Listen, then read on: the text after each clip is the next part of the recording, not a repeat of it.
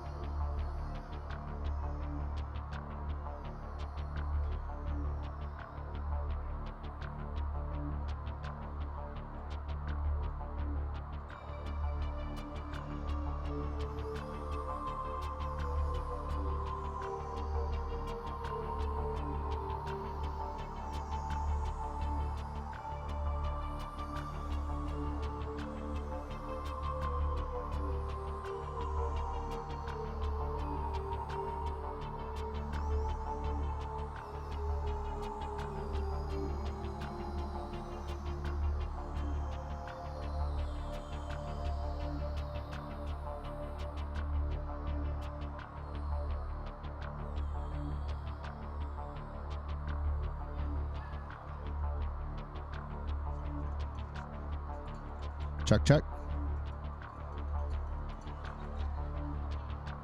Check, check.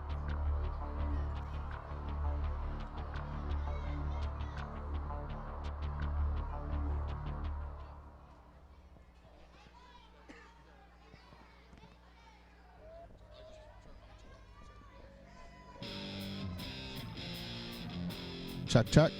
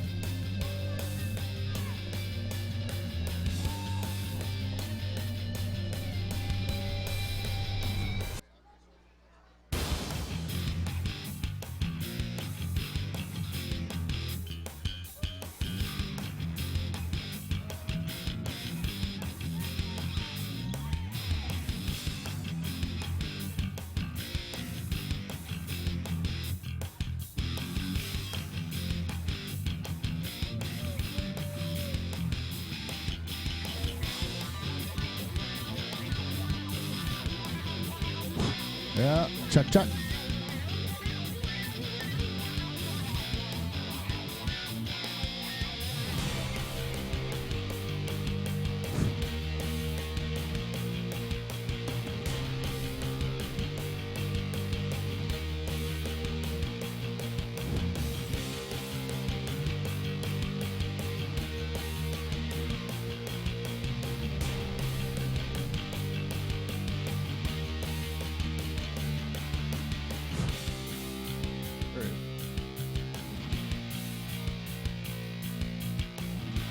Check, check.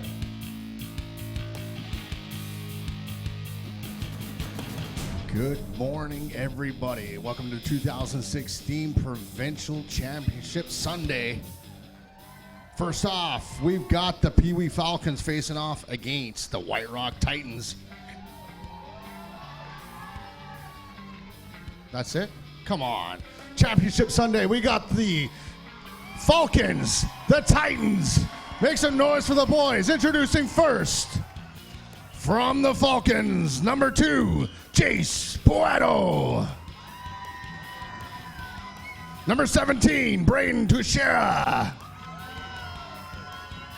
Number 22, Owen Buchanan. Number 23, Joshua Schick Bergman. Number 24, Tajon Catlin. Number 25, Adam Neufeld. 26, AJ Nguyen. Number 27, Connor Dutchin. Number 44, Hunter Henderson. 45, Justin Belanger. 48, Liam McDowell. Number 50, Nathaniel Lynn. 54, Caius Kyle. 55, Elliot Castaneda. 60, Brandon Fimenasone. 62, Logan Tyson. 63, Justin Menning. 68, Bradley Evans. 77, Logan Crack. 79, Fabian Bamoa. 80, Derek Mora. 81, Gershon Tour. 84, Tristan Pelche. 88, Logan Kang Vinish. 89, Talon Troland. Number 99, Dewan Badesha. And the Abbotsford Falcons coaching staff. Make some noise for your boys.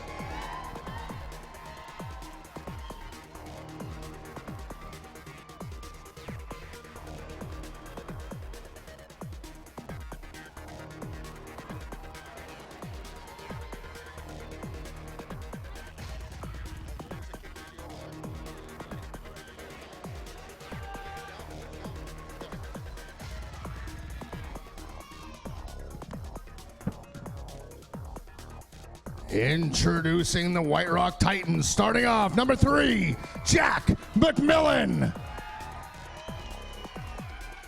Number 4, Najee Salins.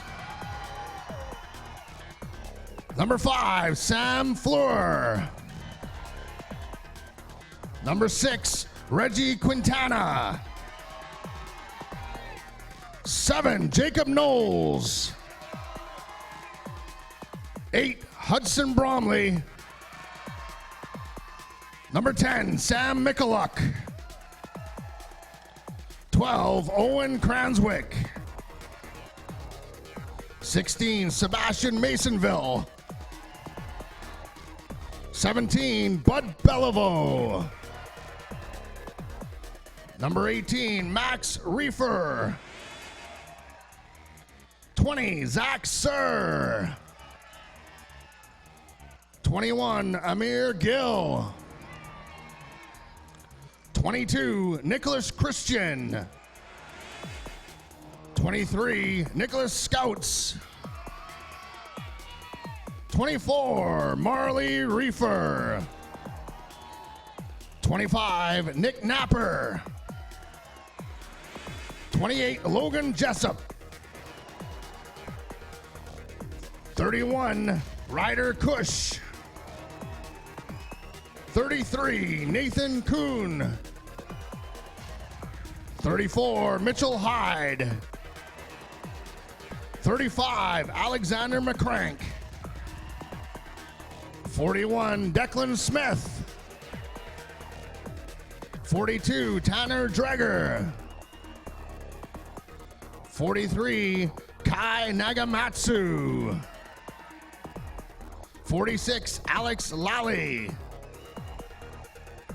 49, Lachlan McNeilage. 51, Luke Capozzi. 54, Wyatt Pendergrass. 59, Matthew Serrar. 61, Dante Lavoie. 62, Nicholas Mao. 68, Spencer Kuhn. And number 78, Rick Curry.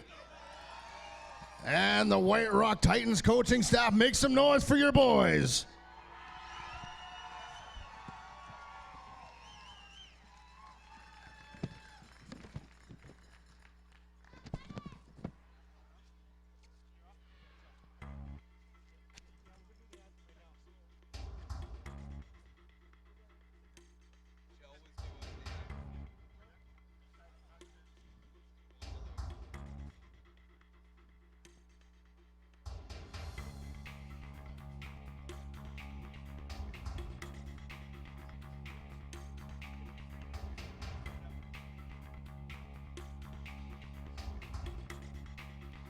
At this time, I'd ask you please stand, remove your hats, caps, and helmets, face the south end of the stadium.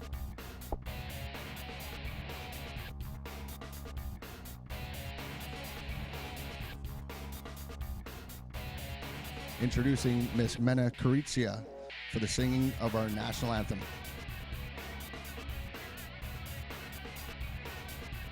Oh, Canada,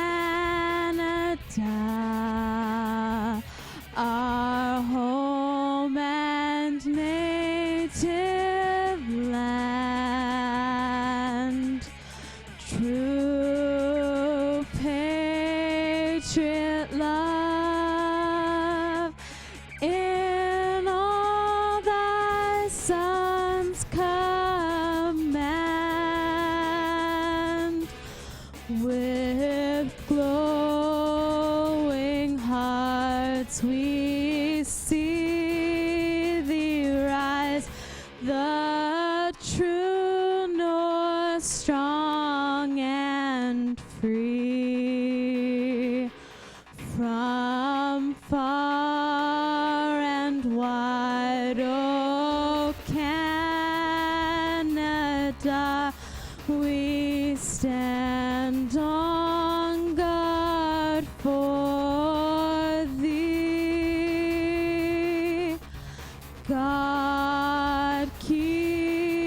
our land, glorious and free. Oh, Canada, we stand on guard for thee. Oh, Canada, we stand on guard for thee. Well, good morning and welcome to McLeod Stadium in Langley, the site of the 12-man Provincial Championships. I'm Warren Andrews, pleased to have Matt Macri on color. We're also joined by Steve Muller, who will be doing the sideline interviews and the halftime recap, along with the cast of thousands of VBN Sports. As we will begin today's action, Matt, with the Pee Wee Championship. It'll be the White Rock Titans against a team from just down the road in the Abbotsford Falcons. Oh, that's my boys, the Abbotsford Falcons right there. I don't want to sound too biased here, but, I got a special place in my heart for these kids. I've spent the last 8 months working with them, and I think they're ready to go today. We'll see a slight contrast in terms of styles between these teams too, won't we? I think so. I saw the White Rock Titans in the summer at one of the preseason tournaments, and a phenomenal team. They use a big pounding runner in number 7, Jacob Knowles. They've got some misdirection going on. They've got a decent quarterback. I don't remember the number of the quarterback that can throw. And then on the flip side of that is that you've got a speed demon in number 24, Tajon Catlin, who just takes it to the outside, but he's got a massive fullback blocking for him. So, I mean, you're really going to see a difference here in the style of play, because White Rock's going to ground and pound, control the ball, whereas the Falcons are going to come out and try and beat you with the speed. Well, it's a beautiful day for football. We're looking at 4 degrees right now with a light breeze. As you saw during the singing of the national anthem, they kind of panned to the flags, and they're fluttering a bit, but shouldn't play too heavily on the passing game of the Abbotsford Falcons. I don't think so. It's not a strong enough wind. I was just down there, and it's not a strong enough wind that's going to affect the ball. But we never know out here in beautiful Langley. We get that wind where it rips through the stadium like nobody's business. So that could change throughout the course of the day. This is the first of 4 games we'll be broadcasting live on VBN Sports here on YouTube. Immediately following this one, we will have the Junior Bantam Championship, followed by the Bantam Championship, and then at 5 o'clock, kind of the crown jewel, if you will, the Midget Championship. And that should be a great game, too. Yeah, I think all 4 games you're going to see a lot of really good football. I mean, they've had to beat everybody else to get here. It's there is no free gimmies into the Provincials. You have to be the best of the best. The coaching staffs have to have their teams all focused and firing. I know this White Rock coaching staff has their guys primed for this game. I was watching them warm up earlier, and they've got them right focused. And on the flip side, I've got the Abbotsford Falcon crew out there who I know have their kids all marching in the same line as well. And these guys are excited. Abbotsford hasn't won a provincial since 2009. Right, and these guys here know that they can change that. So they had a pregame dinner last night that I was at, and they're focused. They're laser focused. But once again, this White Rock crew had to get here the hard way. There's 3 zones at play: Victoria, or VICFA, VMFL, BCFL. BCFL had the bye this year, so VMFL and VICFA had to face each other. So the Titans had to even beat someone outside of their zone to get here. Getting set to kick off, number 62, Logan Thiessen will be kicking off the ball. The other voice that you will hear from time to time is Joe Carter, the PA announcer, as the Pee Wee Championship is underway. And White Rock will start with some very good field position, Matt, inside the half of the Abbotsford Falcons. Yeah, it looks like he kind of hooked that kick straight up in the air, and it bounced, or it took a couple of bad bounces there. Falcons had a chance to jump on it, but just missed. It's a squeaky wheel out there today. Almost like an onside kick that didn't work, because we're getting set to 1st and 10 now for the White Rock Titans. And there's the give, and pounding ahead. Jacob Knowles, you talked about him early on, and made good of a few yards right there the hard way. Yeah, and he's gonna do that a lot. They get a gap. They got good blockers on the line. Pushes, gets him a hole, and he just drops his shoulders and pounds forward. Number 25, Adam Neufeld, took him out at the ankles, and that's the only way you can take this boy down. He is a big, strong runner. There's the give ahead to number 21, Amir Gill this time. The handoff coming courtesy of Max Reefer, the quarterback. That'll bring up 3rd down. Yeah, and they went the other side this time, little misdirection. But the line for the Abbotsford Falcons is massive. You've got number 63, Justin Menning, who stands just shy of 6 feet tall. You got number 62, Logan Thiessen, who is almost as broad in the shoulders as Justin is tall. And then you got the other guys that are just firing right up the middle. Reefer under center now for the White Rock Titans. Pressure from Abbotsford. There's the give ahead. Looking for 4 yards were the Titans to keep this drive alive as Reefer held the ball himself, and he did just enough to get that 1st down. Just enough. And that's all you really want, Get your line to get a good push off there and drive forward. So the clock continues to run as the Titans will march their way a little closer into enemy territory. Well, this is a great start for the Titans here, too, to be able to start at the 55 and then get moving. There's the handoff. Gill, and he'll slide ahead for a gain of about 3. Move them inside the 40-yard line.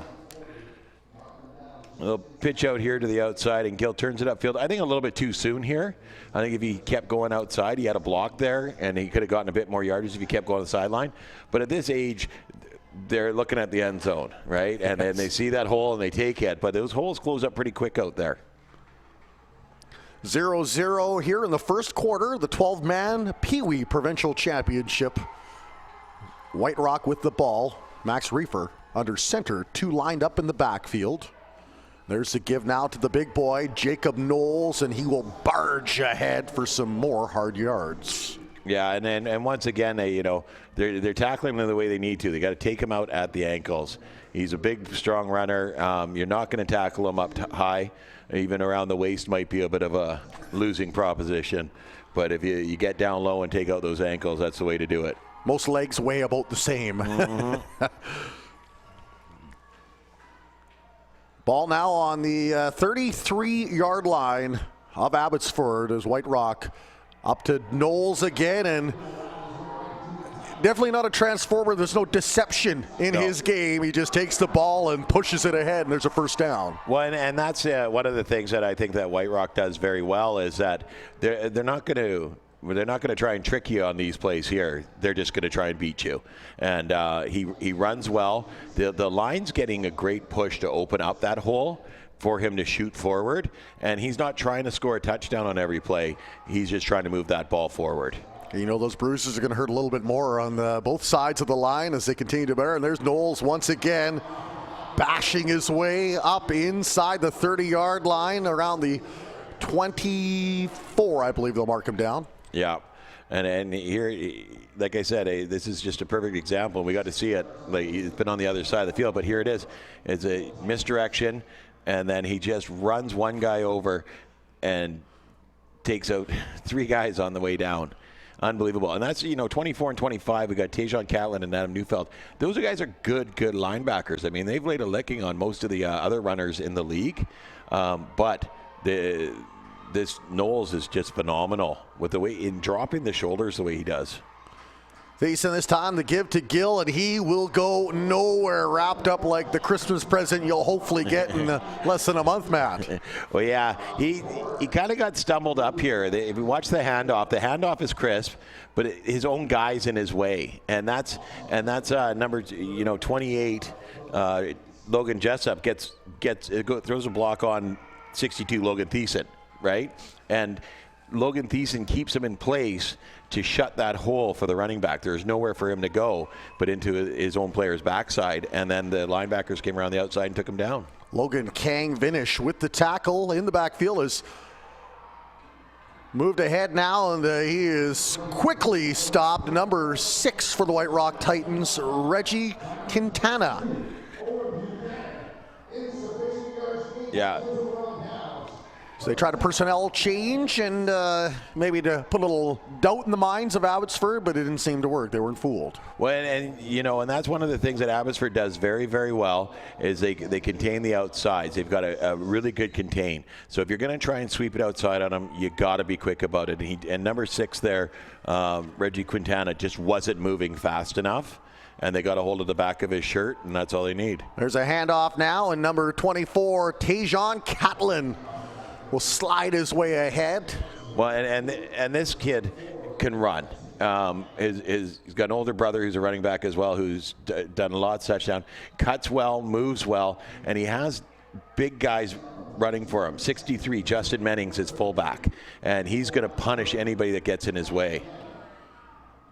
Move ahead continues to keep the feet moving, and there's a gain of about at least 5 for Catlin.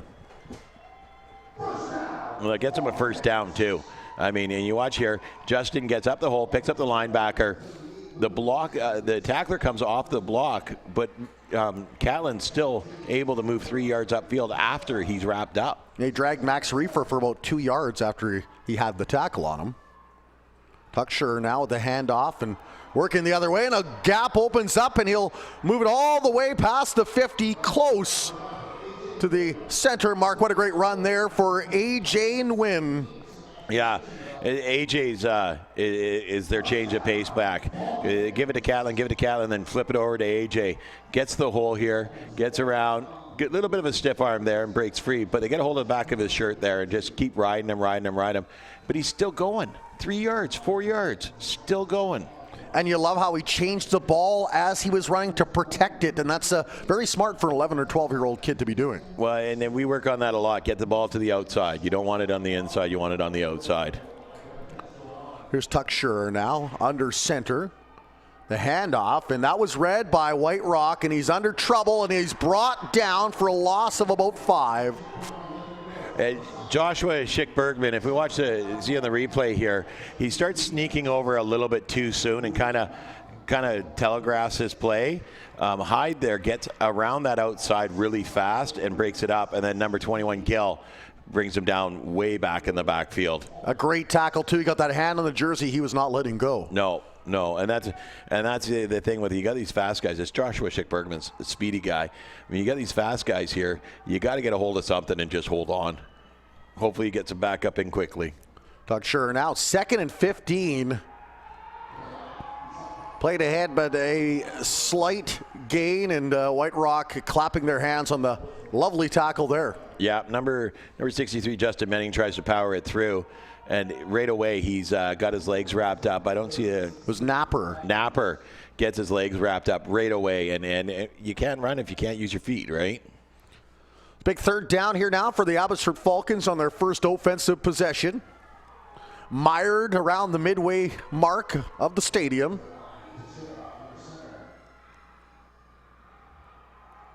There's a give now, and Catlin will try to run for some own real estate. Oh, great stiff arm there. Under trouble, though, is the blue shirts with numbers, and he'll barge it ahead and head out of bounds after the tackle by Beliveau. Yeah, he ran a long way, but didn't get very far, that's for sure. I mean, they get the pitch out to him, and White Rock just flows to the ball so well on defense here. Gets a good stiff arm there, but then there's just too many people. He can't get around that corner and get a seam. And when he does get around the corner, he's just met by bodies. One of the things I noticed here, I was just looking at the the last couple of weeks of the finals for White Rock is they're a very, very solid defensive team. I mean, they beat the North Surrey Hawks 14-0 to make it to the VMFL final, and then they beat the Bobcats 8-6, and then they turn around and beat the Renegades to make it here 8-0. So their defense is obviously very, very solid. They finished third on the year, but their points against was only 30 points against. It's a team that is very comfortable playing in low-scoring games, ground and pound games, if you will. Gill advanced the ball 3 yards. That brings up 2nd and 7 for the White Rock Titans. Reefer holds on to the ball, and the gap closes quickly, and he's brought down at the 50-yard line of Abbotsford. Yeah, number 62, Logan Thiessen, got off his block quite nicely here.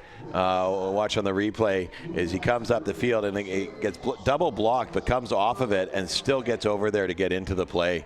And being double blocked like that, he freed up 2 other guys to get in there as well.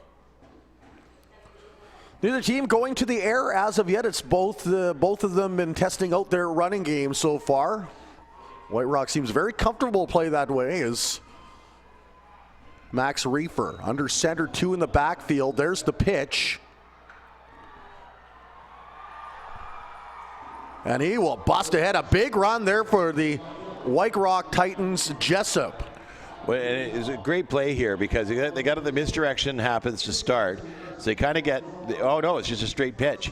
And they get a good block on number 63, Justin Menning there, and get him turned around. So Jessup's able to turn up that hole and pick up those yardage. Not enough for a first down, but this is how fast these games in Pee Wee go. First quarter's over already. Right? Yeah. We've had no penalties. We've had no injuries. These kids, like, I don't know if you've ever watched an Adams game, but every second play we're stopping so one of the kids can get picked up off the field, right? Or there's offsides or whatnot. Here it's just flow, flow, flow. And these Pee Wee kids, especially at this level, this game's going to fly by. And you know, it may get down to overtime if we don't see any scoring soon. And what a thrill for both these teams. A good-looking crowd in attendance tonight to cheer them on. I'm sure lots of friends and family members there as there's the handoff. And a nice move ahead. Kalen Tuck still on his feet, and he'll move the ball up to the 55-yard line on an excellent run. Well, that's the longest solo run of the day so far, and it's only 10 yards. You know, he definitely gets a gap, gets a seam there, and takes it. He does a little move and still gets wrapped up. I think this White Rock team, its tackling is phenomenal. So that's when you get a good run, you know you've done a good job. Yeah, yeah. That was Tayshawn Catlin with a nice run. There was a flag on that play, but it was offside on the Titans, so it's been declined. You know, take the 10 from the run instead of the 5 from the penalty, right? So if anybody saw the flag out there, that's what the call was, but it was declined, and now we're just moving forward. Ball just shy of the center mark, right in the McLeod Stadium logo, and there's a handoff, or fakes a handoff, throws it, almost intercepted by number 6 Reggie Quintana, who had eyes for the end zone. Unfortunately, his hands wouldn't cooperate. Yeah, if you watch here, Tuxer comes back to throw, and it's not a bad throw, but the 2 receivers, Menning and who we got there, 44, got in each other's way and tripped over each other, leaving the ball wide open for number 6 there, who just couldn't bring it in. It kind of bounced off his hand. I think he was a little bit too excited. He was like, I'm open, I'm open, I'm open. That was Scoats who got in and applied the pressure on the quarterback. There's a handoff and nowhere to go for number 26, AJ Nguyen this time, with some excellent backfield penetration by the Titans. And we got a player down. I spoke too soon. We got a player down, so now we're going to have a stoppage here while they look at the young guy. It didn't look like there was much except maybe a big jumble of bodies. He might have gotten stepped on. That means there's at least a set of worried parents in the stands, and maybe grandma and grandpa watching the game too. He's up already. He's up already. There you go. That's number 31, Ryder Cush. So, Mom and Dad, if you didn't make it down, you're watching on VBN. He's all right. He's making his way to the sidelines. Abbotsford will retain the ball here in the second quarter. Still waiting for our first score as we're approaching the 8.5-minute mark before halftime. I'm actually getting text messages from somebody watching in Mexico. Wonderful. Tuck Shirt with a handoff and a nice run, and that'll be a gain of about 6. And boy, those were some very hard yards at the end, the last 2, as he was gang tackled and brought down. Well, we're not moving out of the middle of this field so far, eh? It was Nguyen again, much more deceptive. Oh, pardon me, number 24, Tajon Catlin. And boy, those last couple of yards hurt both sides, I think. Oh, yeah. It's been a tight game so far, you know, and this is what I think the way it's going to go here is that both teams are defensively sound that it's going to have to be a mistake for one of these offenses to get any sort of big gain or even score a touchdown. So they turn the ball over, and it is Titans ball. Hand off to the big man, Knowles, and he'll punish a few tacklers on the way to a gain of 2 or 3. So I know our viewership today is worldwide. I've got our team manager Noni Lin and her son Ethan Lin play on the Falcons. They're watching from the Philippines. Nice. I've got our fundraising executive member for the Falcons is down in Mexico watching with her kids right now, and we've got quite a few people watching around the world today. The kids are world famous as the Titans will move the ball, not much, maybe a gain of 1. Excellent work by the defensive line of the Falcons to close up any gaps rather quickly. Well, see, and I'm a defensive guy. Like, I'm a defensive coordinator. I love this. I was going to say, it's a coach's dream. The casual fan would probably love to see, the Hail Marys and the trickery. But if you're a purist and you love football, this is the type of game you love to see. Oh, it's great. I mean, they're not giving any ground. Either team aren't giving any ground. They're both firing on all cylinders. Love watching this. This chess match continues as pressure in the backfield, and Gill is brought down for a slight loss by the Falcons defense. And you got to look at the effort here by Gill too. I mean, he's just pushing and fighting off the tackles.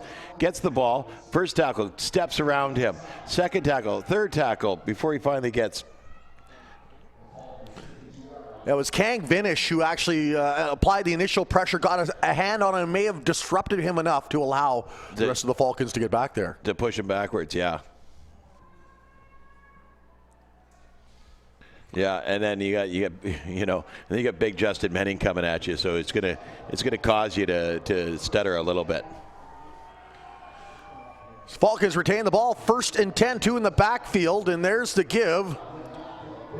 Catlin, a nice little scamper through the middle, and he, like a mouse that finds that hole searching for cheese, and he'll gain of about 6 or 7. Well, and watch the way he steps over here. Oh, we got another young guy down. It's number 4, Najee Salins, that is in a little duress at the moment. So if you get the replay up here, I love the way that when Catlin's running, he's running straight, and then he steps to the side. Doesn't lose any speed. He just keeps going, and it's beautiful way to run. And as a coaching staff and a guy that's been involved in minor football for as long as you have, there are certain things you can teach as a coach to players, but certain things that are innate and just make them special players.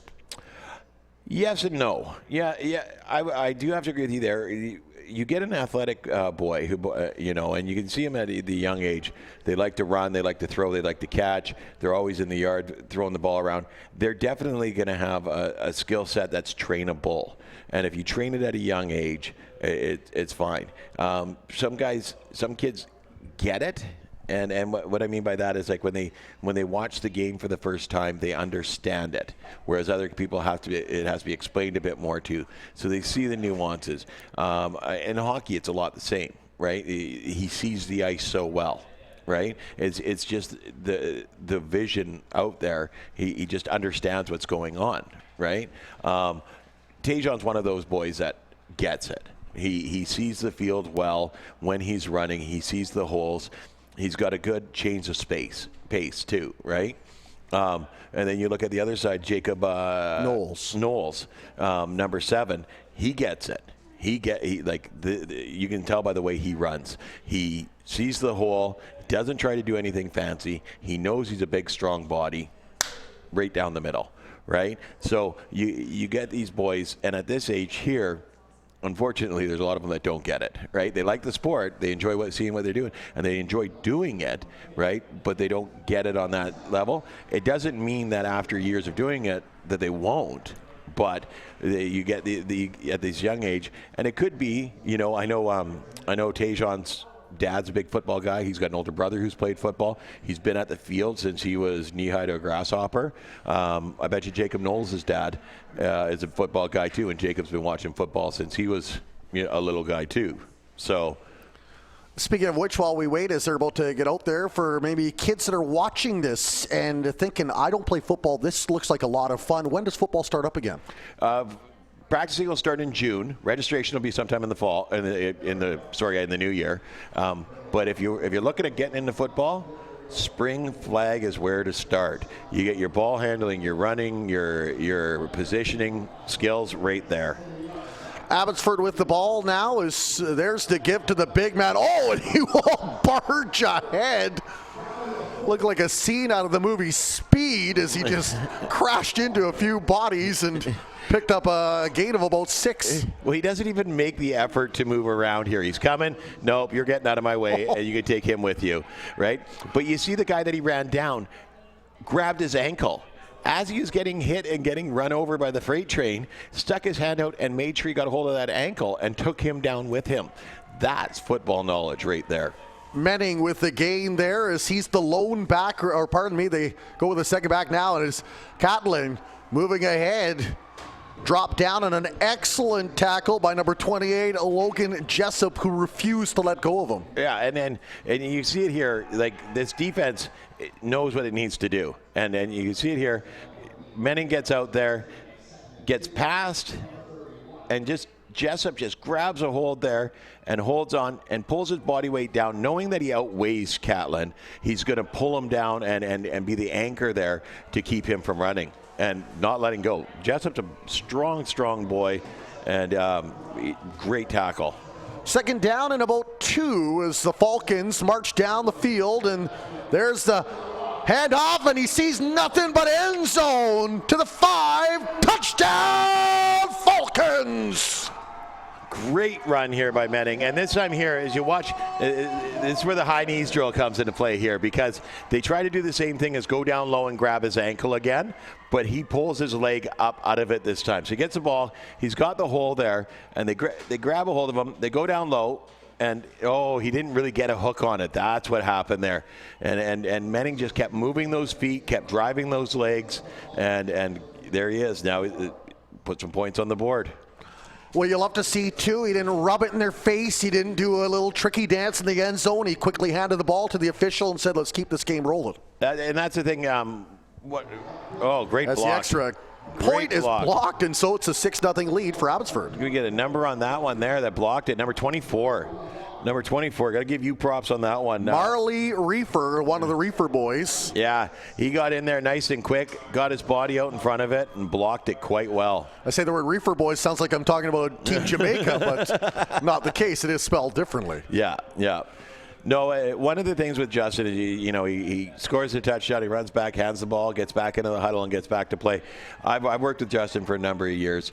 Very, very humble boy, very polite, very coachable. He's to watch the development that he's had over the years has been awesome, and to see him grow into his body, fabulous.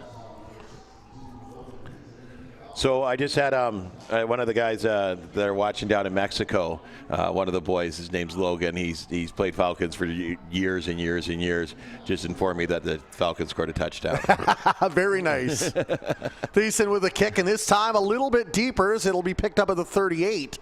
Where the Titans will go to work, a gain of about 2 on the play, and that's where White Rock will go to work with their offense and try to reply to that touchdown. Yeah, and I think this is where you're going to see, it's still first half, but I think you're going to start seeing some of the White Rock arm pretty quick here, especially, if we get down to the end of the half and they want to try and take a shot at the end zone so they don't go into the half behind. You look how quickly that closed. Jessup looked like he had a seam to run up, and all of a sudden, bam, he had about 4 white jerseys in there. Well, they swarm so quick to the ball. They swarm really, really quick to the ball. And the defense is fired up. I was going to say, you can see the Falcons now trying to urge on their teammates and the fans to provide a little noise. And, of course, they've got a lot more family and friends closer. It'll be 25 minutes away in Abbotsford. Now the official will stop things up for a minute as we get a timeout. And, boy, it really has been kind of a give-and-go game back and forth with, other than that one touchdown play, neither team has really shown a heavy advantage. Well, and what you've seen here is the feeling out process, right? The first quarter is the first date, right? You're getting to know each other, you're chatting over coffee, right? And then once you got into the second quarter, you can see that the coaches now are calling plays that they think are going to have better success. And White Rock's done well, and Abbotsford obviously has done a bit better here. But the plays that you're starting to see now are the ones that they know are going to move forward. So now we're on like second or third date, right? And you're touching, you're getting. Apparently, we're getting the birds and the bees talk, aka. Wait till the third quarter. Wait till the third quarter, because the offensive coordinators and the defensive coordinators from each team are going to be sitting at the halftime analyzing this in their head, and they're going to know where they can go from here. Will be Titans ball now, 1st and 10 from around the 40-yard mark inside their own half. Trying to respond, trailing 6-0. Just over 4 minutes remaining in the second quarter. There's the pitch. And he is brought down as quickly as he got the ball. Number 21, Amir Gill, has been very active on both sides of the ball. Yeah, and Amir's a really good runner here. Good speed, but the defense is just getting in there too fast. They're not really getting held up on the outside edge. We got, I think it's 89 here on the far side. Is that right? Yes, 89. Talon Trolin, who's a great tackler, and he's getting upfield and getting that contain that you really want to see from your outside linebackers. And here's Reefer now, and there's Keep, and he'll move the ball up, and a good gain for Reefer as he'll pick up about 4 or 5 on the play, it looks like. Well, I talked about him, and he figured he had to go do something out there to show off. Talon Trolin on the tackle here, and he gets outside. He sees the swing. He comes outside really, really fast, and he gets down low and just takes out the legs there. Great tackle by Talon. But there was that misdirection you talked about. You thought you'd see a little bit more, fake the handoff, and turn it up right away. And I'm kind of shocked here that we haven't seen more misdirection out of the White Rock Titans, because when I saw them in the summer, they had a lot of it going on, and they sold it so well. So, well, perhaps they're trying to save it for when it matters in the second half. For the third date. Thiessen now will air out the ball, and he's got a man open, and it slipped through his fingers like a rope-a-dope soap. Number 24, Marley Reefer from his brother. Couldn't quite haul that one in, and Abbotsford now will get their opportunity. And he wants it back here because he's got it. It's right there in his hands. And I think he just had his hands a little bit too far, so it went about elbow level there. And he wanted it. And, I mean, you love seeing this, too. Good try. Thanks, man. At this age, there's no bitterness. It's all competition and camaraderie out there. The throw impressive, too, because there were 4 defenders around there, and he put it right in the spot where he needed to put it. As Abbotsford now will pick up the ball. Reefer to Reefer, right? I mean, they've been doing this for years. There's the give, and Catlin now spins off one tackle. Sort of spun off the second, but Napper with an excellent grab down low to limit the gain. Well, and this is the running of Catlin. So he gets in here, he gets the one tackle, spins off of it, gets into the second one, tries to spin again, right? He knows what works. When you make that contact, if you keep your body moving, it's hard to get a hold of you. And he knows what's worked. Oh, it looks like we had another young guy down here. Just a reminder, before we head into the halftime break, Steve Muller will join us with the recap of all the action going on. Steve frantically working on his notes to parlay what he's seen over the first 30 minutes. It's been a lot of defense. It's like the Chicago Bears of the mid-'80s against the Baltimore Ravens of the early 2000s. Yeah, exactly. It looks like we're playing the Madden. Exactly. Bring out edition. the fridge, right? Put them up the middle. Unlike our two favorite teams, which would be Dan Marino's Miami Dolphins against Dan Fouts and the Chargers. Stan Humphries. Stan Humphries. I'm a Stan the Man fan. I was watching, actually, that's funny because I was watching the AFC final from '94 because that's when the Chargers only trip to the Super Bowl, right? And Stan Humphries is out there, and he's got this thing on his arm that goes from his wrist to his shoulder because he had broken his wrist, separated his elbow, and sprained his shoulder on his non-throwing arm, so he didn't come off the field. That's what makes football a great sport because you suck it up. If you can move it all, it's like the Monty Python skit. It's only a flesh wound. You're running on stumps in one arm, and you'll still continue to play. Yeah. There's a nice touchdown run there as we see a repeat of that one again by Justin Menning. Marley Reefer now being helped to the sideline, and it looks like he's favoring that ankle. Good news is at this level, at least the coaches can pick up the players and bring them over. You get a little bit older, it might be tougher. I don't know. Look at that line down there. I don't know if you can pick up some of those guys there. I'm pretty sure they can pick me up and carry me. So you hope young Mr. Reefer is all right as he's helped to the sidelines, and Abbotsford retains the ball with 2:05 remaining here in the first half. They're up 6-0, and there's the handoff, and moves it ahead, and every time he gets the ball, Justin Menning causes a collision, and it's a delight to watch. Excellent work on the defensive side by the White Rock Titans. Yeah, no, and then you watch him here. He knows where he has to get that first down. So they're going to measure it. So he drops his shoulder and just drives to that first down marker. And credit Bud Beliveau. He knew he was going to get hit, and he was going to get hit hard. And the kid stood in there and limited the game. Well, and I think that that's one of the things that the White Rock Titans have known all along is that they're going to have to stop this big guy. Same as Abbotsford knows they got to stop number 7 because he's a big, strong boy as well, and he runs hard. White Rock knows they got to stop them. Just enough for the first down. Talk about knowing where you need to get to. He got it within centimeters. I'd say inches, but we're in Canada. Yeah. No, so they're moving the ball, moving the chains. They're doing exactly what they need to do, controlling the clock. I mean, if Abbotsford here could march the last 2 minutes away in the half here and put some points on the board to end the half, I mean, it's really going to put White Rock in a hole going into the second. There's the give and nothing doing. What a great defensive tackle in deep by Dreger, who just mauled him in the backfield. That was a fabulous defensive play. He didn't take the fake here. Here's the fake handoff. He didn't buy it. He came off, and right there, Catlin pretty much ran into waiting arms. He had Declan Smith ready to help, but he didn't need to. He was already taken care of. He was moral support. You get him, Tiger. Yeah.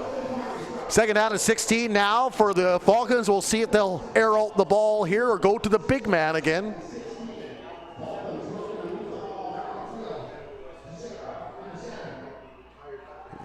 Tucksher now and hands that off, and here comes Catlin. He's got nothing but real estate.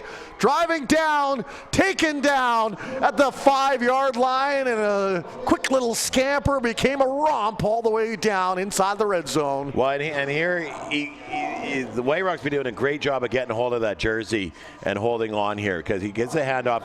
He comes one way, nothing there, spins off and turns back the other way. Now he's got a big gap here, and he takes off and he sees the end zone, and they just get enough of that jersey. And he doesn't pull back enough to make it a horse collar. He just slows him down enough to make the tackle. Shades of Barry Sanders on that play, in tight, spinning and juking. Yeah, I think if he knew that they were coming up his left side, he would have taken more of an angle towards the corner of the end zone and turned on the jets. But I think he thought, I could go straight up the field here, shortest direction. So, but it's on the 5. And now a big play for both sides. White Rock wants to put up the wall and not allow them any passage to the end zone. Where for Abbotsford, they are licking at the chops, thinking we get a 2-touchdown lead. And boy, we're going to open up the playbook for White Rock and maybe cause some defensive turnovers. Well, and that's huge here because, like I said, if they go in with a 2-touchdown lead into the half, and White Rock hasn't had the success on offense that they need to, they're going to have to come up with something different. And if they're running their stud plays and not getting success, their secondary plays are going to be a lot more scarier. Tuck Schur now quickly conferring with his offensive line to make sure they got their I's dotted and their T's crossed. He'll be up to the big boys up front to provide a little breathing room for the quarterback and the running backs. Expect Catlin to get the ball, and he does, and he sees the end zone, and he's charged ahead. And touchdown, Falcons! Yeah, that was a great run. Beautiful hole, beautiful blocking by Menning there to get him into the end zone. Watch the replay here. As Menning comes off and seals off that edge, and who we got there? 25, Adam Neufeld gets his block out and just shot in. Beautiful. Sebastian Masonville was so close. He got that penetration. He had the hand on him. And like Patrick Swayze in the movie Ghost, they just couldn't wrap him up, and he slid his way in there. Thankfully, no one's making pottery here, though, today.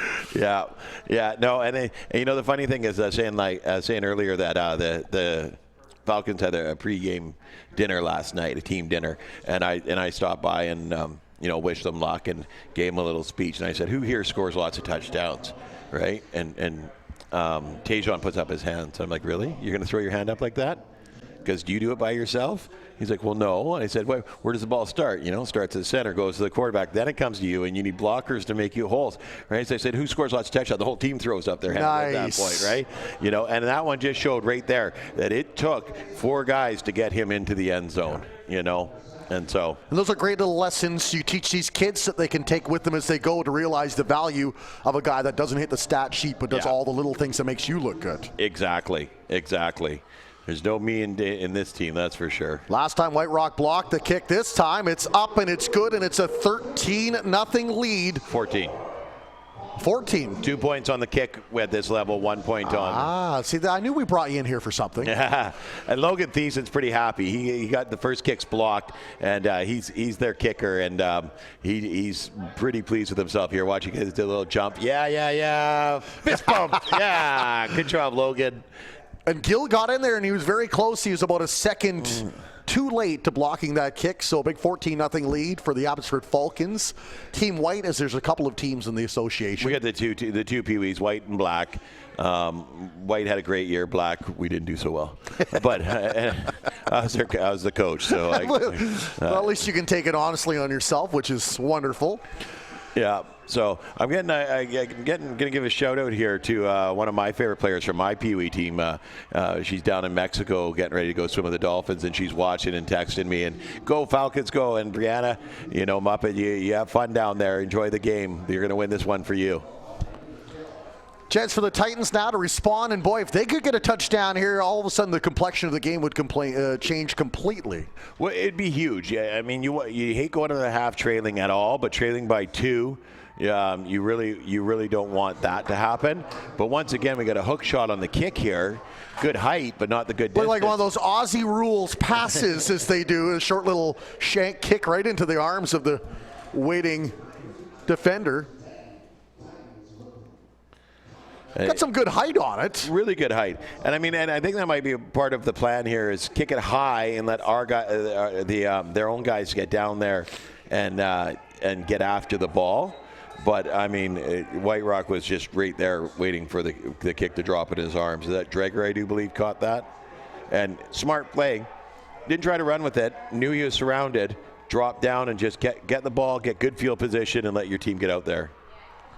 All right, looks like we may have a new quarterback now in. Number 17, Bud Beliveau, it looks like, is under center now. And there's the give as they try to open up Max Reefer, allow him to play a bigger role, but he is brought down in the backfield and no gain on the play. Well, and I'm not sure where number 24, Marley Reefer is if he's back out there or still on the bench. He looked like he was under some discomfort as he was being helped to the sidelines. So it looks like they had to put Max over into his role. but he got shut down really quick there. Number 88, Logan Kang-Vinish. Boy, he's been everywhere defensively for the Falcons.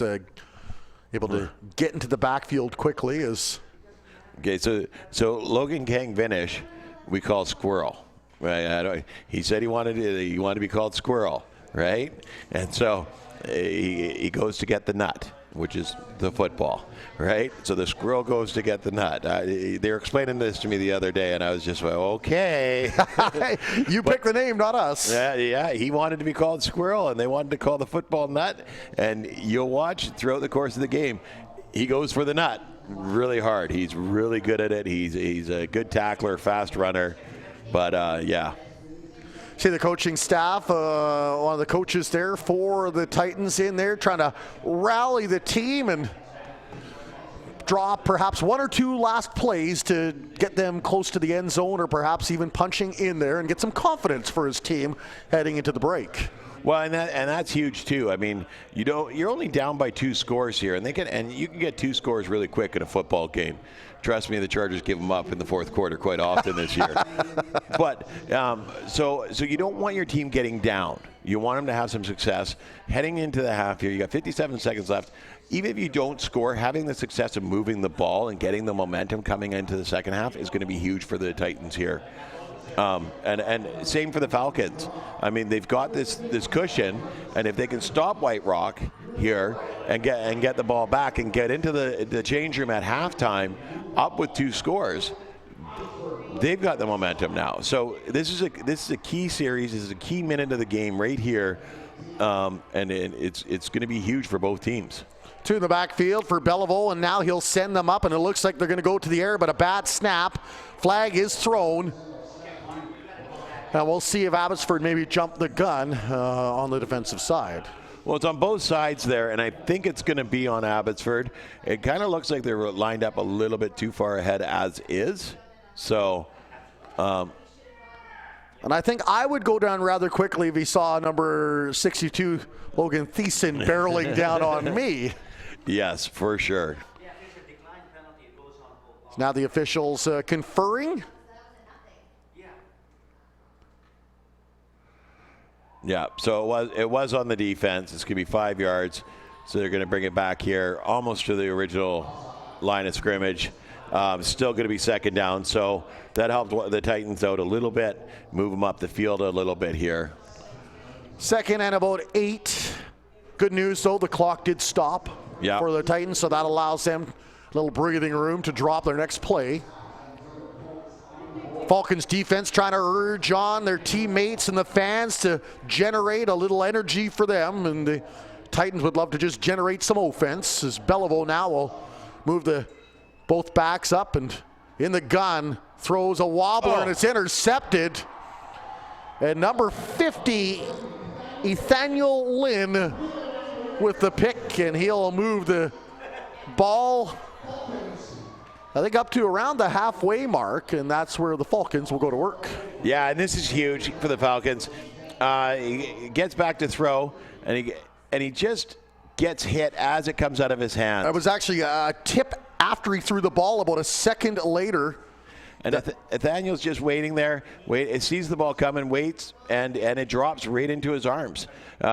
Ethan Lynn here played flag football, and I mean he typically plays on the line, O-line, D-line, right? And right here. So he got rid of it, and then it was tipped at the last second by the defender. Yeah, and then so Ethan plays flag football, and this is where I say, this is an O-line guy. Gets out there in the spring, runs around, plays flags, right? An O-line, D-line guy. And, here we go. And here we go is Catlin down to the 10, to the 5, brought down at about the 1 yard line. What wheels on number 16 to catch up with him? Sebastian Masonville? I mean, he was gone. And this young guy just gets after him. You love that hustle and that effort on the defensive side. Is big block and a huge hole, evading the one tackle there, and does continue to march. And Masonville just puts on the Jets, gets a hold of the back of the jersey there, wraps up the legs. Oh, and the dive, aiming for the end zone. just shy. I don't know if we had a goal line cam. I think that might have broken the line of the plane before he actually kneed down. So Abbotsford is time ticking down. 31 seconds remaining, up by a pair of majors and threatening on the goal line. Yep. Yeah, no, that was great. Let's see this again here.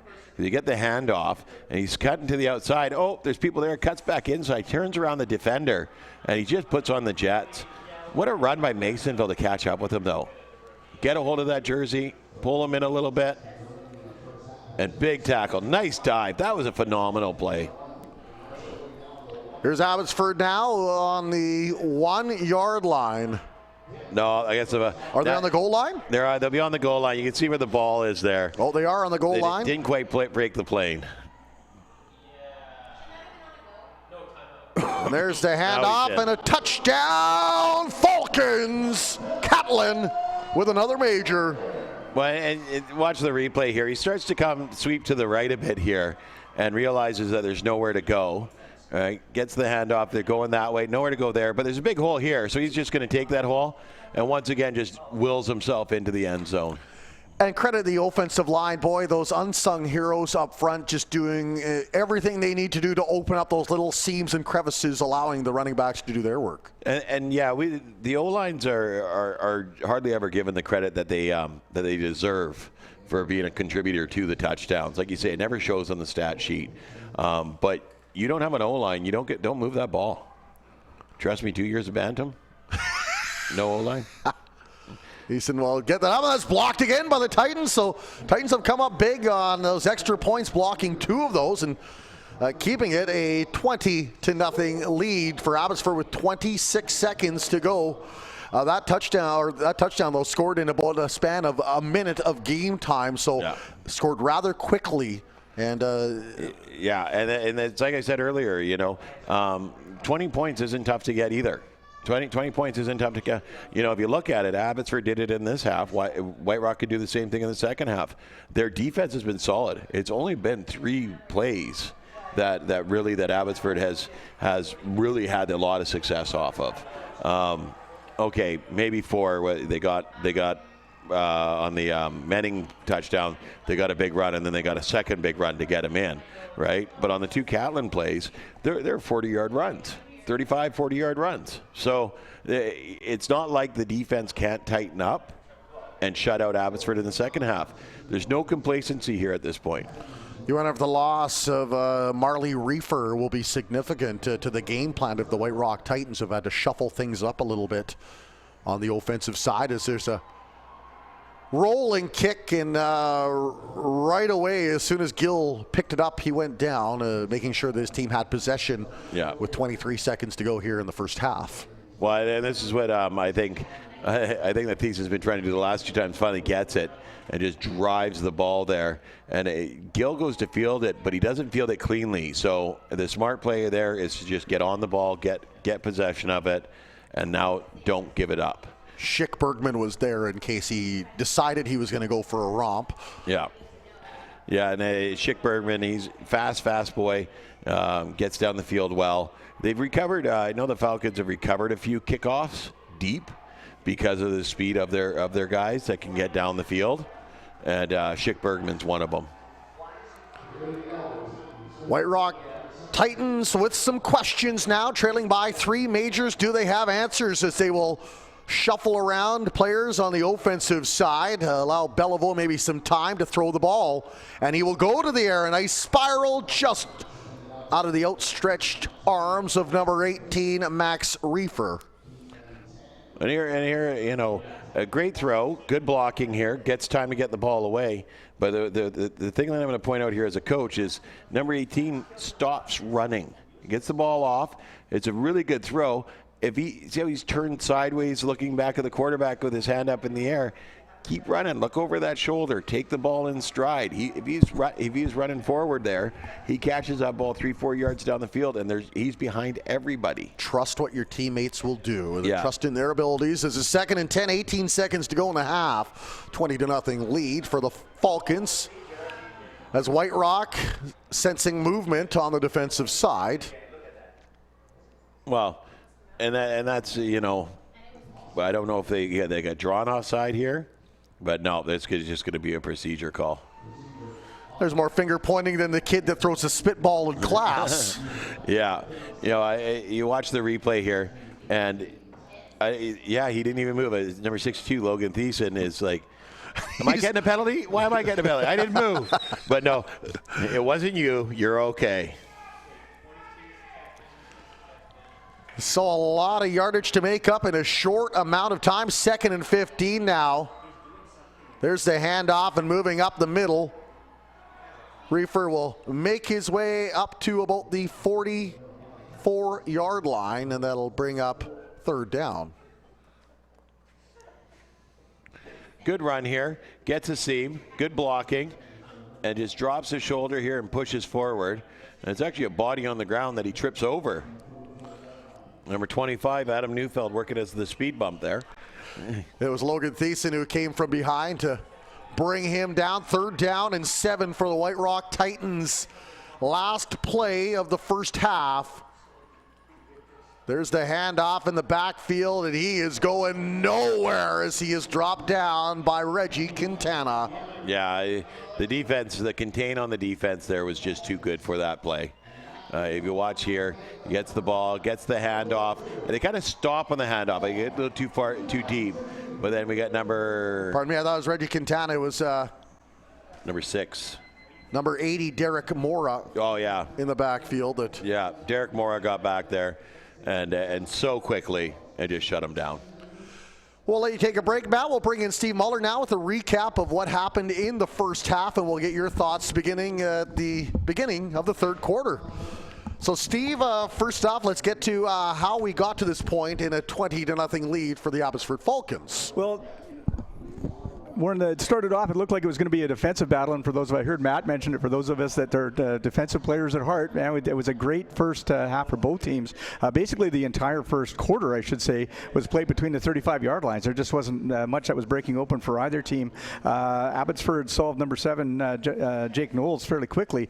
Was able to hold him to, basically just small gains, and then so we ended up with a 0-0 tie coming out of that. No penalties, as Matt mentioned. I did notice that 24 Reefer was slightly injured at the end of one of those plays, and I think that showed up again later on. So it wasn't until 4:31 of the second quarter that number 63 Justin Menning took off on a 35-yard run. It looked like a Mack truck heading down with if you've seen that video of the train going through snow for CN, that's what Menning looked like as he went through the White Rock defense, knocking players asunder as he went, and took that down for the first score. The no luck on the convert there, was blocked. Then at 1:12, number 24 Tayshawn Caitlin kind of took over the rest of the quarter. 35-yard run was stopped at the 5-yard line. Made a great reverse move to make his way down to the 5-yard line, was brought down from behind, and then they gave the ball back to him. He caught the made the 5-yard run, picked up the touchdown, and the 2-point convert by a very excited number 62 Logan Thiessen after that. And you can see there's Tayshawn on the replay there. That's the actual second long run that we'll talk about in just a moment. That made it 14-0 for Abbotsford at that point. Abbotsford just running an absolute swarming defense, frustrating White Rock through the entire first half. At 31 seconds, Tayshawn Caitlin again with a 49-yard run, and it was only by the amazing effort of number 18 Sebastian Masonville of the White Rock Titans who caught him on about the 1-yard line and brought him down. But they gave the ball right back to Tayshawn again, picked up the touchdown, and that takes us to where we are right now with the 20-0 lead for the Abbotsford Falcons. Now you see that Steve Muller, who will also be patrolling the sidelines and talking to these young men and women, if there are young women playing also, and get their thoughts at the end of the game as we are at halftime. Pee Wee Provincial Championships, Abbotsford in front of White Rock. We'll be back in just a moment on FEMEN Sports.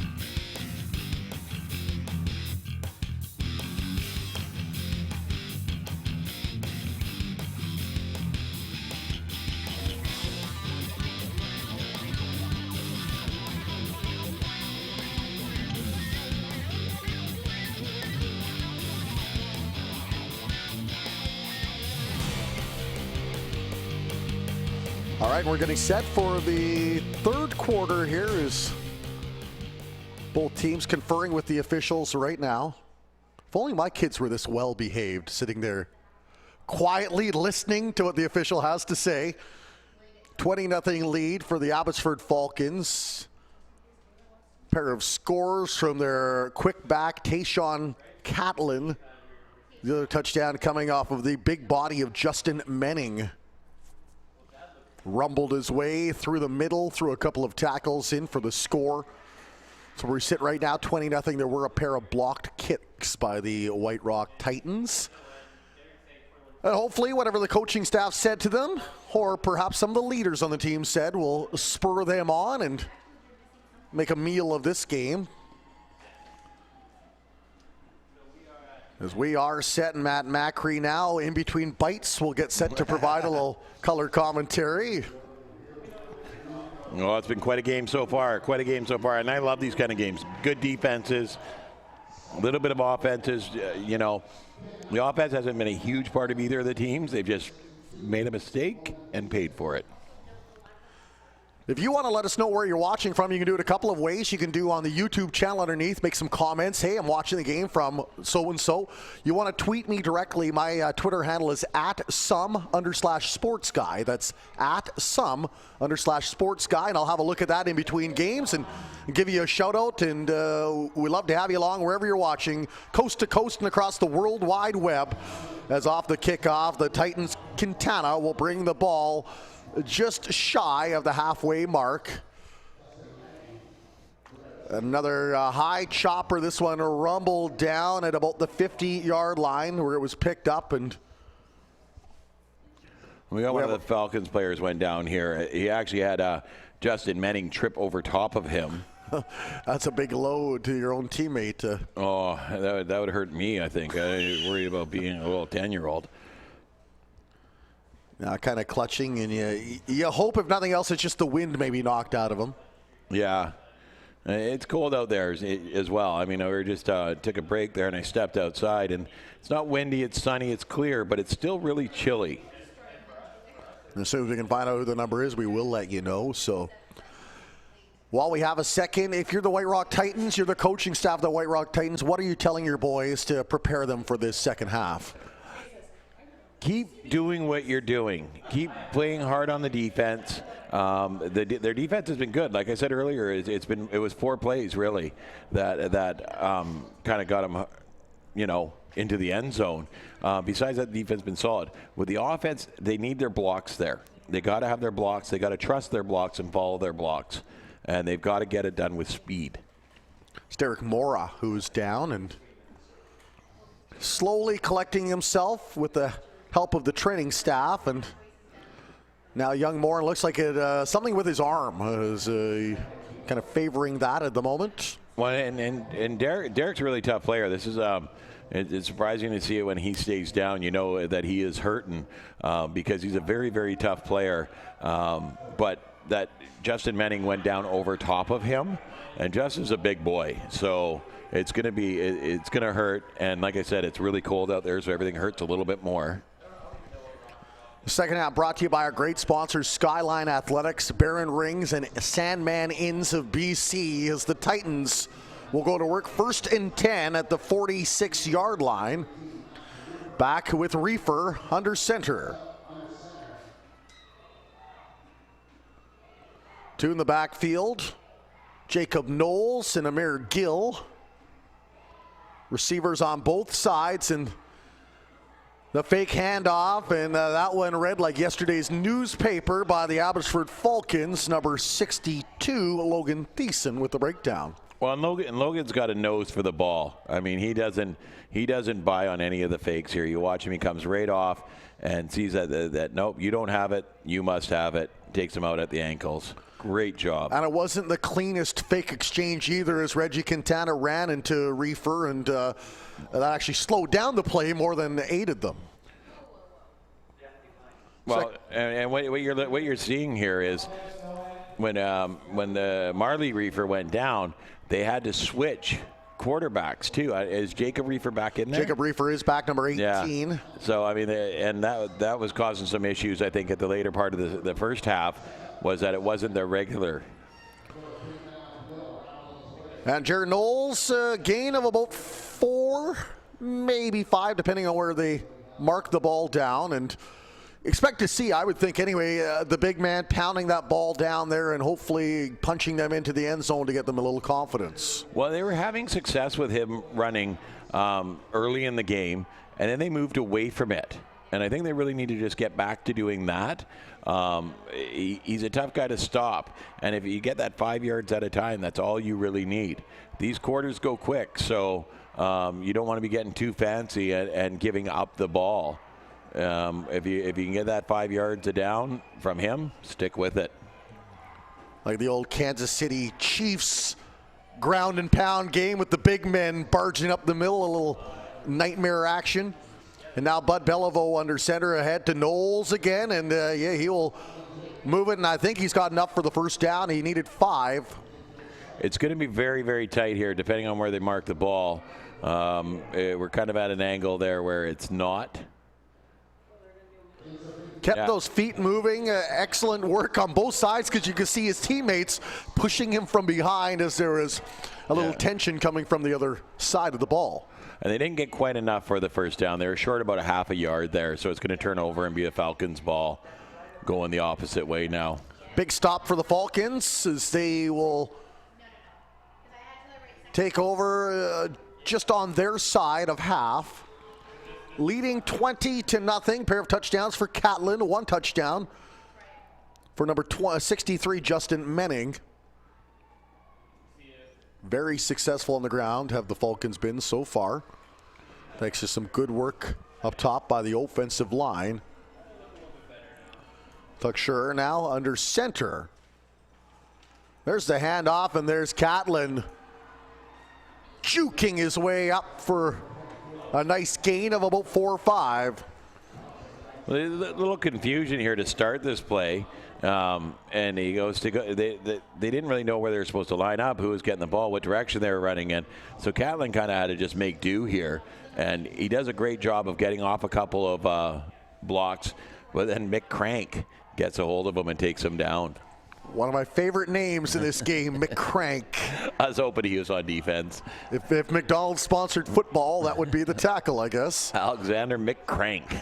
And he makes a great tackle there. It'll be 2nd and 6 for the Falcons. There's the handoff, and the big man mowing his way ahead, and that should be enough for a first down. Well, and you know, it's funny because when he runs, stands very upright when he runs. He doesn't get those shoulders down at all. He just pushes bodies out of his way and then falls forward 3 yards because that's how tall he is. Justin Menning with the big pickup. First down, Falcons. Keep the chains moving and the clock ticking as they lead 20-0 here in the third quarter. This is the Pee Wee Championship of 12-man football for BC. Now Catlin, lots of room. Evades one tackle, spins off another, and then loses his footing at the last minute. Well, what an excellent run, though, by Mr. Tayshawn Catlin. Let's see if we can see on the replay here. This block by Menning, he just throws bodies out of his way. And you don't quite catch it, but he just launched right there, launched as a body. And then Catlin tries to come back across, but you're right, he just doesn't get his feet underneath him, loses his footing, and falls down. He tossed Napper aside like a Greek would a glass at a wedding. First and 10, under 6 remaining here in the third quarter. Well, the Falcons player pursuing tripped over that body and did a little barrel roll himself. There's the pitch. Owen Catlin evades one tackle. Should have been brought down in the backfield, but managed to evade the grasp of the defender, and then he was brought down after a very short game. Yeah, it gets back to the line of scrimmage. Not much more here. Good pitch, sidestep, ooh, ole. But then you got number 25 gets over there, Nick Napper, and cleans them up. Some of the Titans might be visiting ICBC after the game to check themselves out for some whiplash. Trying to bring down Catlin as the Falcons continue their march here with 5:13 remaining. And off, and once again, Falcons moving ahead. He sees Paydirt to the 5. Touchdown, Falcons, number 26, A.J. Nguyen. Yeah, that was a great run there. Followed his blocks all the way, got daylight, and just took off. You watch here, he gets Catlin and Manning get out there blocking for him, and then he gets around that edge and just gone. Number 34, Mitchell Hyde, almost got a hand on him. Almost got a hand, but A.J. Nguyen's got some good speed and just took off running there.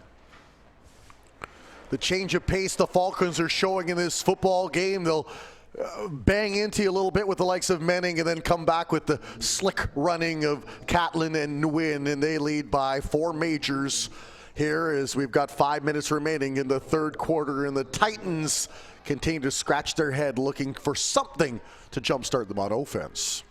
Yeah, and that's going to be huge here, is to try and get something. Oh, and it made it too. Did it make it? I thought it fell just short. No, just got over it there. Just got over it. I didn't think it was going to make it at all, but there was just enough. And he's pretty excited about that right there. That was impressive because it took a while for the snap to come down. There were 2 players in there, as you see, and I think actually the guy tipped it and moved it up ever so slightly, and you're right. It just clears the upright there. In the Adams, we do a round robin at the end of the season, and we take all 9 Adams teams, and they play a round robin with a shootout at the end to decide the top 2 to go to the BCFL championship, right? And this year we had the Chilliwack team goes to scores, and they go, and the other team had scored and kicked the convert, right? So now they got to kick the convert to win, and the poor guy hit the crossbar. Oh no! It goes straight up in the air, and I swear everybody there held their breath until this ball came down because we didn't know what side of the pole it was going to come down on, right? And it goes straight up in the air, and it comes down, and it didn't go in, and it was unfortunate. Oh. So the next day I'm at this field, the same field, watching one of the middle school games, right? And I see the Chilliwack coach, and with the young guy, and he's like, yeah, he wants another shot at that upright. And I thought this was brilliant, right? So he took, so at halftime of the middle school game, they go out there and they're going to try and kick this. So now he's got an audience, right? We're all watching him. It took him 4 or 5 turns, but he finally got it in. He was wearing runners, and it was wet and everything, right? But on the second to last kick, hit the upright again. Oh, shot straight up in the air. And then the next one he punches it through, and the crowd erupted. It was beautiful. That's wonderful. But I love seeing that out of a young player that, it beat you once, but you're coming back and you're going to keep at it until you beat it. A great desire out of that kid. Yeah, mistakes are like the stones in the creek on the path to success, right? You betcha. Stumble a few times as the Titans now try to work their way back. Max Reefer will get it maybe back to the line of scrimmage, may have lost a yard. Good pressure there from the Abbotsford defenders. Well, and that's the nice thing about this Abbotsford team is its defense is working very well to make sure that they keep this lead and hold on to it. Tackle in the backfield it'll be 2nd and 10. They'll mark them back at the line of scrimmage, and a big down here for the Titans. As it will be number 17, Bud Beliveau, back at quarterback. Reefer and Gill, the 2 backs. Lineup receivers on both sides. And now they're going to go to the air. Pressure from Abbotsford. He'll throw the ball, and he just overthrew his man. Number 20, Zachary Sir, was all alone and waiting, but the ball just shy of his grasp. Well, and that's the thing is, once again, Beliveau gets out here, rolls out, sees him, and throws the ball and puts it up. If he keeps running, he catches that in stride. He turns around and jumps for the ball, and it's just short. Excellent block there by Gill, too. He actually blocked one Falcon player, and that moved him into the other guy rushing in. So he took out 2 guys with one excellent block there by Gill, and that'll bring up 3rd and 10. And a really big play here for the Titans, you would think, in this football game. They need to keep the chains moving. Well, Gill's had a great day, too. He's made some wicked tackles on defense. He's made some good runs on offense, and his blocking is phenomenal. Pressure now. He throws it up, and it's intercepted. Falcons come down with the ball. I guess in some games that's as good as a punt, though, right? Yeah. There's number 89, Talon Troll, in there. Number 89, Talon Trollin with the pick here. He sees it. He doesn't interfere with the receiver. He just gets up there and grabs that ball and brings it in. Approaching 3 minutes remaining here in the third quarter.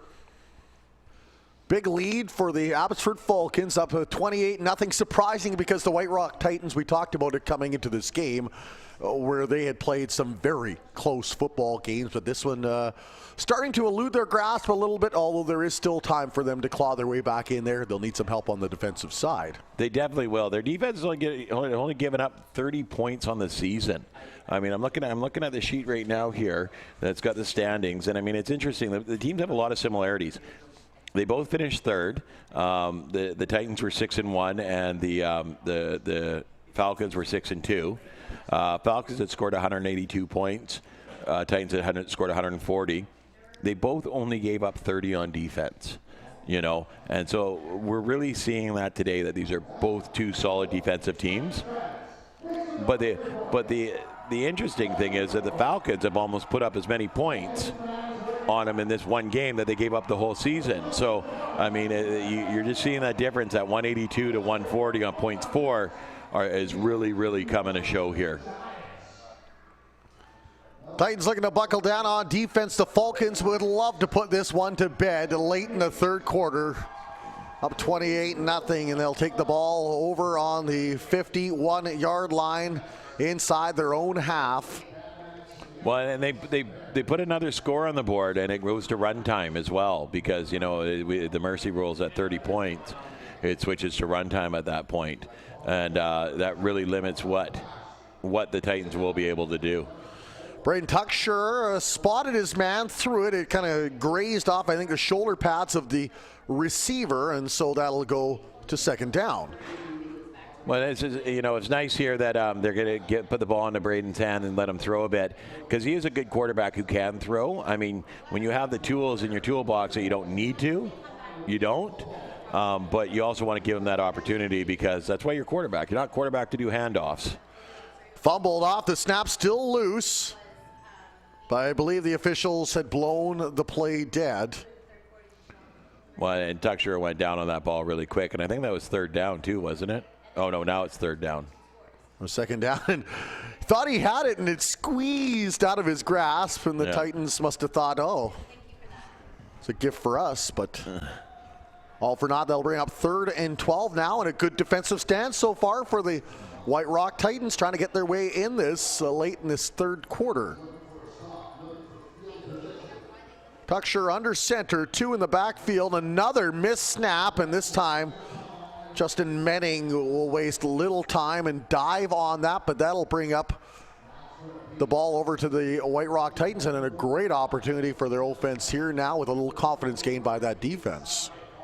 Yeah, they definitely you want to get crisp, clean snaps here. I don't know if the center's having an issue getting the ball up off the ground, maybe cold hands or whatnot. Or do you think they may have brought in another young man to play center? Well, no, it's Crack's been their center the whole season, and he's the one that's out there right now, number 77.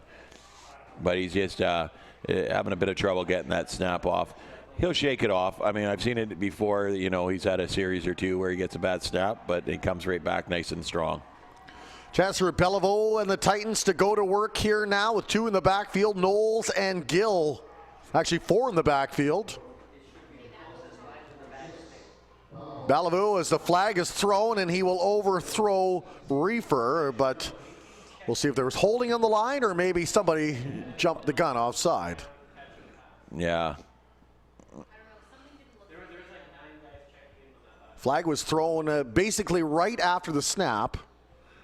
Procedure on White Rock, so it looks like somebody moved too soon. So that ball is going to go back 5 yards. Neither team have had very much success through the air, and of course that's a skill set that will grow on both the receiver and the quarterback side as they continue to move up the football ranks. Now, I believe we'll see more of the air attack as we get up into the higher levels of age categories. Oh, for sure. For sure. You see a lot of passing in the Bantam and the JV and the Midget division. Yeah, they declined that penalty to make it 2nd and 10 instead of 1st and 15. Belleville now with a minute and a half remaining in the third quarter. His team trailing 28-0, and the Titans will go to work now and spread out 2 from the backfield. There's the handoff up the middle. Knowles charging ahead will get the ball around the 40-yard line. Is that enough for a first down? No, it's going to be short of the first down, but it's still got the third down to work with. Knowles getting his standard 5 yards per run there, so you know, he's got to get a little bit more, maybe about 4.5, 5 yards here on the third down to move those chains this time. Credit to the Abbotsford defense. They haven't had any lapses in terms of tackling. They've been very sure-handed at bringing their man down. If they miss on the first one, the second one usually does the job. Yeah. And once again, the Falcons urging on their fans as the chants of defense ring from the McLeod Stadium faithful. Well, it's actually, you think they're urging on the fans there, but they're actually doing, that's their play call. And I'm not sure what the play is, but they all get behind it and they do their little charades for play calling. Knowles now, not much room to run, trying to get his way up to the 35, but you can see some celebrations from some of the helper and coaching staff of the Falcons. That'll signify a turnover on downs. Yeah, and they're sending that ball back the other direction.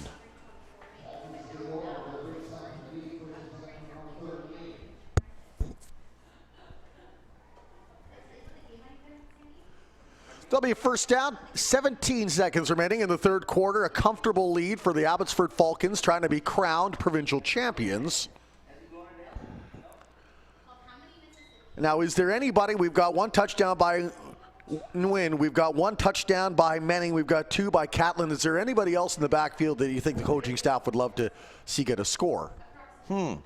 I think that Joshua Schick-Bergman, who they tried earlier with a couple of reverses or end arounds, they'd like to maybe get him a little bit more success. But with his Titans defense, what he does, they're not really going to have that opportunity. Here they tried to pass out to Catlin, get Tucksher a throwing touchdown. Because that's what they want to, as a quarterback, you don't want to just hand off the ball. You want to throw for touchdowns as well. But, I mean, Catlin just bounced that one off his arms. It'd be interesting to see if they can get another guy out there with the ball to get another touchdown. Because at this level, I would assume, and I mean, you've coached a Pee-wee level, of course the wins and losses are important, but you always want those lessons to be taught to the players at the same time if you can. Yes. And when you're up, we're going in the fourth quarter. There's only 10 minutes left in the game. You're up 28-0. This is the time that you give the guys, the supporting role guys, chances to shine. You really want them to have the ability to get out there and show what they've been practicing so hard all season long. Final game of the season for both these teams, looking to be crowned the best in BC in the Pee-wee division. It is the Falcons with the lead. There's the handoff, and Wynn now trying to make his way outside, and he finds the corner, and he'll dart all the way down to about the 53-yard line, and a lovely run aided by some great blocking up front by the Falcons. Well, this is one of the things that you haven't seen too much of this game, is they got a wide side of the field, and they use it. And they Nguyen, he gets around that outside and then turns upfield, and he's getting 10, 12, 13, 14, 15 yards there by just getting around, using that wide side of the field and turning it into a foot race. And perhaps we'll get a shot of it later, but a nice selection of hardware down there on the table, getting set to be presented to the winners. And I would think maybe the most valuable player, perhaps. Oh, yeah, so definitely going to be an MVP. And I do believe the MVP gets a Baron ring as well. I'm not. Nice. I'll have to double check that one. No, we're not making promises they do, just in case. I think so. But yeah, no, we got a nice selection of hardware. They got some individual awards as well for the teams, and then you get the banner. And the banner's what we all play for. Menning, who moved the ball ahead. It is second and about 6. Here, just a reminder, the end of the football game after the presentations, Steve Muller will be down there interviewing the coach, getting his thoughts on the winning side. As play there for Menning again. I guarantee the Bantam JB coaches are probably excited at the thought of Mr. Menning getting into their lineup. Oh, for sure. For sure. We're going to want to see them coming up through the next couple of years as well. The majority of this team here does move up to JB next year as well. So, I mean, it really bodes well for our Abbotsford program to be having these kids in the system to get the success at this level. I mean, last year, neither of our Pee Wee teams did very well. But this year, you know, this one has caught fire, and they've done very, very well. And it's going to be really good for them moving up into the JB. Huge block by Menning up top as Catlin now cuts his way up inside the 40, still on his feet. Spun down, brought down to the 34-yard line. You watch the block early on by Menning right here. Just bowled his man over, and Catlin kept those feet moving, going east to west at first, and then he turned those shoulders up and was able to spin his way for a few extra yards. And he just kept working the legs there too. I mean, that's one of the big parts of being a running back is that you keep those feet moving and you can keep going. Under 7 to play in the football game. Falcons in possession of the ball and of the score right now as Menning takes a handoff. Charges right up the middle, brought down by a gang tackle of 4. They'll bring up second down. No, and this is just control the clock time here now. Control the clock, run it up the middle. Menning's going to get you the yardage that you need. Keeps those feet going. And yeah, took a good 4 of the Titans to get him down there.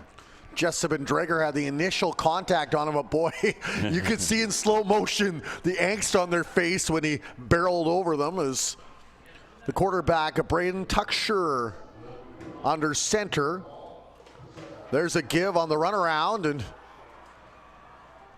it's number 23 this time, Joshua Schick-Bergman. You talked about that, and well, and I like this. A good job of the coaching staff here to go back to that because they didn't have success with it. They tried it twice before, didn't have success with it. But they get back to it and give him a chance to be successful. And he gets the first down here. Does a little head move inside. Kind of got himself a yard or two out of that. And you know, number 6, Quintana stays with him and takes him down, but not before he gets the first down. And you want these guys, you know, he's been doing this all year long. He's had a lot of success, ran for a couple of touchdowns. You know, you're 5 minutes left in the game. You want to, he didn't quite get the first down. And then the defense. Oh, yeah. On the field, it says they got the first down. On our screen, it says it's 3rd and 1, but it's actually a first down, folks. With a flag thrown on top of it all. With a flag thrown on top of it, so. Because we weren't confused enough as it was. Yeah. We do know that the Abbotsford Falcons in the driver's seat here in this championship game, up 28-0 as they get a little closer to the red zone now thanks to that flag, and that'll bring up 1st and 5. Yeah. Now, and really at this point, I mean, you're up 28-0. The Falcons are going to get players in there. They're going to run plays and give guys chances on the ball. And White Rock has got to go out there and not be down about the fact that the score's not what they want it to be, but realize that Nguyen with a cutback to the end zone. Touchdown, Falcons!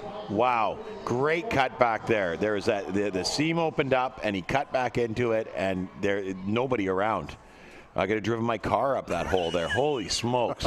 Watch me. He follows his blockers here very, very well, right? And then he sees, okay, nothing there, but I'm going to go this way.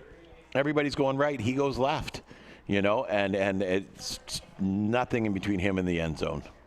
You really feel for these Titans who have played so well this season to get to this point, and I'm sure had visions in their head of a last-second touchdown to win the football game, and that probably won't come to be in this one, as the extra kick is short, and that'll keep the score 34-0, and now the time will start to run. Yeah.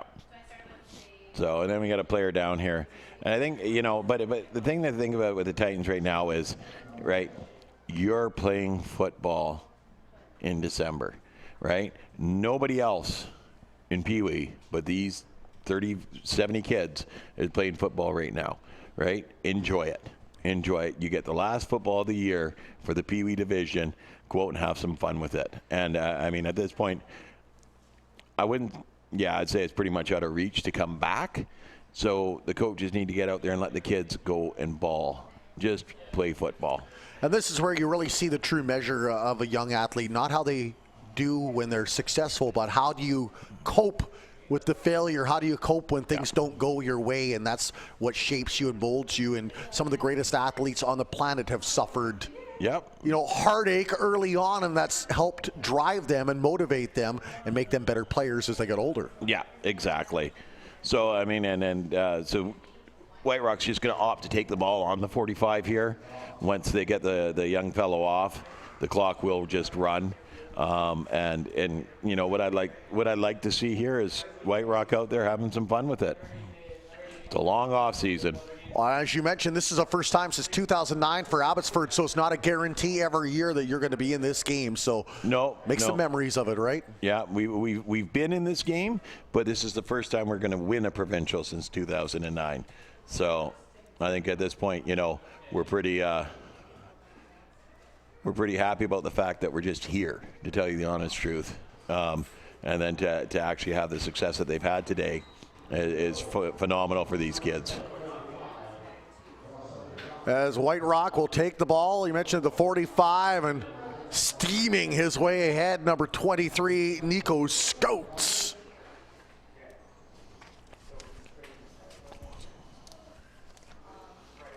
So Scoats getting some Jarrett Knowles-like yardage. Yeah. Oh, another big man.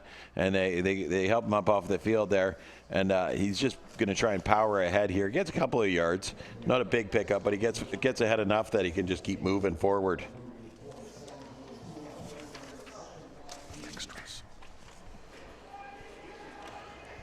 Second down and 8 now for the Titans. 4 minutes and change remaining on the clock, trailing by 5 majors. Moved ahead though, Reefer still on his feet. He stuck through a couple of tackles. Reefer to the 40, Reefer to the 30, to the 20, to the 10, the 5. Nice. Touchdown, Titans! And that's what I was talking about. Time to get out there and ball, right? It gets out there. They run a play. Didn't get too far, but they gave the ball to someone different. And then all of a sudden you get Reefer out there, and let's see on the replay here, there's the handoff, and he hits the hole, gets a good block there, and he just rolls off everybody. I mean, it's like they kind of thought they had him down when he just kept moving and kept moving those feet. And next thing you know, he's running down the field, and everybody's chasing him.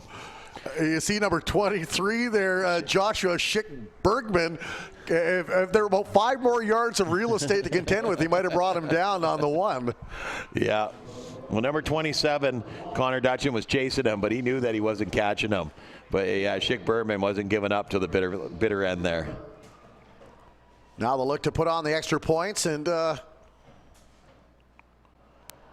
now they're actually going to have to try to run it in, and no such luck as Menning made sure he was going down and staying down. Schick-Bergman got back there and got him running in the wrong direction, and Menning just cleaned it all up. Menning though clutching his arm, looking like he maybe kind of bruised it on the helmet as he came down on him heavily. I won't stop him. He's the Monty Python skit. It's only a flesh wound. It's only a flesh wound. Yeah. If ever a comedy movie summed up football, it is that movie, The Meaning of Life. Well, it's funny, you talk about these young guys, and these are young guys. They're 9 and 10 year old kids, right? And Yeah. Adam is 9 and 10, aren't they? 8, 9, 10? 8, 9, and 10, 11. Sorry, 10, 11. Okay, so they're 11-year-old kids. Trying to do the math in my head there. I had to carry the one. Okay, so we had Tajon Catlin there, right? Gets hurt in a game in Maple Ridge, right? But gets himself up off the field, but the trainer's already on the field, and the ref's like, okay, you got to go off. And he looks at the ref and goes, no. And the ref goes, no, you're going to have to go off, take a break, sit down. No, I'm not going off this field, you know? And then you pretty much got to trank some of these kids and carry them off the field. And he pulls his groin. And so, you know, we had a couple weeks off between our BCFL championship and this game. And he tweaks his groin out of practice. So the next practice coach is going to go, just sit out. No, I'm not sitting out. I'm playing football. You know, and they just want to keep going. And that bodes not just well for the association, but also helps the high school programs if they play there too. And, you know, even beyond, if they continue to play, that helps your university programs or junior football programs. As White Rock may have recovered the ball after it skipped off of the Falcons. Yeah, they got player. that one back there. That's definitely a White Rock ball. Well, in my opinion, from way up here with these glasses on, that White Rock got that ball back. So perhaps another chance for White Rock to make the stat. Oh, no, they're going to give the ball back to the Abbotsford Falcons. And would have been a nice end to the game in a way, you know, to see the Titans get a chance to put it through the end zone once again. They'll have to do that on the defensive side, though. Yeah. That's okay. You know, I don't see, you know, we're down to 36 seconds left on the clock, and the clock's just ticking away. So they're probably going to get a play here. You know, if anything,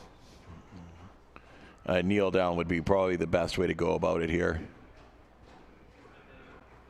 Take their time in the huddle. Just 18 seconds remaining in this football game. One last play before the Abbotsford Falcons will receive that much coveted banner. There's the give, and Wynn slides outside. Wynn still on his feet, and he'll be brought down at the 43-yard line. Final play of the 12-man Pee Wee Provincial Champion, and your new champions are the Abbotsford Falcons. Go Falcons! All right, I gotta take off and hand out some medals here, pal. All right, Matt Macri will be back for the junior Bantam game. As Steve Muller will also be waiting down on the sidelines. But what a football game we had, and you can see the throng of happy fans from Abbotsford cheering on their local heroes. All right, I will see you for the JB game. As we'll turn things over to the PA announcer, Joe Carter, in just a moment.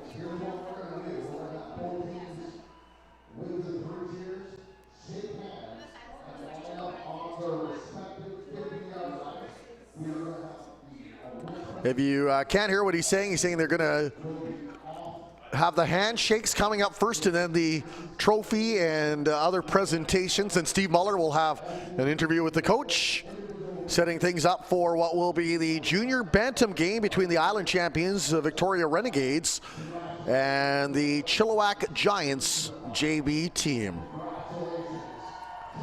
So what a game. A pair of touchdowns for both AJ Nguyen and Tajon Catlin, and a single touchdown by Justin Menning, and a final score of 34-0. And Tim Amy getting excited to see the Chilliwack Giants in action in the JB game.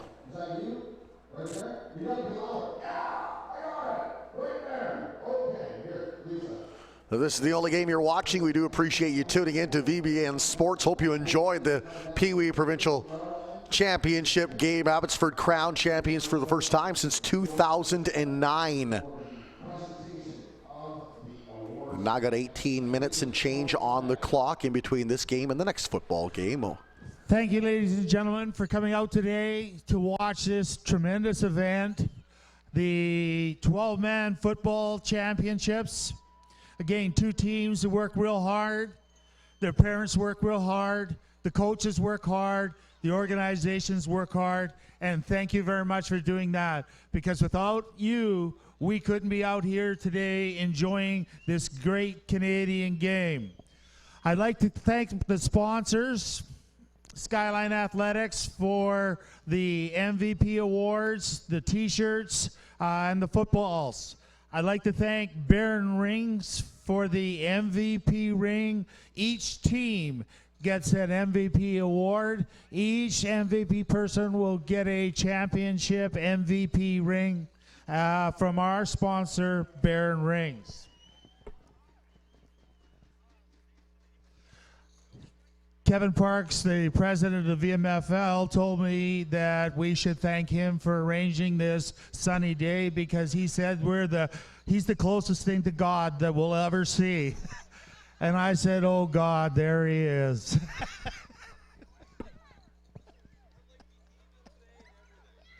I had time to go.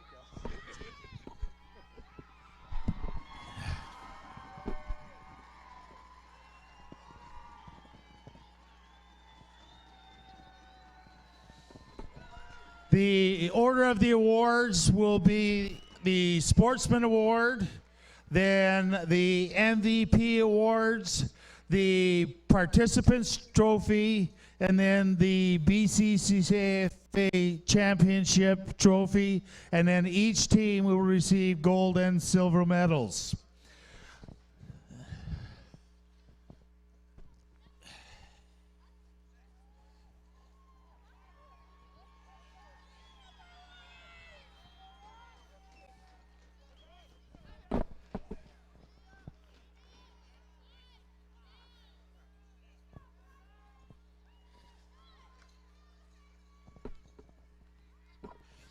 The first award that we're going to present is the Sportsman Award, and the president of the VMFL will give that award out to number 62, Nicholas Mayo of White Rock.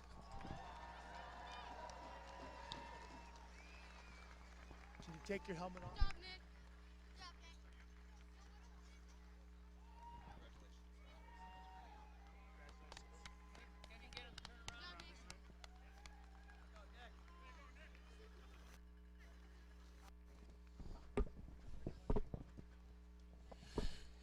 The first MVP award, who will be receiving the coveted BCCFA Championship toque, a bag, and the championship ring, will be from White Rock, number 7, Jacob Knowles.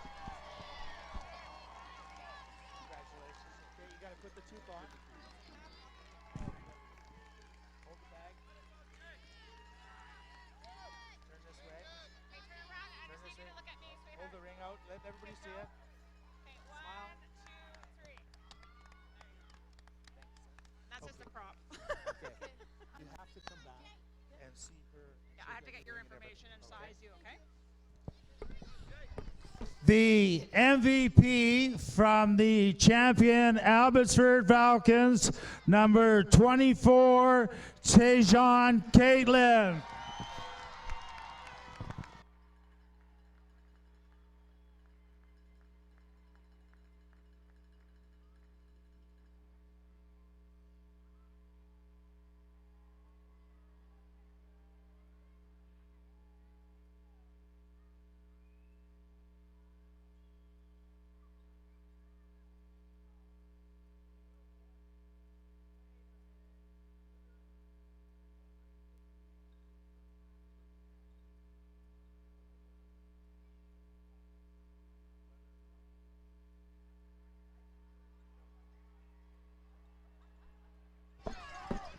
If I could get the captains of White Rock to come up here to receive the participant award, please.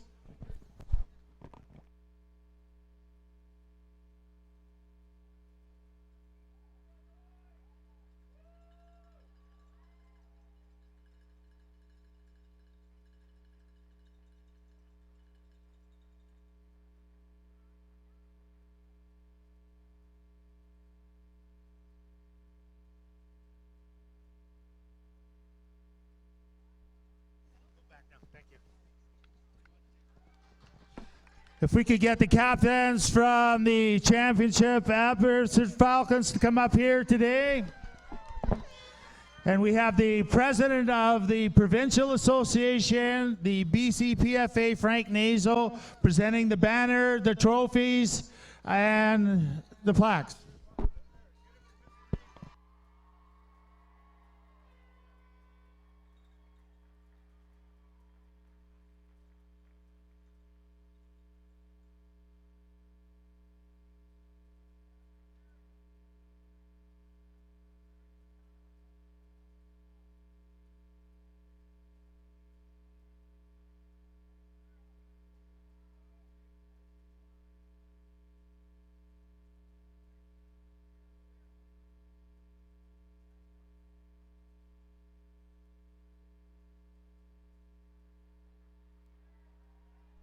Be presenting the medals to each of the players as they go down. Thank you.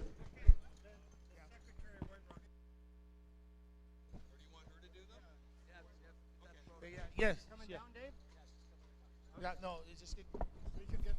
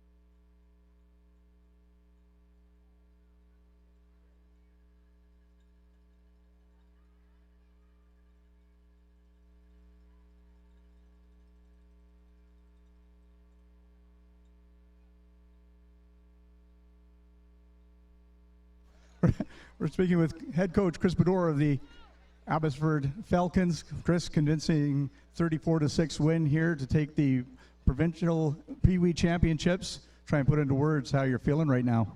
Oh, fantastic. The effort these boys put out day in and day out, straight right up from the get-go.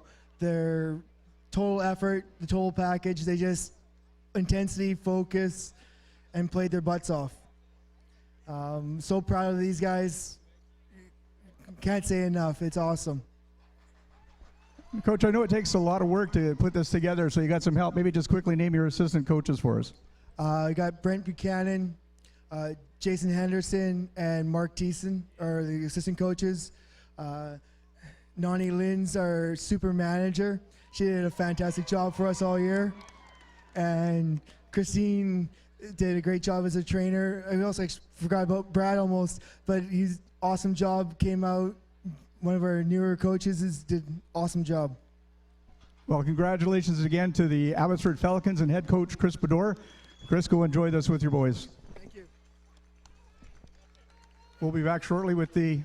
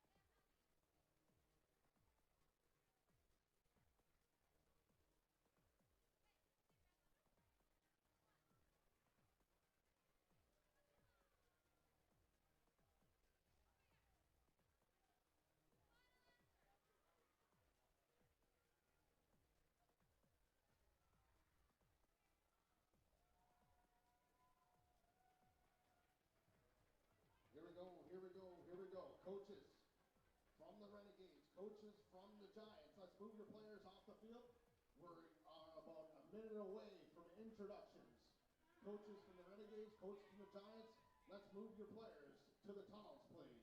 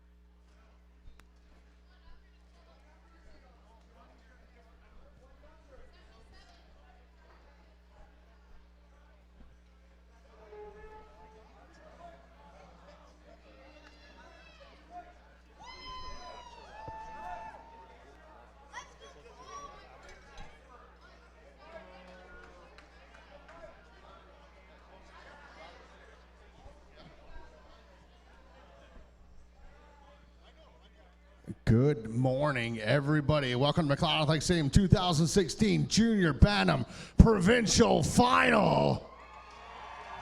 We have the Victoria Renegades going up against the Chilliwack Giants. Introducing first, the Renegades. Number 1, Cole Bunting. Number 2, Jackson Reed. Number 3, Caden Ryder. Number 5, Hunter Bowles. 7, Riley Jackson. Number 9, Avery Roberts. Number 10, Brandon Turnbull.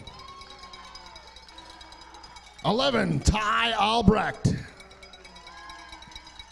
Number 12, Peyton Cardalicia. 14, Jonathan Pye. 18, Tennyson Sam. 20, Ashton Rita. 22, Connor Pettipiece. 28, Quentin Eugene. 30, Adam Hughes. 32, Isma Beggy. 40, Luke Kedvis. 44, Cameron Boer. 52, Morgan Steves. 55, Jason Stapley. 56, Brandon Phelps. 64, Connor Clavo. 66, Kang Chow. 72, Grayson Fredrickson. 80, William Douse. 11, Lyndon Williams. 90, Jacob Dure. And number 99, Hayden Tiller. And the Renegades coaching staff.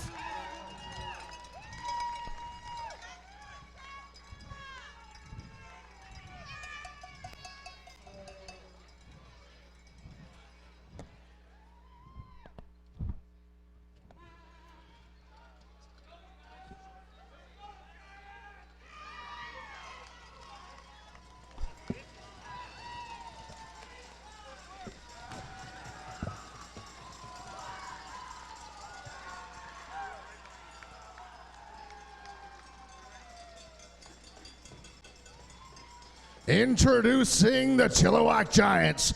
Number 1, Caleb Spainer. Number 2, Kevin James. Number 8, Sawyer Tether. Number 10, Justin Kennedy. 11, Gavin Thomas. 12, Grayson Frick. 14, David Rogers. 20, Michael Hopwood. 25, Vince Ibardolaza.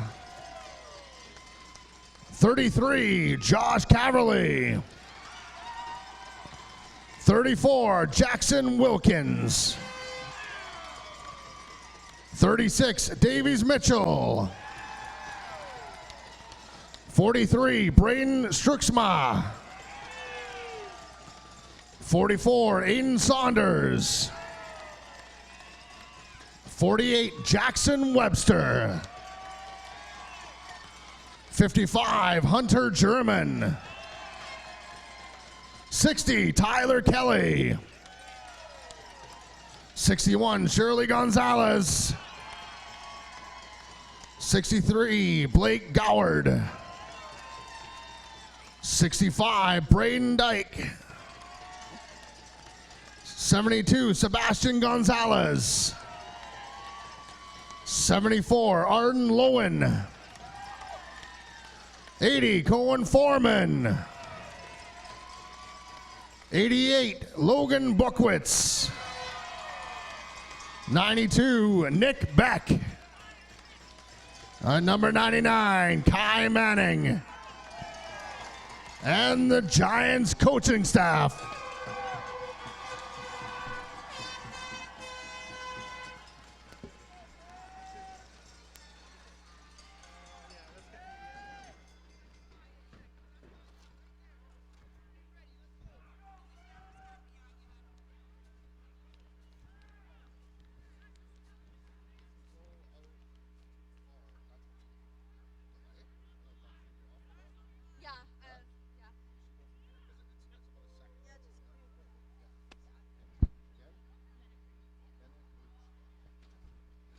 At this time, I'd ask that you please rise, remove your hats, caps, and helmets face the south end of the field and will introduce Miss Mena Koritzia for the singing of our national anthem. Oh, Canada, our home and native land, true patriot love in all thy sons command. With glowing hearts we see thee rise, the true north, strong and free. From far and wide, oh Canada, we stand on guard for thee. God keep our land glorious and free. Oh Canada, we stand on guard for thee. Oh Canada, we stand on guard for thee.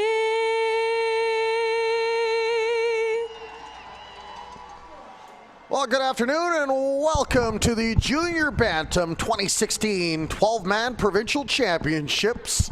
It's Warren Andrews is coming. We are coming to you live on VBN Sports across the World Wide Web on YouTube. Coming to you from beautiful McLeod Stadium. It is a picture-perfect day for football. Hard to believe it's December. Matt Macri joining me on color. It's just proof that God loves football. Look at the sun shining. It's in the pluses. There's barely any breeze out there, and it's the best opportunity for these kids to play. You know, they've got the perfect conditions, a great field. We got the blue skies overhead, the mountains in the background. No place I'd rather be right now. If you're just joining us and this is the first game as they get set to do the coin toss, there was one game earlier and it was the Abbotsford Falcons being crowned provincial champions in the Pee Wee division for the first time since 2009. 34-8 winners over their counterparts from White Rock and the Titans. Good game overall, though. Just Abbotsford had the superior running game, and they punched in 5 touchdowns through the ground, and we'll maybe see a little more air attack, but we'll see a lot of ground and pound also, I think, today, too, between the Chilliwack Giants clad in navy blue and the Victoria Renegades in red. Well, you're definitely going to see some ground and pound because you've got the big man, number 88, Logan the Beast Buckowitz on the Chilliwack team, who's just a monster of a guy. Great runner, hard worker, and really a phenomenal kid to be around. And then back on the Victoria side is you've got the cream of the island players for JB over there who have just played excellent football the last couple of weeks. And they had to beat Coquitlam in a shootout to get here, but they're here and they're ready to go too. Wow, 99's massive. Victoria Renegades are coached by Charlie Cartalicia and his staff. As for the Chilliwack Giants, they are coached by Scott Wilkins and his staff. You'll hear from the third member of our broadcasting crew, Steve Muller, at halftime as he'll recap what we saw, and then he will join us post-game talking to the coach of the winning side after they hand out all of the hardware. Both teams drawing up their game plans, getting set for what should be an exciting game, and the winner will emerge as the best team in BC in the Junior Bantam division. We are looking at, is this 12 and 13-year-olds? Yes, it is. 12 and 13-year-olds.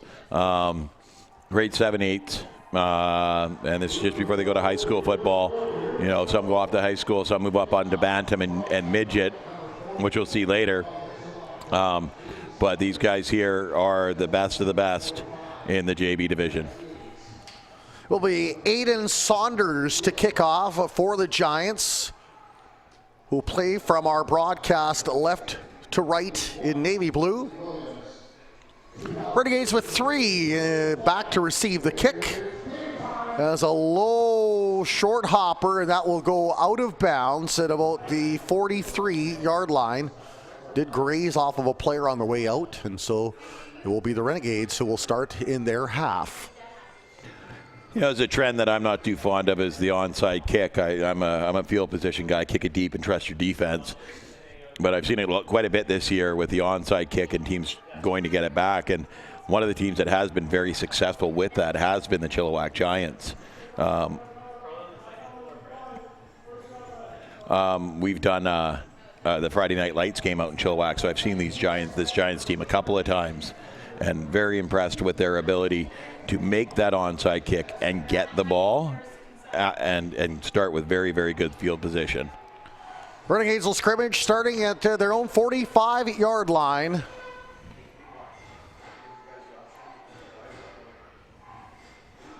And right away, there's the handoff. Sneaking his way up for maybe a gain of 1 or 2 was number 5, Hunter Bowles, getting the handoff from Caden Ryder. Hunter is a hard runner. He's a fast guy. He's a really good tackler on defense, too. Plays for the Border Bulls. He's quite the player here. And I think you're going to see a lot out of him because he's one of the stars on that team. So it's a gain of 2, bring up 2nd and 8 early here in the first quarter. Victoria Renegades with Ryder going to the air right away, airs it out, it's got a man open, and there's a catch, and he's still on his feet, and he's driving all the way down inside the 10, brought down at the 3-yard line, and some excitement to start this football game. Wow, what a pass and catch, but the run afterwards was phenomenal. Number 81, Lyndon Williams, pulled out of one guy's grip and then dragged another guy 5 yards. So he gets the ball here and takes off, and Hopwood grabs him, or is that how? No, Spanner grabs him, pulls away from him, and then drags another guy. We're going 5, 6, 7, 2 guys now, 8 yards before he finally goes down on the 3-yard line. Michael Hopwood finally got him down as the Renegades threatening in the red zone here with less than 2 minutes gone in the first quarter. Ryder showing that good touch, not just a far throw, but accuracy right into the waiting mitts of the receiver.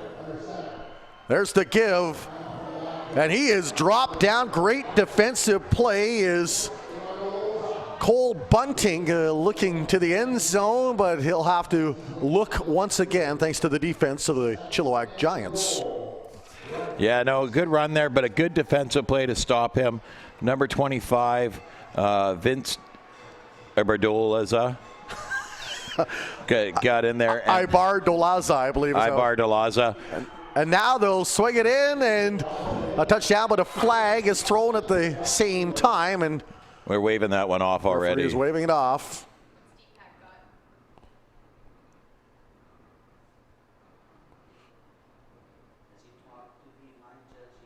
So they're going to go back 10 yards, I guess, probably a holding. So you come back here, and he'll do the charades for us.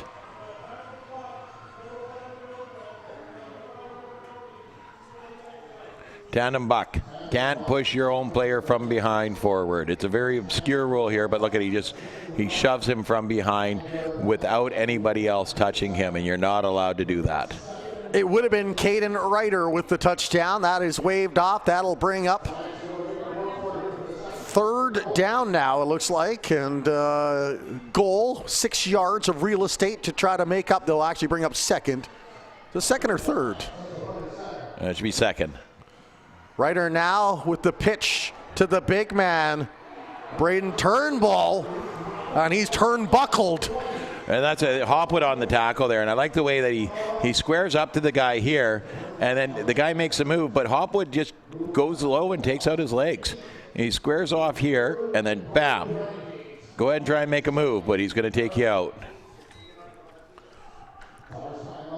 Renegades now at the 7-yard line, and you see the coaching staff coming out and trying to calm their team down and set up the right play that'll get them on the board first, and the Chilliwack Giants coaching staff will do the exact opposite and make sure their team continues to play as smartly as they are on defense.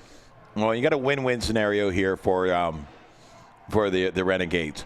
Yes, you want points on the board, but at the same time, Chilliwack's going to start down at their 7-yard line if they don't get the ball in here.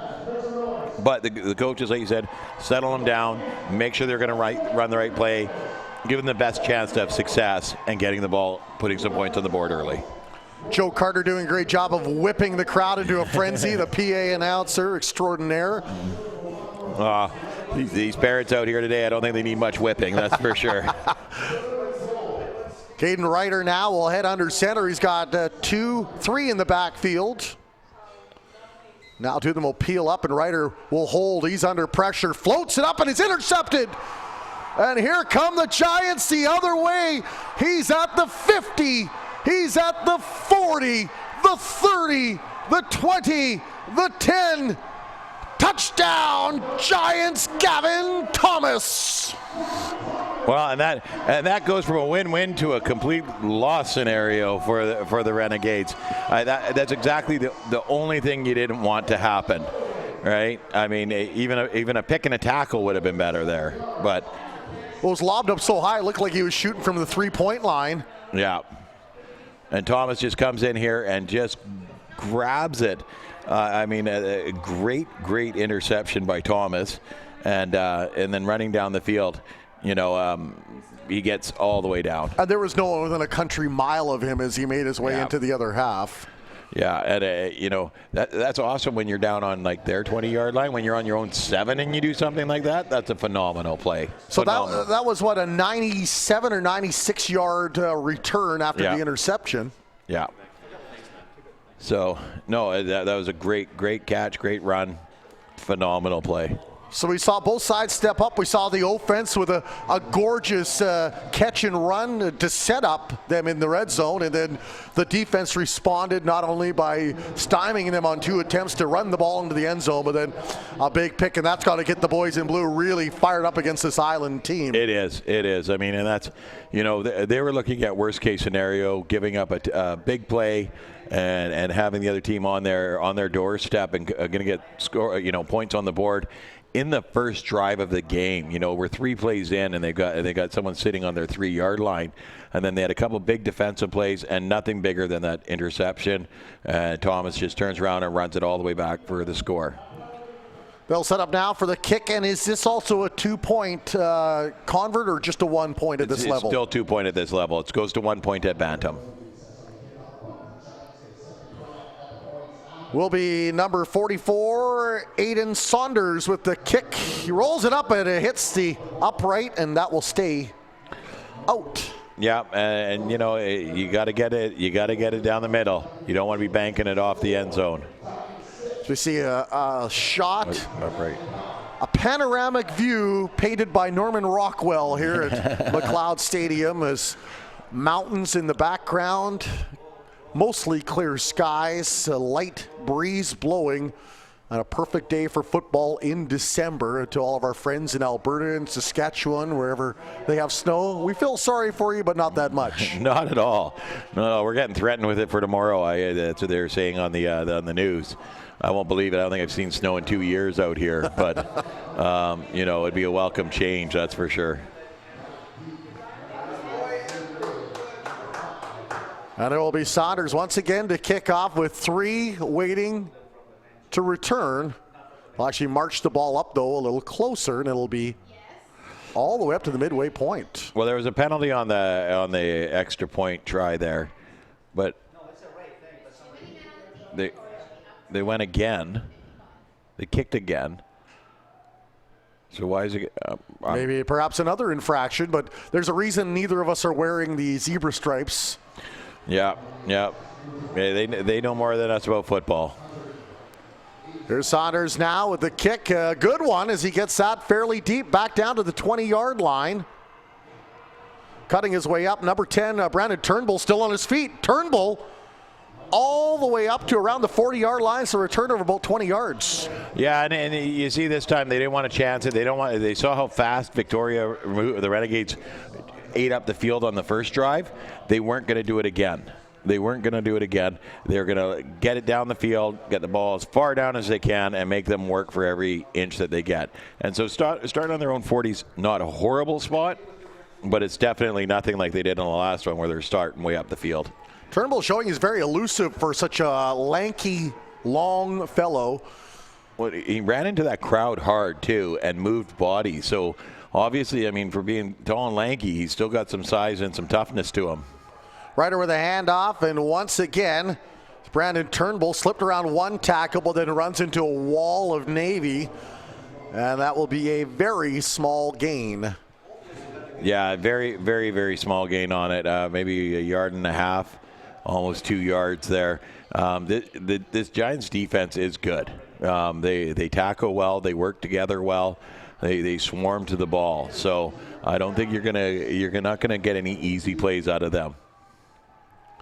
Bring up 2nd and 8, approaching the 7.5-minute mark here in the first quarter. Still just a 1 touchdown lead for the Giants, who scored on a pick 6.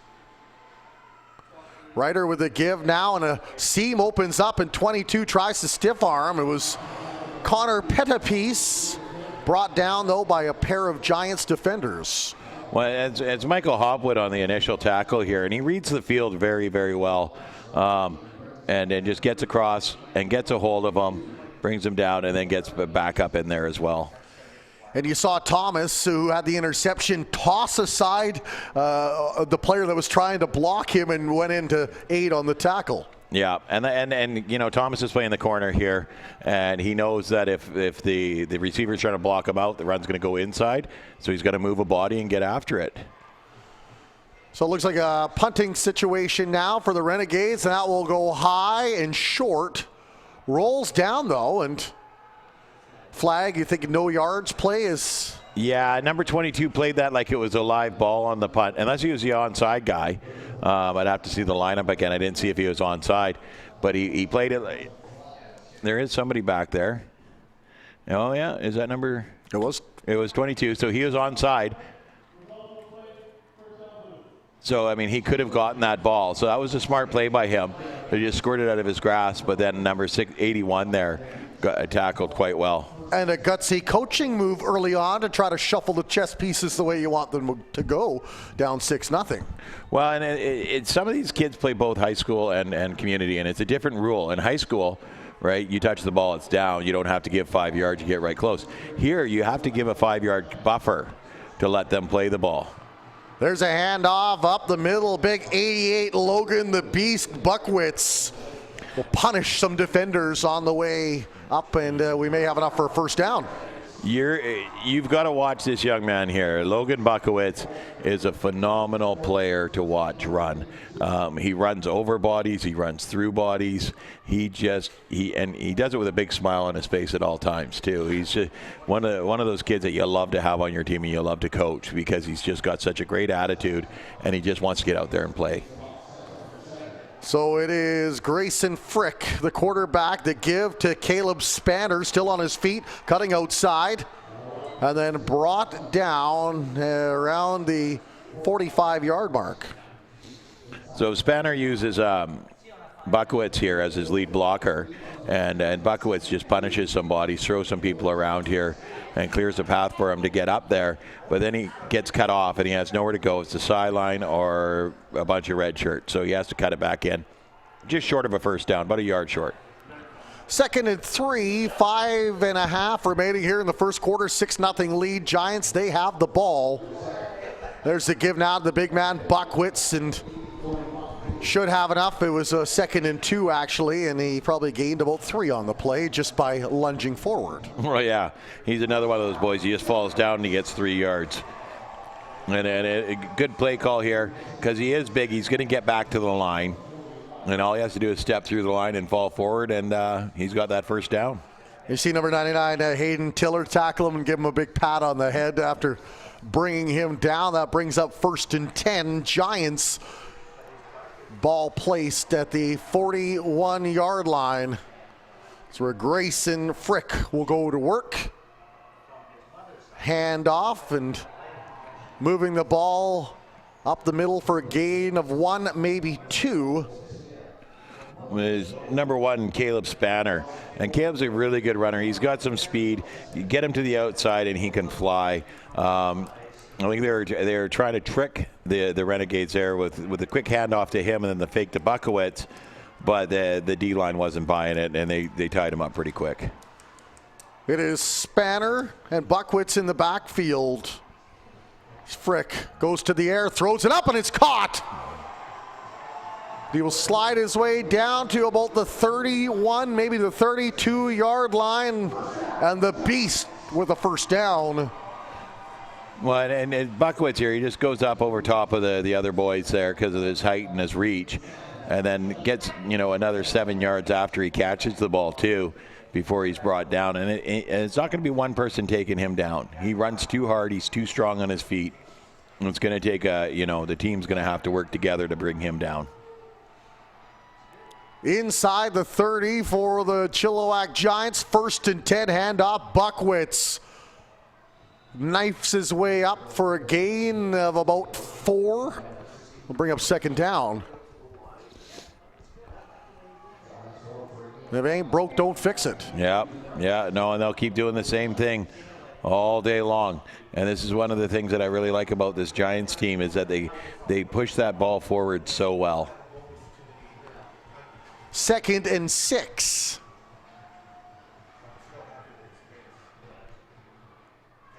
Frick now. Hand off to Buckwitz.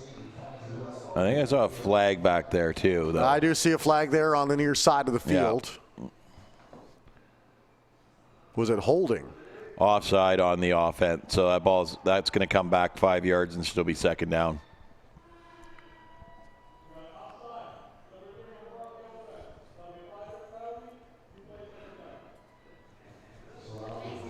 So it should be 2nd and 11 then.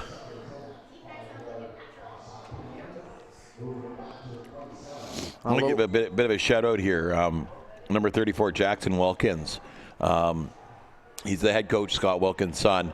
In the BCFL championship, we actually he got hit really bad, came down weird, banged his head hard, and had to leave in the ambulance. And I'm glad to see that he's okay, and he's out there today in the Provincials. It was enough time for him to heal up and get out there. Buckwitz stymied as he tried to make his way through. A good set of tackles there by the Renegades. Number 5, Hunter Bowles, the main one to penetrate through the offensive line. Well, and Hunter's a real punishing tackler here. So he comes flying through, and he knows that if you're going to take Buckwitz down, you got to take him out the legs. And he's got help from a few of his buddies there too. But he knows, get down low. You're not tackling that boy up top. And Hunter and Logan played on the Border Bowl team together. Big defensive stand here for the Renegades. Frick on the quarterback keep, slid ahead. I don't believe it'll be enough for a first down though, and there's flags on the play here too, so I'm curious what they're for. Tried a little misdirection on the fake handoff. Unfortunately, no one was around to even fake the handoff too, so looked like he was practicing the samba instead. It's tough there when you go to fake a handoff and no one's around, right?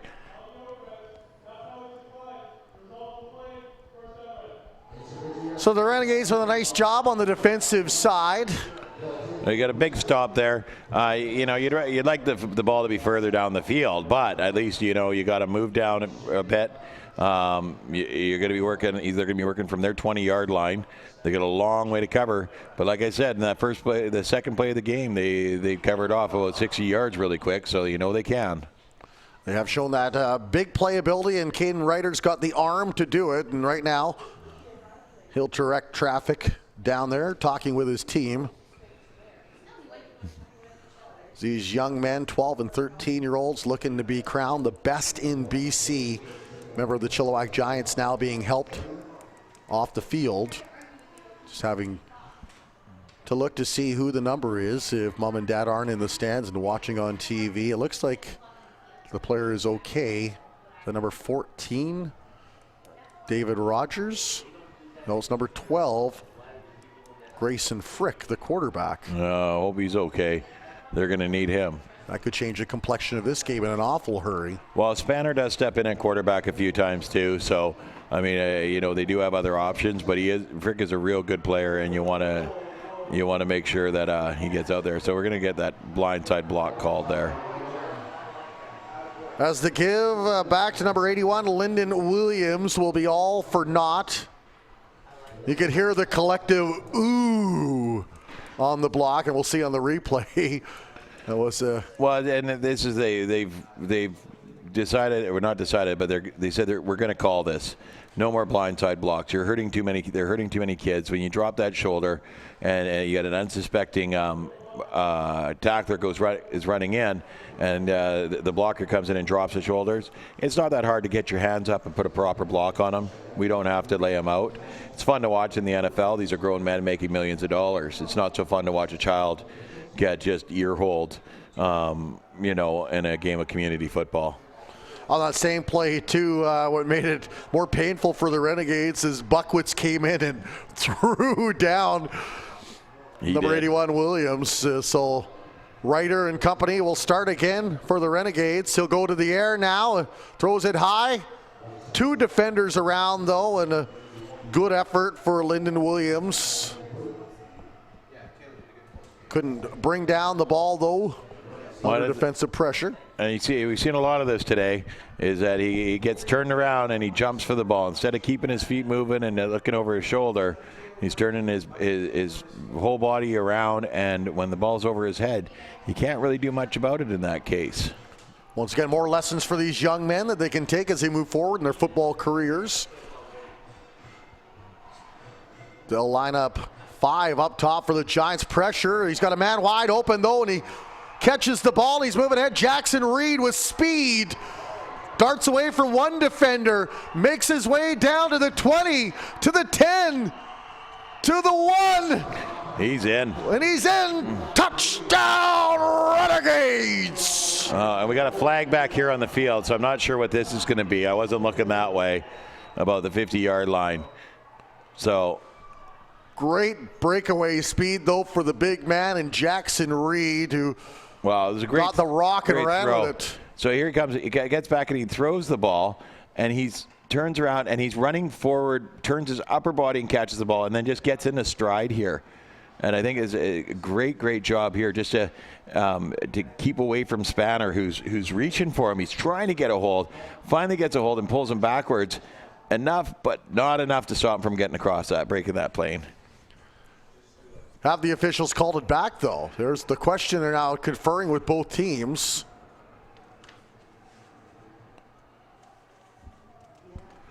So, yeah, I don't know what the discussion is here. It's all against Chilliwack right now, it looks like. Yeah. Giants coaching staff, Scott Wilkins and company, shrugging their shoulders. Yeah, and it looks like it's going down the field.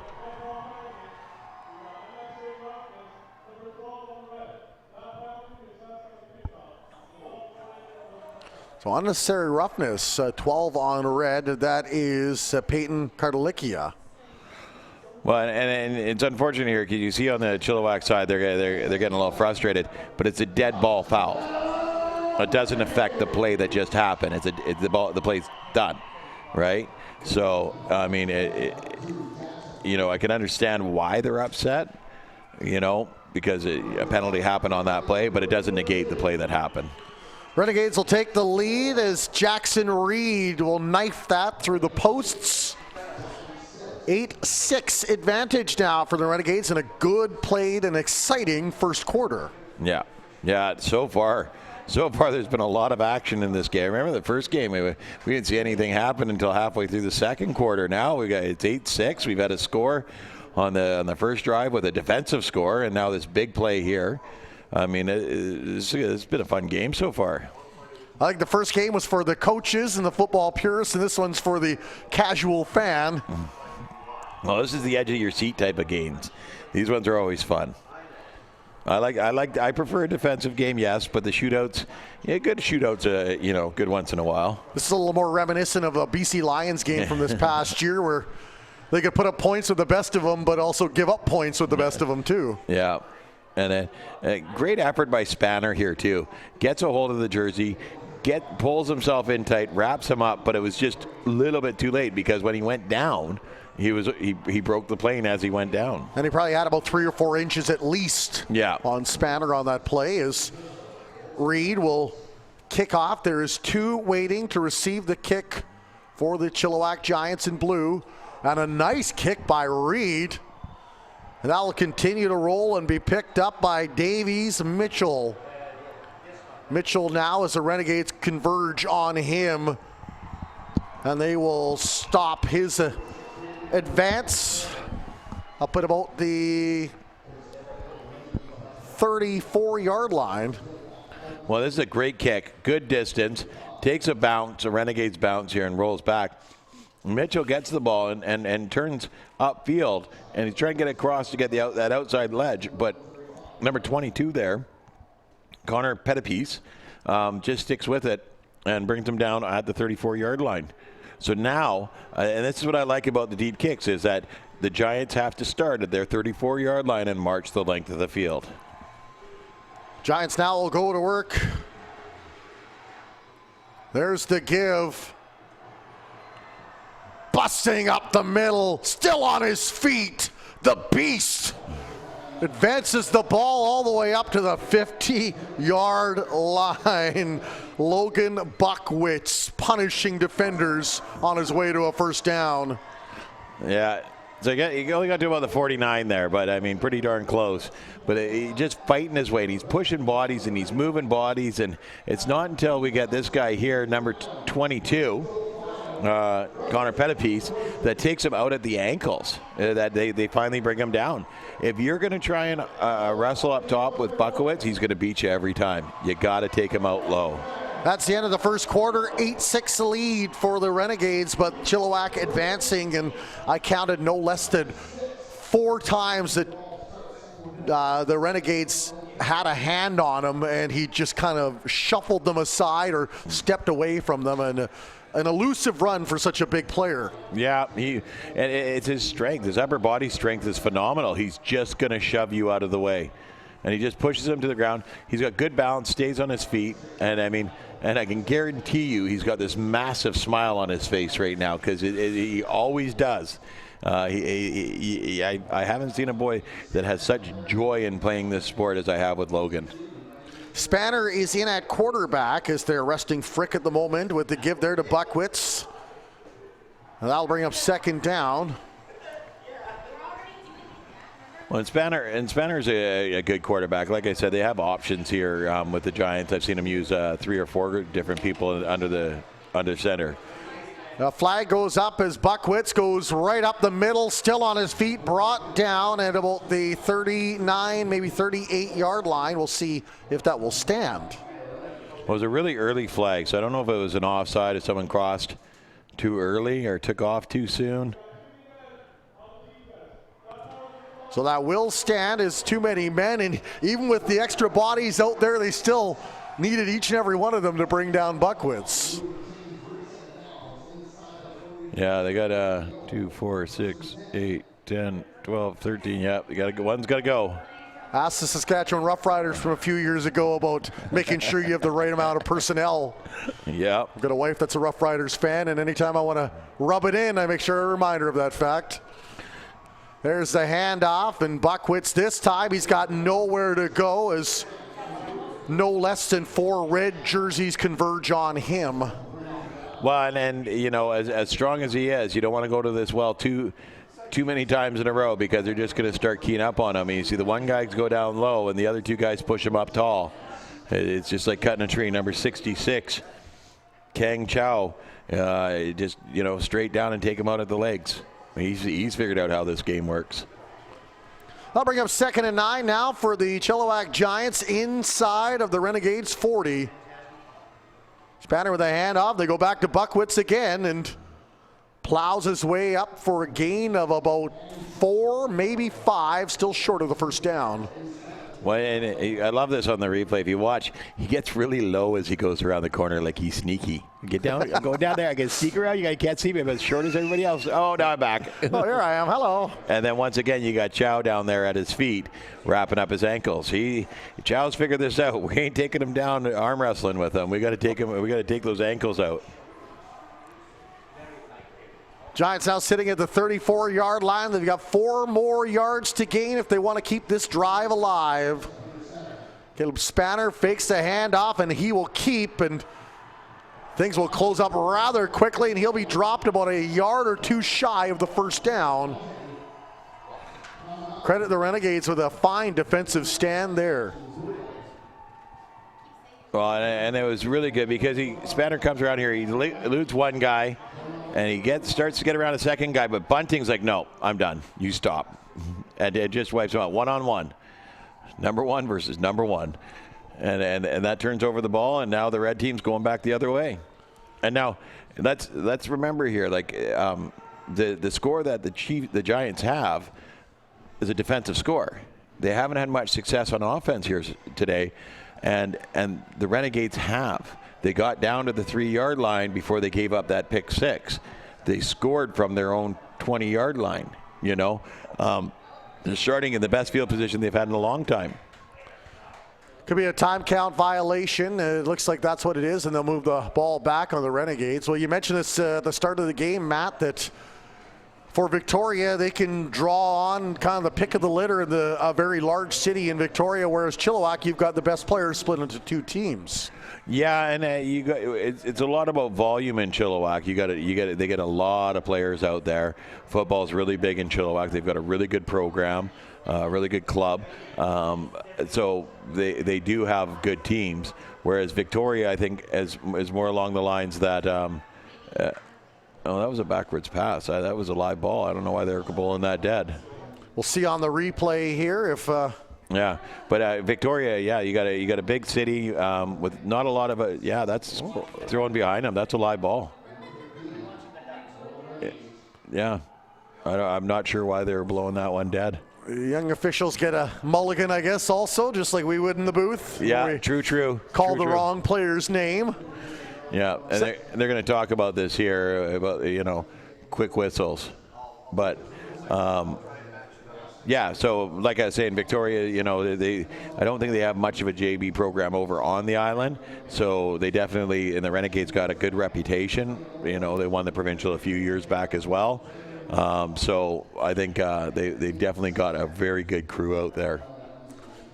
And it shows. I mean, their defense has been able to stop one of the top scoring offenses in the BCFL, and they've made big plays to cover lots of yards, and one to get down to the 3 and one for it to get into the end zone. So their offense and their defense are both on fire today. Saw a replay there, the fine effort from Ryder in the pass up to Lyndon Williams, and then here's the pick 6. It's Gavin Thomas going the other way, running almost the length of the field. That's the 2 scores we have so far, just over 8.5 remaining here in the first half. This is the 12-man Junior Bantam Provincial Championships.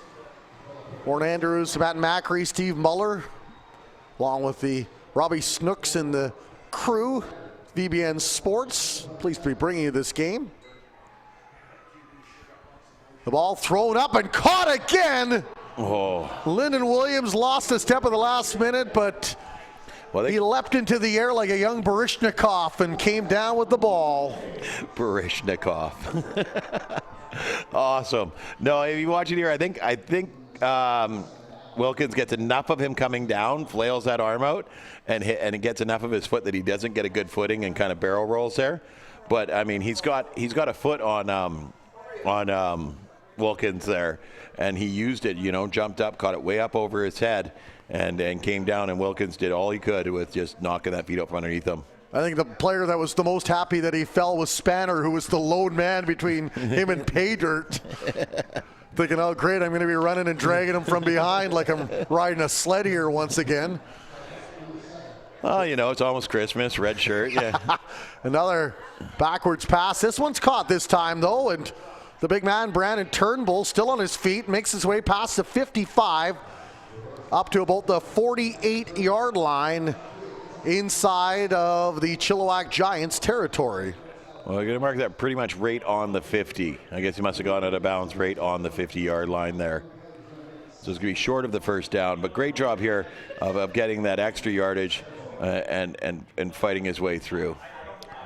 Well, and they've got those lanky and lean receivers, do the Renegades, the likes of Jackson Reed and number 10, Brandon Turnbull. You see those big, tall guys that can get up the ladder and get those passes that are thrown between them and maybe smaller cornerbacks or defenders. And they're catching everything up high, too. And I love it because they're getting to the highest point. You catch the ball at the highest point.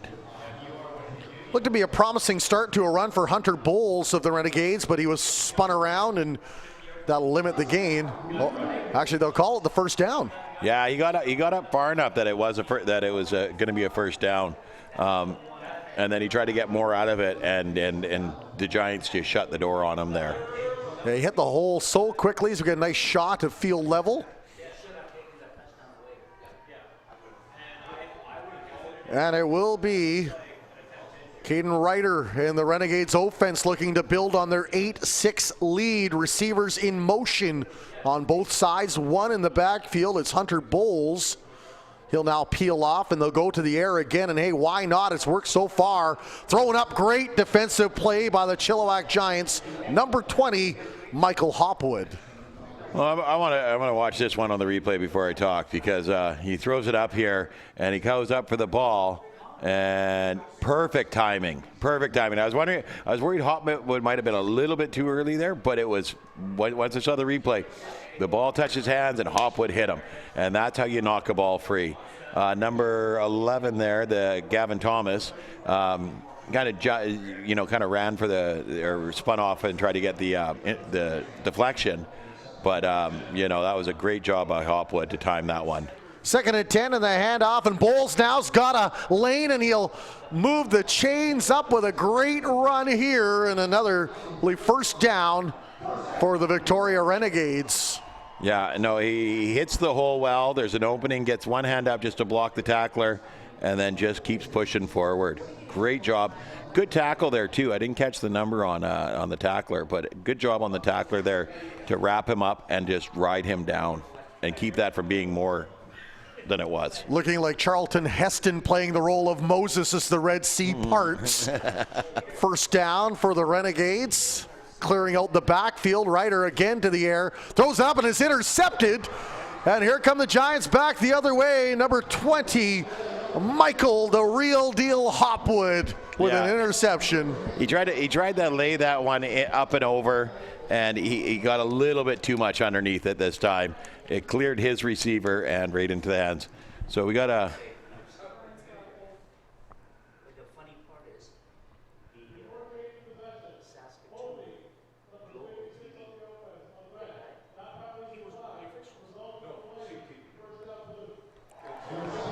So another massive play, and you can hear a massive cheer from this pro Chilliwack crowd. Well, and you watch this play here, he puts it a little bit too high, and that allows Hopwood to come up underneath it and just take it away. So the defense for Chilliwack really stepping up, and now it's time for the offense to shoulder their load. Yeah, the offense has to figure out a way here. They're going to call a timeout and come out and discuss it. They've relied on Buckwitz probably about 80% of the time on the offensive side. It'd be nice to see them mix in a few other players and see if they can get something going that way. Well, I don't disagree with you there. The only problem is that there hasn't been much success from the 20%. They've been getting success with Buckwitz, but when they do it the other way, they don't get success. And you watch that play there on the replay. We just got the replay one more time here. And it's interesting that the flag was only on the hold on the offensive team, and there wasn't a pass interference because number 2, Jackson Reed, was trying to get over to where the ball was going and was being blocked and pushed from getting there. So, you know, you definitely could have called an interference or a pass interference or and with that holding. Negated the it negated the interception. They would have had to do some math to calculate the holding and the interference and all that sort of stuff. But the Renegades would have kept the ball and probably moved up 5 yards. Got a great shot from VBN crew there of what they're playing for. The trophies down on the table. Chilliwack will take over now, and going to the air is Frick. Throws it up and it's caught. And it's Buckwitz, a one-man wrecking crew. He does it on the ground and he decides to take off. And a first down through the air. Well, number 22, Connor Pettipies, has been all over the field today. He's having a great game as well. The ball's up, and he knows he's not going to go up there and compete for that ball with Buckowitz. The size difference is just too huge. So he does the next best thing is he gets there and makes the tackle right away. Frick will throw that ball away close to the sidelines. That'll bring up a second down and 10. Well, I don't know if he was expecting Mitchell there to do an out and they did an in or what the thought pattern there was. But he definitely didn't throw it to where the receiver was running to. Mitchell easy to pick out in the crowd as he's got the Chilliwack blue colored hair.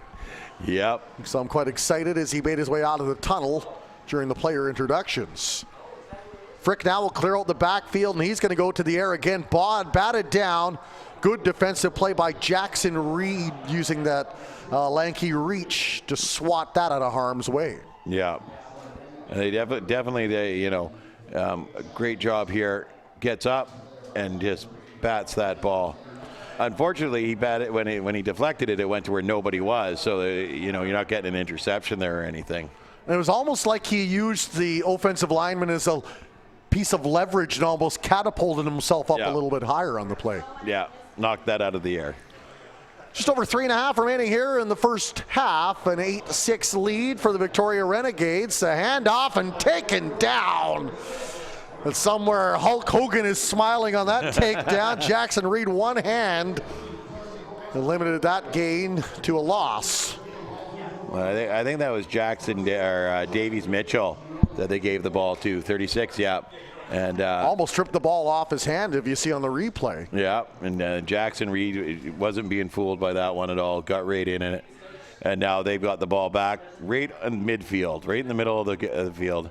And this has been their best position, ball position all game so far. I'd like to see what they do with this. Caden Ryder now giving some last-second instructions to Cole Bunting, who's wearing number 1 and will line up behind him in the back. There's the handoff, and flags will fly as the gain is about 2, maybe 3. They had a player run onto the field really late here. Well, it's going to cause too many men on the field. The penalty will go against the Renegades, and that'll move the ball back deeper inside their territory.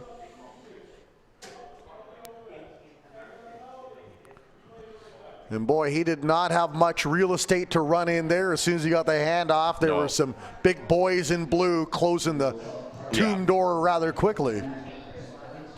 Yeah, and it's the thing with specialized plays for a certain player. You haven't seen Cole Bunting in the backfield too much today. He's been playing receiver or wideout or slot. And then he brings him over and talks directly to him. I'm guessing that's where the ball's going. You can't be so predictive of the plays like that. 3 receivers to the left for Ryder under center. Bunting comes out to help block, and he's got a man wide open, and the pass is caught. Hunter Bowles, and he's brought down by a pair of defenders. Number 20, Michael Hopwood, and number 11, Gavin Thomas. Well, and a great play here because they needed 20 yards, and they got 18 of them on this one play, right? He catches the ball, turns around, takes the hit and pulls out of it and just keeps driving forward. So it's going to be, instead of 1st and 20, they're down to 2nd and about a yard and a half. Love the reaction of some of the coaches on the sidelines as the play happened right in front of them.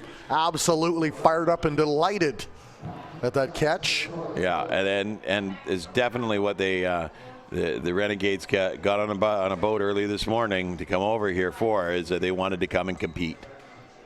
Well, they may have come over last night. I'm not 100% sure, but They came over to compete no matter when they came. A Yeah. 2nd and 2. There's the handoff, and Bowles will get to the yard, line of scrimmage. Did he get enough for a first down? yeah, it looks like he got over the 45 there, which is where he had to get.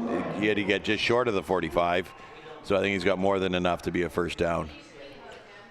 8-6 score with just over 2 minutes remaining in the half. Steve Muller will join us at the break to recap what we saw in the first 30 minutes. And it was an exciting start to this football game that's continued as it's rolled on. Ryder once again under center. Bowles in the backfield. 3 receivers to the right this time. He'll look to the left, but it's overthrown. Oh! Catch it. What a play. Number 81, Lyndon Williams, plays defensive back and then takes it to the house.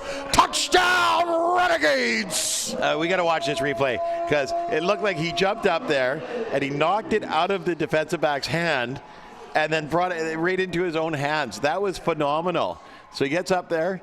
Ball's up in the air. He sees that it's going to be a pick. Oh, I'll take that off your hands. Thank you. And just chip shots it to himself for the touchdown. That was a great play. Poor Gavin Thomas must have thought, well, we've got the ball back and we can march down the other way. And just as quickly as those thoughts entered his head, they were swatted away. And it was Gavin Thomas who had the pick 6 earlier, too, thinking, well, I'm going to have to do this all myself. Pick off the ball, run for another touchdown. His dreams got crushed there. What a play by Lyndon Williams. Might be the prettiest play we've seen all day so far. Yeah, that was an amazing, amazing play. Gives his team the lead. It is 14-6. There's a flag on the field, and too many men for the Renegades. So this is the second time on the extra point and the third time in this game. So we've got to figure out who from Victoria is responsible for counting the players on the field and have a word with him. Because, these type of penalties hurt you. They're winning this game right now. You can't be taking silly penalties like not knowing how many players you have on your field. Well, my son's in grade 3 and he does a computer program called Mathletics, and maybe they can institute that to the coaching staff and help them count properly. No, we can't blame it all on the coaching staff. We'll just find one guy and blame it all on him. No soup for you as they'll move the ball up to about the 5-yard line. And well, I don't think that last kick was good anyway, so maybe they just wanted another shot at it. Get out there. We got to mess this one up. And that one's good. And he will kick that through the uprights despite the oncoming swarm of Navy and give his team a bigger lead. Yeah. Now it's 16-6 with under 2 to go in the first half. And a great shot there from VBN. Coming Fabulous from the end shot. zone. Fabulous shot. So we get set now, and you would think that Chilliwack needs to answer here, at least get the touchdown and keep themselves within spitting distance of Victoria, who seem to be rolling in terms of momentum here as we near the end of the first half. Yeah. So they're gonna kick from deep in their own end again. They're getting used to this. It's the second time they've had to do it. Doesn't seem to matter though. Jackson Reed's shown he's got a great leg. He kicks it nice and deep. So they're gonna kick here from their own end, get the ball down the field, and then just go at it. 2 waiting to receive the kick if it reaches them down around the 20-yard line are for the Chilliwack Giants. He'll knife that one, and it actually sneaks underneath the punt or the kickoff returner. It's number 26, Mitchell, pinballing his way around for a gain of about maybe 10 when all is said and done. Yeah, no, that was good. I mean, Mitchell comes up and tries to play the ball cleanly out of the air and doesn't. So he has to turn around and go back after it. And he definitely fought for those yards back again, though. Now he takes a knee as he needs some attention. I think he got a helmet to the hand there, kind of, unless he came down on it hard there when he came down. Came so close to picking that up in stride, which would have been probably provided quite a big gain for him. But well, and he's the gazelle, right? So he can run. I think it was where 77 of the Renegades, who I don't have a name for, but hit him with his helmet in the hand, and I think that's where the discomfort happened. Yeah. Hope the young man's okay as he leaves the field. You like that, the officials even applauding him getting up and going, and that's what community football is all about. It's one big community, really. Exactly. I mean, the officials, the coaches, the commissioners, the volunteers, the BCCFA, they're all here because they want the kids playing football in the community. I mean, we put in a lot of time and effort for this. Brought down by 3 tacklers was the beast, Logan Buckwitz. I love the fact that when we got the roster sheets, Chilliwack was kind enough to give us nicknames for each and every player, and just add a little flavor to the broadcast, if you will. Well, and that's Mr. Tim Amy from VBN fame. He does the Friday Night Lights out there, so all the Chilliwack teams have nicknames for their players.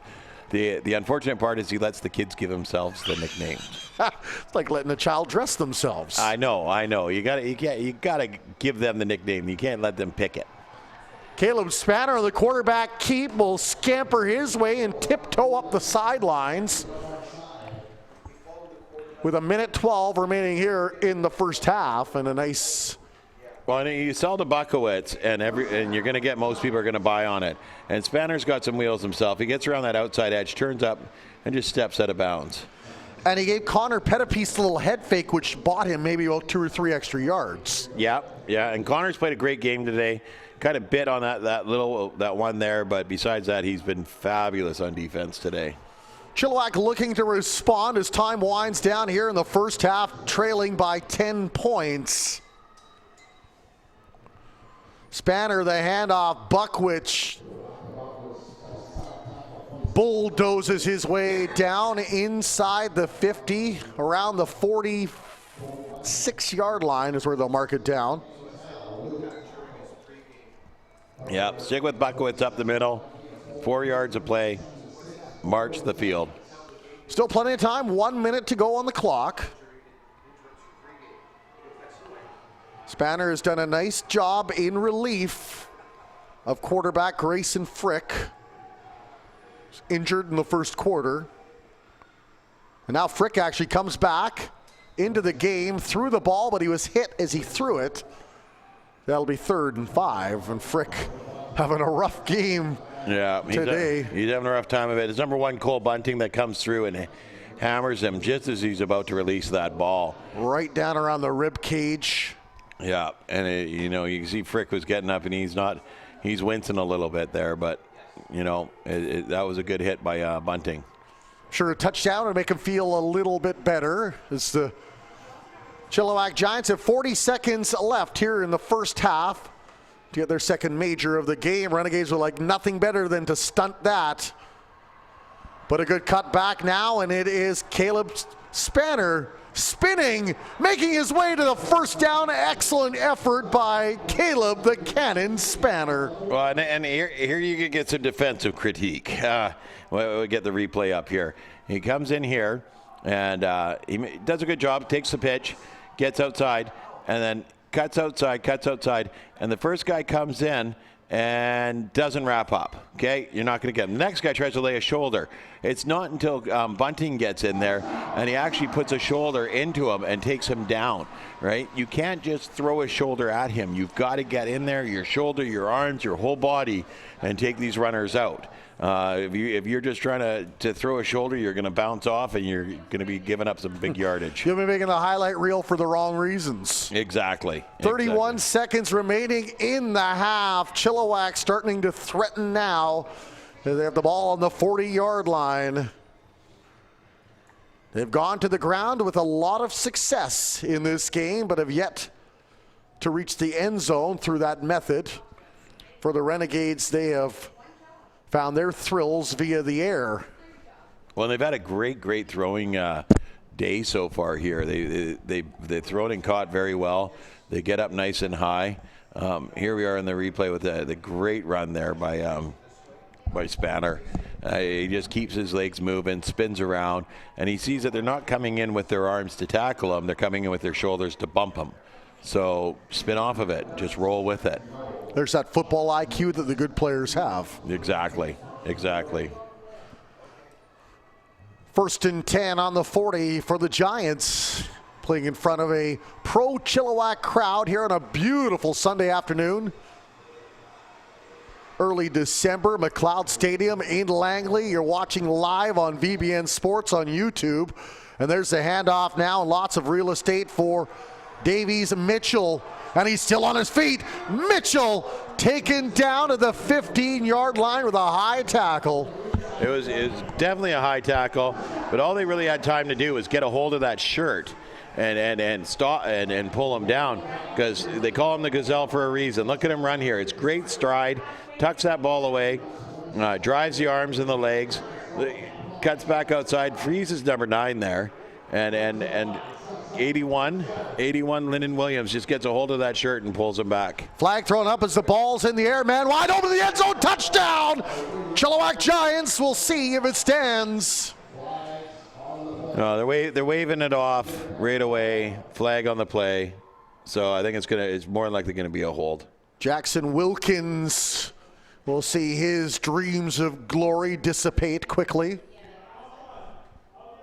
Oh. Offside on the offense. And it wasn't even Wilkins that jumped the gun. It was the other receiver in a little bit closer, number 20. Michael Hopwood.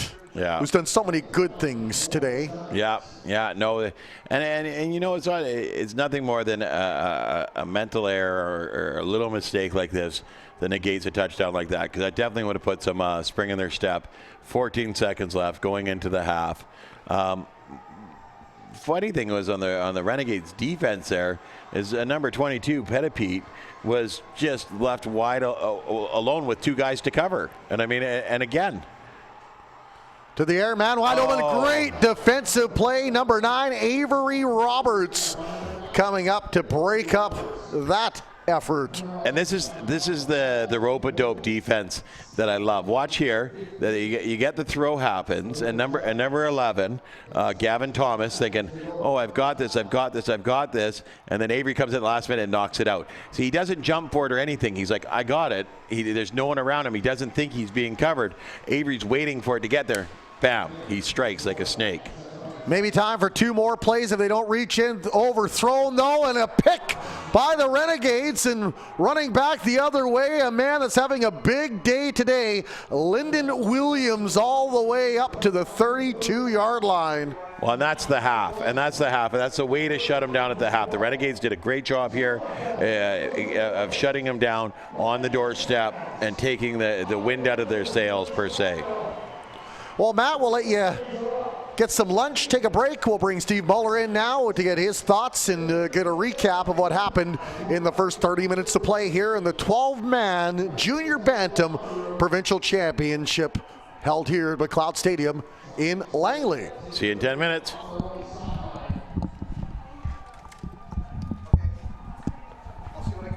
So, thanks, Steve, let's get your thoughts and tell us how we arrived at this point that we're at right now in a very thrilling first 30 minutes. Warren, I didn't know that Victoria actually officially held an air show each year, but you're seeing one here. The Victoria, very impressive for a junior bantam team. The Victoria Renegades putting up quite a show here so far. They started off the first quarter with a 64-yard catch and run to Brandon Turnbull. Made it basically all the way down to the 3.5-yard line of the Giants. But the next play, big play for number 11 of the Giants, Gavin Thomas, who read the pass very well, got the interception, pick 6, 107 yards, a long run, nobody near him the whole way, and that put the Giants up 6-0. And we see that on the replay right there, just a beautiful anticipation move.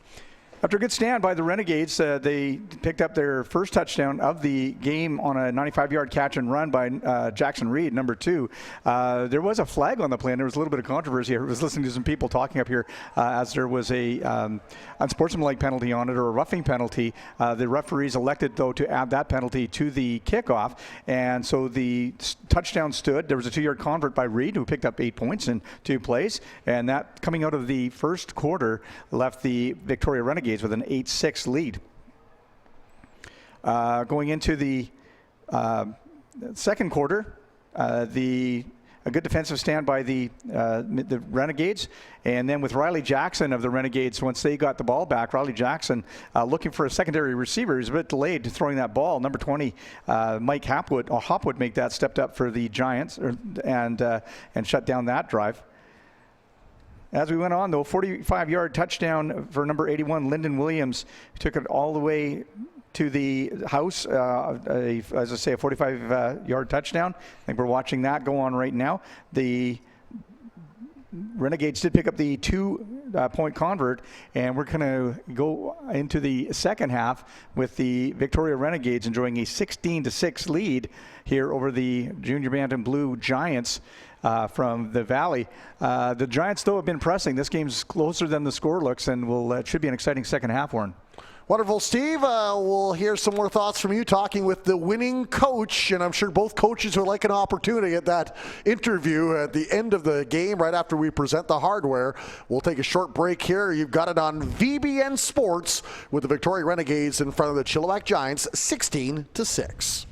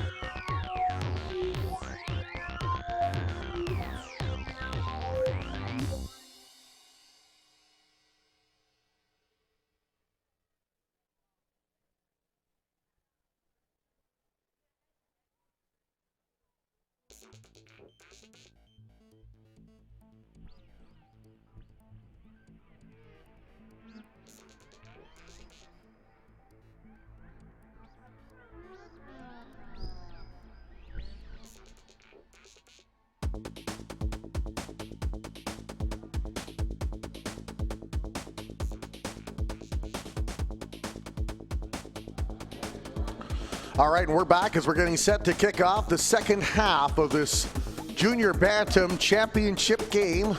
Victoria Renegades in front 16-6, 12 minutes on the board.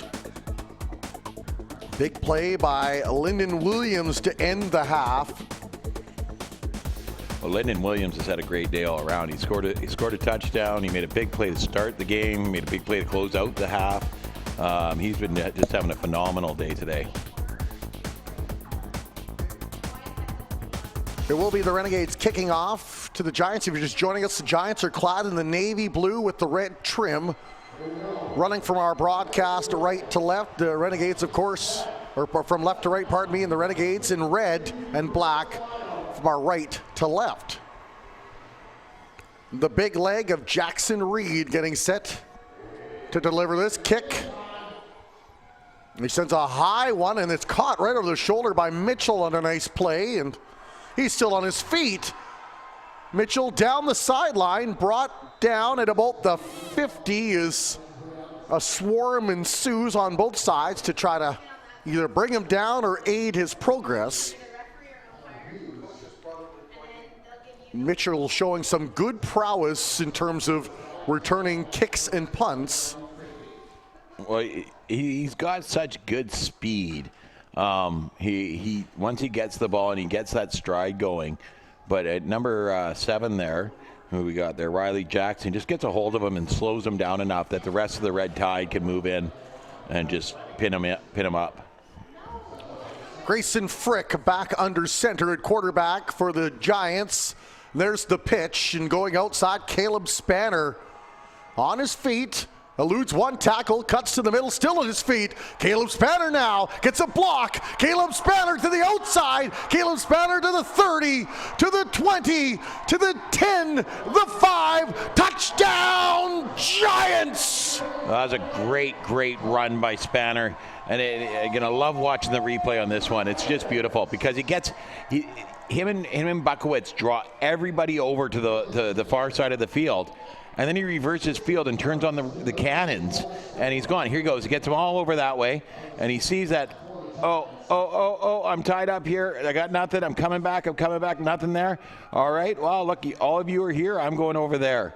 Big block by 61 there, and just turns on the guns and runs for the end zone. And he runs diagonally to the pylon. So anybody chasing him, like Lyndon Williams, has to come all the way across the field to get to him.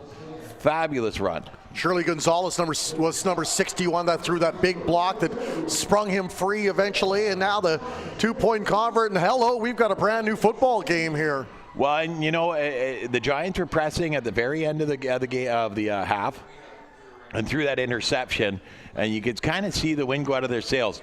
The coaches obviously did a good job of saying to him, hey guys, we're on the doorstep. Let's get through the door. And Spanner took it upon himself there to make sure that he got all the way down. So it is a 2-point game with just over 11 minutes remaining here in the third quarter. And a lovely run by Spanner, aided by some fine blocking up front. You see Gonzalez there take his man out of the play, and then it was off to the races, and Seabiscuit won that race. Yes, he did. You see Spanner, he does a great job of striding there too, tucking that ball away and just driving those arms and legs. Fabulous running. Peyton Kartalikia took the kick, short gain, and the Victoria Renegades will look to answer that major. They held the ball on their own 45-yard line. Plenty of time in this half. Smart play by Kartalikia here too. He takes the kick. He could have probably run ahead 5 yards, but there was a big sea of blue coming at him. And you know what? Take the field position. You're on the 45. That's a great spot to start. And don't ever even chance dropping the ball. Caden Ryder with a handoff to Jackson Bowles, or Hunter Bowles, and still on his feet and finally brought down at the second attempt by number 11, Gavin Thomas. We got a flag in the backfield here, so this is probably coming back, though, unfortunately. And I think it's going to be a hold. Yep.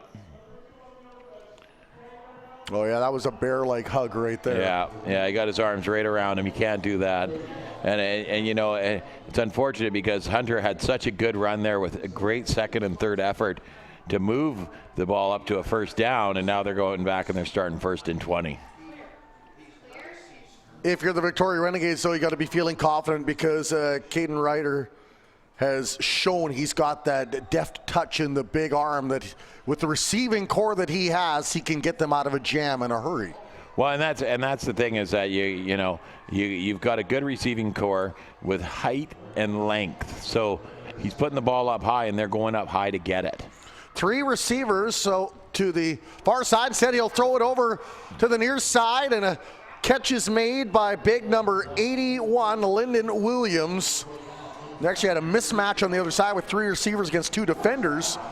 But a little trickery is sleight of hand, if you will, and it results in a first down. Well, and Lyndon Williams is having a phenomenal game here. And it's not so much the pass, which was a duck of a pass. He brings it in on the bounce. But then he turns it infield. And then even when he gets tackled, he's still driving forward yardage. So he picks up the first down. Like they're 1st and 20. And he turns around and he picks up the first down. Ball at midfield, thrown up and batted down on a good defensive play by Caleb Spanner, and I'll bring him second down. Caleb's happy with himself that he knocked it down, but I think he could have picked this off. I've seen him do it before, and he's got the speed to run that back for a touchdown. Look at, he comes in, he jumps in, and he's pretty much uncontested. Oh, you should have pulled that one in, Caleb. That was a great defensive play to keep that from being a completion. 2nd and 10 now, 9.5 remaining, third quarter, 2-point game with the Giants trailing by 2 to their neighbors from the island. Caleb Ryder under center, 1 in the backfield, 3 receivers to the left, and that's where he'll go. He's got a man open. Wide open. And the catch was made by Ty Albrecht, and he's still juking and darting his way closer to the 30. They will blow the whistle as his forward progress was impeded. Well, and you know, it's good to have that whistle when he gets stopped like that, but they weren't tackling him. They were just shoving him backwards, and he was actually still free and clear. I mean, he could have spun around in reverse fields like Caleb did earlier and gone for a long run. But see, no one actually tackles him here. They hold him up and they push him and push him and push him, but no one's really stopped him. I guess they're looking at the safety of the player, and which I'm all for. Afraid that maybe one extra defender comes in and gives that extra shot. Yeah. They'd be quick on the whistle when you stop it there. Ryder under center. There's the give to Bowles. The gap closes up, and he is thundered down to the turf. And there wasn't really much of a hole there for him to get through there. But he came down hard on the back of his helmet there. That one's going to rattle the cage for sure. Now they'll call on the training staff. Yeah, he came back really hard, and he landed really hard on the back of his head, which hurts. And you see the trainers working him over and making sure everything is still firing. Yeah. It's important, and then they can get the Advil out if that's just some duress in the head region. And well, and you know, it's good whiplash. You get pushed backwards hard like that, and you're coming back, and then all of a sudden nothing. You know, it's stopped, solid ground right there. Now you see him just making sure. I like that, the little concussion type protocol, and safety paramount. Yeah. At this level, especially with these young men learning the game. Yeah. And Hunter's a really tough kid too. So I mean, like, he doesn't go out easily. So you got to figure that he's got hammered pretty hard here, and he's feeling it. He's been a big weapon at the back for the Renegades. Both offense and defense, he's played very well. Now head to the thundering approval of the crowd in attendance. Yeah. Reminder, this is the second of 4 games to decide provincial champions. Coming up in just over an hour, we will have the Bantam Championship. And that's 2 Lower Mainland teams, is it not? Yeah. The Bantam is North Surrey and North Langley. The Bears versus the Tigers? I don't know. North Surrey. You're the minor football guy. You're supposed to know these things. Well, North Surrey has a bunch of different names for their teams, but I think North Surrey Tigers, yeah. Back to game action now. Just over 8 minutes remaining. Third quarter. Ryder to the air. Finds a man, Williams, open. And then he is brought down inside of the 30. Just a quick little hitch and a nice play after he caught the ball. Well, and it's second down there, so they wanted to make sure they picked up a good chunk of the yardage that they needed. Now they're down to third. Or it should be 3rd and 2, shouldn't it? Yeah, it should be 3rd and 2 here. But yeah, he picked up the majority of the yards that he needed before a first down. Yeah, the official a little slow on the draw. Yeah, there he goes. There he goes. Yeah, 3rd down. Ryder now under center, 1 in the backfield, 3 receivers to the left. Lyndon Williams to the right. There's the give, and right up the middle, Cole Bunting. I think he's got enough there. Yeah, he's got enough for a first down. So took a shot in the chops, it looked like, as he made his way down. Well, and he goes and he gets in here and he hammers hard and he just goes pushing forward. And he's down on his knees and they're trying to pull the ball out of his hands. It's over. It's over, boys. You ain't getting that ball. And this is what Victoria has done very well, is they've eaten up the field quickly all game so far. The first half and here now again in the second half, as they've just eaten up the field quickly. Let's recall that Chilliwack scored on the first drive of the first half. It was a defensive score, and then they scored on the first drive of the second half. But besides that, Victoria's really controlled the play of the game. Pass from Ryder to Reed. That'll result in a very small game as the Chilliwack defense did a good job of stopping any extra yards after the catch. It was Mitchell Williams again with the fine play. The Gazelle, Davies Mitchell. Yep. Yeah, so that puts him at second and about 10 yards from the 21-yard line. You'll forgive us if we called the wrong name. Occasionally, we're dealing with about 280 kids throughout the day. We'll remember our own kids' names by the end of the day. There's a throw and a big catch by the Renegades down to the 5-yard line. Number 11, Ty Albrecht will haul that in. Well, great catch here. Good throw, but a great catch here because he's catching it in coverage to boot. So he's got the other number 11 on him and wraps him up right away and takes him down. And that's that was the first touchdown scorer, Gavin Thomas, on coverage there. Wow, just phenomenal throwing game here by this Victoria team. Well, maybe they watched some of the earlier telecasts because you talked about receivers keep your feet moving, and sure enough, what was he doing there? Albrecht had the feet moving. Well, you notice I haven't had to say it in this game at all. They've been doing quite well with keeping their feet moving and running to the throw. There is a flag down as the handoff went to 22, Connor Pettipiece.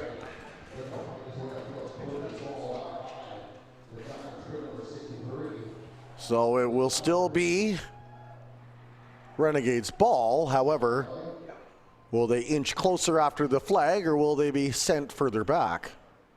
Well, it'll be a procedure. And what they really should do is decline it because they tackled them for a loss. And, instead of being 1st and 10, it'll be 2nd and 9. So, I would decline that play right there. It gets them an extra down and an extra shot at the end zone. And so they are gonna accept it, Matt. And yeah, I don't know if I think I would have declined that one. So it looks like we get a timeout here. So we'll stay first down, still 1st and goal. However, the ball is now at the 11-yard line. Yeah, I'm not going to agree with that decision there. I really, if they declined that ball there, that play there, the ball would only have been about a yard further and it'd have been second down. So you're not really winning on accepting that penalty. Nice shot of one of those older airplanes, only fitting on a day we've seen lots of aerial attacks on the turf. Yeah, no, it's been a great air game today for these guys.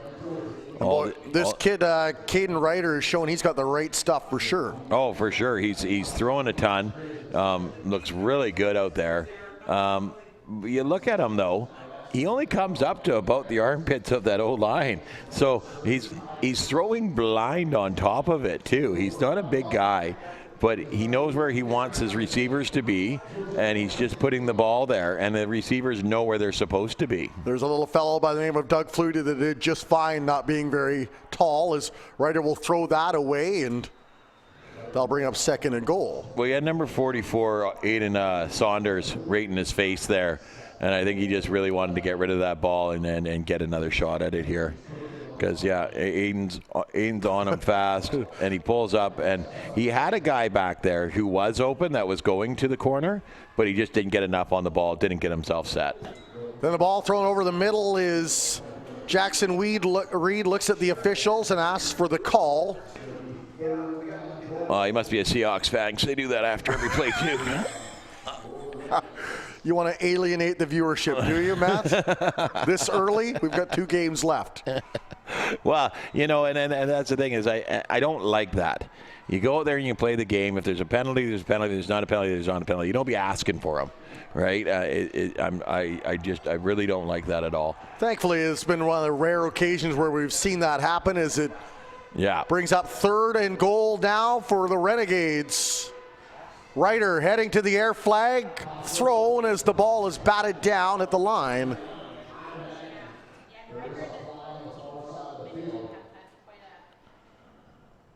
I wonder what this one's going to be.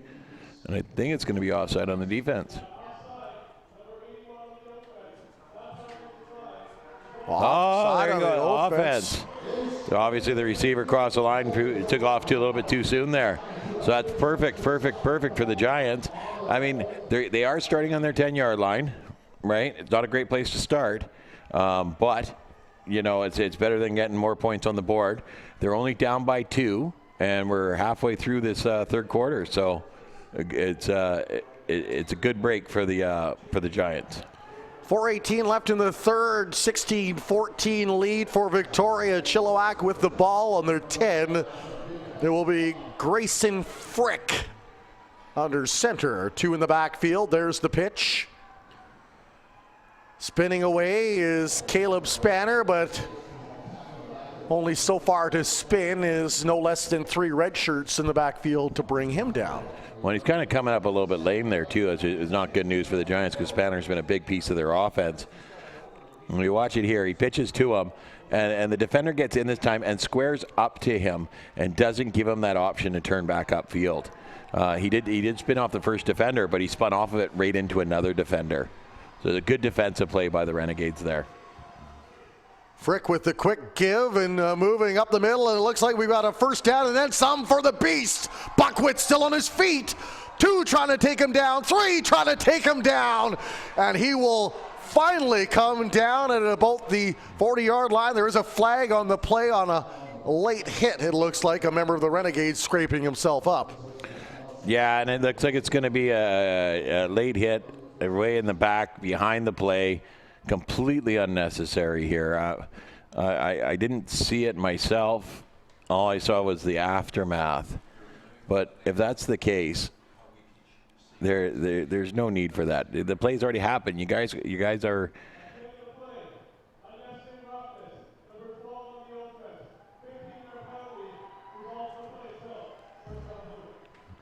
I mean, you still get the first down. You're moved out of the shadows of your end zone. But instead of playing from the 43, you're going back 15 yards and playing from the 28. So they said number 12, that's the quarterback, Grayson Frick, who got nabbed with the infraction. Yeah, so obviously a late block or a hit. You can't see it here because it's back. You can't see me point at the TV, but it's way back off the screen here. You need like a Howie Meeker Magic Telestrator. Yeah, And it's after the play, too, you know, after the play's already long past them. So, I mean, let's see if we can get it from this angle here. The play's going upfield, the play's going upfield. And the player gets up. And oh, there's the hit, late block at the end. And not even necessary. It was a player who already got run down as well. There's a handoff, and Buckwitz will slide ahead for a gain of about 2. That'll bring up second down.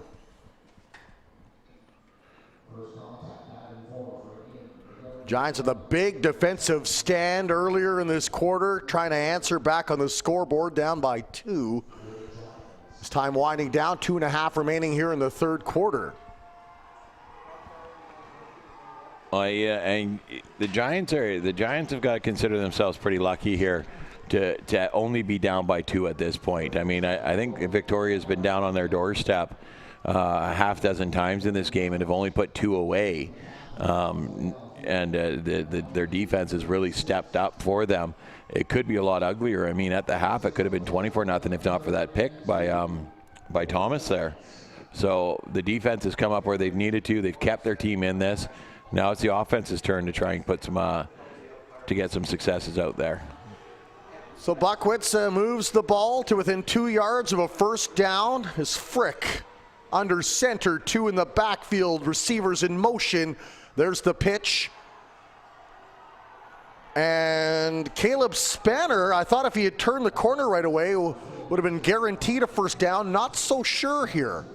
No, it looks like he's not going to have enough for a first down. He needed to get to the the 38-yard line, and he only got to the 37. So he's going to be a solid yard short of a first down. I thought, if he would have kept going instead of trying to cut out to the middle, if he had just fallen forward, he may have gotten enough. Yeah. And there's a great defensive stop by Victoria right when they needed to. I mean, and go back to that late hit, that penalty. I mean, you're still 6 yards back from where you would have started with the ball if it wasn't for that unnecessary, completely irrelevant hit in the backfield, right? Well, in a game where we've seen both teams have some big-time weapons, both in the backfield or at receiver, it's been the defenses who've really made the biggest impact in terms of big plays, stopping teams at the last moment, or interception on both sides. And so, well, you got 2 teams with exceptional football players. The Chilliwack Giants, I mean, you can start at the top with number 1, Caleb Spanner, Grayson Frick, Michael Hopwood, and then, the big man himself, Buckwitz. But then you flip to the other side, and you got Cole Bunting, Caden Ryder, Jackson Reed, Lyndon Williams, number 5, Hunter Bowles, who we haven't seen back yet. I hope he's okay. They're really showing up to play football here today, and it shows why they're playing today is because of these plays. 56 seconds now remaining as there's a timeout. Still a 2-point game. Renegades, who have the ball after a big defensive stand, leading in this game. Another shot there of Buckwitz dragging people with him as he's finally brought down. Boy, credit the Renegades defenders, though, because it's going to hurt when you bring them down, especially. Yeah, and there's the unnecessary hit to the left of the screen there, too. And that was a blindside hit, too, on number 9. Yeah. And they're 12 and 13-year-olds, and they make an errant judgment like that. So, you don't want to beat the poor guy up about it or anything, right? But, as a coach, you get frustrated with these sort of things. And there's the play to Williams, and he will make his way up to the 26-yard line on a nice play. It's going to be really close to a first down here. Took the direct snap and then kept those feet moving and made his way all the way up for should be a first down. They're measuring right now, it looks like. We'll get a great shot there from the VBN crew. Yeah, that's going to be a first down. First down, just as we see Mitchell taking one knee and being tended to. Now, does Trevor Partington play on your team? Okay. But boy, I tell you what, this Lyndon Williams has impressed me to no end for the Victoria Renegades. He's been on fire today. He's just been phenomenal all over the field, offense, defense. He's really done well in this game. This is a huge hit to the Giants team with Davies going down here, Davies Mitchell. He's been a phenomenal player too, who's had some big plays for them and made some big stops on defense. So hopefully he can get back out here right away, and he's okay. Well, 12 and 13-year-old kids, I always hope they're okay. 1st and 10, 41 seconds to go. Renegades threatening the Giants. And it will be number 81, Lyndon Williams, remaining at quarterback, and the handoff now. And Brandon Turnbull turns up inside the middle for a short gain. Well, they tried to kind of fake it like he was going to take off and run with it himself, but he gives it to Turnbull this time, who just gets tackled there. And I'm trying to catch that number. It's 99 for the Giants. Kai the Crusher Manning, who just rolls off of his block and just swallows up Turnbull. Be the last play of the third quarter. Another keep, and boy, there's Williams now. All the way up around the 25-yard line. Should be enough for another first down. The good news is I see number 5, Hunter Bowles, out on the field, so obviously he's okay. I was a little bit nervous about that. The way his head hit the ground there, I was worried. The other good news is Victoria's decided to cut out the middleman and just give the ball directly to Williams.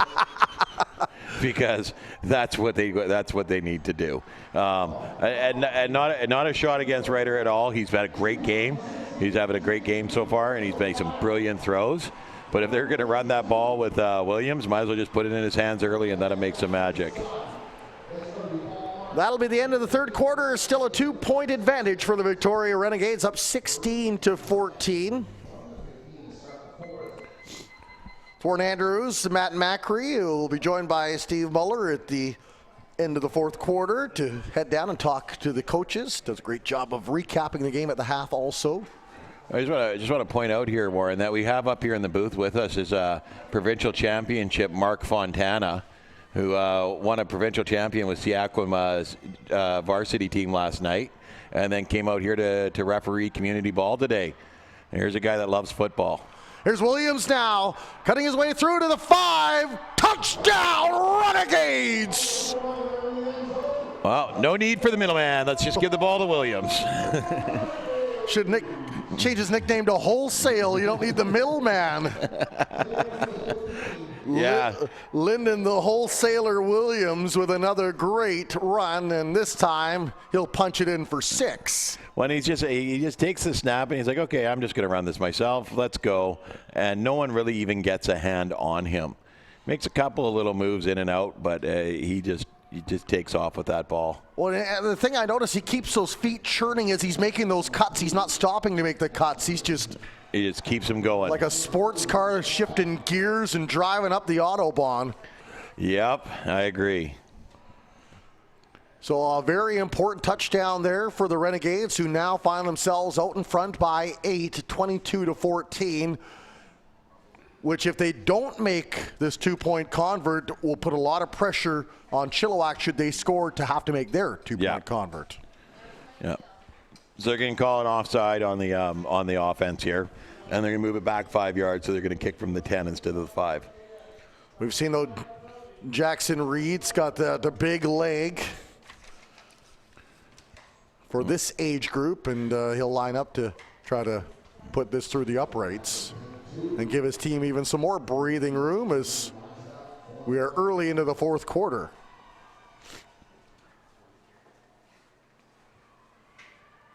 Ball's down, the kick is up. Kick is good, and it's a big 2-point convert for Jackson Reed. And something we don't really talk about at this age level, but kickers are so important. They can really be a deciding factor in the football game, because that 2 points can prove to be huge late in the game. Well, you can match up touchdowns, but you got to match up converts too. And you know, right now, Chilliwack needs 10 points. That's a touchdown and a convert and some more. You're going to need a field goal. It's a 2-score game for them, really. Yeah, at least. At least if they don't make the convert, it's a 2-touchdown game. So, and Victoria has shown that they're not giving up much. If you're a Giants fan, you do hold to the hope that the defense has come up with some very big plays, including a touchdown. So if they're able to come back and make a statement here on this next play, they can turn it over to the defense and have some confidence knowing they could get a stop and maybe even more. Yes. Yeah. The only problem is that the offense is putting the defense in some precarious position so far today. Davies Mitchell is taken down as he makes his way to the 40, and a lot of happiness on the sidelines there with a big one-man tackle. Well, and you know, it's good to see Davies Mitchell back on the field because he was he walked off gingerly the last time we saw him.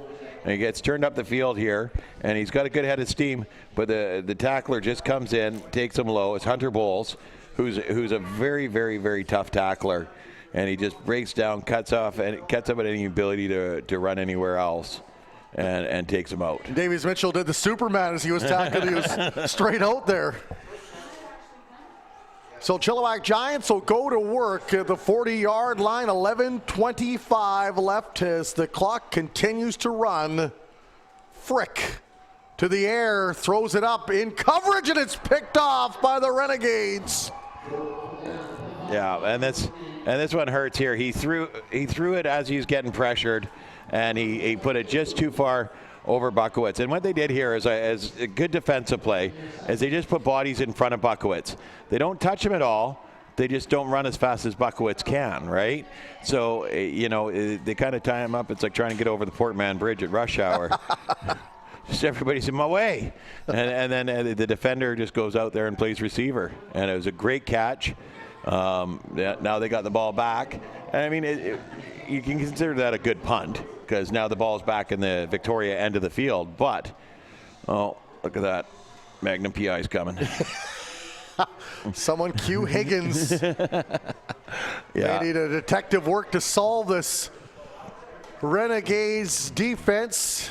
Come up with a big play here, and there's Williams again, wasting little time to charge his way up just shy of the 50-yard line. It was Connor Pettipiece with the interception that gave the ball back to the Victoria offense. Well, and here's the thing is the quarterback Ryder, who was throwing the ball well, was doing great. But now that they've got this lead, they're like, okay, we're not going to throw it anymore and chance an interception, but we still want to get the ball into our number one receiver's hands. So, yep, eliminate the quarterback, snap the ball directly to him, and he's running for great yardage. Almost becomes like a Nebraska or Oklahoma style game where the quarterback runs 90% of the time or pitches off when he doesn't. There's a handoff now, and Hunter Bowles moves the ball ahead, a gain of 1, maybe 2. That'll bring up third down. Well, and they had a bit of a bite here. You know, I think they were hoping to fake out that Williams was giving the ball to Hunter, and then keeping it himself. So the defense kind of bit on it a little bit, but not enough that Hunter was going to get a free pass there either. Big play for Victoria here on third down, up 10 points on the Chilliwack Giants. 9.5 remaining, fourth quarter. Williams again finds a lane, slips around one defender, still keeps his feet driving as he makes his way up to the center stripe. That should be enough for a first down.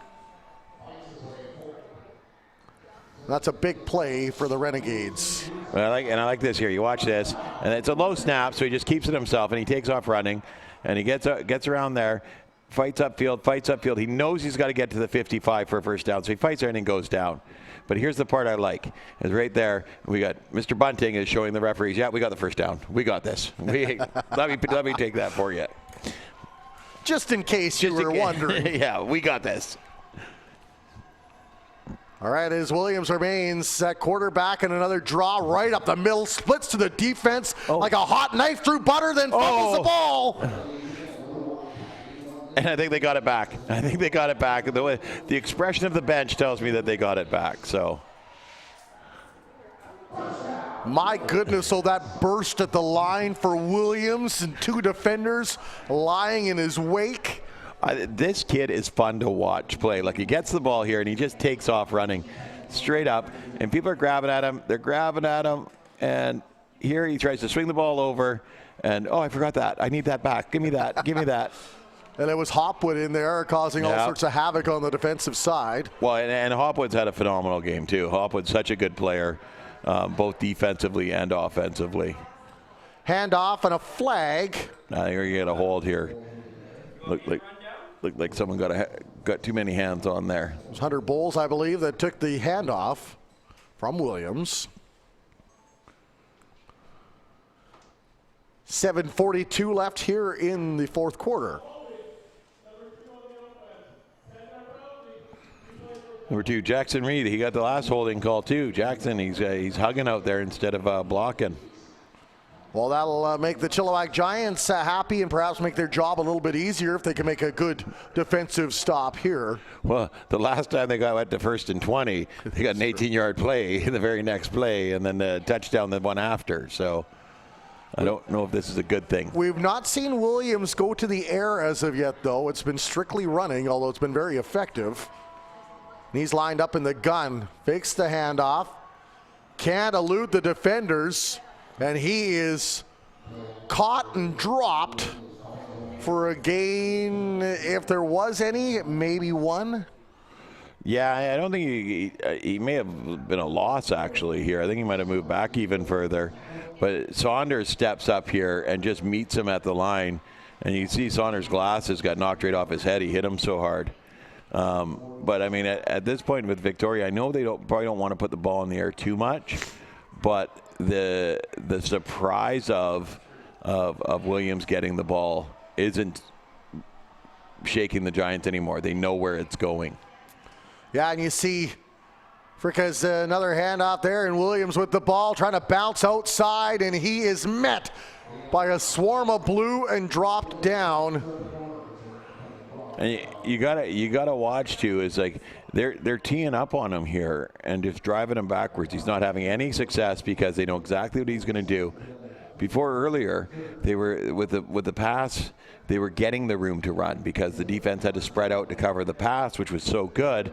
And now the defense can collapse back in and put 8 in the box and just come at him with their ears back and punish him. And now you're going to risk hurting your best player on the field. They're going to punt this ball? Yeah, oh yeah, for sure. 3rd and 21.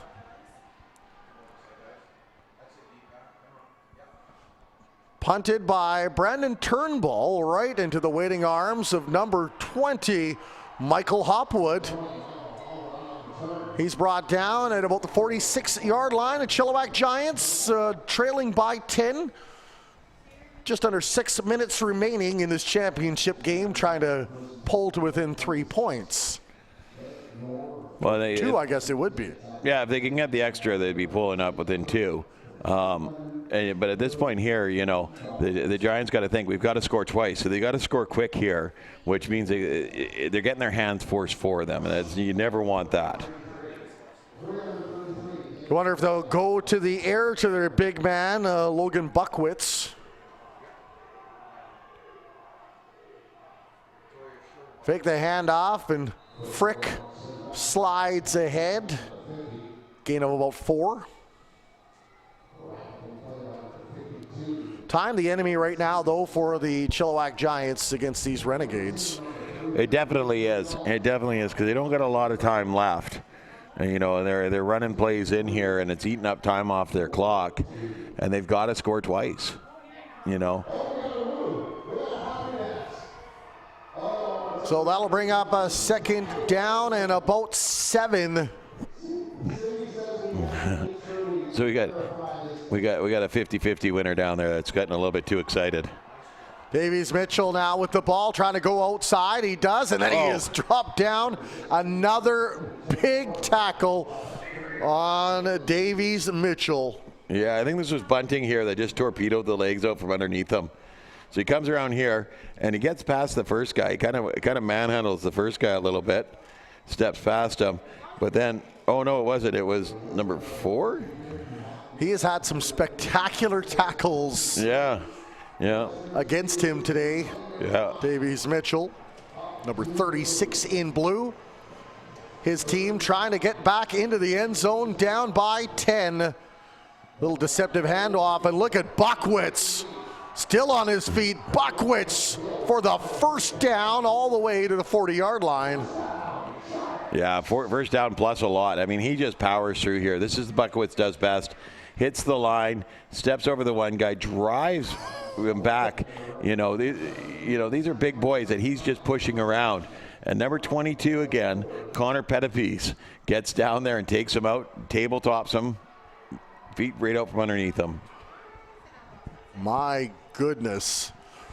3:25 remaining. Chilliwack Giants 1st and 10. Frick to the air. And the high pass caught and brought down by Jackson Wilkins. Bring up 2nd down as the clock continues to tick. Well, and you got to think here that you're getting close to the 3-minute warning. Chilliwack's going to have to take a shot into the end zone now. They have it right now at the 3-minute, and they're actually keeping the clock running. Yeah. I don't know if they have any timeouts left or whatnot, but right now is when you want to take a shot at that end zone. Here we go, lined up on the outside, number 10, Justin Kennedy. Instead, the handoff and spinning and then stopped at the 30. Very close to a first down. Well, that should be more than enough to get the first down there. But you need more than a first down. You need a touchdown at this point. It was Michael Hopwood with the run. Did just enough to get himself over the marker that he needed. Yeah. Clock will stop for a second. Now, if you're the coaching staff of the Chilliwack Giants, are you going to air attack right now, trying to do a quick strike to give yourself some time to get another score? At some point, you have to. At some point, you have to get to get a shot into the end zone. You got to get the ball into the end zone. So, is that because maybe the confidence isn't quite as high in the arm of Frick as it is in the legs of Buckwitz? It could be. And I mean, you got Spanner there too, who's scored a touchdown and runs really well. But it seems like they're just playing the center of the field. Maybe they're doing a little rope-a-dope, trying to draw him in or whatnot. But, you're down to 2.5 minutes left in the game. You need 2 scores, right? At 5 minutes, I was saying, you got to take a shot at the end zone. And we've been playing middle of the field 5 yards at a time, right? You gotta get a score here, because then you need another score right away. And so it's score, onside kick, get the ball, and then you're limited for time. So I think that you could probably go for a field goal if you get close enough, which will give you enough, considering if you score, get the 2-point convert, you're only down by 2, you can go for a field goal for the win, or otherwise you need a touchdown, right? So you got to make that take that shot right now. Big moment for Frick and the Giants, down by 10, 2.5 minutes remaining, 4th quarter. Receivers in motion, and there's the handoff. And a huge tackle from behind by number 2, Jackson Reed, on number 1, Caleb the Cannon Spanner. And Spanner here, he gets the ball, and he turns it up way too soon. And then he kind of dances and slows down and gets himself tackled. He's got to be the hard runner that he was on that touchdown at the beginning of the half here. And he's hurting a bit, and that's a big loss for the Giants to have him off the field for 3 plays. That's a huge loss. I mean, he's an excellent weapon there. And I mean, he just got clobbered from behind, didn't see it coming. He's gotten hit pretty good all day long. So I can understand why he's not feeling it right now. But that was a huge hit by Jackson Reed on him. 2nd and 5, 2:27 left, 4th quarter. Reminder, immediately following the game, we will have the handshakes and the hardware handed out, and then Steve Muller will have an interview. Frick now under pressure, high one to Buckwitz. Oh, spun off one man. Buckwitz still on his feet. Buckwitz driving down to the 6-yard line. That was it right there, right? And I'd say, you know, Coach Wilkins was leading up to that the whole time, but they needed to put the ball in the big man's hands down the field and tell him to go get the yardage they need. There you go. Push that guy off. Bounce off those guys. Fight through that guy. Push that guy backwards. Everybody's grabbing. He's at the 5-yard line. This is where they need right here. In medieval times, he would have made a great battering ram. Oh, he would have been phenomenal. Frick now under center. Goes to there. He's got a man open. And he catches it and holds on. That is the definition of toughness. Jackson Wilkins caught the ball and was absolutely demolished, but he hung on. Unbelievable catch. But he got lit up like my Christmas tree. Holy smokes, Wilkins. He got lit up like the Griswold's Christmas tree. Oh, yeah, no kidding. That was a phenomenal catch. And tough as nails to take that and hold on to the ball. Now he's being tended to as directly below us, broadcasting up high in the booth. We see the North Surrey team getting set to play their Bantam game and chomping at the bits to try to win a championship themselves. And there's a replay on it as he went up high. He knew it was coming, and I don't know how he held on to that ball. He actually kind of bobbled it. Did he hold on to it? No, he doesn't hold on to that ball. They're gonna keep it, give it to him, but that ball hit the ground and bounced up. When you're going to take a wallop that big, you deserve to get a little bit going your way. Yeah, and I have to agree with you. But yeah, no, he got speared hard. And you hope he's okay as he's getting tended to now by 2 trainers, and they'll slowly bring him up. But what a warrior, Jackson Wilkins. Yeah, I'd love to see if that ball hits the ground there, because it really looked to me like it did look on second attempt like he almost caught it, and then it kind of just grazed the turf at the end and came right back to his arms. Bounced up in the air, and he got it back up in his arms. That's talent in itself, though, as you're getting whooped to think, I got to catch that off the bounce at least. He's got to hold on to that thing. No, that was a great football presence. Yeah, a presence of mind to hold on to that ball. Here's the replay again from a different angle as he goes up high, climbs the ladder, makes the catch, takes the massive hit. Ball did kind of bounce off the ground. Yeah. And are they waving it off? Is that?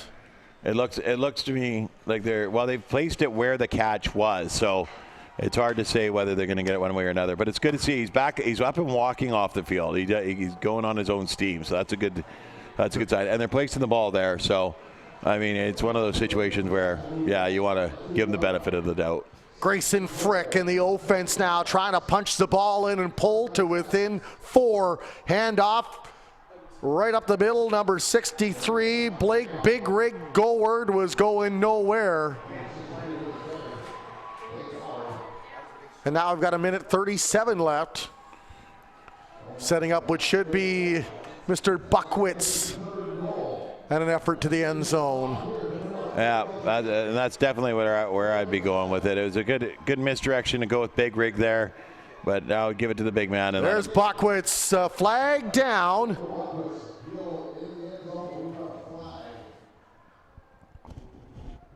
You can see the camaraderie every time one of the skilled players, the big guys, make a touchdown. Giants, they'll pull to within 4. And we've got ourselves a wild finish. Let's hope they've been practicing their onside kicks. Oh, I told you at the beginning, I have not seen a team do it better than this Chilliwack Giant team. I have not seen a team this year do the onside kick better. So if anybody can do it, I think they can. Oh my goodness, we could be in for a wild finish here at McLeod Stadium in Langley. Still 1:23 to go in the game clock, and a 4-point advantage right now for the visiting Renegades from Victoria, taking on the Chilliwack Giant Blue team. Frick under center, not going to kick. There's a handoff to Buckwitz again, runs into one guy, runs into 2, driven to the turf, and no extra points. They were kind of between a rock and a hard place though, Matt, because even if they had got the 2 points, you're still down 2. You still got to score. So this is huge. Like Chilliwack has to get this onside kick. Really, Victoria can run out the clock. How many timeouts do they have left? I have no idea. No, they haven't been tracking them on the clock, so I'm not sure how many they got. But I know they've used at least one. So it'll be interesting. This will be interesting. And you got everybody lined up over here on the near side. And they're going to do the onside. They're going to do the onside kick. So you get your hands crew over here for the red team. And you wonder if my colleague Matt Macree's into the game. He's now standing and watching, and he's not even involved with this association. Well, and they're back too far. The red team's back 15 yards, and they should only be back 10. Right? And there's a high one, kicked up, caught. Yeah. Renegades from the celebration came down with it, and it is the sure hands of Jackson Reed. And he's had a big day. He's had a big day. I mean, a couple of bad penalties, but it's football. That happens. So that brings up plan B. Do you try to strip the ball? Because you know they're probably going to run the ball the next couple of plays to take the clock down with 1:21 still left, still some time. Do you go to try to do the punch out to get that ball out? Oh, for sure. For sure. Every play here is going to be trying to get that ball out of their hands. So, I mean, this is huge here. You want to make sure that you got the right number of guys on the field. Caden Ryder comes back under center now as the Giants show pressure up top. Ryder with the handoff to Hunter Bowles, and he's brought down quickly. We got a flag on the play. Only 5 seconds expired. So still 1:16 left. The very nervous Tim Amy pacing outside right now. Well, we got a stands full of Giants fans here that are all on the edge of their seat. I see Coach Matt Paisley standing, watching, and blowing the air, and they're all ready for something big to happen here. And boy, the crowd continues to get bigger and bigger as this game goes along, and you expect to close to a full house by the time the midget teams take to the stadium. Yeah. 2nd and 8 now with 1:10. The Renegades will take their time coming out of the huddle. Chilliwack Giants need a massive play on defense. Ryder will go down. Remains second. And you would think 2nd and 9 or 3rd and 9 now. 3rd and 8, they'll keep it marked at the same spot. So they're planning on giving the ball back to the Chilliwack Giants with very little time left on the clock. Next to no time left on the clock here, because if they run it right down, it's still going to be about 30 seconds. The coaching staff have a lot of confidence in their defense, you would think. And now a timeout against the Chilliwack Giants. Timeout. So they jumped the gun, taking the knee there. And Bunting's trying to get the crowd worked up here, but it's not over yet. I mean, this may be a huge, huge mistake on Victoria's part. You have to wonder if Buckwitz has got one more big run left in those big tree trunks of legs that he has. And you know what? I've watched him so many times, and this player is one of my absolute favorite youth football players ever, right? I've watched him so many times, and he fights so hard on his feet. He runs so hard. I would love to see them give him the ball and he turn around and take this to the house. But, okay, so we're going to get 43 seconds left. They're going to have to run a play here now. They don't have a choice. Well, the Renegades have shown that they have weapons. Are they going to punt the ball now? They're going to punt the ball. What? It's Brendan Turnbull back to punt this ball, and so high rising kick comes down, and it is fielded. And number 20, Michael Hopwood, will make his way to the sidelines. 30 seconds to go in the clock. Championship game. 4 points separating these two teams from the laurels. This last 5 minutes is blowing my mind here. Like it really is. Like, I mean, they took so long to take that big shot. When they did, they were successful. And then now to take a knee when you didn't have the downs and they still had the timeout and there's still too much time on the clock, and then we punt. And it's gonna be phenomenal if the Giants come back in the last 30 seconds off this bad the punt decision to get back there. Crowd screaming as Drayson Frick had Buckwitz wide open, and he juggled the ball like he was auditioning for Cirque du Soleil. Unfortunately, that's the wrong sport, and it'll bring up second down. And you watch the angle that Buckwitz has here. He comes off underneath, and there's the pass, almost blocked. And he's coming on this angle here. He's got them all beat. He knew it. He knew it. Yeah. The minute he didn't bring that in, he had them all beat. 30 seconds expired since the last play. 2nd and 10. Chilliwack Giants from inside their own half. There's Frick going to the air, overthrows it, and it's intercepted. And the Renegades surely will be crowned the 2016 Junior Bantam champions. Well, I don't think they can give it away now, but that was unbelievable. That was unbelievable. And the one player that you wanted to have that ball with time winding down and an open field to run to, Buckwitz saw it slide away from his fingers. And like I said, he's one of my favorites. He's a great player out there, and that's where I would have put the ball to, put it in his hands, and see what he can make happen. And now, really, it should just be a kneel down and head on home. Hey, congratulations to quarterback Caden Ryder and Lyndon Williams and the entire cast of Renegades who had a game plan, followed it as best as they could, and are going to emerge as the 2016 Junior Bantam champions, and a moment that I'm sure each and every one of these 30-some-odd young men will cherish for the remainder of their life. Yeah, I think so too. It is a huge game in their career, and they've done an excellent job today. And I mean, let's give all the credit in the world to the Chilliwack Giants. They came out and they fought hard. There's no way a blowout either way. 24-20. We're sitting here at the end of the game of 24-20. The Giants played hard. They just had some bad luck, bad bounces.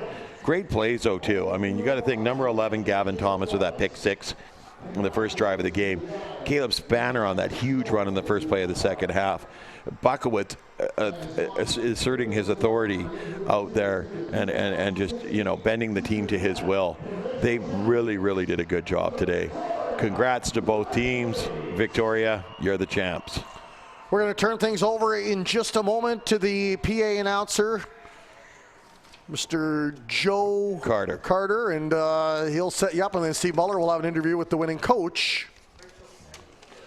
Now, what a thrilling game. We had the appetizer and a one-sided affair in the Pee Wee game, and boy, this one served up to be quite the entree, didn't it, Matt? It was phenomenal. It was a really good game. Like I said, I've watched a lot of the Chilliwack Giants games this year. And I just can't. I don't get sick of them. They're a phenomenal football team. All right, and we'll turn up the PA announcer, and Matt, we'll let you take a bit of a break. I'll take one myself in a moment, and we'll be back for the Bantam game, which I believe starts at 2:30. Good afternoon, ladies and gentlemen. On behalf of the BCCFA, I would like to thank you for attending this tremendous championship game. Unbelievable. Let's give them a round of applause. I'd like to thank both the organizations, Chilliwack and Victoria, for organizing so those young people could play football. I'd like to thank the parents for signing them up and getting them out here. Because again, if it wasn't for your work, we wouldn't be out here today enjoying this great game. And now I'd like to thank our sponsors, Skyline Athletics, who's provided the championship t-shirts, the game balls, the championship toque, and the bags for our MVPs. I'd like to thank Barron Rings for providing the MVP ring. We have one for each team, and they'll be awarded when the teams get over here. Again, thank you again for coming out today. The order of presentations will be the Sportsmanship Award, then we will present the MVP for each team, then we will present the participants plaque, and then the championship banner.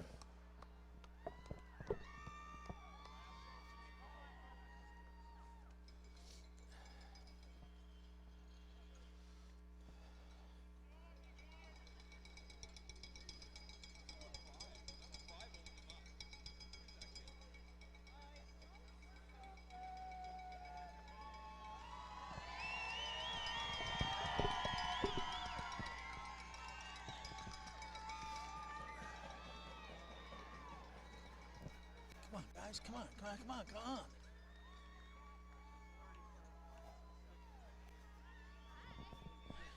Okay, if we get on with our presentation now, and the first award presented by the VMFL president, Kevin Parks, will be sportsmanship. This goes to the Chilliwack Giants, number 63, Blake Goward.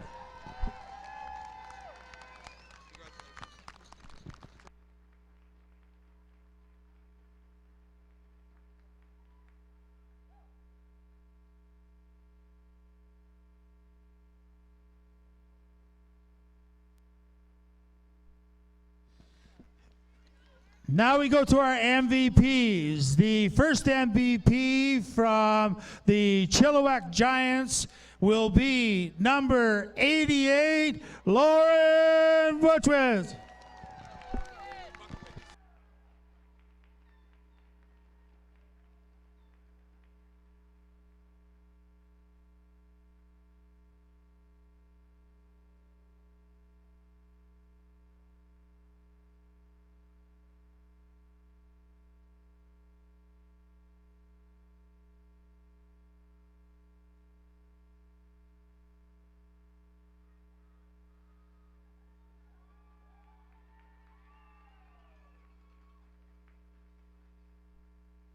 Now our MVP from the champion Victoria Renegades, number 81, Lyndon Williams.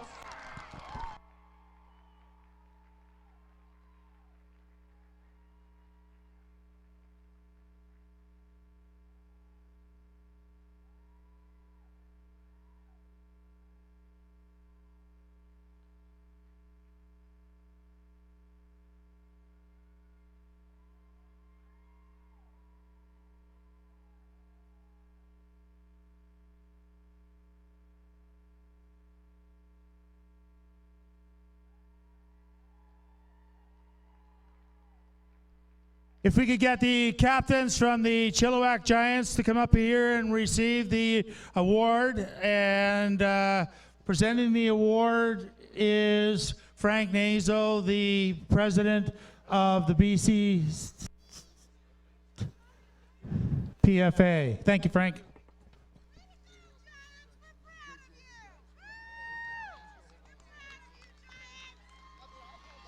I would have said you want the mic, but you don't need one.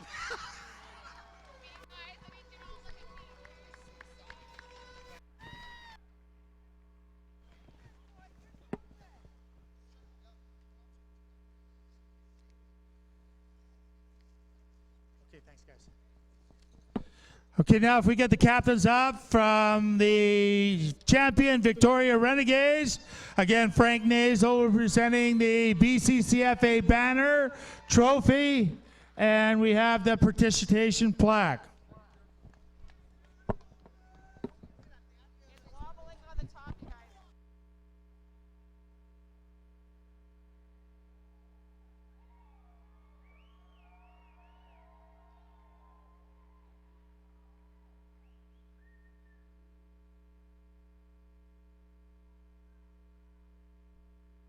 Okay, we'll be presenting medals to each of the teams from the gold and silver medals. Thank you.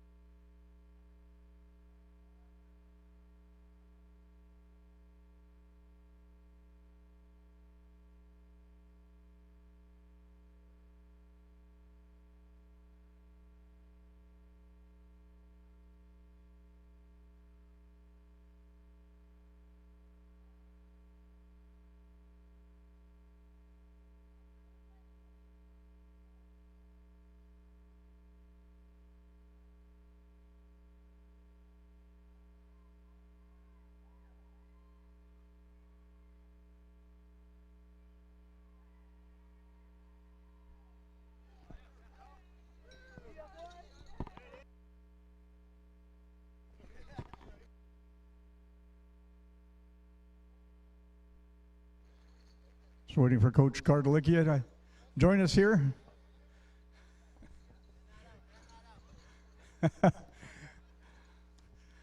Coach Charlie Kardalickia, Victoria Renegades, congratulations. You're the 2016 Junior Bantam Provincial Champion. How does that feel? Feels fantastic. We worked long and hard for this. It was a goal that we set back in August. Actually, back last year, we went through a lot of growth. These kids are an amazing bunch of young kids, and just the way they played today was amazing character. And we talk about it all the time. We say it's we over me, and nobody's bigger than the team. And that was very clear by the way we played. We spread the ball out. There's a lot of different players getting involved, and the defense played an amazing game. Chilliwack was a great opponent, and we're really happy to come out on the top of this one. When you get to the championship level with two teams like this, it's not so much about the athletes, it's just about a couple of breaks and bounces. So we're lucky to get on the good side of those breaks and bounces. Your team came out with a really strong passing attack today. How happy were you when you got here and saw that sunny weather to greet you at the field here? Well, last week in Coquitlam, the field was quite a pond, if anything. So we didn't have that same attack available to us. So we had to coach and play a game just to get here. And today to have these conditions is fantastic for our team. Obviously, we were an amazing passing attack. I don't think you'll see a junior Bantam passing attack that refined in some time. So at the end of the day, we were obviously very, very pleased with the conditions, and it played to our favor. All right, and let's just give a quick nod to the rest of your coaching staff here. All right, I've got Coach Tyler Woods, Coach Rob Smith, I've got Coach Tyrese Hogue, Coach Isaiah Kardalickia, I've got Coach Mike Ryder, Coach Devin Pettipiece, I've got Coach Leaf, I've got Coach, who else do we have? Coach Lorenzo is out here helping us out. So we've had a ton of good people out here, and it's a support group at this volunteer place and age with the kids. It's all about the volunteers helping out. So to have them to support us and make our season go the way it did was phenomenal. And my hat's off to all of them and our fans and the BCCFA for hosting this awesome event. Again, Coach, congratulations, 2016 Junior Bantam Champions. Have a good trip home. Thank you very much. Coach Charlie Kardalickia. We'll be back with the introduction of the players for the Bantam final soon.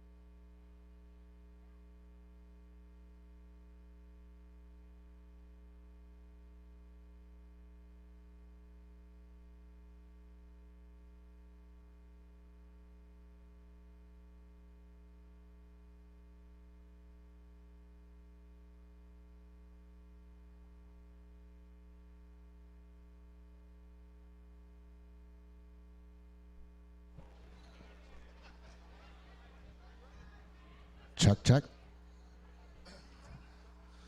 Good afternoon, everybody. Welcome to McLeod Athletic Stadium. We're about to get ready here in the 2016 Provincial Championship Final.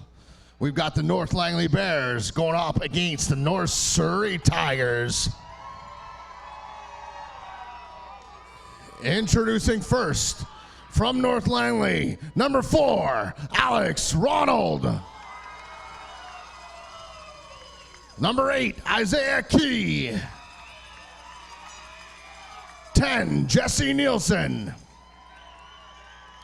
16, Michael Huggan. 17, Michael Lang. 18, Curtis Flynn. 20, Nicholas Butler. 21, Trevor Polenz.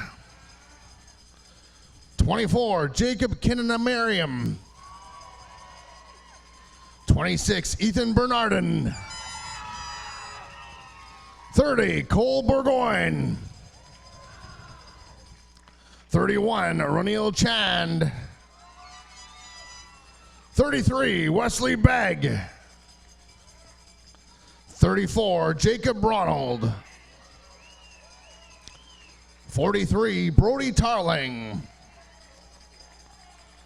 50, Josiah Muhammad. 56, Taylor Fleming. 60, Joey Yeomans.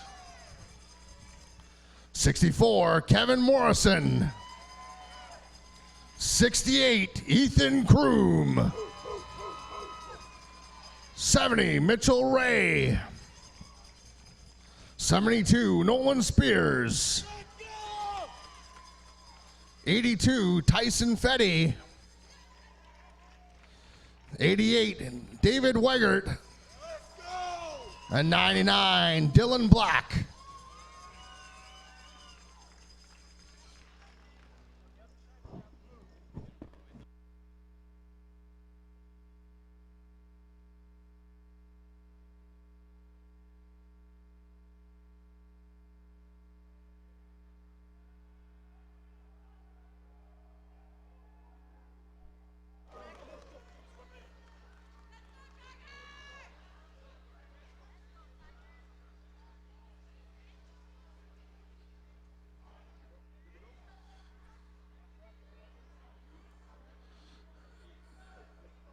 Introducing the North Surrey Tigers, number 1, Antonio Pamanton. 2, Jumiez Omerkodi. 3, Bakhtuar Michael. 4, Christopher Martin. 5, Isaiah Anderson. 6, Tyrell McGowas. 7, Chris Kongbo. Number 8, Matthew Lalim. 10, Harold David Rhodes. 12, Jerome Umwango. 15, Sam McPherson. 17, Liam Martin. 20, Ryan Cruz. 21, Adriel Soriano. 25, Taryn Birdie. 27, Kwame Bernard.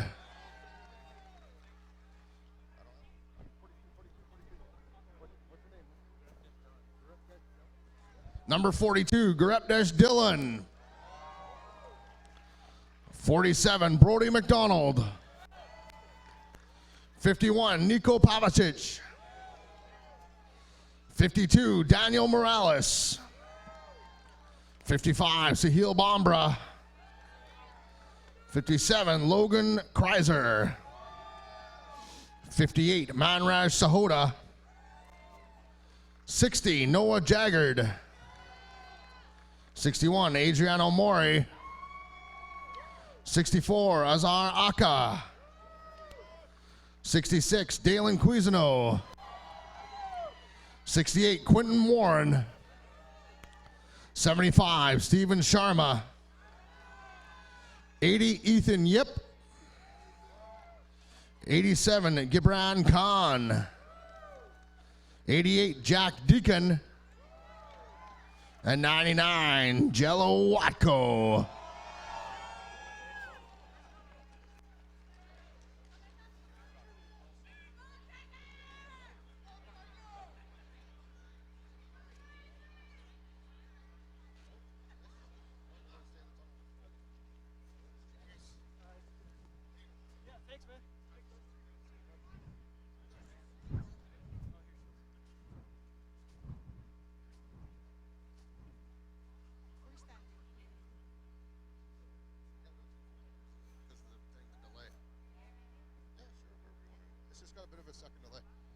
At this time, I'd ask you to please rise, remove your hats, caps, and helmets, and introducing Miss Janice Lozano for the singing of our national anthem. Oh, Canada, our home and native land, true patriot love in all thy sons command. With glowing hearts we see thee rise, the true north, strong and free. From far and wide, O Canada, we stand on guard for thee. God keep our land glorious and free. O Canada, we stand on guard for thee. O Canada, we stand on guard for thee.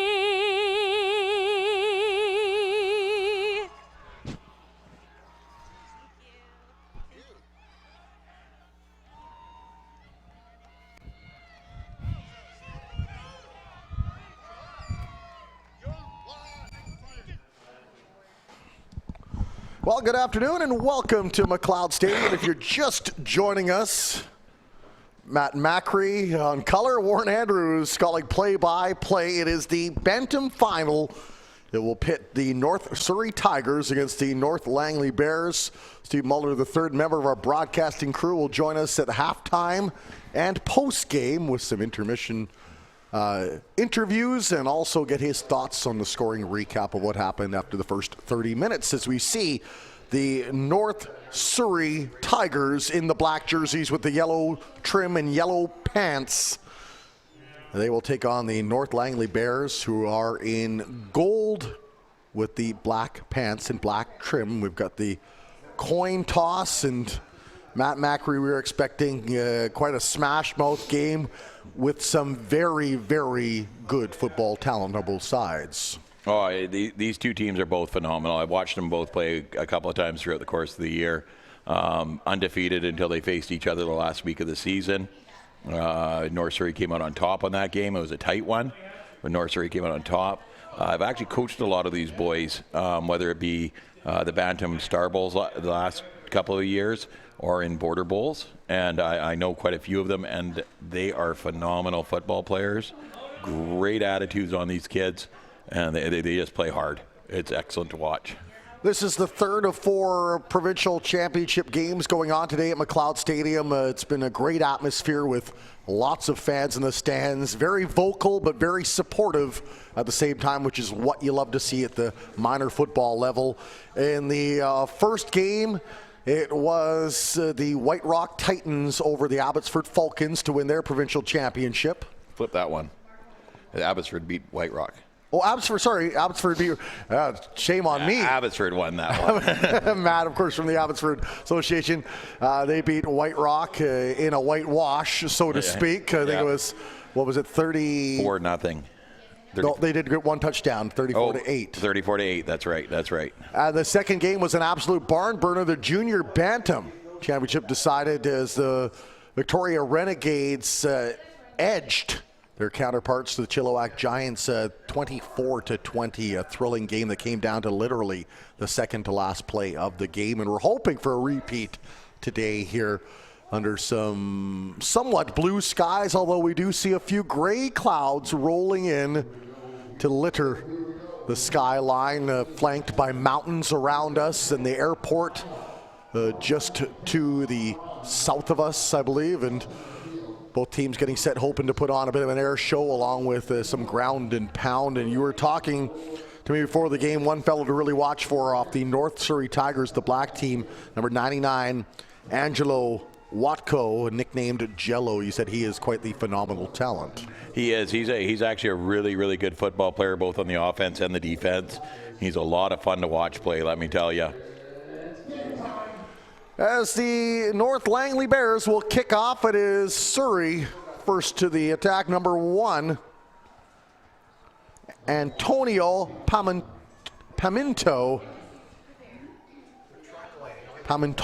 pardon me. And you'll have to forgive me for a minute. The North Surrey Tigers roster littered with names that will take me 1 or 2 takes, I'm sure, to pronounce right. We may just go with first names on some of these, let me tell you. There's John to Dave over to Paul. Yeah, and we mean absolutely no offense. It's just, we're hooked on phonics, and some of these are not phonetical, that's for sure. Isaiah Anderson is the quarterback for North Surrey, and he gives the handoff right away to number 12. Spinning in there, Jerome Uwenmawango. Jerome Uwenmawango. I'm going to get it right.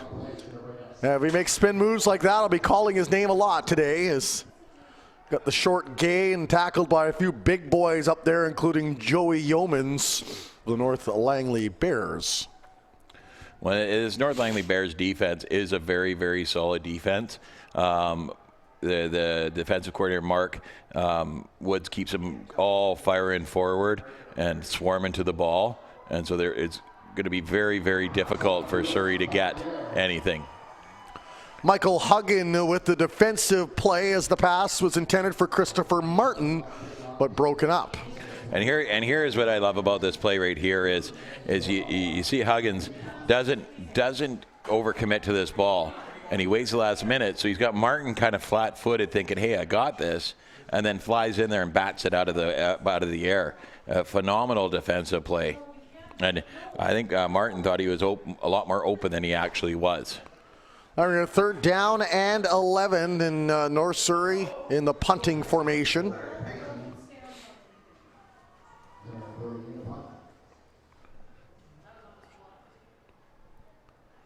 And the ball will roll all the way down to about the 40, and the poor official takes a tumble. His number 4, Alex Ronald, staying on his feet probably far longer than he should have.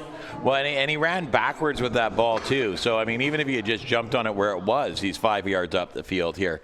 So the ball takes a weird bounce and it kind of rolls and rolls and rolls, but doesn't actually go out of bounds anywhere here. So then Ronald picks it up, and I'm not sure what the ref tripped over there. But he was backtracking, trying to get out of the way of the oncoming rush of players. And then he ran back 5 yards here, and then gets dragged back another couple of yards.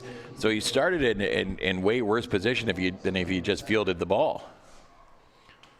North Langley now will get their first taste of offense to give to Nicholas Butler. They keep it on the ground here to start off with, and Nicholas picks up a few yards, 3 yards here, and just kind of drops his shoulder and powers ahead a bit. But that defensive line for North Surrey isn't going to give up a whole bunch of space, that's for sure. It is Isaiah Key at quarterback for the North Langley Bears. Receivers in motion. There's a handoff Oh, and darting up the middle with great speed and power, number 26, Ethan Bernardin, with a big run. Yeah, I've coached Ethan before. I love this kid. He's always smiling, always joking and dancing, and he runs like a dancer. He's so smooth. He's so crisp. He finds little holes and fits his way through there. And I mean, that was a huge pickup for the North Langley Bears right there. 1st and 10 from the halfway mark for the North Langley is the handoff, and they'll try their luck again. Same player as Bernardin. Slides his way up to around the 45-yard line, and will be very close to a first down, if not a first down, and it is a first down. Yeah, no, he got about a yard past the first down marker there, and he just gets around the outside, gets the stiff arm up, and he realizes he's going to go for a ride, so he just rides it right out of bounds. I think it was number 8. It was Matthew Lalim that finally caught him. And Matthew, the games I've seen him North Surrey, Matthew is quite the tackler. He covers a lot of ground quickly, and he tackles very solidly. Isaiah Key under center, fakes a handoff one way, goes the other. Nicholas Butler will squirt out of the pile for a gain of about 2, maybe 3. That'll bring up second down. I just had to wait for the official to... Second and about 7. Confirm what I thought it was. And Nicholas has played for me in the last 2 Border Bowls, and great kid, great receiver. And he switched over to fullback this year. I don't know if it was a lack of having anybody else there, or he said, hey, coach, let me give it a shot. But he's done excellent at the fullback position. And you can see it's really paid off for him. And there's Key to the air, and that pass will fall incomplete, intended for Michael Huggan. Michael kept his feet moving and looked over his shoulder for it, but that pass was just a little bit too far out of reach for him. And he gets some good protection here to give Mr. Key the chance to throw the ball. And he puts up a good ball there, but I think it was just a little bit past. Just off the fingertips. Yeah. A little bit faster, Huggan, next time, a little bit faster. So good defensive stand there for the North Surrey Tigers, who will line up to receive this punt. 2 players in the backfield. And a short punt, but directed out of bounds, and that means they'll have to start on about the 12-yard line. So in all, actually a pretty good kick. Yeah, David Wegert's the kicker. Phenomenal leg on him. He can hit field goals when he's standing about the 40-yard line. So we may see some field goal action happening today. His punting is not his best suit, but he's getting way better at it. And but his field goal kicks are just phenomenal. And when he kicks the extra point, you got to put somebody over in the baseball diamond there to get the ball, because that's how far he can kick these extra points. We've got the North Surrey minor football cheerleaders trying to urge their team on as they will start from the 12-yard line. Number 5, Isaiah Anderson under center. There's the handoff and plowing ahead. Number 99, little Jello, because you've always got room for Jello. Angelo Watko with the gain. Well, if you don't have room for Jello, he makes room for himself. Like, he just hammers up the middle here, drops the shoulders, and he's just a battering ram, and firing forward at all times. I'll bring up second down for the North Surrey Bears in the black and yellow jerseys. Isaiah Anderson under center, 2 in the backfield. There's the give. And with speed, number 12, Jerome, when Mawango still on his feet, and he's finally taken down heavily, but he makes his way all the way up near the halfway stripe. Well, Jerome here just gets an outside edge and gets a couple of really good blocks. I mean, let's watch the blocking here for him. He comes around the outside, and we can't quite see it, but his blocker there just leveled a guy. And it's not until number 18 there, Curtis Flynn, can drop a shoulder and just drive him all the way out of bounds. So North Surrey picking up some steam on the ground. A couple of back-to-back good runs. Try to keep the momentum going. Isaiah Anderson with the ball on the 53-yard line inside the Tigers' half. There's the pitch to the backfield. Antonio Paminto. He is stopped after a short game. That'll bring up second down. No, he didn't. You know, he gets around the outside edge here and gets a bit of a gain. Well, I guess we got about 8 yards here before he's tackled. And it's number 18, Curtis Flynn, going down low again and taking him out at the legs. Still scoreless here. Just under 6 minutes remaining. First quarter. Cross city rivals. North Langley against North Surrey. North Surrey with the ball. The handoff, and nice move there by Antonio Pamintuan with a spin off of the would-be tackler and brought down, but not after a first down. Yeah, and it's, you know, he gets enough for the first down here, and he gets contact right there, but he keeps the feet moving and keeps driving. You're not going to wrap him up. He's gonna make you pay for it. You know, you can't put a hand on his front and a hand on his back and try and throw him to the ground. He's going to keep his feet. He's going to spin on you. He's going to drive forward for another couple of yards. Seen some very good running backs already early in this football game on both sides. This quarterback Isaiah Anderson wants to slow things up, have a chat with his team, looking over to the sidelines.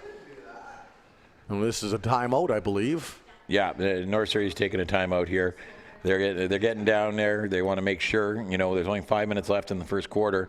Make sure they got the right personnel on the field and they're going in the right direction. Everybody knows what the play is.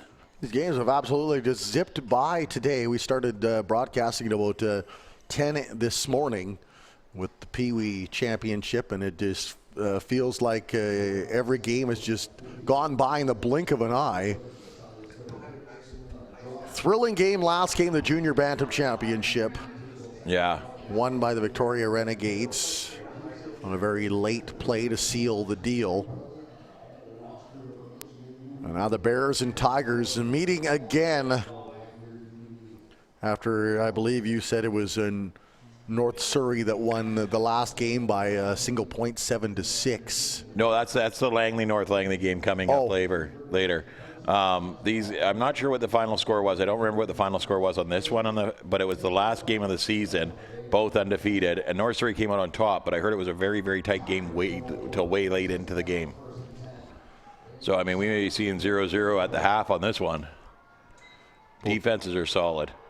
There's a swing around play. Chris Kongbo still on his feet. Kongbo all the way down, hurdles a man to the end zone. Touchdown, Tigers! Well, and Curtis Flynn, he has this great ability to go down low and take the legs up underneath him, but Kongbo is waiting for it and leapt over top of him here. So Kongbo gets the ball, takes it around to the outside, and just foot races Huggins and Ronald here. And then he gets around and it just jumps over him. Curtis Flynn got blocked and then just kind of overshot the tackle and tried to come back. And that's when Kongbo jumps over top of him and takes it into the end zone. So I guess I was wrong about the 0-0 at the half. Literally just said that too. The hockey fates, or the football fates, trying to prove you wrong. They fake the kick and run it into the end zone. It's Jello with the point.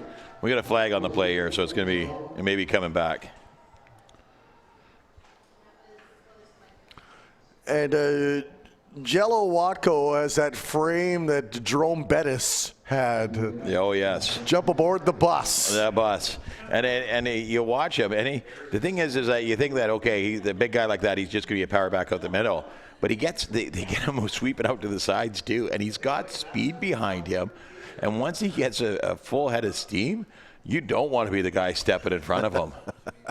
He will make you pay for it. This bus does not make stops until its final destination. Yeah, and you're not taking like his chest. He's not running up high and you're going to take his chest. Oh no, he comes down low and he rhinos you. Like he's just the skill level, the football knowledge on this boy is phenomenal, and his ability is so much fun to watch.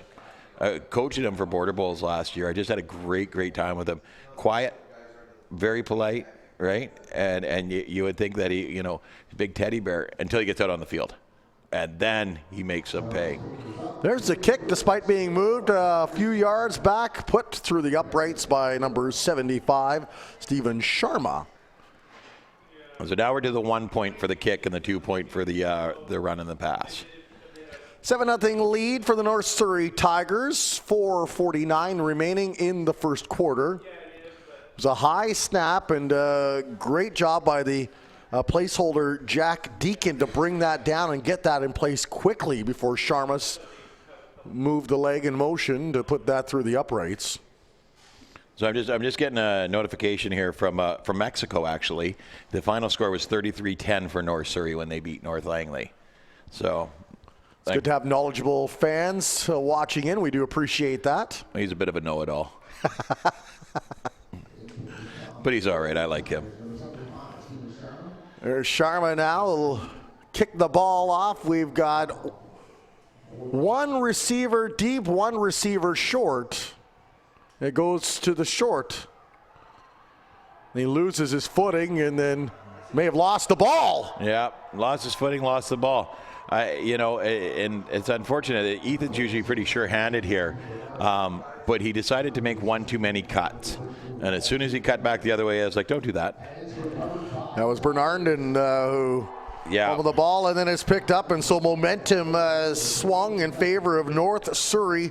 Chris Kongbo coming up after a big touchdown, coming up with the big so he feels the ball recovery.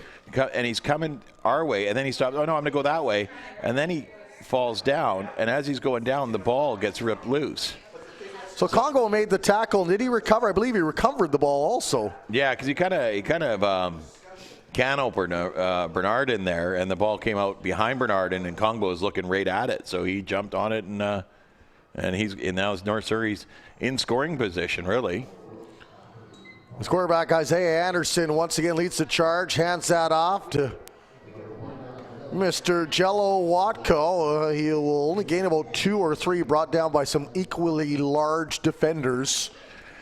Well, see, and this play here is Jello's best play, right? He's running downhill. He gets handed the ball as he's getting ahead of steam, and he hits that line, and he usually just drives right forward. But if you watch him here, he sees the big man here fill his hole. Number 60 for the North Langley is Joey Yeomans. And he fills the hole, and so he tries to cut inside, but he had too much momentum going one way to try and come back the other way. Uwan Mawengo with the run after the handoff from Isaiah Anderson for another short gain, still shy of the first down. They'll bring up third. They're going to measure here.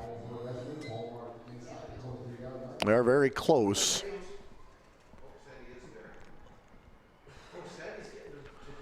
So it was a gain of at least 5 on the play, if not 6.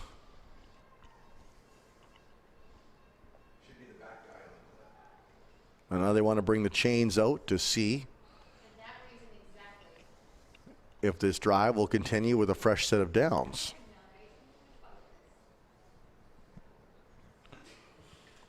We're a long way across the field to measure this. What poor official getting all tangled up. If you have a foul and they make it, we need to go. Now a nice shot there, and that ball's a first down. First down with a few centimeters to spare. Yeah. North Surrey will start 1st and 10, 3:38 left in the first quarter. They're up 7-0 after a fumble recovery on the kickoff after scoring a touchdown. The ball is on the 23-yard line of North Langley, who need a big defensive stop here. Otherwise, momentum will be clearly in the Tigers' favor. And they've got the ball right now. Isaiah Anderson under center, 3 in the backfield.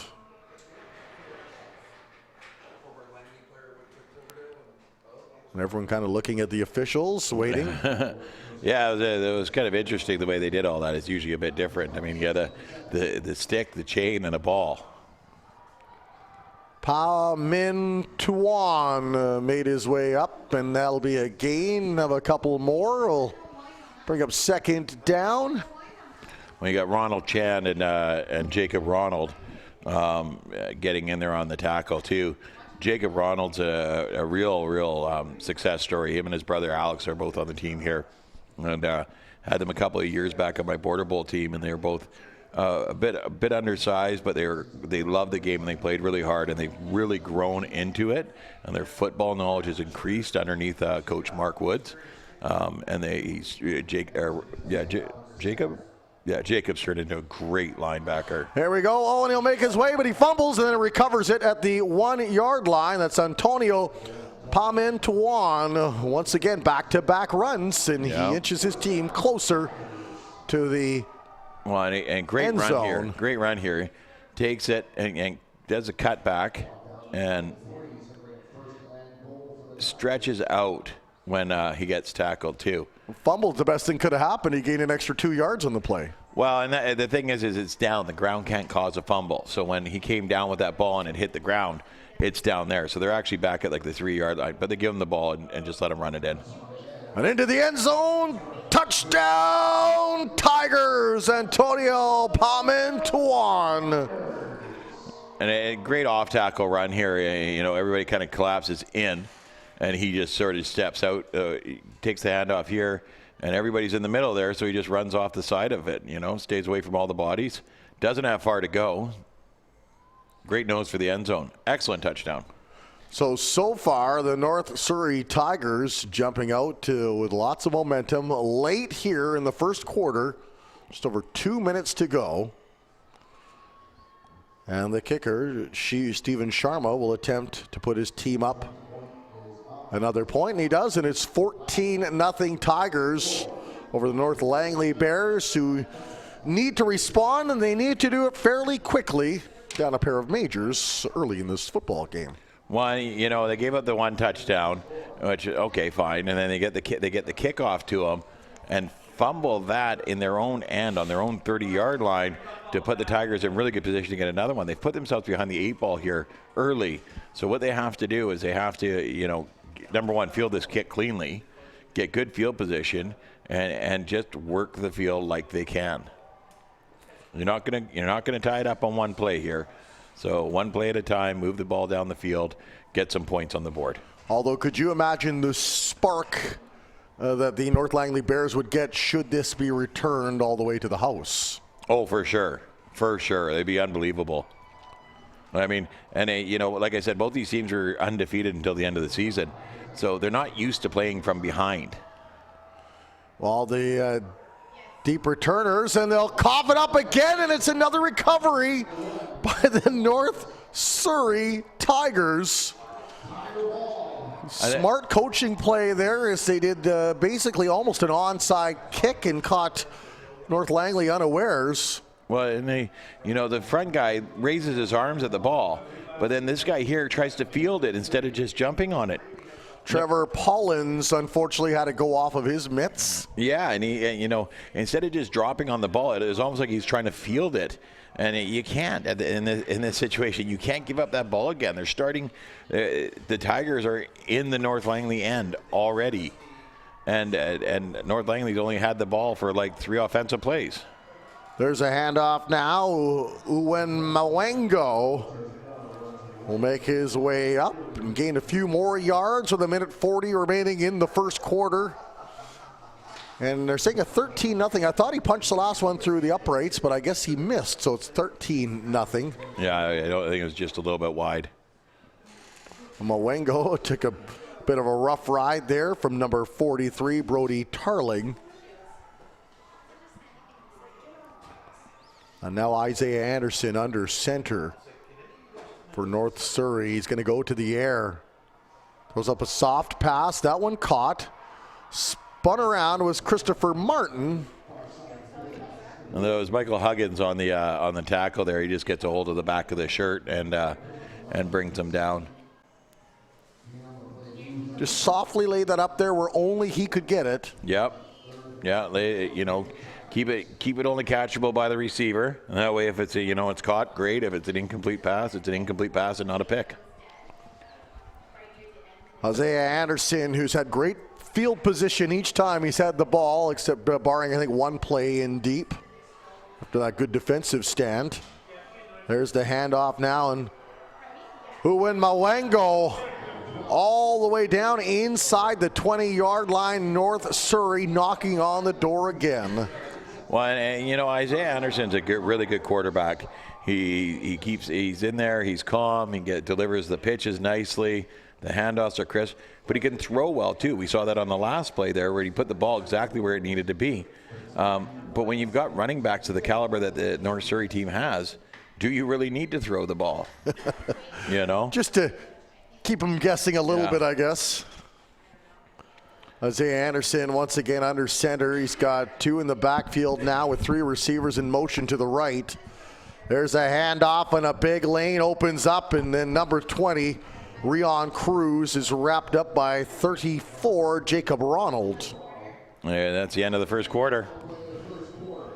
Well, I think it's safe to say that quarter, all North Surrey and Langley is going to do their best to try to answer here and hope the second quarter is much kinder to them, as it's been a pair of turnovers that have led to this point so far in the football game. Well, North Langley got the opening kickoff and was the first to touch the ball, but then they haven't had it since. So, I mean, North Surrey's done a great job of keeping it away from them and controlling the pace of this game. Unbelievable running. Like I said, you know, if they have to, Isaiah Anderson can throw that ball. They just haven't had to. There you see the touchdown by Mr. Kongbo. And then the 2-point convert by Antonio Pamintuan. And here's the kick I was talking about. Went up and went wide, apparently. 13-0 is where we stand right now. Let's see. Tigers in the lead and in possession of the ball.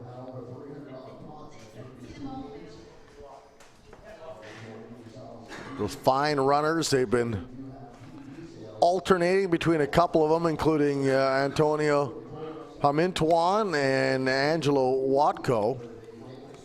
Well, they got the ball down on about the 15-yard line right now. And you see the defensive coordinator, Mark Woods, out there talking with the boys and settling them down a bit and just telling them, hey, guys, you can stop them. You've done it before. So they just got to believe they can do it. Big chance for the North Langley defense here now to try to spark their team.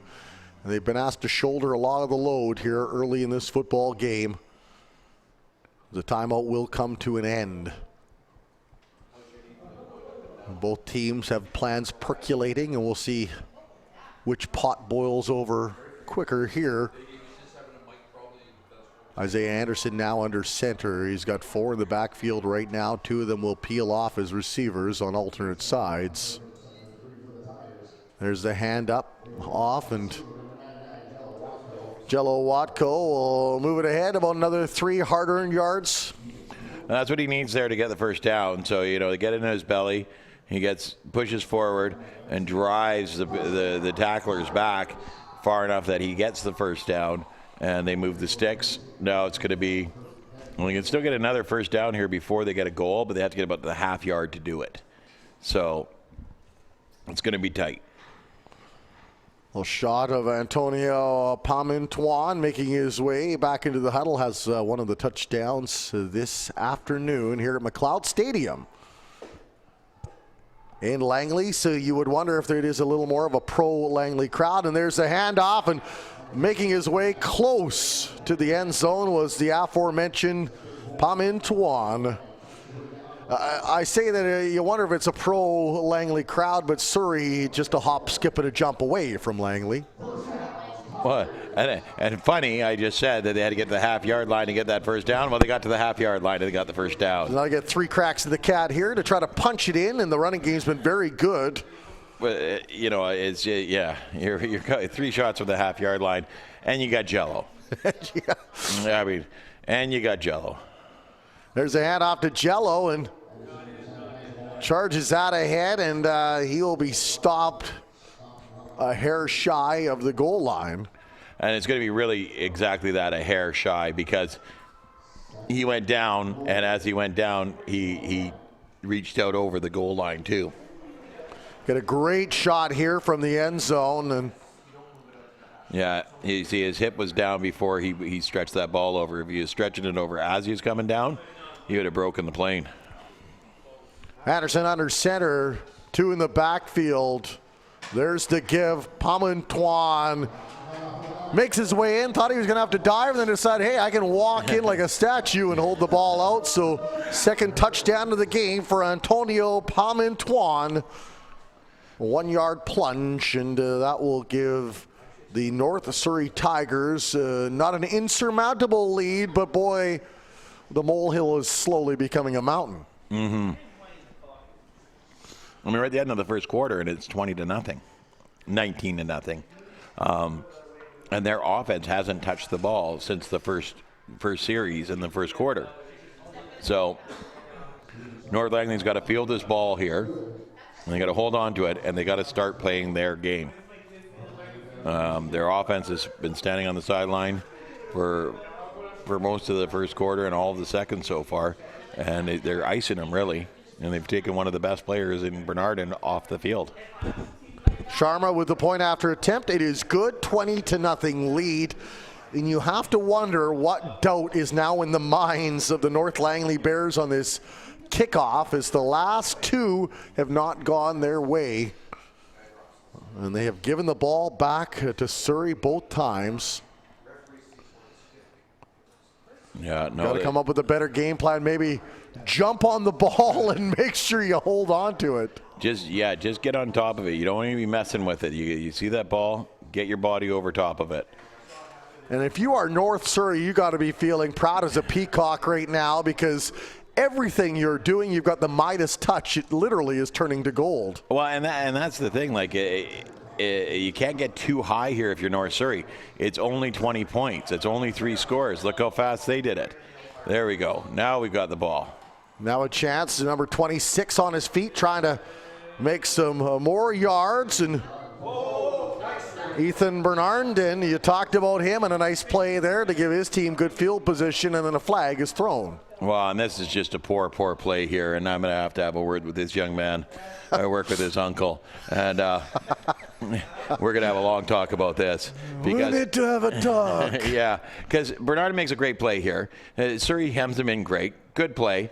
And then just for no reason out of the blue, he's one of the North Surrey players out of bounds.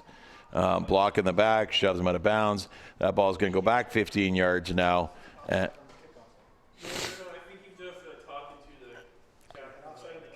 Oh, was there an offside on the kickoff? So you don't have to worry about talking to his uncle. He's been saved. He's been saved a grounding. So there's one there. There's a flag back there offside on the kickoff. There's a flag over here for let's call it lack of intelligence. Lack of I'm not sure if that's in the official rule book, but that maybe it should be. Yeah, and so.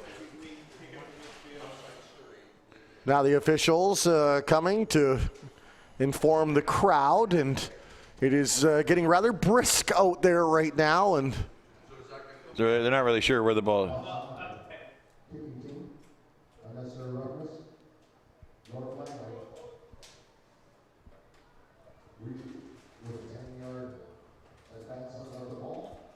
All right. So we're you got that sorted out there, because I need a translator for what he was saying. Okay, so offside on the kicking team, so they go back 5. They're going to go back 5 yards to re-kick.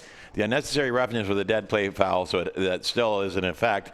And so now the kick will move up 10 yards or 15 yards. So they'll gain 10 yards in on the difference. Kick. So instead of kicking from the 45, they're kicking from the 55. Yeah, 56. That's Taylor Fleming. Yeah. That was Taylor Fleming. The old turnbuckle move. Yeah, and so they're going to kick from the 55 now, and it's going to really kind of put these guys back. And they've had trouble fielding kicks as it is, so, I mean, you don't want to try and get another one out there, right? But that one was okay. Alex Ronald took the Sharma kickoff and advanced the ball up to about the 31 yard line, 30 yard, oh, pardon me, nope, the 33 yard line. And they have had a little trouble. Maybe some stick 'em at halftime might be a good idea on the gloves. Yeah. No, he got it far enough ahead and got out of bounds there. That they're going to start with a pretty good field position. And the offense is going to be cold, though. I mean, they've gone a good 15 minutes without touching the ball, being on the field. There's a handoff now, and number 26, Bernardin fumbled it, but got some help from his teammate Isaiah Key, the quarterback. Alert and focused and jumping on the loose ball, and the nerves for the Bears are showing and frayed at the moment. Well, and you know, it's funny because he tries to reverse field here, and there's nowhere for him to go reversing the field. As much as those plays are fun to watch, as a coach, you don't like them. Take the yards that are there. Don't try and push for more, because that's when bad things happen. Yes, okay, good things can happen, but more than not, it's a bad thing that happens. Two receivers in motion is number 8, Isaiah Key, throws it and in and out of the hands of Curtis Flynn, and nothing seems to be going the way of the Bears early on in this football game. No, it doesn't. It really, it's unfortunate that there's nothing that's kind of working out for him here, because it was a perfect throw. He was wide open, but bounces right off of him. Back to the drawing board, 3rd and 18. They'll elect to punt the ball. Number 88, David Wegert will look to boom this one down and help his team out. He's got a nice big leg. Oh, and that's a beautiful big kick. That's a better kick than I've seen in some junior football games I broadcast this year. No, well, yeah, but that's because you broadcast for the Huskers. But no, Wegert's got a phenomenal kick, and he works on it all the time. Works on it all the time. And I'm jesting with the Huskers. They're actually my favorite junior team out there. It's like me picking on the Chargers. I've got a tattoo of them on my arm. I jest. The Huskers are a great organization. Thank you. I have a job next year. I appreciate that. The ball is at the 52-yard line inside the North Surrey territory, where they will take over. Look to add to their lead, up 20-0 under 8 minutes to go in the first half. Receivers in motion to the left. That's where they'll throw the ball. Picked up by Matthew Lelum, and he'll vault over one player, and now he'll tiptoe down the sideline and then elect to head off to the rest stop. Well, it's a smart play here by Lelum to step out of bounds. There's no need to take the unnecessary hits. He wasn't going any further here. He could have dropped the shoulder and maybe picked up a yard, but you know what? He's going to get enough hits throughout the course of the game. No need to take the unnecessary ones. Picks up the first down, makes a great move there to get out away from a tackle, and he's all hemmed in. Just step out of here. He broke away from the would-be tackle of Wesley Bank, who got a mitt on him, but no more. And that's where the offense will go to work. Handoff. Played up to the 20-yard line as Jello may advance the chains. It depends where they spot it. Well, yeah, that's going to give him a first down there. And here's what I was saying about Jello earlier. You think just pounding up the middle. Nope. Look at these wheels. He gets outside, steps outside, follows his blocks nicely there, and gets up and just drives, gets the first down. He's a thick fellow that also seems to play very low, which makes it very hard to tackle. Keep that center of gravity way near the ground. Yep. Here's Isaiah Anderson now with a handoff and with speed, and then taken down. A big tackle by number 34, Jacob Ronald, on number 12, Jerome Uwenmawengo. And here Jacob again, like I said earlier about him turning into such a good linebacker, just comes across the field, lines him up, and takes him out. Full wrap. Great tackle. Yeah, very pretty tackle. Perhaps a little something to spark this North Langley team that is having a hard time at stopping the advances of North Surrey, who have the ball, 2nd and 7, 6 minutes remaining in the half. There's the handoff, and he's met and then brought down by 3 defenders. Number 20, Rion Cruz. Yeah, he wasn't getting a lot of room to run there. He gets the pitch out nicely, But the defenders just come in. There's Ronald, Fleming, and number 43, who is Brody Tarling, and they just tie him up, shut him down, and it's now 3rd and long for the Bears, or for the Tigers. It's been a good defensive stand on this last set of downs here for North Langley, and do a lot for their confidence if they can keep North Surrey off the board here on this play. And now over the middle, wide open man, and it is caught by number 7, Chris Kongbo, who's been a thorn in the side of the North Langley Bears so far this football game. Well, number 18, Curtis Flynn's there to make the tackle, and Huggins was kind of in on the coverage there, but he's just a step behind Kongbo, and the bullet from Isaiah Anderson there, I told you he could throw on a rope right in the chest or right in the belly. Perfect. I had some zip on it as they'll make a change now and bring in number 7 to the backfield. It's Chris Kongbo. Went off to the sidelines for some instructions. Now he'll head up to block. There's the give. And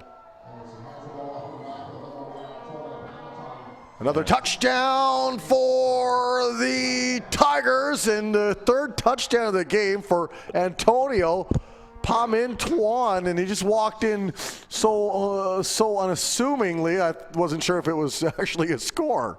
Well, I think they kind of bit on the fact that Jello might have had the ball on the fake there. And then when they come in for the tackle, if you watch the 2 defenders coming for the tackle, I think they got their bad heads together. And, where they could have probably stopped them on the one, they knocked themselves out of the play. This is the Bantam final. 27-0, and Steve Muller's recap will read, well, North Surrey did this, and then North Surrey did that, and then, well, they decided to do this too. And yeah. Well, and like I said earlier, the unfortunate thing is North Langley hasn't had the opportunity to get the ball moving. They didn't have the ball for the whole first quarter, the first drive, and then that's it.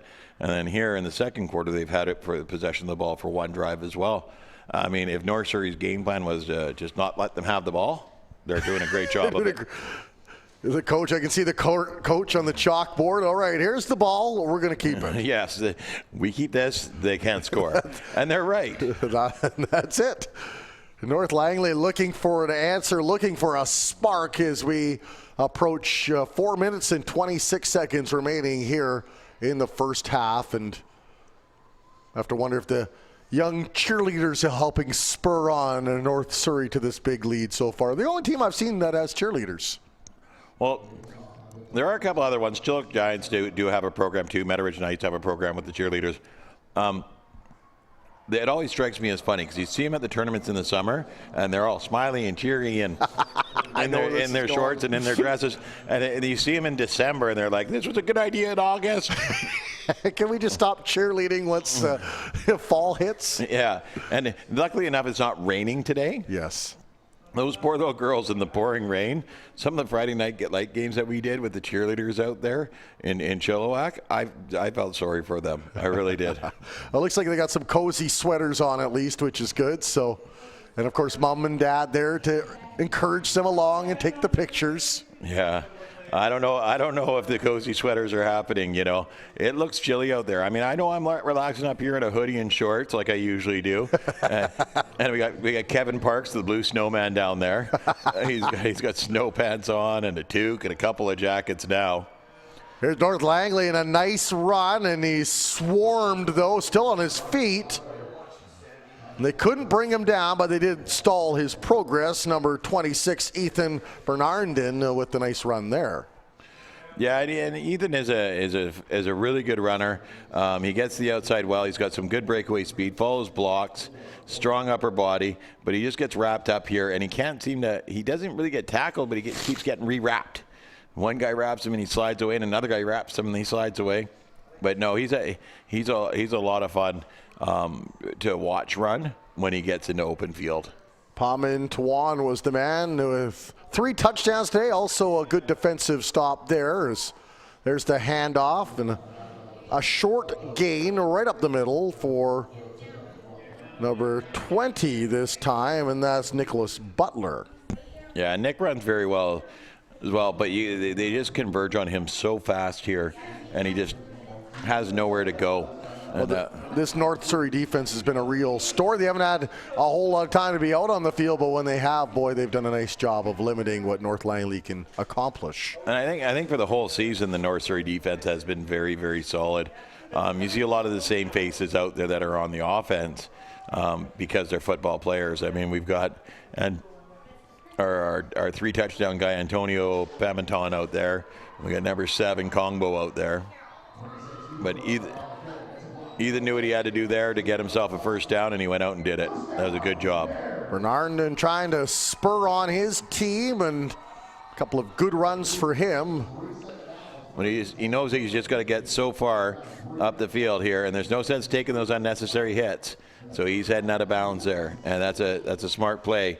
Is just get the first down, get out of bounds, don't get beaten up, be fresh for the second half.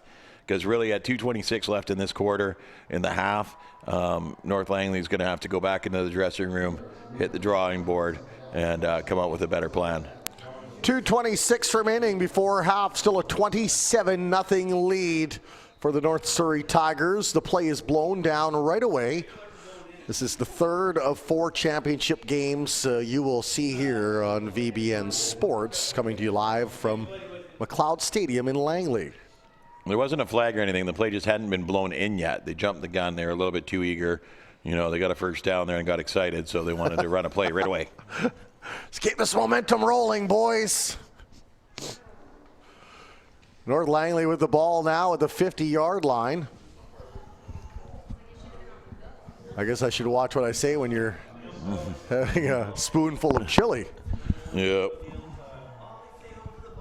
Still on his feet, nice play, continues to move, and then they'll blow the whistle again. And you would love to see them actually wait until he's brought down, because he stayed on his feet on a number of occasions. He has, but they keep pushing him backwards. So I think they're doing the coach a favor by whistling that down a little bit sooner. They're sparing his body more abuse. Yeah, you know, whistle it down and stop him from trying to get that extra yardage instead of just taking what's there available to him. 1 minute, 30 seconds left. 1 minute and 54 seconds left. No, and this is as I said earlier, the one complaint I have about Ethan is that he tries to reverse the field. He tries to get those extra yards. Take the yards that are there. Yeah. Run the play, take the yards that are there. He start trying to run backwards, drop a ball, or you get tackled even further behind. Get 3 yards instead of -10. Yeah. Positive touches, they called it, right? Yeah. Every time. Yeah, exactly. Good shot there of the North Surrey defense, who have just been on fire today. I mean, they haven't been tested a whole lot thanks to the special teams unit that has gone above and beyond. If you're picking an MVP, you might as well pick the whole special teams unit of North Surrey. So far, yeah. Still plenty of time, though. Hey, if one team can score that many in one half, why can't the other in the other half? Two very good teams in the regular season. Now the throw downfield, and was it pass interference? No, they'll say he ran into him. It was incidental contact. Pass intended for Alex Ronald. You watch here, they're both looking for the ball, and they just bang legs. It's not like somebody stuck out a leg or somebody was, trying to trip them up. 1:50 left now in the second quarter, 3rd and 8. And you would have to think with them trailing by that much, punting is not an option at this point of the football game. No, not for North Langley. They've got to get some positive yards. They've got a man wide open, and he'll catch it. He's brought down at the 28-yard line. A big catch for number 16, Michael Huggan. Well, and this is going to be huge for North Langley. Get some points on the board now. It's not such a mountain to climb in the second half. So, and this was huge on North Surrey's part, they controlled the play in the first quarter and didn't let North Langley have the ball. So now that we're getting near the end, and North Langley's having some success on offense, it looked like it was the right game plan for North Surrey in that first quarter. North Langley tried to get something positive as they make their way into the dressing room at halftime, and it'll be number 8 for North Langley. And quarterback Isaiah Key. There's a shot of him right now. What must be going through his mind right now is you have to wonder if he's looking at the big picture and looking at the ominous task of trying to get back 27 points, or if his coaching staff, as they chat with him now, are saying, hey, let's chip away and get 6 at a time. Well, and that's the thing is you only need to get 6 at a time. What's happening here is North Surrey's calling a timeout because they know what a boost it would be for North Langley if they get a touchdown right before the half here. They know how much momentum North Langley will take. So you see that a wholesale change on the D-line and brought out their stud defensive linemen. You see Jello out there. You see Bomber out there. So you got your stud D-line out there. And then they wanted to get their defensive coordinator a chance to get out there and talk to the boys and just say, hey, this is what you guys need to be doing. Key takes the snap, and there's the give to the fine running back, Ethan Bernardin. He won't gain much, though, and he's helped up off the turf by a running back that's having a lot of success in Antonio Pamintuan. Well, I'm a big fan of this Antonio Pamintuan, not just his running, but his sportsmanship out there. He's helped a couple of the opposing teams off the field, and a couple he put down there that he helps back up again. I like that. That's the way to do it, right? Knock him down, but help him back up again.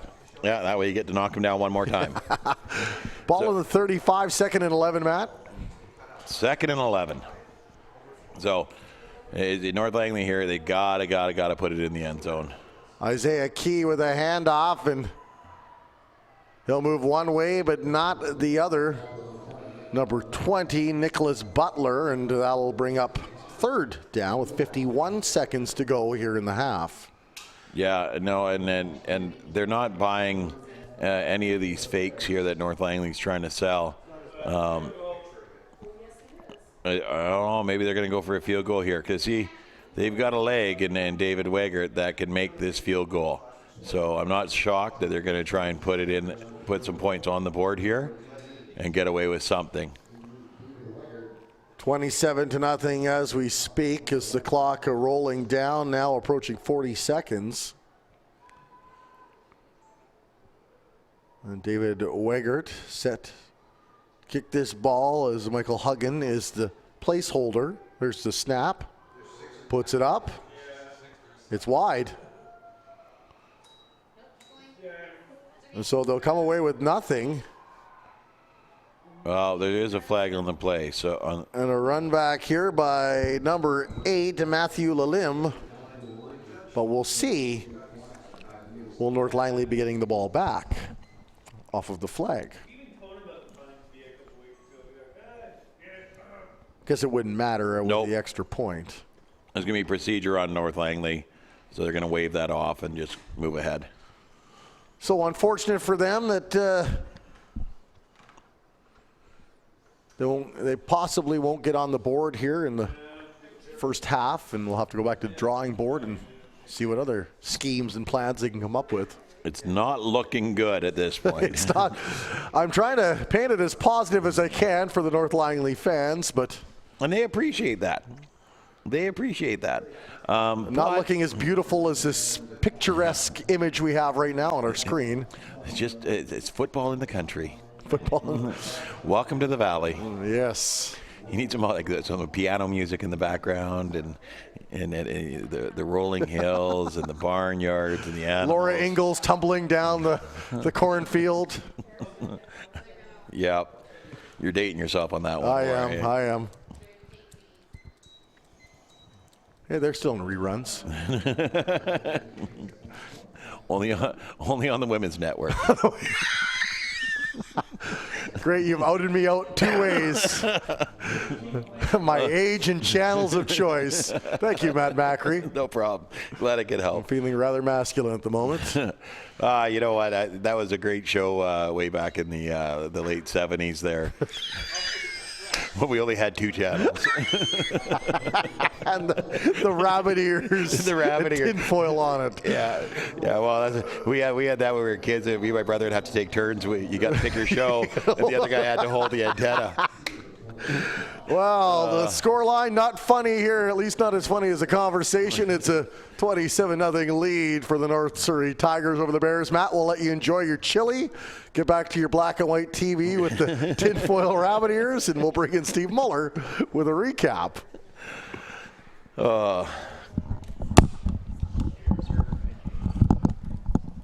Well, Steve, I have a feeling most of this recap will involve the team wearing black jerseys with yellow stripes. Well, as entertaining as you guys were there, I got to say that it was the Pimentawan show through the first half. Antonio Pimentawan with 3 majors make that. The scoring actually did not start with him, though. After a nice 35-yard game by Jerome Unamwango, it was the first goal, make that touchdown for the North Surrey Tigers, came courtesy of number 7, Chris Kangbo. It was a perfect reverse executed, leapt over a defender just before the end zone, and we're just watching the replay on that. And you'll see in just a second he's going to take flight, and over he goes and down into the end zone for the first score. I didn't know the Kongbo was a bird, but apparently it is. Steve Sharma with the point after to make it 7-0. The North Langley Bears started to run into some real challenges here as they started to muff up the kickoff returns. They gave away 2 of them, and it was the North Surrey Tigers that spent most of the time with the ball in the first half. At 2:12, Antonio Pimentawan on a 4-yard run. Scored, and then again they recovered the miss on the kickoff. After that, they recovered that and got the ball back, and then at 19:56 of the second, Pimentawan again in from the 1, making it 19-0. 2-point convert. Make that the 1-point convert by Sharma, and then again at 4:26 of the second, Antonio Pimentawan, and that was from about 5 yards out. The point after for Sharma, and that's going to take us out of the first half with the North Surrey Tigers enjoying a 27-0 lead here over the North Langley Bears. A couple of bright lights for the Bears. Certainly number 34, linebacker Jacob Ronald. He's had a strong game so far. He's come in from behind, made some really good hits, showing really great range. Ethan Bernardin started to show a little bit of flow through the first half, but they started to shut him down fairly shortly thereafter. And then the one sort of scoring attempt that North Langley had on the convert was just missed a little bit wide there. So again, that's going to take us into the second half with the Tigers not nursing, but enjoying a 27-0 lead here at the Bantam Championships. Thank you, Steve, and we will be back in a few minutes with the third quarter, and Steve will join us post-game and talk with the winning coach. And right now, it is looking like it should be the North Surrey Tigers coach, but hey, anything can happen in the game of football.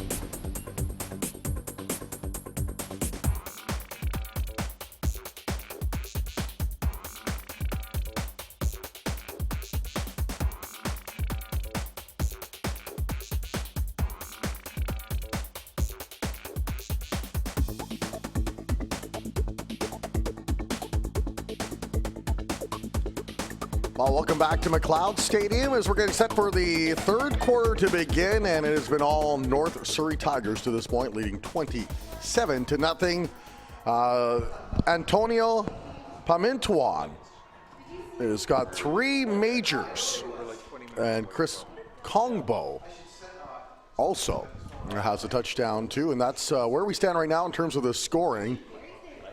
Strength of 2 of those touchdowns came after kickoffs were recovered by the North Surrey Tigers. So North Langley looking to answer, as they have not had a lot of answers. No, it seems like the North Langley offense hasn't been able to touch the ball very much in this game. It's the first quarter they had maybe 4 plays, and in the second quarter they had maybe about twice that. So on the offensive side of things, and the North Surrey offense has just been rolling, whether it be through the air or on the ground. They've found a lot of success out there. It's good sportsmanship being shown at halftime despite the scoreline. Both teams shaking hands, the leaders on each side. And North Langley's got a good bounce in their step for a team that's down 27-0. They perhaps sensing a new leaf in life and thinking, hey, if those guys can put up 4 majors, why can't we? Well, and that's the thing. This coaching staff is a good coaching staff for the North Langley team. They're not going to let these kids get down on themselves and quit. They're going to get them back out there. They're going to come out here in the second half. They have to kick, or no, they're getting the ball here. So they're gonna get the ball and they're gonna keep pushing. They're not going to give up. They're not going to shut down. It's going to be a good second half. Really good second half.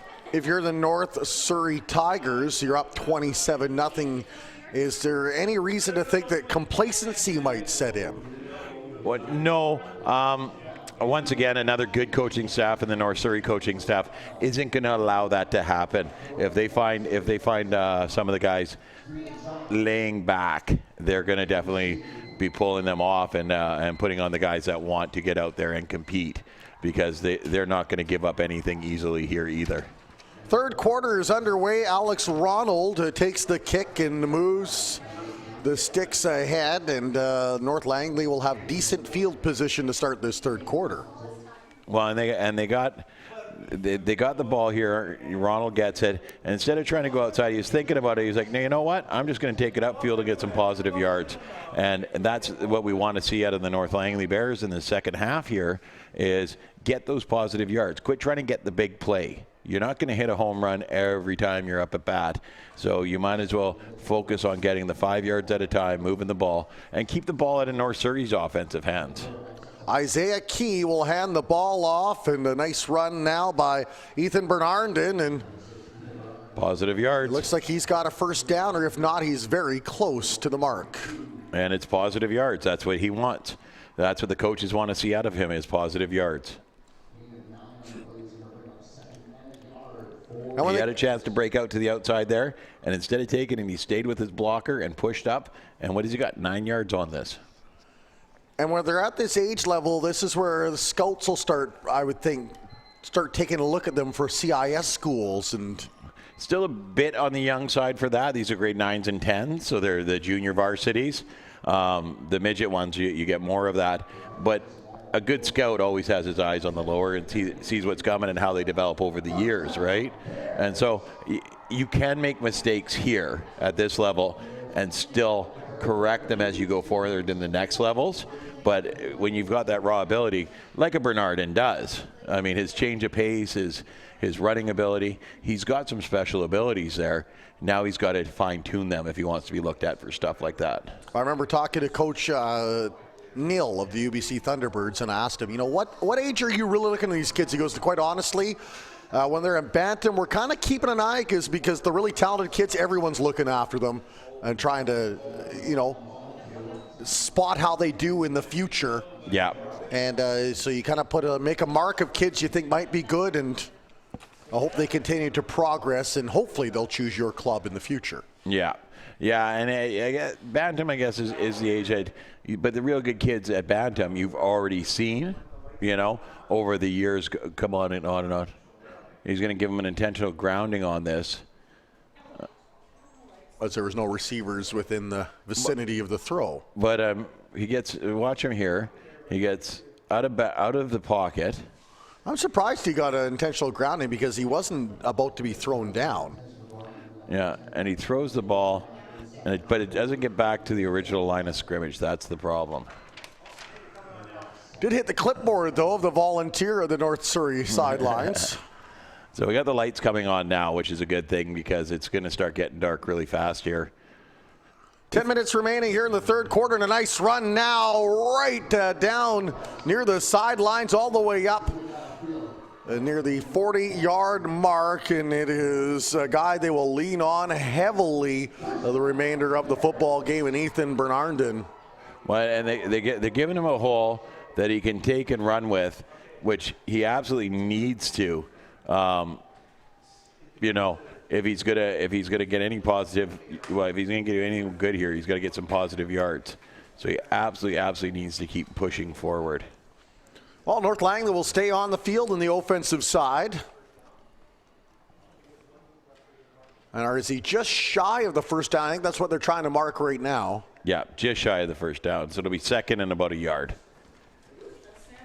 Big run, though, for Ethan Bernardin. Oh, sorry, third. Third and about a yard.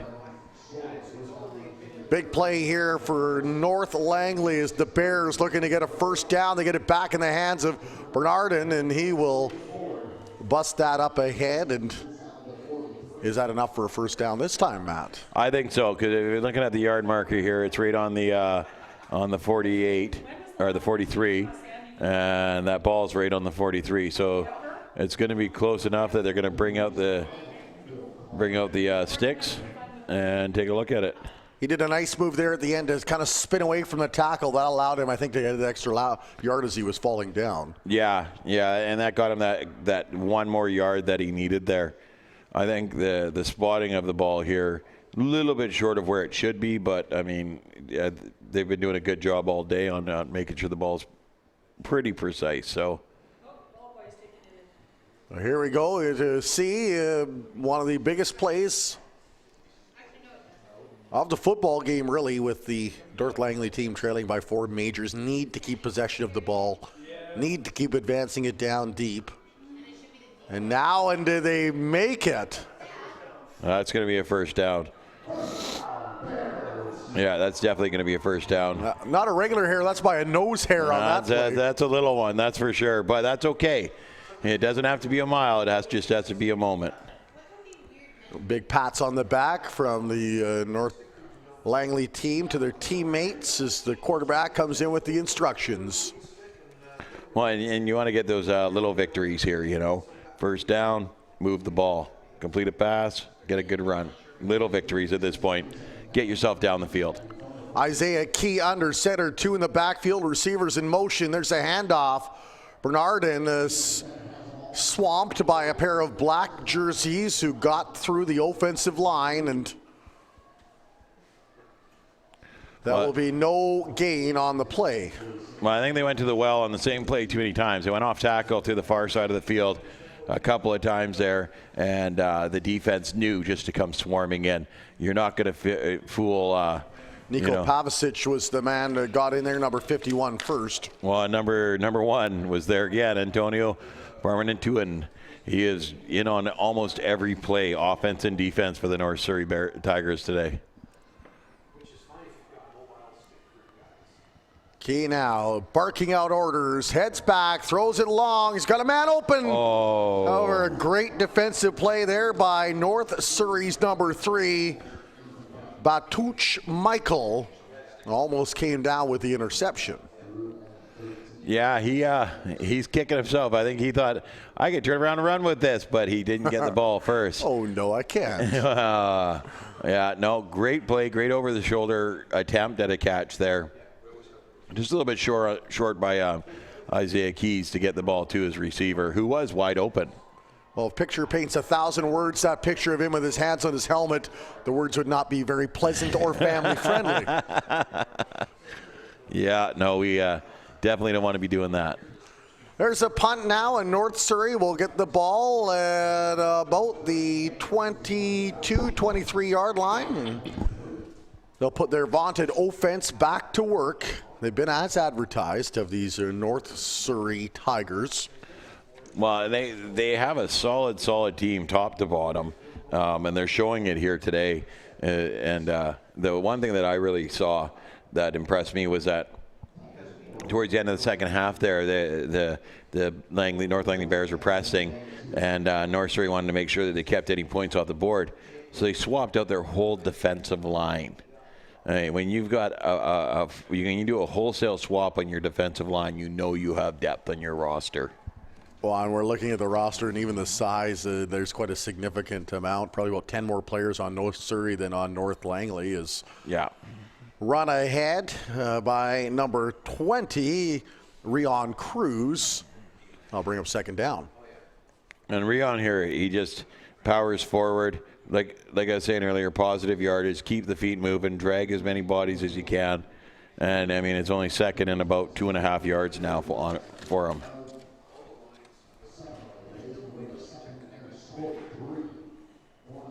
Quarterback Isaiah Anderson now heading under center. He's got 4 lined up in the backfield. Now the 2 receivers in motion. And the handoff to Jello. And Jello will rumble ahead, and that should be enough for a first down plus some change. Oh, for sure. For sure. And he only needs a few yards here, but he gets more than he needs just by dropping the shoulders and powering forward. And it's like I said earlier, it's like a rhino. He just gets that head down low, and he keeps those feet moving and driving through people. Number 56 there, Taylor Fleming's laying on his back after getting jelloed. Getting jelloed. You got a new adjective now. Taylor Fleming is a good linebacker. He doesn't get knocked back on his backside too often. And to see that from a man like Jello is awesome. Pass completed to Christopher Martin, who's still on his feet. Martin making his way to the 20, a big block, to the 10, to the 5. Touchdown and a big shove at the end, and then he responds the only way he knows how as he's in the end zone and says, I got 6. Well, there's a flag. It's coming back. There was a really brutal cheap shot on number 31 here, who was just about to tackle Martin and then just got completely blindsided. Let's see if we can pick it up on the video here, because it was one of the uglier ones of the day. There's the pass. Big throw. Martin picks it up. He's running. And so they come across here, and they're chasing him. And there's 31 up at the top there, and he just gets completely laid out. And, I mean, this is something that they've been saying all year long. Blindside blocks are out. Get your hands up, get a block on them. Do not drop your shoulder and lay a hit like that. And that's going to cost them. I mean, the ball's coming back there. It's no longer a touchdown, and it's 1st and 10 from the 25. So the Tigers threatening once again with that touchdown taken away, still lead by 4 majors. They've got possession with a first down.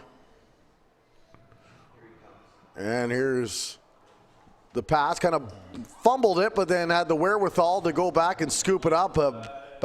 Bachuch Michael. Yeah, he kind of plays a little basketball here on the football field. He catches the ball and turns around and dribbles it. Now starring in Space Jam 2, Bachuch Michael. Well, actually, it was a backwards pass, so it was a live ball. So he fumbled it. He dropped the ball, and he caught it back up, and but there's going to be an offside call on the offense. They're going to go back 5 yards. It'll be for 1st and 15 now on the offense instead of. And despite leading 27-0, you have a feeling the coaching staff at North Surrey not too pleased with back-to-back penalty calls that have pushed their team and negated a touchdown in the process. Well, no, and then now the quarterback just dropped the ball there. So you're starting to see some mental errors by the North Surrey Tigers here. And I don't know if it's getting complacent or if it's just, cold. And they've been on, this offense has been on the field a lot today. So, I mean, it's definitely could be a factor of a few things in there. But the thing that's happening right now is North Surrey's having a little bit of an implosion.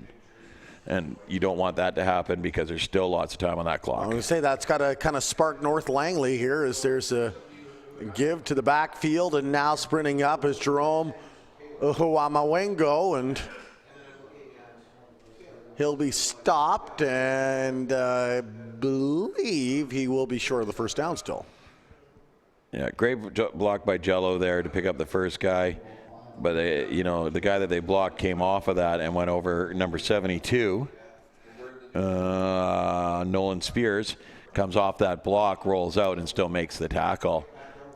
And now it's still going to be 3rd and long, though, for the Tigers. 3rd and about 13. 3:45 remaining here in the third quarter. A big lead for North Surrey, who have the ball. Receivers in motion to the right side. They'll go to the left in coverage, intercepted. North Langley back the other way as it was picked up by number 16, Michael Huggan, and he's still on his feet. And then he was leveled by number 8, who says you may have the pick, but you're going to have to pick yourself up off the turf. Matthew Lalem. Oh, funny. He gets this here, and he just has to come back across the field. And this is what I've said before about positive yards. Once again, turns up here, and he starts running up the field. And then he sees that he's not going to have too much room to grow. So he goes backwards, but he goes backwards, and he runs back about 5 yards there, and then another 5 yards there before he gets just absolutely KO'd. And so he's sitting on the ground 10 yards further back from where he would have if he just stopped or ran into that pile. Oh, looks like the referees are helping him out anyway. They gave him an extra. Well, it was an unnecessary roughness. I saw the flag on the play. I knew there was going to be an unnecessary roughness penalty on the play. And it was over on this side of the field after the interception. North Langley with the ball, 1st and 10, inside the 40. Alex Ronald placed out to the right side, but the handoff instead. Here's Bernardin now. Makes his way all the way up past the 45, up to about the 46-yard line. Another punishing run for the star North Langley running back. Yeah, he comes out here, and he gets the ball, and he goes into the middle, and there's nothing there, so he fights his way free, and he just keeps pushing and keeps running, covers the ball up, two-hands the ball because he's had a bit of ball trouble today, and then finally taken down. And it takes, 3 of the North Surrey players to get him down. We see number 88, David Wegert, now in a little discomfort. Takes a knee. They have 1 or 2 players. It looks like it might be right 2. Now. Looks like it might be 2 of them. 2 or 3. They've got number 4 also on a knee. Yeah. Now he'll get up, and that's not what North Langley needs, trailing 27-0 late here in the third quarter.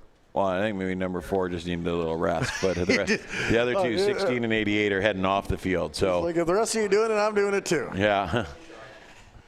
A lot of these kids do play both sides of the ball, don't they? Mm-hmm. And that can especially at the Bantam level. There's no 10-play rule at Bantam or Midget. So, you got to get out there and you got to earn your spot. And the ones that play really hard are going to play a lot. Explain the 10-play rule for fans that are watching and don't quite know that.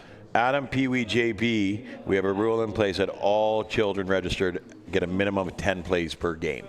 They take that out at the Bantam and the Midget level. What it is you want to develop kids to be better football players. So you want to guarantee that they show up for practice and they get field time as well, because that's where you're going to do your most developing, is on the field. Excellent. Good to know. As there was the handoff as Bernardin was wrapped up quickly by 3 black jerseys, and North Surrey's defensive line has done such a fine job of getting past the offensive line, and yeah, they have some big plays here. 2nd and 9 now, under 2 minutes to go in the third quarter. This is the third of 4 championship games, the crown jewel, if you will, the midget final coming up at about 5 o'clock, probably just after this evening. Isaiah Key now going to the air. Man open, but he overthrew him to the sidelines, and that'll bring up 3rd and 9. And you have the feeling that North Langley's got to go for it. I don't think they can punt it at this point in the football game, being down as far as they are. Well, and number 88, David Wegert's their punter, and he went off hurt. So here he comes now. It looks like he's going to give it a kick anyways. but they're definitely going to punt the ball here. I'm not 100% sure why you wouldn't take the shot. I mean, it is 3rd and long, but you really, really got to take the shot. Especially when you are down by 4 majors. You also maybe show a little bit of faith in your offensive unit, but maybe with the way the North Surrey Tigers are playing right now, this could be the better option. So he'll boom the ball high on an arc. Picked up, and number 8 with speed, Lalim now trying to outrace his man, and he is tripped up close to midfield, but an excellent punt return by the North Surrey Tigers, Matthew Lalim. Yeah, and Lalim does a great punt here, and it's number 18, Curtis Flynn, who gets on his horse and chases him down. So he loops back here because he's got nowhere to go. Jacob Ronald just falls down there, and Curtis Flynn gets him cut off, and he keeps an angle on him. He keeps his on his outside of his hip there, and just when he's about to break around that sideline, Curtis knows he's got one shot, and one shot only to take those legs up from underneath him. Well, under a minute to go here in the 3rd quarter now. Not much has changed in terms of the score line, as North Surrey scored early and scored often and lead 27-0 in this football game. The lights are on at McLeod Stadium. A few clouds now starting to clutter up the skyline. Well, and you look out there and you think of these poor people, they look so cold. and here we are, us prima donnas in the nice covered booth. Well, I was thinking about taking my hoodie off. I was starting to break a sweat here, but every cameraman is cursing you at this moment. Here's North Surrey now with a big run. Slips around one man, slips around another. He's finally brought down, and number 12 once again, Jerome Mawingo. Yeah, Jerome's had a really good game right from the beginning of this game. He was probably one of the first guys to touch the ball. He just runs so well. Good little breakdown and head move there, and then the North Langley team gets it on the tackle. 20 seconds to go as North Surrey will make one last push in this 3rd quarter to try to punch it in the end zone. They'll line up with 2 backs in the I formation. There's the pitch down low. Uhamawingo now makes one move, makes a second move, then a late hit, and that'll draw a flag. And there's just discipline and perhaps a little frustration being shown on the North Langley side. Well, and I'm not 100% sure about the necessity for this flag here. It's sad to see Jerome on the ground. He's such a good runner, and it's good to see that he's getting back up now. But he was standing right on the edge of the sideline there when number 56 Taylor Fleming committed himself to it, and it wasn't like he was out of bounds. It was pretty darn close to right on the sidelines. Well, we'll get the replay here and see just how close he was. Made a nice shifty move early on that gained a few extra yards. So he was out and then smoked. Yeah. It almost looked like the ball went down and caught him up in the danger zone, so to speak. And that hurt him a little bit more. Yeah, like I said, I don't know if that flag was 100% necessary, but I'm not down on the field. It happens in a blink of an eye down there. And if the ref's blowing the whistle and then the hit comes that much later, it's understandable. 3 seconds remaining here in the 3rd quarter. All North Surrey in this one, the Bantam 12-man provincial championship. Great run, though, too, here by Jerome. And he just keeps himself going. Oh, from that angle, yeah, you can definitely see. Not only was it a late, but he also full-on hit the helmet, too. So that deserves Taylor Fleming in on that one. There's a handoff to Jello and driven to the turf, but not before picks up some more yards, and that's to be the last play of the 3rd quarter. And into the final 12 minutes we go, Mr. Macri. And can we expect anything different from these North Langley Bears? I don't know. I would like to see. Well, it's hard to say what to see because that defense for the North Surrey Tigers is playing so well out there. Like they're really covering the field well. They their offense is like a multi-prong attack. The last time I saw them play, they beat the team with Jello, right? And this time they barely used Jello at all. I mean, Jello had 4 touchdowns.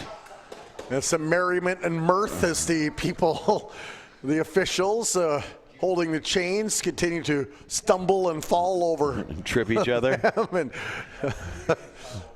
I know. Watching Kevin James perform in a sitcom. Yeah.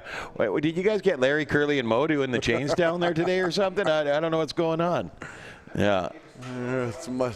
Some much needed respite from a game which has been very one-sided so far.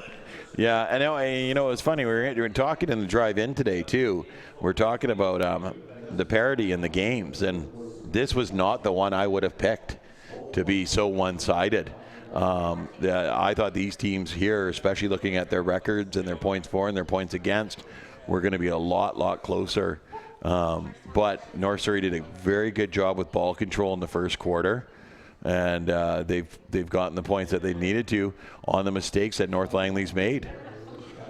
Well, for a rare time in this football game, Antonio Pamintuan is stopped up and maybe dropped for a loss or two as he's run amok on the North Langley defenders so far this football game. Well, and you notice number 72, Nolan Spears, getting up holding his arm there. He may have stopped Antonio, but it took a toll on him, that's for sure. 11:23 left here in the fourth quarter as North Surrey in the driver's seat with a full tank of gas. What I'd like to see, did Isaiah Anderson throw a few more balls here? I mean, I think he's one of the better quarterbacks in this age group from what I've seen this year, and I'd love to see a few more passes tonight. Just to allow him to showcase his abilities? Yeah, he's definitely one of the better.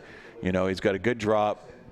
I mean, his ball's not the prettiest ball that I've ever seen. It doesn't have a tight spiral or anything, but he puts it on target so well. Speaking of which, there is a catch by Christopher Martin, and that'll get all the way down near the goal line. I'm starting to think my mic is going into the headset over at the coach over there, because I ask for a pass, and next thing you know, I get a pass and a play, right? It's Maybe it all started with the Abbotsford win. I know. Good fortune followed you from there on. Yeah. And North Langley is going to start slipping some pizzas and money our way to start talking about them. Well, yeah, I know. Some people have been told by a good friend of mine, you ask the universe for what you want and you'll get it. And so maybe that's what I'm talking to directly to the universe here. And is it Jello in for a touchdown? Touchdown for the Tigers. Yeah, and that's it, and there's Jello right there. No showboating. Let's just walk back and hand the ball to the referee and head back to the other side.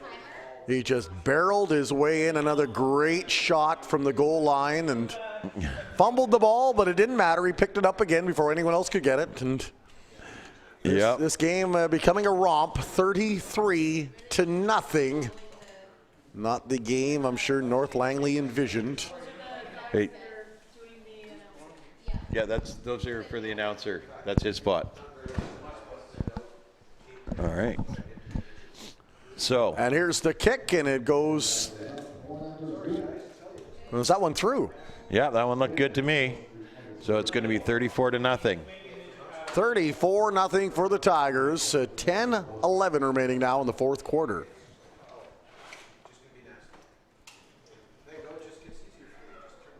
North Langley needs a little bit of a miracle at this point in this football game to claw their way back in it. Yep. It's going to be a tight game, but I mean, we're going to hit run time here, so the 34-0. So I don't think the clock's going to stop after the kickoff here. It'll just keep rolling, and at this point too, it's probably for the better. What you'd like to see is what we saw in that first game where the team at least gets at least one touchdown to give their fans and the team a little extra to cheer about. Yep. And you'd like to see it, they've had a great year. The North Langley Bears Bantam team has had a very, very solid season. So you'd like to see them have some successes tonight. they haven't seen a whole bunch of it, that's for sure.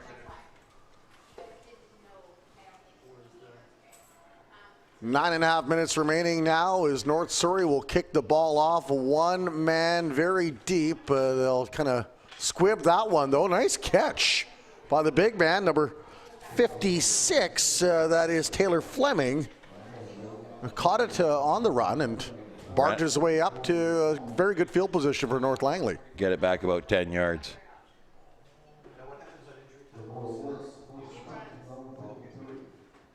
About a 10-yard pickup there, so they're going to start just shy of center field there, about the 53-yard line. And be first and 10. And the clock's ticking away here. They seem to be taking a long time getting the right personnel out on the field. It's kind of one of those situations where they know that they're not coming back in the game, so they might as well just have some fun. But yeah, you look at it though, there's some smiles on the young men's faces and the huddle. Hopefully they realize it was a great accomplishment getting to the game just in the first place, and everything else is gravy. Yeah, yeah. Key under center now will hand off, and Bernardin following the blocks gets the ball all the way down about the 43-yard line on another great run for that young man who's started to heat up as this game has continued on. Yeah, yeah. And I mean, it's not him going down there, is it? You know what? He took it. He's holding his shin here, and he looks like he's in a lot of pain. News going from bad to worse for the North Langley team. For North Langley, and he is under duress right now. And that would be a massive loss for North Langley to end this season. Yeah. As he is going to get up and really favoring that ankle, it looks like. Yeah. Can't put any pressure on it. Now he's slowly applying a little more pressure, so there's some very good news, and perhaps we'll see him again before the end of the football game. Yeah, yeah. It's cold out there. Everything hurts a lot more when you hit it, and he comes in here. And just watch his shin here, because it looks like he just takes a hit right there to the shin. There's so many bodies flying on top of him. Yeah. Hard to pick out which one. That's the one he's holding there, and he even stops to help that guy out, but he's limping himself, right? And the helmet caught him, and he's still trying to help the other guy out. I mean, that's the type of player Ethan is. He's one of those guys. He's going to help his opponent up off the ground while he's hurt. North Langley will keep the chains going. 1st and 10 now. Key scrambling, rolling out, throwing the ball, intercepted. And who else but Antonio Pamintuan, who has to be an early choice for game MVP at this point. Oh, for sure, for sure. He's just had a brilliant day today. Absolutely brilliant day. And then he throws it here, and I'm not sure who he's looking at there, but Pamintuan was the only one that had a chance on that ball, and he got it. What a game for that young man wearing number 1 in the black and yellow. And he and the big man, Angelo Watko, have performed a formidable 1-2 punch for the Tigers in this football game. And what better time to come up with one of your better games than a championship one? Yep. 34-0. Under 6 to go, and there's Jello mashing and bashing his way up for a few more yards. Well, I don't know what number 72 is all excited there about making a tackle. He got 8 yards, and it was only first down, so you didn't stop him on anything, really. Every time Jello has the ball, he's like Godzilla and leaves cities in his wake. Well, I think maybe he's just happy he's finally made the tackle on him on the night. Oh, maybe they're happy that he stopped the first down. I think that's what it was. He stopped him 2 yards shy. Small victory, small victory. That's what it's all about. Under center now, Isaiah Anderson with the handoff, and number 12, Jerome Ohumawingo. And he's going to get a penalty for that one. And North Langley coming up limping once again. This time it is Nolan Spears who looks to be in discomfort, and he falls down in a heap. Nolan's going to get a penalty on this too. He makes the tackle and he comes up waving his arms again like he did something good there. and shoved the North Surrey player back down at the same time. So he's going to get an unnecessary roughness penalty here and move the sticks 15 yards further down the field. It's like double jeopardy right there. Yeah. And then he got hurt on the play too. So I mean, it's great to get excited about the game, but there's a line you can't cross too. So you watch him here. He gets in, he makes the tackle, comes over his own player and hurts himself. So he jumps up and he's waving his arms here, and then he shoves the guy down. And I don't know why he shoves the guy down. He was trying to tell what he was trying to do. I think I read his body language. He was trying to celebrate. He didn't see the guy was still underneath him. Yeah. And he was trying to keep himself from falling on top of him and ended up putting his hand on him. And then he was looking at the ref like, no, I didn't mean to. And he's hurt on it. So that's going to be that won't be going on the highlight reel, will it? Oh, thank you, sir. There remains a big lead for the North Surrey Tigers, 34-0, 3.5 remaining here in the fourth quarter. It's all over with the crying. Tigers keep advancing. Flag is thrown, ball is up, and it slips in and out of the fingers of Matthew Lalim. However, there is a flag on the play. So we get a little shot of those adorable young cheerleaders braving the cold elements and looking happy as can be doing it. So we'll see what the flag was. And we have another flag on the play here. Sorry, I got distracted there for a second. It's all good. There's lots of bright lights around that'll distract many of us, even the best of us. Squirrel. Squirrel. It's my life story. I used to work downtown Vancouver, and I used to get in trouble on my lunch break because my lunch would go into like hour 15, hour 20, hour and a half, 3 hours sometimes, because so many interesting things happen downtown Vancouver. Yes, they do. There's a pass caught and moving up and still on his feet, Christopher Martin, and finally he is brought down at about the 43, 44-yard line. It's Nice. full of life downtown Vancouver, that's for sure. You never know what you're going to see down there. Especially when you come from sleepy Abbotsford, correct? Yeah. It's culture shock every day. Every day. And I used to roll into town at 7 a.m., so it was all shut down. So all you saw were the walk of shames and the and the street sweepers, right? So there's another pass swung out there. Nice moves. Look at him. Juke still on his feet. Makes his way over to the 39-yard line. Number 7, Chris Kongbo, has been a lethal weapon when they've thrown the ball to him. Yeah, he has been. And this whole North Surrey offense has just been on fire today. And a couple of jukes and dukes there. He left 2 men there that need to pick up their clothing because he undressed them. No, phenomenal. Just a minute 20 to go now as North Surrey trying to do one last victory lap down the length of the field and maybe punch it in one more time. Rion Cruz with the run this time, and he's brought down. Yeah, I think he will be just shy of the first down by about half a yard. But a good run here, followed its blocks. Yeah, Cruz is a great runner. Some good patience there, and strong on his feet too. Very, very strong on his feet. So there's 40 seconds now. Is perhaps 1, maybe 2 last plays for North Surrey. They'll keep it on the ground, it looks like. And not that they're going to come back if you throw a pick or anything here, but they're going to keep it on the ground. Just keep showcasing these boys who have pretty much put the game away for them. The Jello, the Antonio Parmanatuan, Kongbo, and Jerome. We're just going to go with Jerome on him. It's Ahamoawingo. Yeah. And that's it. And that's the ball game. North Surrey, a resounding 34-0 win. Matt Macri and every inch the champion after that display today. Yeah, North Surrey did a very, very good job out there. like I said, I'd seen them play a couple other times throughout the course of the season, and they struck me as a very, very solid team. I'd also seen this North Langley team play, and today they just couldn't get their feet underneath them. Surrey came out with a game plan of keeping them on their heels, and they kept them there the whole game. When you don't let them touch the ball for a whole quarter, you take away a quarter of the game, right? That's why they call it a quarter, because it's fours.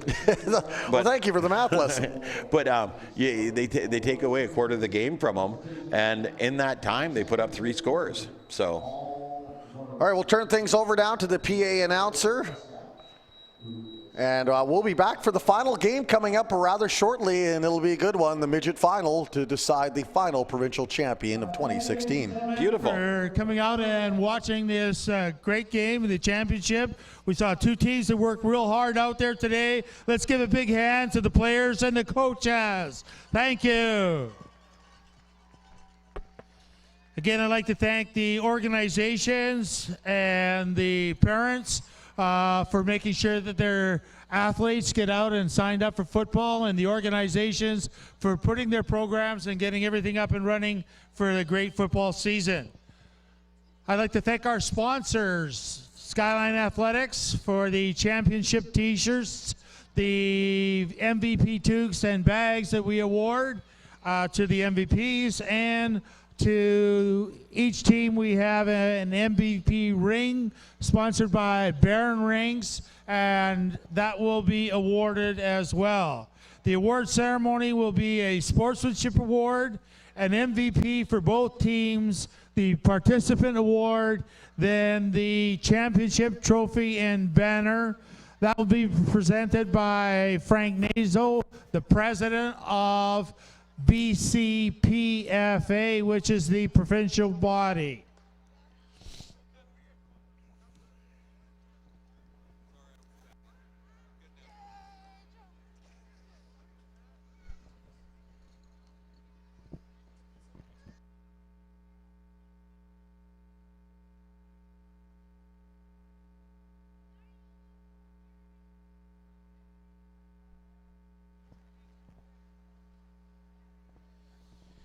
The first award that we're going to present at this point in time is done by Kevin Parks, the VMFL president. It will be the Sportsman Award. The winner of that award is the number 50 from the North Langley Bears, Josiah Mohammed.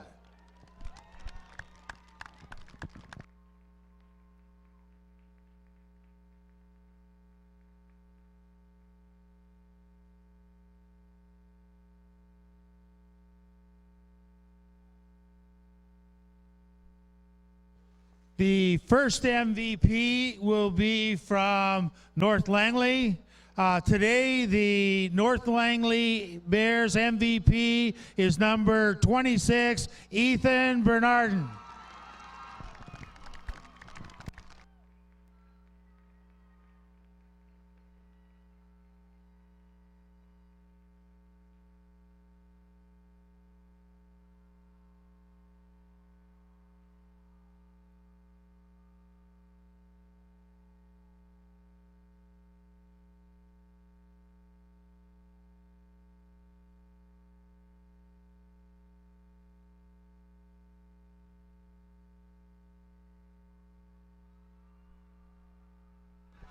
The MVP for the champion North Surrey Tigers is number 1, Antonio Bantam.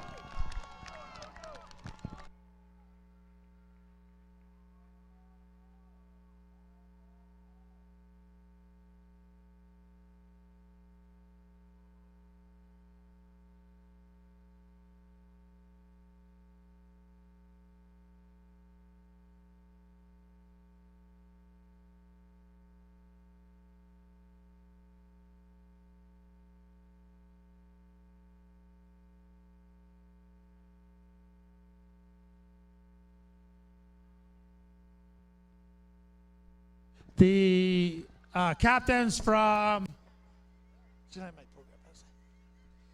the North Langley Bears come up to receive a presentation for the participant plaque, please. Yes. Presented by Frank Nazo, president of BCCFA.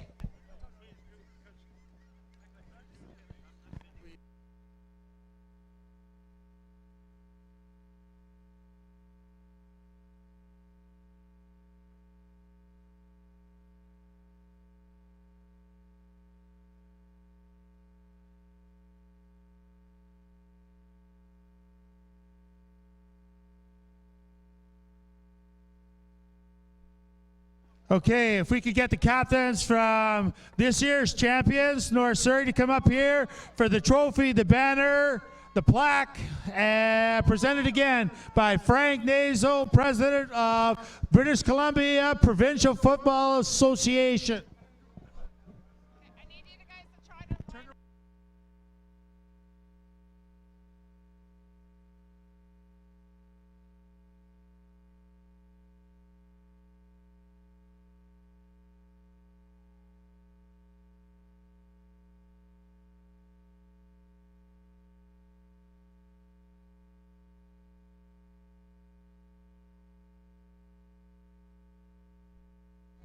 Okay, the medal presentations, each of the teams will be getting their gold and silver medals. And again, thank you very much. It was a great event, and hopefully we'll all see you back next year as midgets.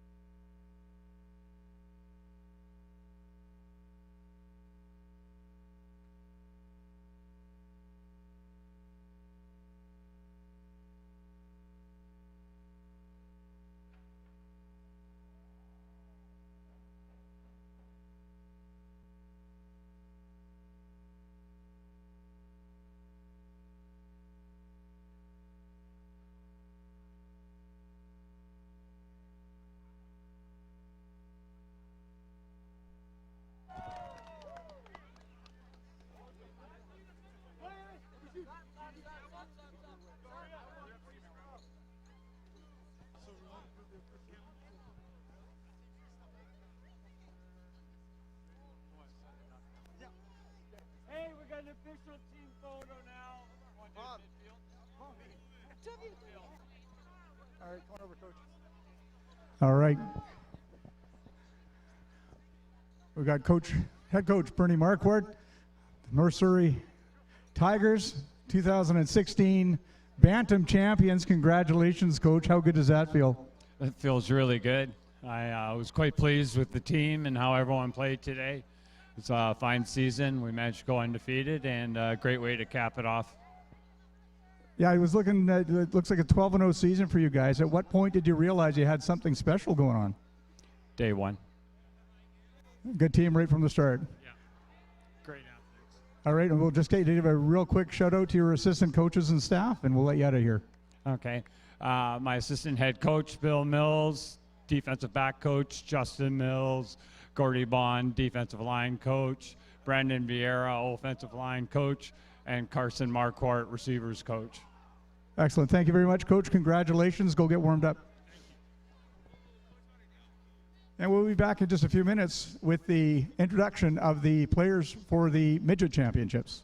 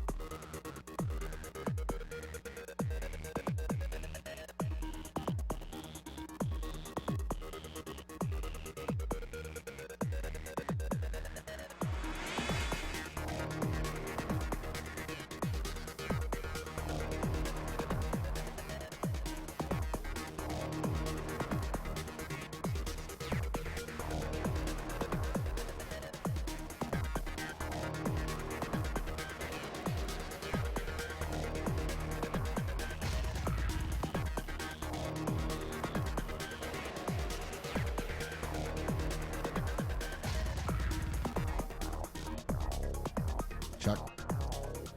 Good evening, everybody. Welcome to McLeod Athletic Stadium. We got ourselves a ball game. 2016 Midget Division Provincial Championship Final. We got the North Langley Kodiaks, North Langley Kodiaks, and the Langley Stampeders in the final. Starting roster for the Kodiaks. Number 1, Trey Blair. Number 2, Jonathan Dwoklinski. Number 4, Alexander Henderson. Number 5, Maximilian Joseph. Number 6, Austin Balzer. Number 7, Darian Pritchard. Number 12, Yun Jae Boo. 17, Samuel Weggert. 18, Nicholas Nika.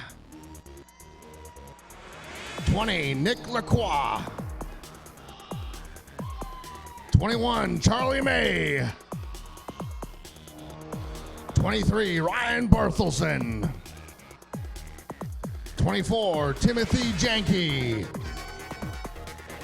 28, Thomas Janke. 30, Isaiah Okoli. 31, Jared Slater. 34, Lucas Chapdelaine. 36, Darius Penner. 38, Mark Gurgis. 44, Mason Block. 47, Andrew Marshall. 50, Curtis Federow.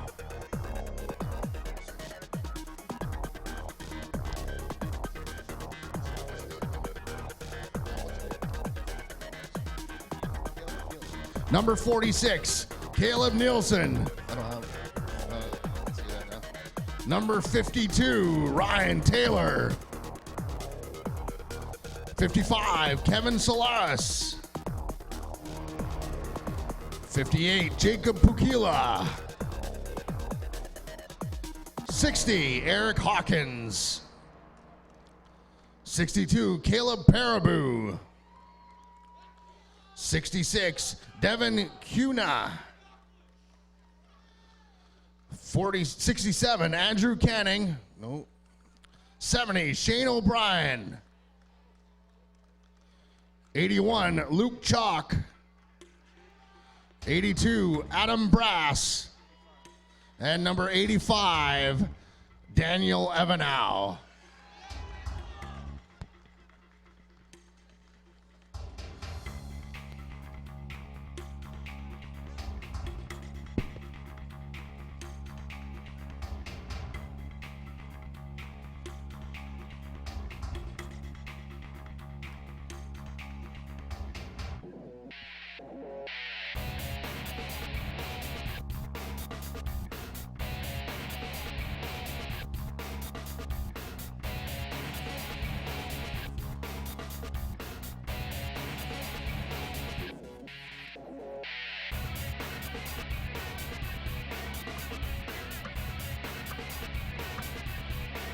Introducing the Langley Stampeders, number 3, Tyler Pickett.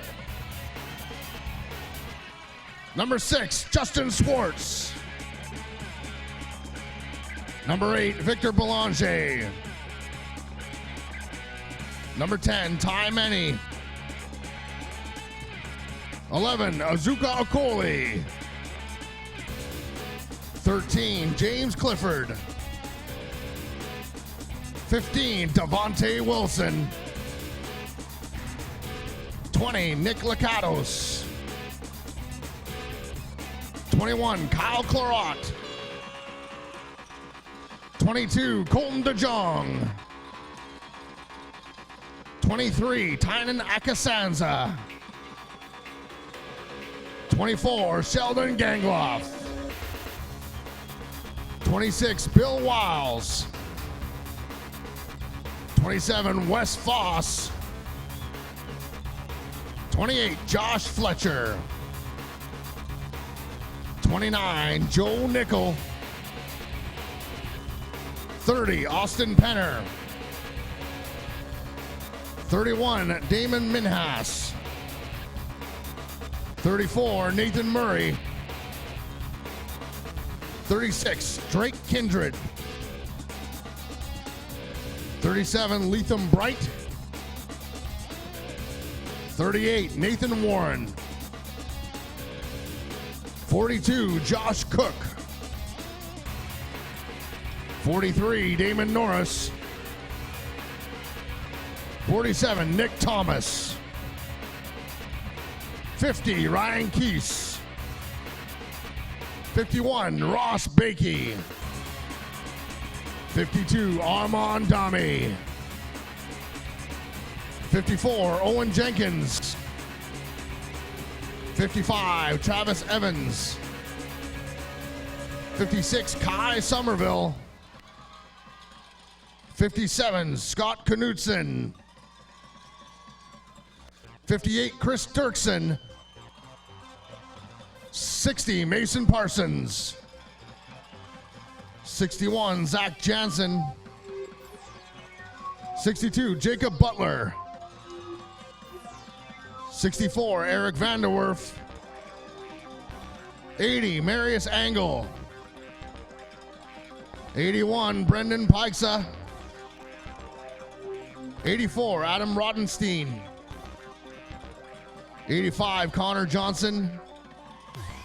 88, Song Bin Moon. 93, Harry Somerville.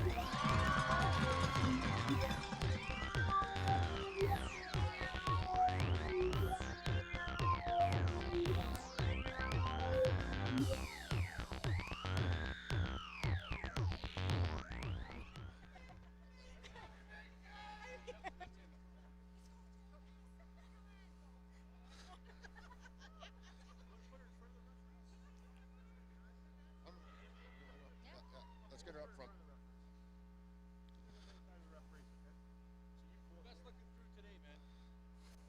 At this time, I'd ask that you please rise, remove your hats, caps, and helmets, and introducing Miss Janice Lozano for the singing of our national anthem. Oh, Canada, our home and native land, true patriot love, and all thy sons command. With glowing hearts we see thee rise, the true north, strong and free.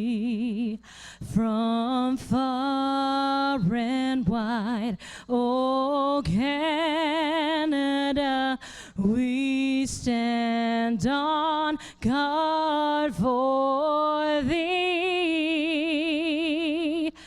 God keep our land glorious and free. Oh, Canada, we stand on guard for thee. Oh, Canada, we stand on guard for thee.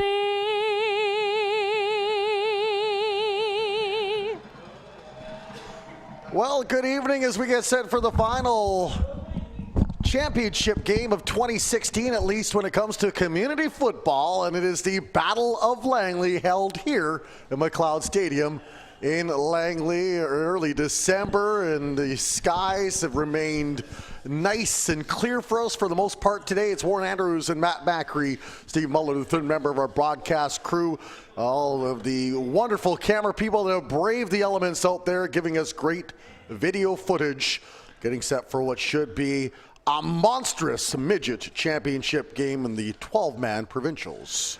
Well, you got the camera crew. I really feel sorry for because they're way out there in the cold and they're up high, and they're standing there fighting the elements to do the best job.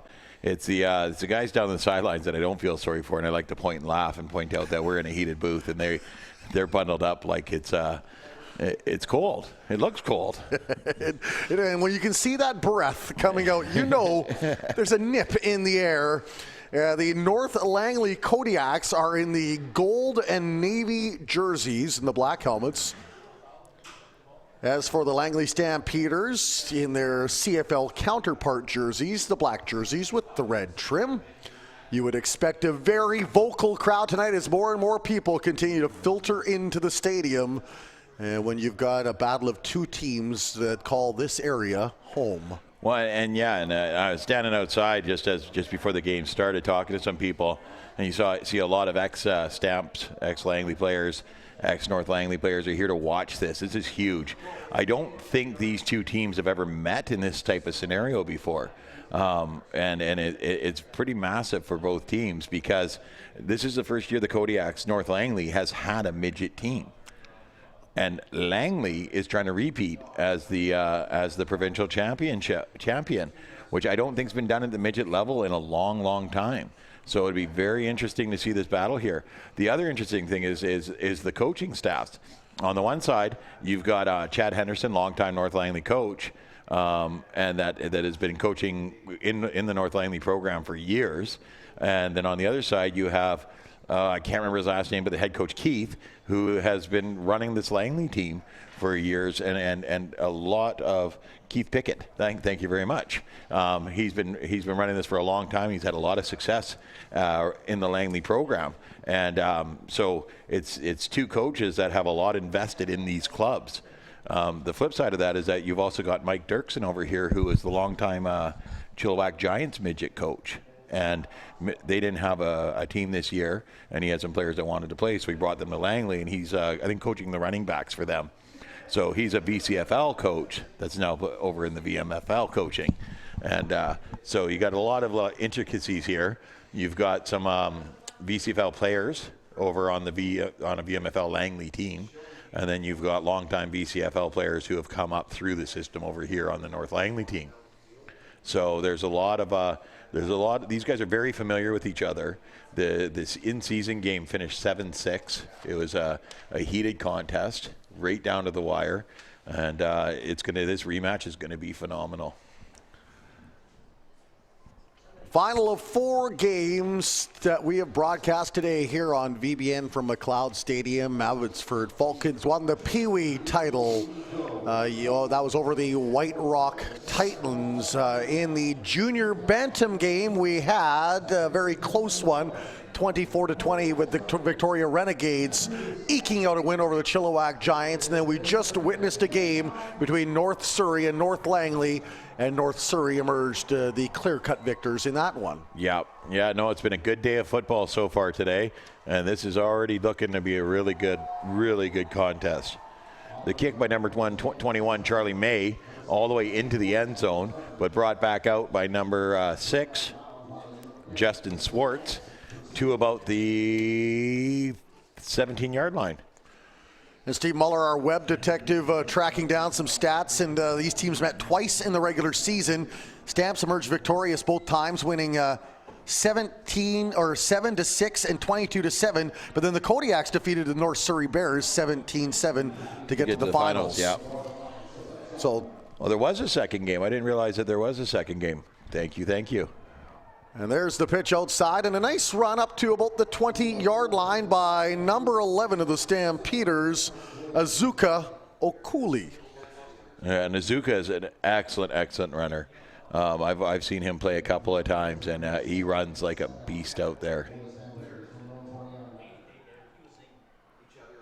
And with the temperature dropping, each tackle is going to feel just a little bit harder as you fall into the turf. And yep.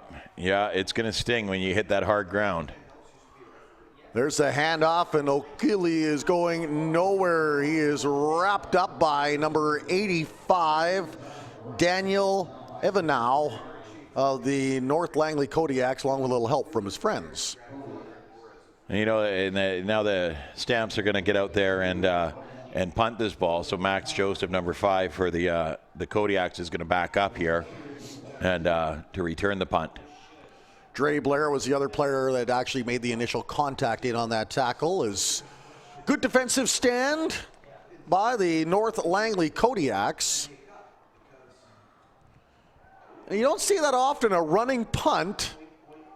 It'll take a good Stampeders bounce and then flags flying everywhere as North Langley, the Kodiaks, will begin their quest to reach the end zone. Yeah, and then, and here's looks like might have been a crossover problem here, is that they forget to give the 5 yards. And that's going to cause some penalty flags to happen here because you see the Stampeder guys get right in on top of them, and they've got to be backing up. And I think it was that block, kind of a blindside block, that they threw some flags down. But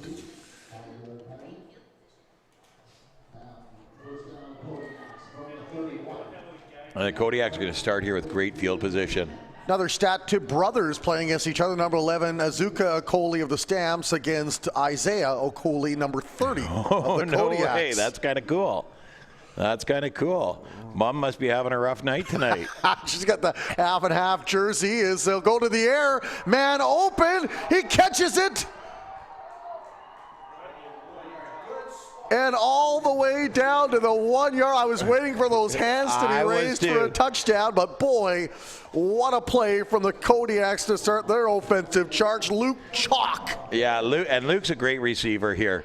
And let's watch this one more time because you get the quarterback drops back and he puts that ball up in the air nice and high over the defender. The only one that could catch it was Luke. He brings it in and right on the half-yard line there. Nicholas Nika with a handoff and touchdown, Kodiaks. There's a flag on the play, though. Yeah. But yeah, Nika showing nice form throwing that ball to get it down there to the 1 yard line, and then he kept and just sneaks in behind the big guys there. That's the way to do it. Get behind those big bears and try to find the cave. Yeah. It is a touchdown now for the Kodiaks, and so they take the early lead, striking like a cobra. And nice. Well, you get that when you get that kind of field position given to you so early into the game, you have to take advantage of it, especially in a game when one of the scores was 7-6. You got to get those points early. So it is 6-0. They'll attempt the point after, and it looks like the quarterback, Nico, is also the kicker. So, he's going to hold it. He's going to be the holder. I was going to say otherwise he'd be like the Randall Cunningham of the. Yeah, no, number 21, Charlie Mays, the kicker. Mays will throw that up and splits the uprights. A 7-0 lead for the Kodiaks over the Stampeders in the Battle of Langley. Bragging rights on the line. I'm sure lots of these young men see each other outside of football and social settings, and I'm sure each one of them would like to have a little bit of bragging rights when they bump into the other at a party. Oh, for sure. They definitely want to be able to rub it in each other's face. Some of them go to school together. So, you figure tomorrow's going to be a rough day for one or the other. And now, is this the home stadium for both of these sides? Yes, it is, because it's the only stadium in the city that they both play here. And the VCCFL team, the North Langley Kodiaks, will play on Saturdays, and the VMFL team plays on Sundays. So, and see, they're moving the ball up here. They're adding the 15 yards to the kickoff here. So obviously it was an unnecessary roughness penalty that was called down on the goal line there. That's just being added on here on the kick. Charlie May now will kick off from the 50, 2 men deep in the end zone.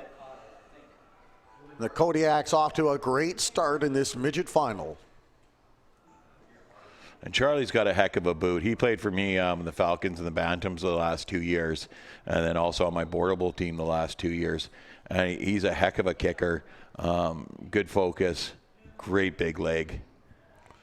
And he will boom this one down to about the 3-yard line, where it is recovered by number 6 of the Stampeders. Justin Schwartz gets away from one tackler. Schwartz gets away from the second. Walking down the sidelines, taken out, but a decent run back from inside the end zone. Yeah, and he gets a good angle to try and get around that edge, and it's just the defense gets over there so quickly and just runs him out of bounds. And he didn't even get hit when he stepped out of bounds. He just ran out of room to cut back. Stampeders go to work trailing 7-0.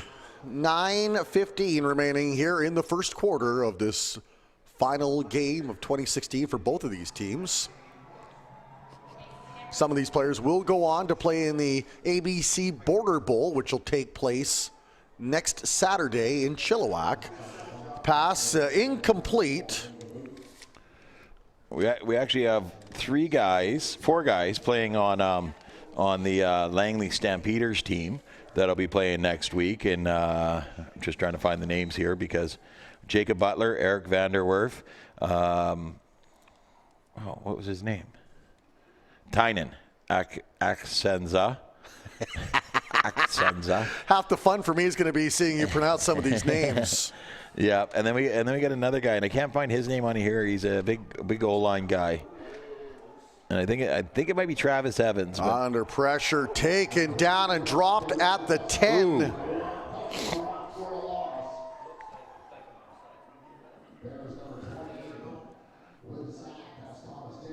Yep, that was one of the Janke brothers got in there for the sack. Number 28, Thomas Janke. He just comes flying through here, and they cut him off on an angle and then just wipe him out.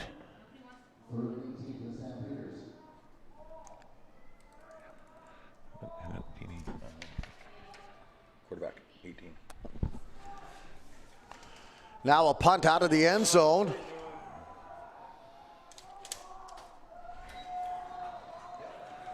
And once again here, the punt didn't really help them out too much. They got good field position, and then a no yards flag on top of that. So they're going to be, so here's the punt, and he kicks it. He kicks it, and number 23 comes in here, and the Langley guy doesn't give him the 5-yard cushion. So right away, that's going to move the ball forward 5 more yards. So they're actually going to be starting with the ball at around the 10-yard line. And a very unique kicking style on the punter. He kind of goes for a run a little bit before he punts it away. I've seen that before. I mean, it's not a standard that you see in the NFL or the CFL type thing, but I've seen that before in these younger guys, that they get a good kick if they get a running start at it. It's like a rugby style kick in a way. Exactly. Well, North Langley will go to work, throw it up in there. Oh, what a great defensive play. Number 28 of the Stampeders, Joshua Fletcher, nullifying a major. Well, and number 82, Adam Brass there, he had this ball, and I think that he thought that he completely had it, but when he got hit, it was just hard enough to jog him to knock it out of his hands as he was trying to bring it down. I'm pretty sure he's going to hear about it on the way home by his dad, Coach Dave Brass of the Meadow Ridge Knights. But, you got to bring that in. But, he's right. You got to bring that one in. And you make him sit there and watch it on repeat for an hour. Yeah. So, but I mean, a great fingertip catch to start off with, though, Adam. That one there, he didn't have much of a chance Nico's on. throw, and once again, this time it was Thomas Janke that got fingertips on it, but couldn't haul it in. And so, excellent defensive stand here for the Stampeders. After the Kodiaks struck quickly on their first possession, they may have to settle for a field goal here. We'll see what the coaching staff is calling for on 3rd and goal. Well, you'd think at this point that they're going to take the points, but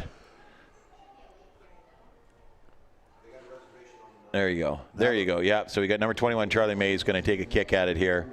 This should be pretty basic for Charlie. He can kick him from pretty far out. Kick is down and through the uprights, and that will be a 10-0 lead for the Kodiaks. Yeah, and that one's like second nature for Charlie. He's a good kicker.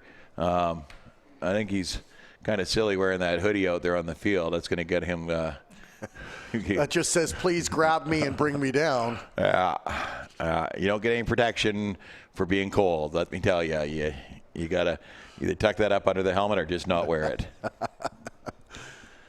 Much like the fans, I love the fact you see the fans coming in here, and of course they're braving the elements, BC style with big blankets, and then you'll watch a Blue Bombers or Rough Riders game or University of Regina, and they're wearing no shirts and a watermelon on their head. Oh man, they're crazy out there. They're crazy out there. I mean, I'm sitting here in shorts. I get that, but I'm inside where it's nice and warm.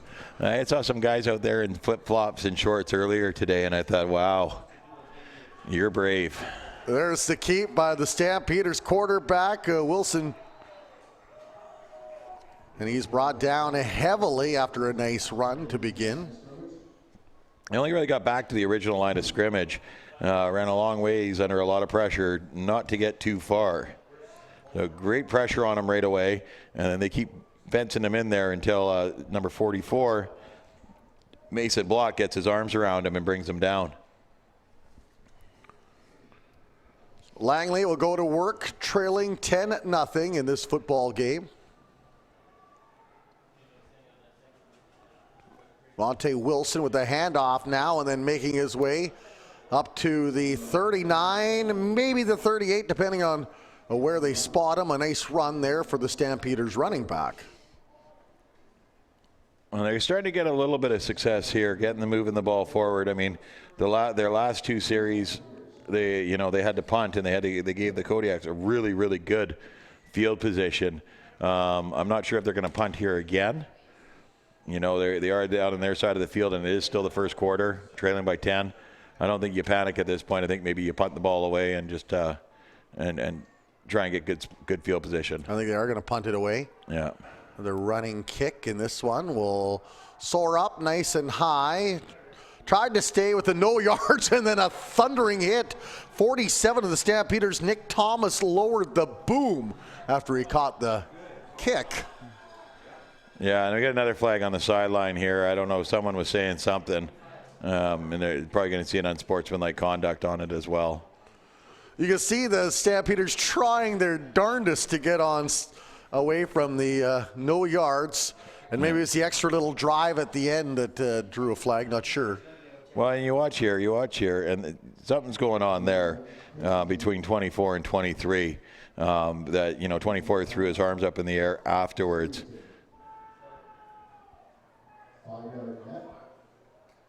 We had a 5-yard penalty, and you always know when there's a cross-town rivalry going on, there's going to be lots of intensity, and especially when they've met each other a few times already this year. Yeah. Yeah, they're going the wrong way for the 5. So it's been a long day for the officials also. Let me just clarify here. So what were the 2 penalties there, guys? Objectionable conduct and no yards. No yards and an objectionable conduct? No yards and 10 yards objectionable conduct, offsetting 5 yards minimum. All right. So it was 10 yards for the no yards, right?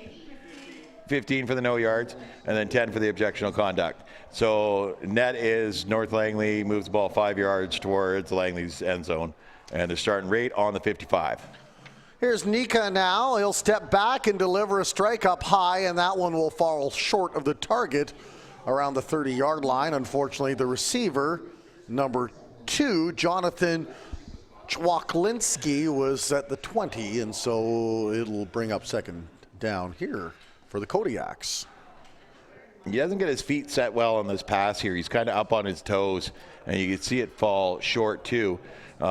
Number 2, Jonathan Chwaklinski, is wide open. If he gets his feet set and delivers that ball, that's going to be a good pass.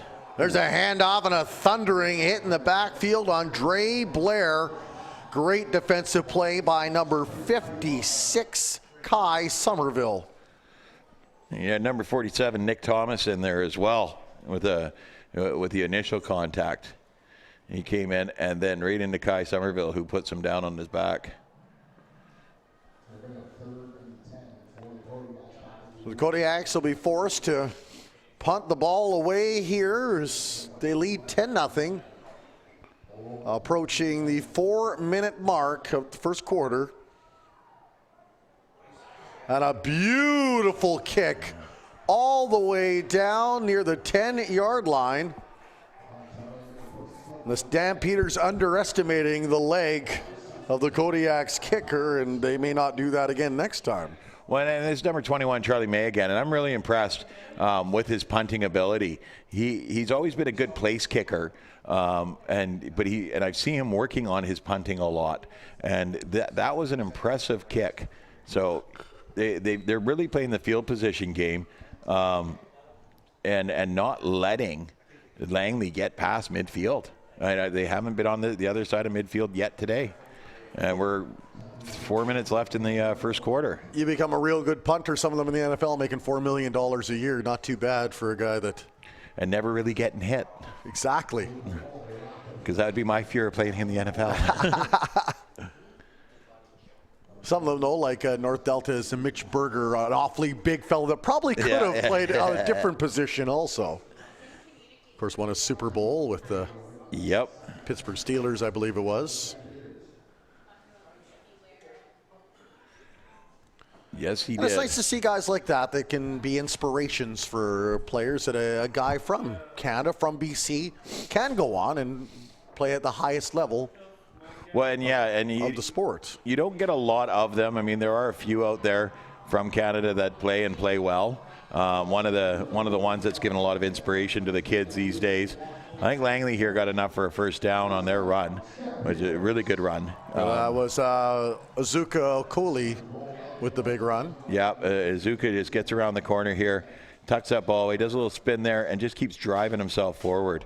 Really, really good play. You were mentioning a player that's giving a lot of inspiration to a lot of BC inspiration to BC kids right now, especially out here in the Lower Mainland, Abbotsford. Number one is Chase Claypool playing at Notre Dame. I mean, and actually playing, not just redshirting or not just playing special teams. He's catching passes as a receiver. Yep, yeah, he's in every aspect. I mean, he kind of fell into a lucky situation. They lost a couple of players, few suspended, a few dismissed from the school for academic stuff, and a couple of injuries. So instead of where he was going to just redshirt, they needed to get him on the special teams, and then he did well in special teams, and then he had an opening on receiver, and they put him in there. And looking at what he's going to do long term, Brian Kelly's already working with him going forward. And the kids that know Chase, have played with Chase. I mean, my son played with him for years. They see this as, hey, if he can do it, I can do it too. Yeah. Okoli down with another run, and he is starting to help Langley move the sticks and gain a little momentum as they're trailing 10-0, but this game far from over with these crosstown rivals. And Keith is an excellent offensive guy. He's an excellent coach. They came out, they got a little frazzled. He's going to settle them down here, march the ball up the field, get the ball going, and Langley's going to be fine. And they keep moving the sticks like this, they'll do great. Little misdirection and a great run right up the gut for number 27, Wesley Foss. Yeah, look at this. They just got to get some success, get their feet underneath them. And this is one of the things in the last game that happened is North Surrey got North Langley onto their heels right away early into the game, and North Langley couldn't recover. Here, North Langley put Langley on their heels early, but Langley seems to be coming out of it nicely. Now the quarterback will keep running out of real estate, though, or is he? Yeah, he's taken down and pushed out of bounds after a gain of 1 and maybe 2 yards. Right into the commissioner's tent, and there's the VCFL president, Shel Sangera, and the VCL coaching coordinator, Cole Sangera, running for their lives. It was good footwork, guys. Good footwork. Devontae Wilson, you can see it on the replay here. It's not just the players that are fleet of foot. Mission VP and JV coach Dave Hicks being the gentleman and helping the lady out of the way first. Oh, isn't that nice? Not pulling George Costanza and mowing over the women and children. If I'd have pushed her in the way. Look out, me first. Wilson now fakes the handoff, rolls off to his left, delivers the pass. It's caught, and they'll move it up to about the 47-yard line. Nick Thomas with the catch. 27, Wesley Foss with the catch. Yeah, and then Wesley's coming out here and making some plays happen and to help drive his team. And that's a great thing about this Langley squad is they've got playmakers on the team, and they're going to make plays. It may not happen right away, but it's going to happen. Well, that's why football is I'd say 60-minute game, but I guess at this level it's slightly less, but still. Yeah. A lengthy game nonetheless, 48 minutes I think it is. And right away, nice run. And that's enough to move the sticks. Well, that was just a battle of willpowers there, as the one side said, we're getting it and we're not even going to trick you. No. The other side wanted to stop him. Yeah, it's just straight to Coley here, and he just knew he needed a yard or two, and he just fights his way forward. Absolutely punished number 12, Youngjai Bu, who was trying to tackle him, and he just pushed him forward and move it over. That's the end of the first quarter. It is 10-0 for the North Langley Kodiaks. However, the Langley Stampeders have the ball and continue to march down the field. We gotta mention here that next week on Saturday at 2 p.m., VBNsports.com is going to be broadcasting the Border Bowl, BC versus Alberta. And as I was saying earlier, we got a bunch of kids from the Langley team and a bunch of kids from the North Langley team playing together on the BC team to take on Alberta a week after this. So the memories have to be very short, is what you're trying to tell me. They don't need to remember anything. The hits to the head will take care of that. Oh, come on. So bad. But no, in football, especially when you play at this level and you play in these showcase games and these all-star games, you're going to be hitting the guy one week, you're going to be counting on him to lay a block for you the next. So, that's why the tomfoolery after the play is pointless. You're all here to play a game. Nice run by Langley's number 23, Tynan Akasanza. Yeah. Found a seam right up the middle and made his way up for a gain of about 6. And that's one of our Border Bowl boys. He'll be playing next Saturday, 2 p.m., Excavation Park in Chilliwack on VBNsports.com. Be the two of us getting the pleasure of calling that game once again. Well, I've asked Wayne to build us a heated booth at the top of the stands there. I'm going to make sure that's done before I commit to anything, because you think I look pretty suave in shorts. Wait till you see what I wear when I'm cold. Number 27, Wesley Foss with the run. Short gain, that'll bring up 3rd down. Now we're spoiled here in McLeod Stadium, nice and covered inside, and then reality will hit next week. I feel like we're broadcasting right on a hockey rink, let alone inside of the rink. Yeah, no, it's going to be a cold one. There'll be lots of blankets. There'll be lots of, I got my big parka. Well, the camera people have zero sympathy for us at all after I know. They've been braving the terrain, so. I know, and I'm very, very happy. And if they want to come down, I'll make them a coffee on the Keurig here. I think he's got enough for a first down. It's Tynan Akasanza, back-to-back runs. So what Langley is showing is a variety of weapons. They're not relying on one or two guys, as we've seen from other teams throughout this championship Sunday. They are really mixing the bowl. Well, this is a solid Langley team. I mean, they can hit you a number of ways. It looks like they didn't quite get enough. They're pointing the opposite direction, and North Langley's offense is coming back out on the field. But no, this Langley team can hit you in a number of ways and make it hurt. Now, one of my favorite players that I've ever coached with, talked to, hung around, it plays on this Langley team, and it's number 29, Joe Nickel. He's played Border Bowl for me. He's played Star Bowls for me. Just a great boy, great kid to coach. To give him a shout out for when he's watching this later. I'm enjoying watching him out there today. For those of you watching, he is wearing number 29 in the black jerseys. Yeah. Great. One of the a really stud football player and a great personality. Kodiak's Nika evades the rush and then throws it into the bench and out of play, out of harm's way. Well, I don't know about that. I think you got to run around the track there. Come on. That was a rocket way out there. Perhaps somebody practicing their 100-meter sprints could have caught it while they were running. Second and 10, 9:44 remaining here in the second quarter. 10-0 lead, Kodiaks over the Stampeders in the Battle of Langley.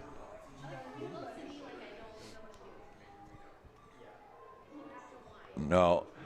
Once again, big thank you to Skyline Athletics, Baron Rings, and Sandman Inns of BC, providing this free play-by-play video coverage on YouTube as the flag goes down, passes up, and he catches it Will it go for naught, though? A gorgeous snag by Darian Pritchard off the arm of Nicholas Nika. I think we're going to get a holding call here, and that's coming back. Offside on the offense. That's got to sting because he put that on a dime. Well, and Darian Pritchard here goes up and gets that ball, makes a beautiful catch there, and you hate seeing those kind of plays go to waste. Especially when you point that you got the first down. Now you got to put that 6-shooter back in your holster. Darian's an ex Border Bowl boy as well, and he played the last couple of years, and he's just a phenomenal athlete. And for those that aren't familiar, there's a number of levels of the Border Bowl, but the one we'll be broadcasting is the best grade 12s with a few grade 11s also in the mix from BC taking on the best of Alberta. So hence the name Border Bowl. Well, we don't really label it the best, right? I mean, I think these kids are phenomenal. Oh, we got a strip Not sure and a touchdown. if the whistle happened, and did it happen? Oh, they're pointing. So it's, yeah. Okay, so not the best, but some. It's a showcase game, so it's the kids that haven't been signed to a college or a university or a junior team or that are looking for a second opportunity to showcase themselves to the guys that are looking for the players coming out of school. So it's not that we say we're only taking the best in BC. We hold open tryouts for everybody to come, and we fill the team with the best that come to the tryouts. Thank you for the clarification. Yeah, we never made the claim that we're an all-star team or that we're the best of BC. We are the guys that want people looking at us. They'll punt the ball all the way down to the 45-yard line. There are flags that were snapped almost right away. Big run and a bigger hit. Number 28, Thomas Janke leveled the boom. There's too many men, from what we understand, Steve Miller watching the play. Well, that was a nice catch over the shoulder. Number 34 of the Stampeders, Nathan Murray. But then, boy, excellent hit by Janke. Just met him level and dropped him like a stone. And once again, a very nice kick by number 21, Charlie May. That was an excellent kick. It's not often you're talking about the merits of the kicking game, but boy, we haven't seen a whole lot of it today, and I think that's why. Kind of puts you on your heels when you see it, you know. And it's like, oh, that's what that's supposed to look like. We were watching 10-yard punts earlier, so exactly. Some of them look like onside kicks, but they weren't meant to be. Yeah, exactly. So it looks like the penalty's against North Langley, so it's going back. And so they're going to do it all over again is the question. Well, he's going to have to do it from 10 yards further back, it looks like. And that was a nice kick, too, so we'll see. Maybe this time he can get it to hit the turf first and make it more difficult for the punt returner. Special teams will head out there now to replay this. Like Bill Murray in Groundhog Day, do it until you get it right. Yeah, no kidding, eh? No kidding. Let's see if he can get the same sort of distance on that kick. Round, and this time he does get the little bounce, picked up. Nice run this time, though, still on his feet. Oh, moving it swiftly before he is brought down. Nathan Murray with a lovely run back off the punt return. Well, and here I'm not going to think. I'm going to kind of question the thinking of Charlie May here. He kicked it to that guy last time. He had a good return. They redo the kick, and he kicks it to the same guy who had the good return. You were so good last time. We'll give you another chance. Here, you didn't quite get a touchdown on us with it. Let's try again. He'll move the ball inside of the North Langley zone. The ball sitting at the 47-yard line. That's where the Stampeders will go to work, trailing 10-0. They had the one touchdown called back after the ball was ruled on the ground. And there's the give, and boy, North Langley's defense was having none of that, and they swarmed number 11, Azuka Okoli. Thank you. Azuka Okoli, yeah. But you watch here on the replay, on the snap here, the whole line moved before that ball did. The whole offensive line was coming forward before that ball was snapped. I guess if you do it in a group, you can't. The ref, you confuse the ref, and he doesn't throw the flag is there. That knowledge? Something must be right. Everyone's in unison. It looked like the ball moved because everybody else moved forward, so it looked like the ball was going backwards. All the fun that you get at this the minor football level. Well, and and I've got to apologize too, because I get very critical. But I'm sitting up here with the benefit of instant replay, HD TV. I'm not down there with my eyelids frozen. If I stop blinking, I can't. I've got icicles over my eyes, type thing, right? I'm pretty sure most of them are waiting or just praying for the pain to stop. Devontae Wilson with the pass, but it was low, and I believe the referee waved it off as they said it hit the turf. The pass to Justin Schwartz. So it was a low strike, and it did just graze the turf before he scooped it back up again. Yeah. So 3rd and 10 for the Stampeders, still trailing 10-0. 7.5 remaining here in the first half. Yeah, I don't know who the tackler was on the far side there, but he got a hold of that foot and he wasn't letting go. So if that receiver wanted to get up and run, he wasn't. There was no running on that one. High rise and kick will roll to the returner. And he'll run into a gang wearing black, and his progress will be stopped. It's number 5, Max Joseph here.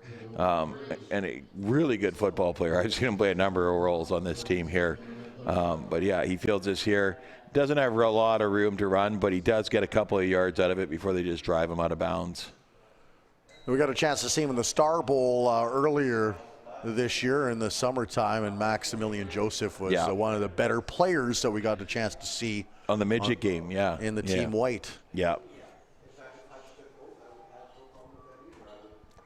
No, he knows how to shine, that's for sure. He's a very, very good football player. North Langley will go to work with the lead. Ball at the 30-yard line. Quarterback will keep. Fumbles the ball, and it's scooped up by Langley. The Stampeders have the ball with great field position, down by 10. And you can hear the crowd cheering with the cowbells ringing throughout McLeod Stadium. That's number 47, Nick Thomas. He's been all over the field tonight. And I'm not sure if he causes the fumble here or who causes the fumble. But he gets up and he sees the ball and he's like, hey, that's mine. I got that.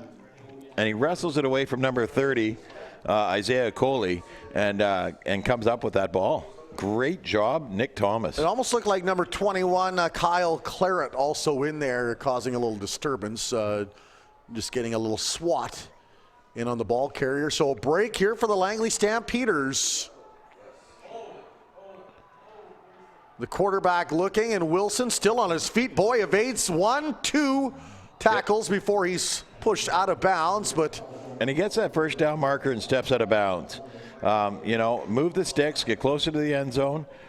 Great presence to know where he is and where he needs to get, and then to get out of bounds to not take that unnecessary hit.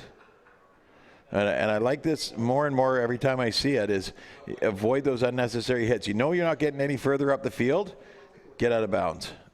Great job. Very good with the footwork, too. You just noticed the little tiny steps that were enough to elude the would-be tacklers. Yeah, that's number 15, Devontae Wilson. He's shown a lot of presence in the pocket today. He's done a really good job. However, 1 foot forward, 2 foot back, as we've got a penalty against the Stampeders, and that'll push the ball back to about the almost 36-yard line. I think we have to go down. I'll take the North Langley locker room. You take the Langley locker room. Explain to them, in the Pee Wee, JB, and Bantam games, we never saw this many penalties in all 3 games that you've had in the first half. Look at the moves by the Langley Stampeders. A Coley, oh my goodness.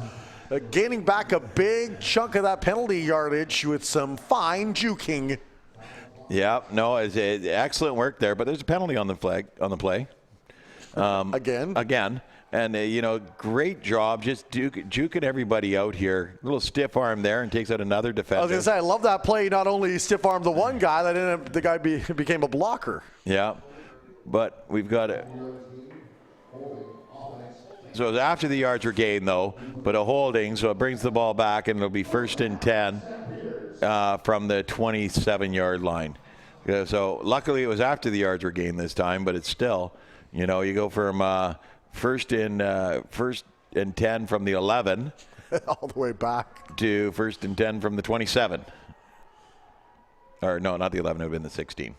Wilson with a handoff, and O'Coley busts up again and then collides with number 28, Thomas Janke. And boy, Janke's been a real force on the defensive side for the North Langley Kodiaks. Yeah, the Janke brothers have been really good.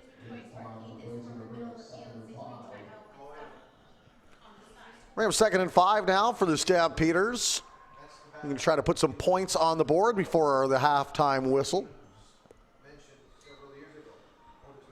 And we're trying the clock's ticking away here. 4:52 left in it, and Langley, or I guess the Kodiaks here, are going to call a timeout, and the defense coordinator Mark Woods is going to hustle down the field there to make sure that his defense puts up a big stand here. I mean, it's 2nd and about 6 yards, so they want to shut him down here and get the ball back and maybe go into the half up 10-0, maybe more.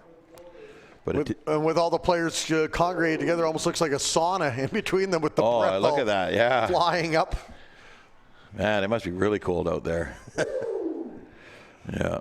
2nd down and 6. Another group of cheerleaders down there. Yeah, we got another group there, and they're looking like they're thinking this was a better idea in August too.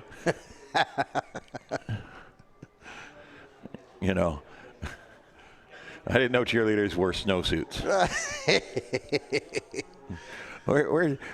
Where's Mr. Kevin Parks, the VMFL president? He looks like Frosty the Snowman dumped in a pot of ink.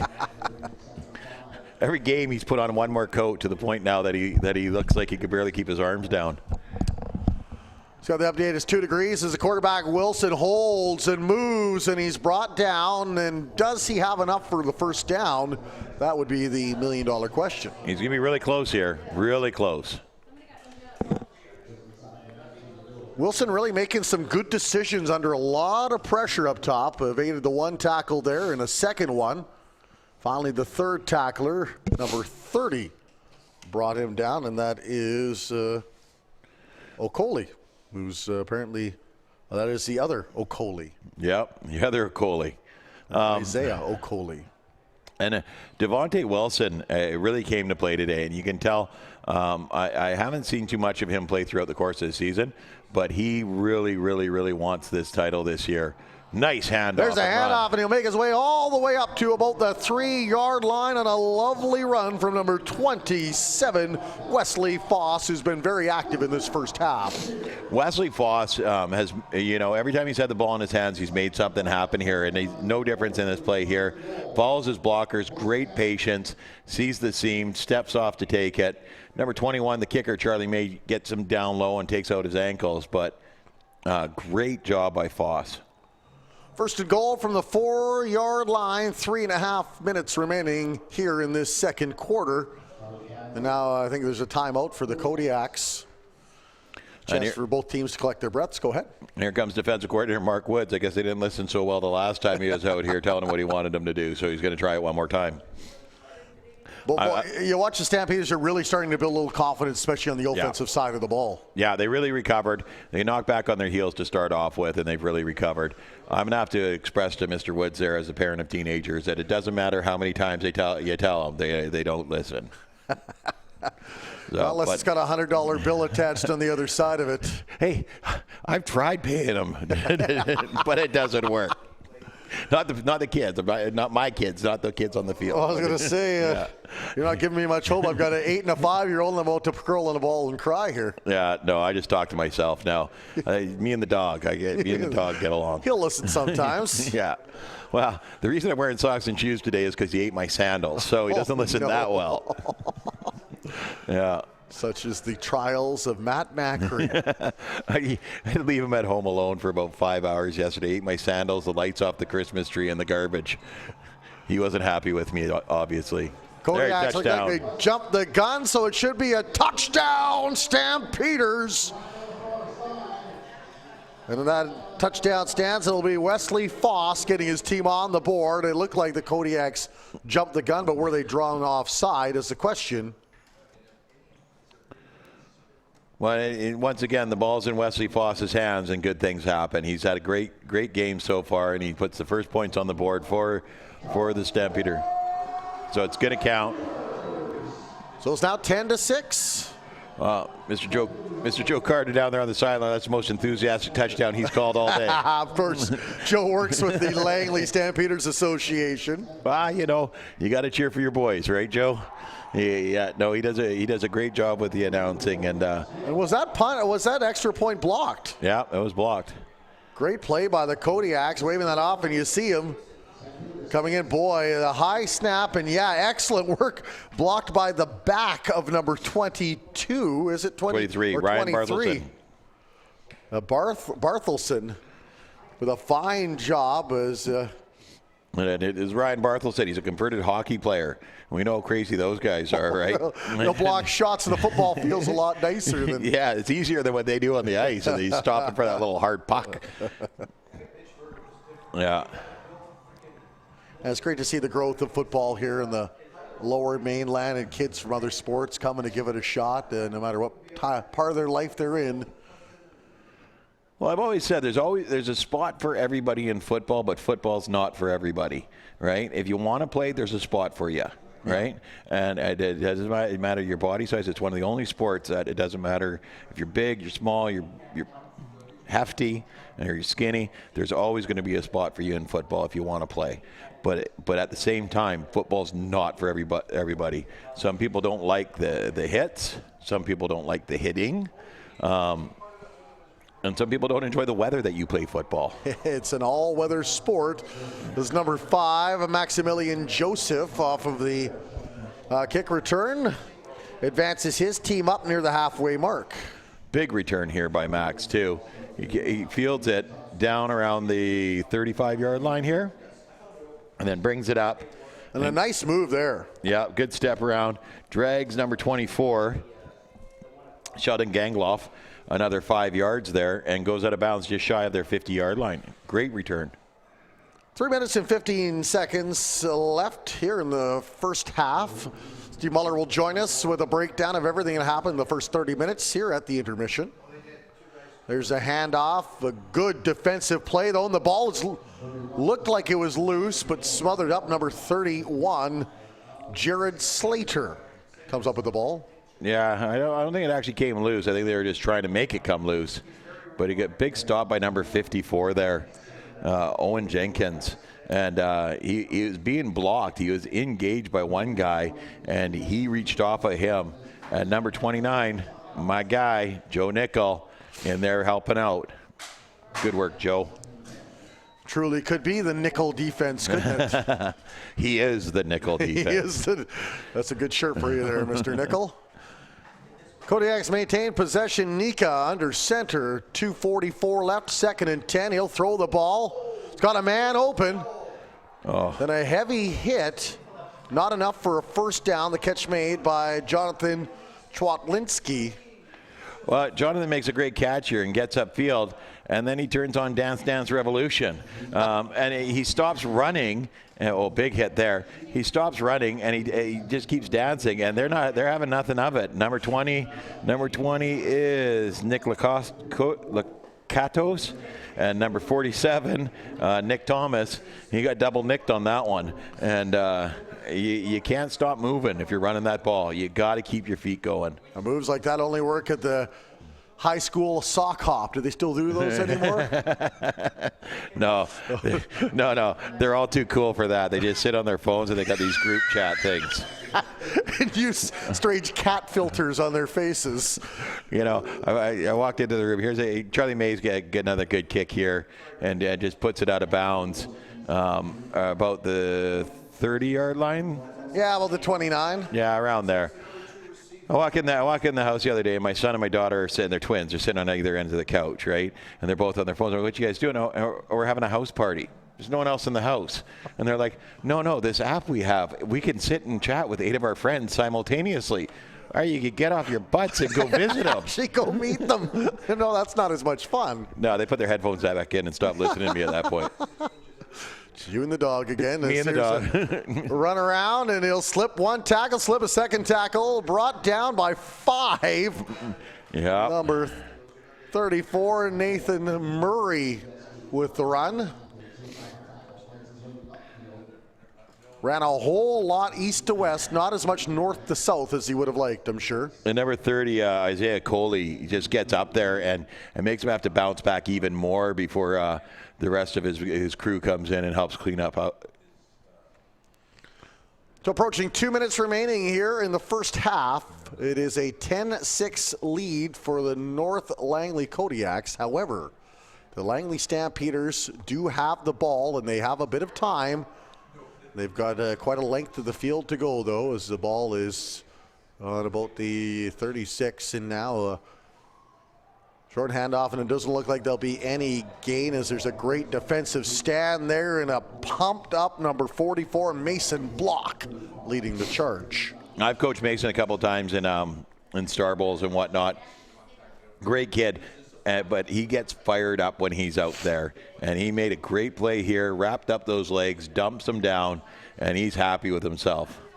Yeah, I like it. Punch myself in the chest. You love to see that Ray Lewis-like emotion on a kid's face, don't you? He's a great kid. He's a great young man, great football player, and he's just so fired up. There's the punt up nice and high, gets a little bit of yardage though, and then dropped, and it's recovered by the Stampeders. Just shy of the 50-yard line, a big special teams play.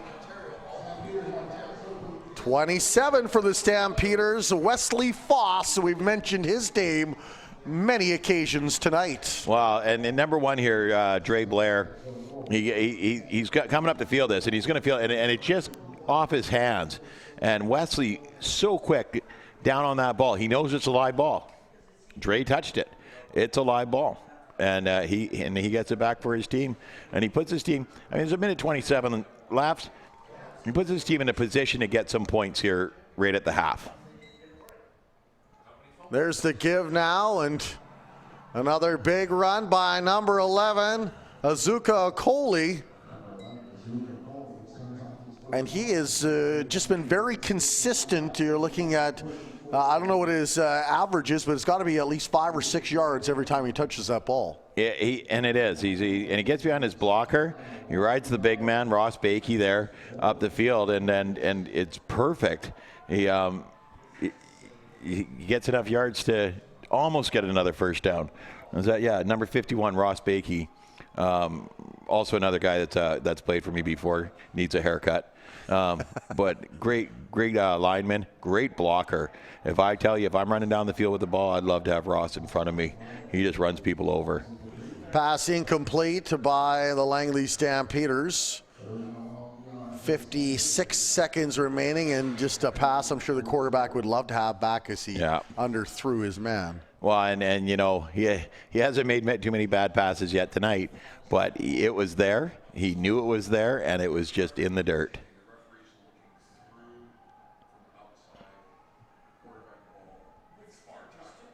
Here we go, perhaps one last drive here for the Stampeders, down by 4. The give and the push ahead.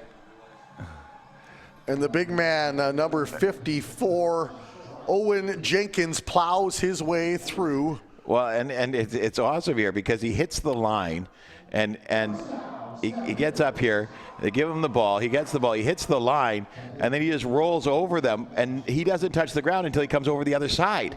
They only needed a yard. He rolled over about 3 yards worth of people there. And these are the plays that could help spark a team coming into the second half.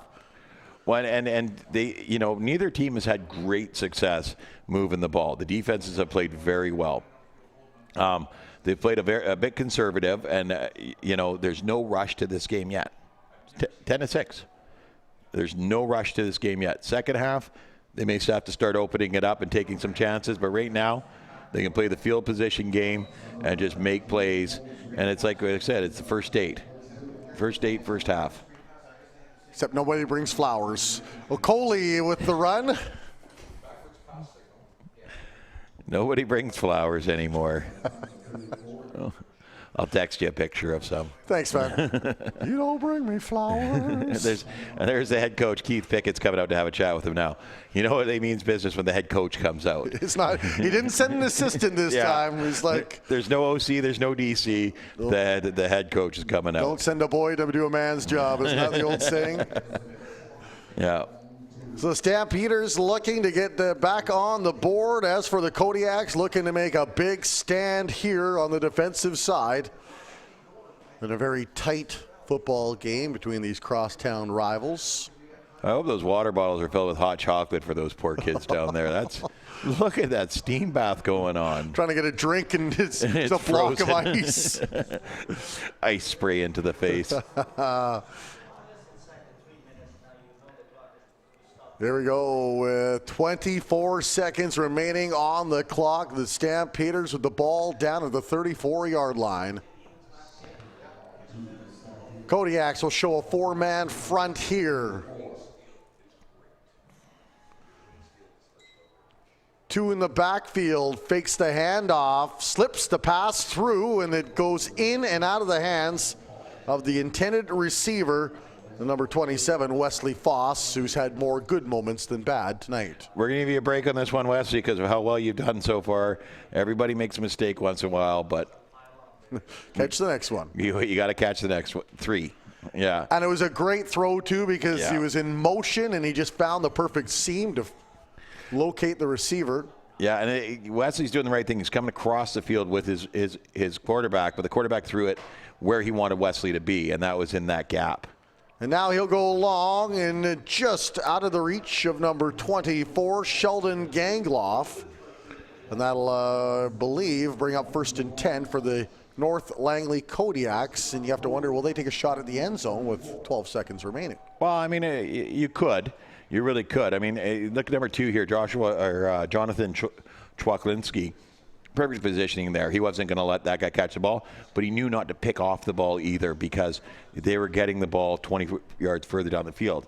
North Langley, they could play it conservative and smart and take a knee and get rid of that last 12 seconds and head into the dressing room up by 4. Or, you know what? You got to play. You got one play. You know, everybody's going down the field, right? And see what you can do. North Langley now maybe the final play of the half. And now we're getting a timeout. Yeah, North Langley's last timeout. And here comes Mr. Ken Helps. And he's going to go out there and he's going to discuss what he wants his guys to do. And see, I like Ken. Ken will take chances. So we may see a little wrinkle or surprise from the defense in what could be the final play of the first half. Yep. A very tight football game, 10-6 in favor of the team from the north.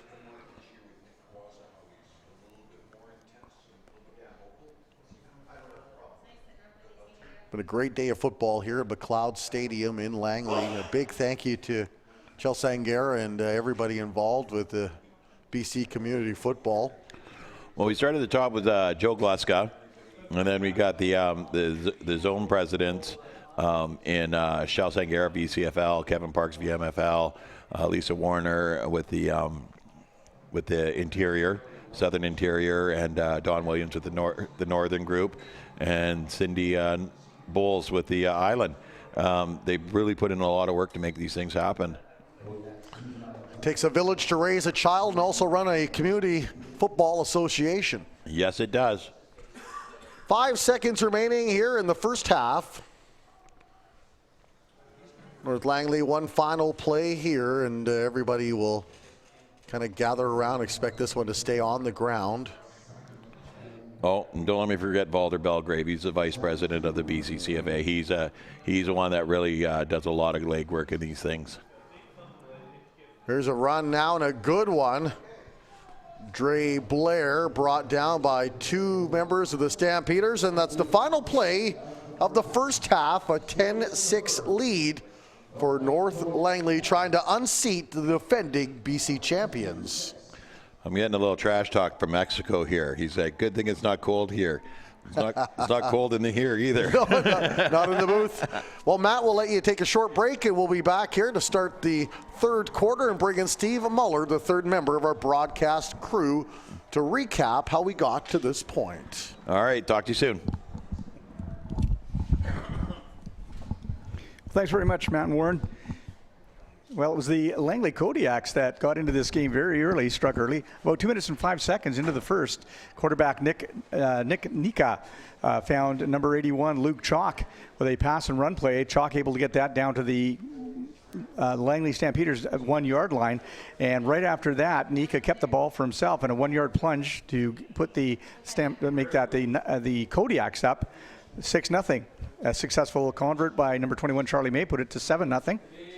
A couple of minutes later, the Kodiaks were threatening again, but for a great defensive play by number 28, Josh Fiddler, who knocked away a pass to an open North Langley receiver.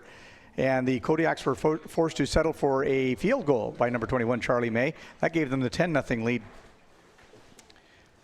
Coming out of into the second quarter, a great play by number 36. We were trying to catch the number, and this might be the play. Still looking to see who stripped the ball, and still not quite catching it. It may have been number 36, Drake Kindred, stripped the ball from the Langley ball carrier and make that the North Langley ball carrier.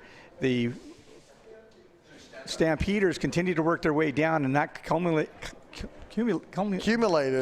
Thank you, Warren. It's been a long day, buddy. That's all right. On a 3 yard plunge by Wesley Foss for the Stampeders, they got back in the game to pick up 6 points. The extra kick was blocked by number 23, Ryan Berthelsen, and that's how we're going to end this half, with the Langley Stampeders down by 4 to the North Langley Kodiaks. Kodiaks 10 and the Langley Stampeders 6 as we end the first half. Should be in for a great finish in a one-score game. Steve, we'll talk to you at the end of the football game as you will once again interview the winning coach. Looking forward to that. You've got it in the Midget 12-man Provincial Championship here on VBN Sports, coming to you live from McLeod Stadium.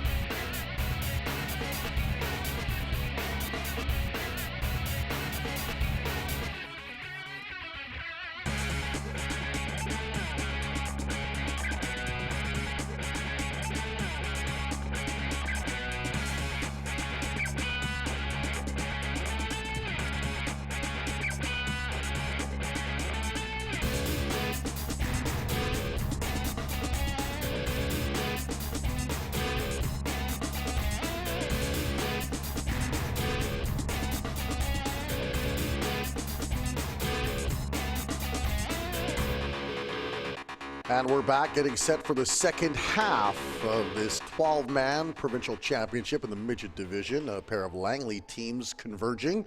Just joining us, it's Warren Andrews. We will have Matt Macri right beside me here in just a few minutes as both teams have made their way onto the field now. And it is a very tight game as we speak, 10-6. The North Langley Kodiaks, who are in those goldish cream jerseys with the navy blue trim, claw marks on the shoulder pads. They lead by 4 points over the Langley Stampeders, who were champions last year. And looking at some of the sweatshirts around the stadiums, champions many other times, including 2013. Yeah, the Langley Midget program's been very solid for a number of years here. And, you know, I haven't seen too many games where they're playing from behind either. Well, they are playing from behind here, so they'll have to see what they have up their bag of tricks to get themselves in the lead. They looked very good, though, at points in that football game, and you have to think that's the positives the coaching staff built on during halftime. Yeah, and they got knocked back on their heels to start the game, but they recovered well. They put a score in. It's a tight game at this point. Nothing's decided yet, that's for sure. So we await the kickoff in a moment as both teams are now on the sidelines getting instructions, and now the Stampeders will head onto the field and do not look like a team that is trailing at the moment. Look very confident to the Stampeders, and now the Kodiaks getting the game chance on, getting psyched up and ready. I tell you, I think these the stick crew should apply for the NFL. They've been hours of entertainment today. More follies and fumbles than Donald Trump's campaign. He got it done, so why can't they, right? Yeah. So we got Langley kicking off to North Langley to start us off here, eh? Two players in the backfield waiting if it is a long kick, and that has been one area where I think the decided edge has been given for one team, and the other. May has done a terrific job for North Langley at booming some kicks. of those kicks. Yeah, it's been very impressive. And it is an onside kick, and it's caught by the Langley Stampeders, and number 24, Sheldon Gangloff, with a beautiful catch. Yeah, he comes in here. He knows him and the kicker must have practiced this one because he knew exactly where he is going with it. Picks it out of the air, blows off 2 tackles, and gets 10 yards further up the field. Excellent job, Gangloff. So a nice play for the Stampeders, a little trickery to start, and they maintain possession of the ball down, closing in on the 40-yard mark of the Kodiaks. Put on their heels. There's a flag that'll be offside by the Stampeders, despite the run of Azuka Okoli. Well, it's going to be frustrating here for Azuka because you got a nice big 8-yard pickup there that's going to be negated by the offside of the slot back that just crossed the line before the ball was snapped. They're going to go back 5 yards. They will be moved back to the 48-yard line. But it's taken some real good plays on both sides to generate anything. Both defenses have been very good tonight, as shown by the 10-6 scoreline. Here's the Stampeders now with number 15, Devontae Wilson, in the shotgun. He'll roll out to his left, 2 blockers in front, holding, and he gets around 1 tackle but could not get around the sure hands of number 12, Yunjae Boo. And a great job here on the defense to get around here and seal off any area for him to run. And number 12 there, Yunjae Boo, just gets a hold of the ankle and pulls the feet out from underneath him. Great job. It kind of looked like a play that was doomed right from the start because everybody rolled the same way. Slow moving, that's for sure. It just didn't seem to get, it took a while for that one to get moving. Wilson now will hand off, and here's the run by Okoli. And he is stopped and dropped by a pair of Kodiak defenders, including number 5, Maximilian Joseph. And what was number 85, Daniel Evanow, that actually makes this tackle possible. He doesn't make the tackle, but watch here. He gets a hold of the shirt and slows him down. He's not going anywhere. Finally rips free, but when he does, Max is there and number 30, Isaiah Coley, are both there to stop him and shut him down. You know, Isaiah's going to love that, stopping his brother and saying, you didn't get a first down on me. Yeah. Hey, remember when I tackled you? Remember that time? Remember that time about an hour ago? Car ride home's going to be really long. And there's a nice punt all the way down inside the 10 and not much room to run for Maximilian Joseph, and he is stopped up at about the 6 or 7 yard line. Well, this is fortuitous for Langley because they were the victim of getting hemmed into their own end zone, and now they get the opportunity to hem in. And once again, Foss, who's had a brilliant game so far today, with a good kick there, and they get a good bounce on it. Max is going one way and the ball goes the other, and he really has nowhere to go here. Only picks up about 2 or 3 yards before he gets hammered down. So lots of real estate for the North Langley Kodiaks to have to work through to make their way down to the promised land. Nika under center. Stampeders show pressure up top, but it doesn't matter as out comes Dre Blair and sticks his chest out with confidence as he made a nice run for the Kodiaks. Well, and Dre's one of those really tough runners. He's tough to take down, runs very, very hard, and he's fast. So you get the ball into his hands, good things are going to happen. And here it shows as he gets up the sideline, he's getting cut off, takes it out of bounds, no unnecessary tackles, picks up the first down. And let's move those sticks. Kind of shirked off the one defender that thought he had him right away. Yep. 1st and 10 now for the Kodiaks. Just under 9 minutes remaining here in the third quarter. And a handoff to Maximilian Joseph, and once again he is brought down. And they really nowhere to go there for him. Oh, he's playing quarterback. Max is in the under center there, and he faked the handoff. Perhaps trying a few new things, or the Kodiaks, a few wrinkles. Yep.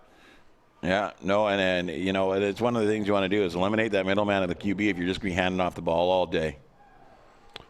Now that'll bring in Nika back under center, one and done for poor Max. Looking to stunt this Langley momentum are the North Langley Kodiaks. Now some pressure, and then the flag is thrown, and Nika will toss that up, but the receiver, Darian Pritchard, bobbled it and caught it. He knew it didn't matter. You call a false start on the Kodiaks here, and procedure. Sorry. And you can see from the pressure of the likes of number 47 there, Nick Thomas. Yeah. Yeah, so that's going to drop them back, and it's going to be second and getting close to 20 yards there. 2nd and 20, and they are deep inside their own zone. They're going to need a big play here, are the Kodiaks, or they may be giving up a safety. And boy, what a game we'd have then at 10-8.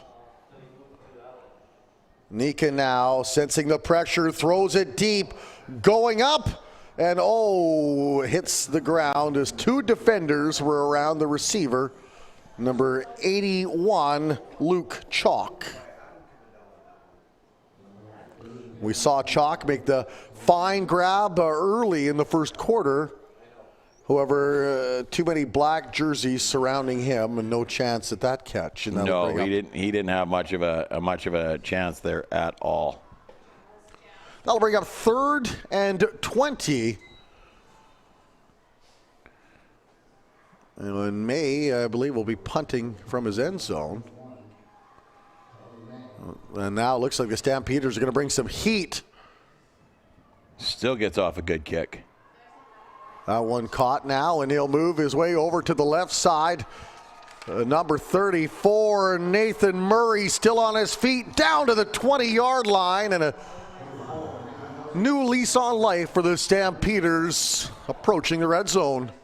We got a Stampeder down here in the backfield too, and it looks like he just went down hard over top of his own player actually. Nice play though. He really froze the defender, number 2, Jonathan Chikwalinski. And then things opened up for him. Yeah, it reverses the field and heads on up. And he is number 21 for the Stampeders, Kyle Claret. That's unable to put, not putting much pressure on that right ankle. You see the quarterback getting into it with the defender. Langley's number 43, Damian Norris, playing a few head games. Yeah. Nicholas Nico. No chitter chatter after the play there. But you know, there's no pushing. No. Just a little smack talk between friends, perhaps. As long as they keep it at that. And avoid talk about the family members. 1st and 10, 7 minutes to go in the third quarter. Stampeders with the ball. Hole opens up and he'll drive it ahead for a gain of about 3. As Zuka Okoli. And you just get the sense that Okoli is due for a big run very soon. Well, and he's been stymied the whole game so far. And he's a very, very good runner. But he's just getting wrapped up so quick. And, it shows game preparation of the Kodiaks here is that they're prepared for him. They realize that he is a threat and they have to prepare for him. It's been all game. They've just been shutting him down. 2nd and 4 for Wilson from the gun. There's the handoff, and here's a break. Okoli will move the ball down inside the 10-yard line. Not enough, I don't believe, for the first down, but awfully darn close. It is a first down. Yep, very good run.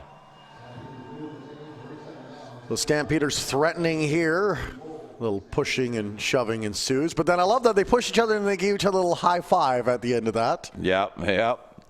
And it's like I said, a lot of these guys have played with each other at different times in their careers, whether it be Star Bowls, Border Bowls, even in community ball. They're competitors, and in the heat of the moment, they get a little fired up. But in the end, they're football players. There's a Coley and Hill moving a little closer, and then we get a flag. And the one player in the Stampeders is like, stop, don't shoot. He's got his hands up like it wasn't me, honest. Yeah.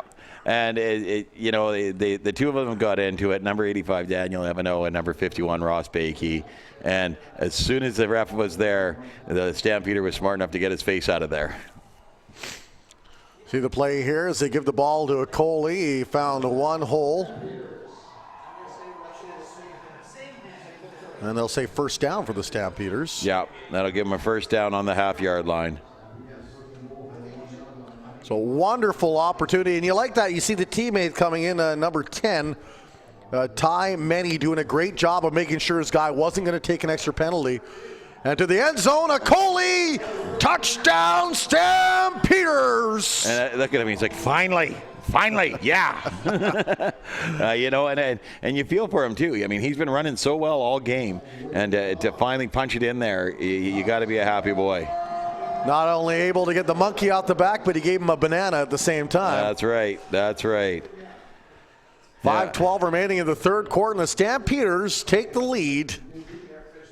We'll see what kind of response the Kodiaks have here now against the defending provincial champions. Now, what percentage of players would you say, just by a rough estimation, were on last year's championship team? Oh, that's hard to say because I know they had an older squad, but I'd say less than half of them, actually. So for some of these, this is a brand new experience. Yeah. Line up for a very important extra kick, and actually they'll fake that, and now they'll do a run. Running out of real estate. Oh, and he is driven down hard. Number 28, Joshua Fletcher, tried the fake, and nobody bid on it. Well, I don't think he tried the fake. The snap went right over the holder and right up to him. and he's kind of running for his life here. And Joshua's a good player. I've had him play for me a couple of times too. Border Bowl last year, he ended up being my defensive MVP, and I don't think he really wanted to run with that ball there. I don't. So it wasn't a set play coming in for the coach. That was like run for your life because you're about to be hunted down. Yeah, and he saw it coming too. But I like Josh. He's a really good player, and he's very versatile. He plays corner, and you see there he's also kicking the extra points for him. So he shows his versatility quite well. And I'm sure if you're a college scout, you're looking to scout some of these guys, versatility would be one of the top things on your list outside of ability and academic prowess. Huge. It'd be very, very huge because, you never know where a kid's going to line up from year to year. I mean, you could be a running back for your whole career in community ball, but then you turn around and you go into a college environment or even a junior environment, and they may want you playing at running back or receiver or a slot. And Chase Claypool is a perfect example. All through Adams, Pee-wees, junior Bantams, he was a running back. Now he's one of he was a standout wide receiver in BC, probably the number one receiver in BC for about 4 years. And he's playing wide receiver for Notre Dame. And he's also blessed with that athletic abilities at 6'4", 6'5", 200 and some odd pounds. And the way he runs, I mean, he's just so elusive. And it's almost like his body's made of liquid. He just flows so well. And the chance to go to one of those prestigious schools like Notre Dame where NBC will show each and every one of your home games. Yeah, and he had options too. I mean, that's the one he decided to go with, and I thought it was very cool that he decided to go with that one because that is a huge, huge, huge school. Oh, here's Trey Blair running. There's a little trickery as it was Nika giving the ball to Jonathan Chwalinski, and then he quickly threw the ball up to Dre Blair. So the Kodiaks not leaving anything on the table either. No, they're trailing now. They've been leading this whole game, and they're trailing for the first time, and they're like, nope, that's not going to stand. We got to make some plays. So they're going to not leave any page unturned in their playbook today. Well, there's actually a very nice throw too from Jonathan Chwalinski. Yep. Receiver didn't have to come back to get it. It was right there in the numbers. Yep. Now a handoff, and he'll bust his way up for a few extra yards after contact. As Nika gave the ball to number one, and Dre Blair starting to take this game over a little bit. Yeah, and I think you're going to see that now, is that they're going to start giving the ball more to Dre and get him to take some ownership of this game. They haven't had to until this point, but now, they're only down by 2, but the time's ticking away. 4 minutes left in the third. Time to put the cards on the table. It looked like they jumped offside, but the flag stayed down, and a complete pass and brought out to the end zone. A great catch by Maximilian Joseph, finally making a big impact. Yeah, and and this is where you want him. You want him down the field, and you want to be throwing that ball to him.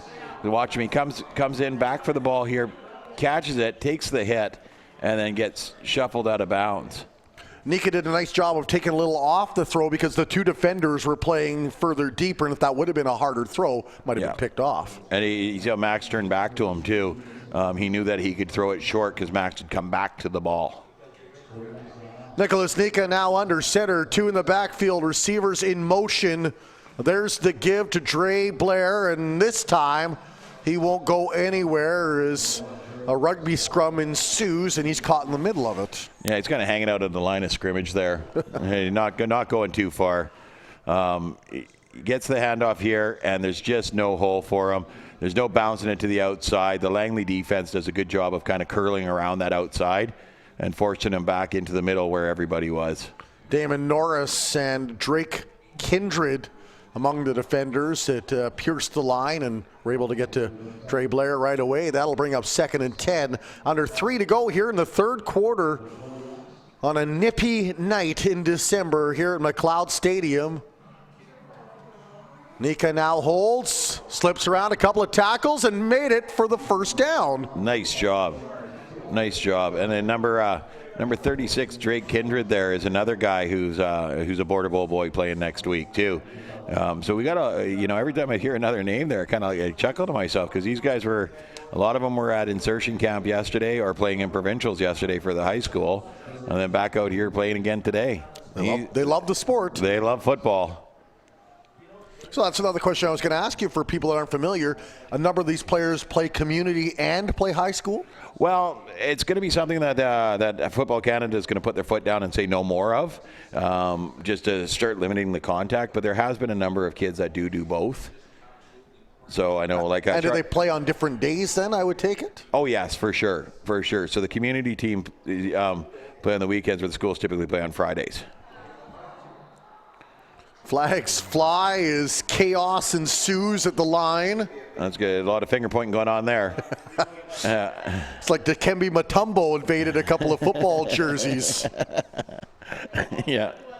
It wasn't me. And the flag. That was a nice throw there from the official. He got some good vertical on that. Get some good height on that throw. Now the officiating crew will confer, and if you can see by the look on the North Kodiaks number 18, Nicholas Nika, he's saying it's against the Stampeders. Yeah, there it is right there. And he jumps over before the ball is even snapped. So is that a first down and a new chance for... Yeah, the kicker goes off the field now. Get out of here, Charlie. And we're gonna bring the offense back on. And they're hoping to bring him back out for an extra point attempt. Yes. Yeah, that's when they want to see him again. This Langley defense, though, has been solid most of the day here. So aside from that first drive where they scored. Nico with the handoff, and look at Dre Blair. He makes his way down to the 5-yard line. That was force of will right there. Dre Blair was like, nope, you ain't holding me back. Force of will right there. Comes in, hits the hole hard here, and just kind of jumps up over top of a player or two. And he keeps dragging the one player's got a hold of his leg there, and he just drags him for at least a yard or two further. Big moment here for the Stampeders defense, who are up by 2, but pinned with their backs against the wall. Under a minute to go in the third quarter in a seesaw battle. Winner takes home the crown, and the loser will have to contend with second place. Nika now throws that one short. Had a man open and Maximilian Joseph, but he's not quite that good at leaping back to pick up that ball. Yeah, and Josh Fletcher, had a line on that one too to come in and pick that off. And he's like, oh.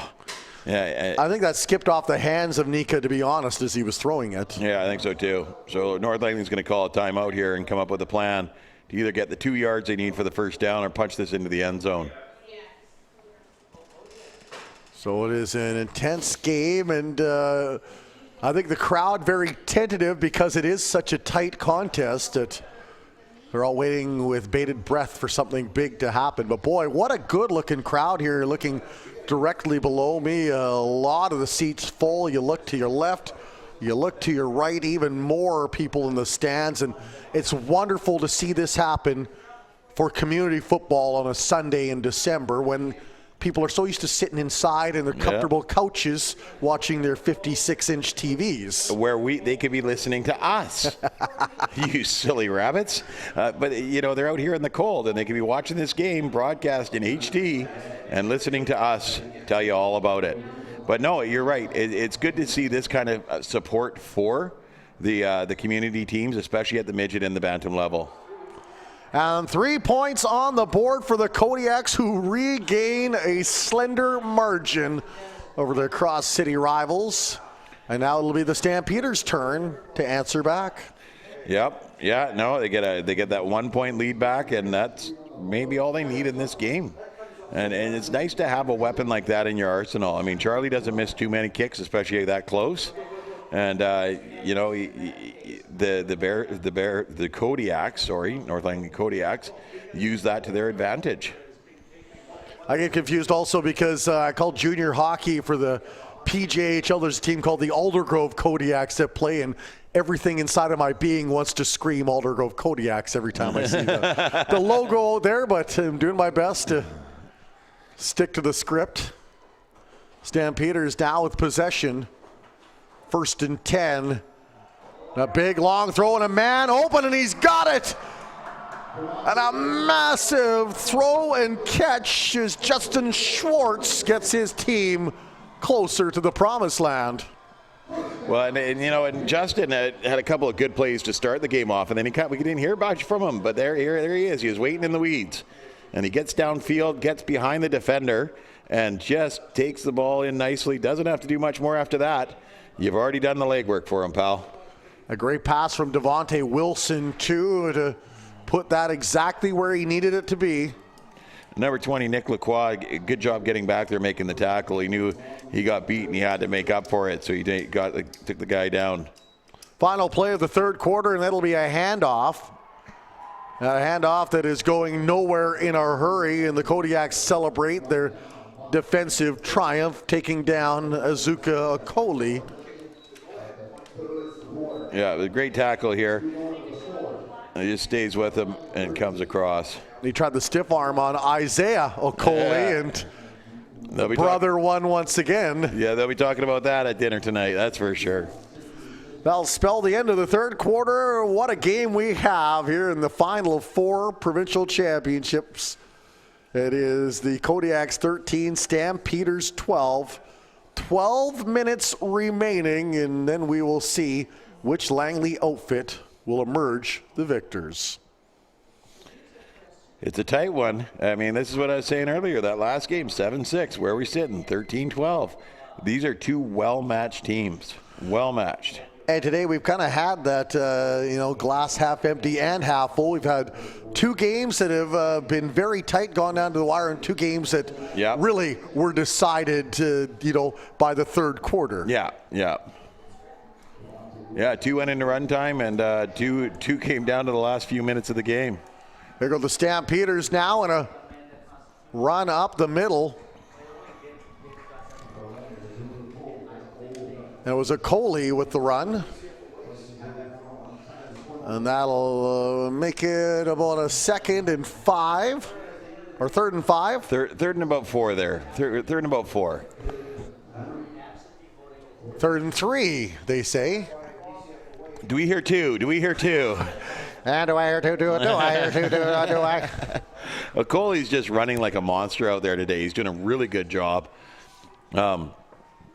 The unfortunate thing here is that he's doing so well, we haven't seen him put the ball back in Wesley Foster's hands, and I was really enjoying watching him play. Well, perhaps they've got a play designed for him here, and there's a handoff. It is Okoli once again. And he actually fumbled the ball, and North Langley recovers. Nice job. So the Kodiaks up by 1 point and a massive defensive stand, and look who it was, Charlie May, the kicker, kicking them when they're down. Oh, so punny. Yeah, and Charlie's pretty excited about that. You see him smack himself on the chest. I think he might have knocked the wind out of himself. He gets really excited here. And they come in and they make a big stop, strips the ball, and there's Charlie, sees it on the ground. And you know what? Sometimes it pays to stay out of the scrum because he was able to dive down there and get that ball. He'd like to thank his lucky hoodie for making that fine play. And watch this. He's like, yay me. Yay. Smack. Massive defensive play with 10.5 minutes remaining, and Trey Blair goes to work for the North Langley Kodiaks. Yeah, and you know what? He's gonna get in a lot of work here because it's gonna be a ground and pound now, I think, for the next little while.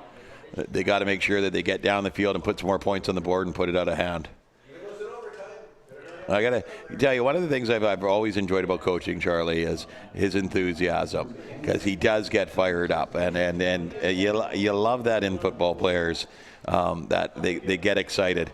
On the flip side of that, and you get these very emotional young men, is they get down on themselves pretty quick too. So you got to walk that fine line with them of the highs and the lows. Nika now from under center, tries to avoid the pressure, throws it up, and it's intercepted.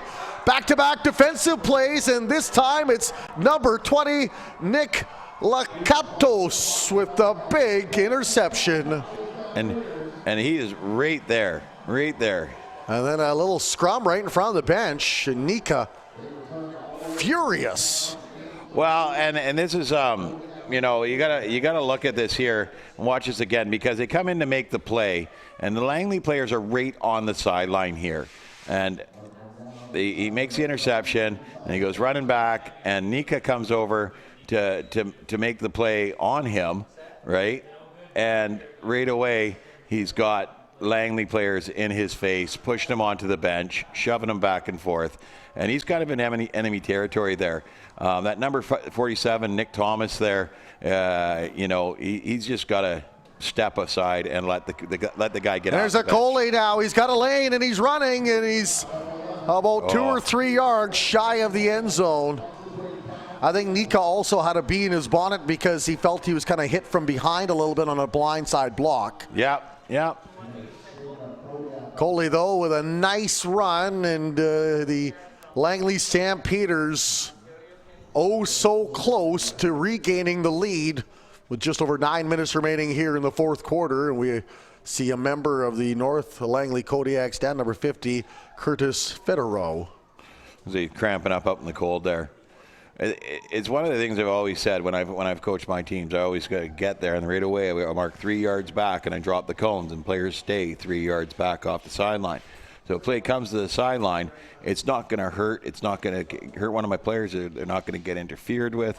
You know, the play's not going to get interfered with, and any of the yapping doesn't happen, you know. And when you get the players standing right up close to the edge there, and this game's exciting. We're 13-12 with 9 minutes left in the fourth quarter. Yeah, players are on the edge. They're right there. But at the same time, the play's going to come right there too, and you got to just step back and stay out of it. So the Kodiaks looking to make a big stand as the Stampeders are on the 2-yard line, trailing by 1 point. The provincial championship hanging in the balance. Number 15, Devontae Wilson, will hand it off to the end zone. Touchdown, Stampeders. Number 27, Wesley Foss. Yeah, I knew he was going to be back. He's had a phenomenal game. This is his second score of the game tonight. And he's been doing a great job all game long, and it's good to see him get a little gravy here, right up on the 2-yard line into the end zone. The pendulum of emotions swung wildly on that turn of events. His first North Langley on a big defensive play. Then the Stampeders came right back and made one of their own, and can't wait to see what the final 9 minutes has in store for us here. It's going to be exciting. Because North Langley's got to get a touchdown here. 18-13 now as they line up to kick in the extra point.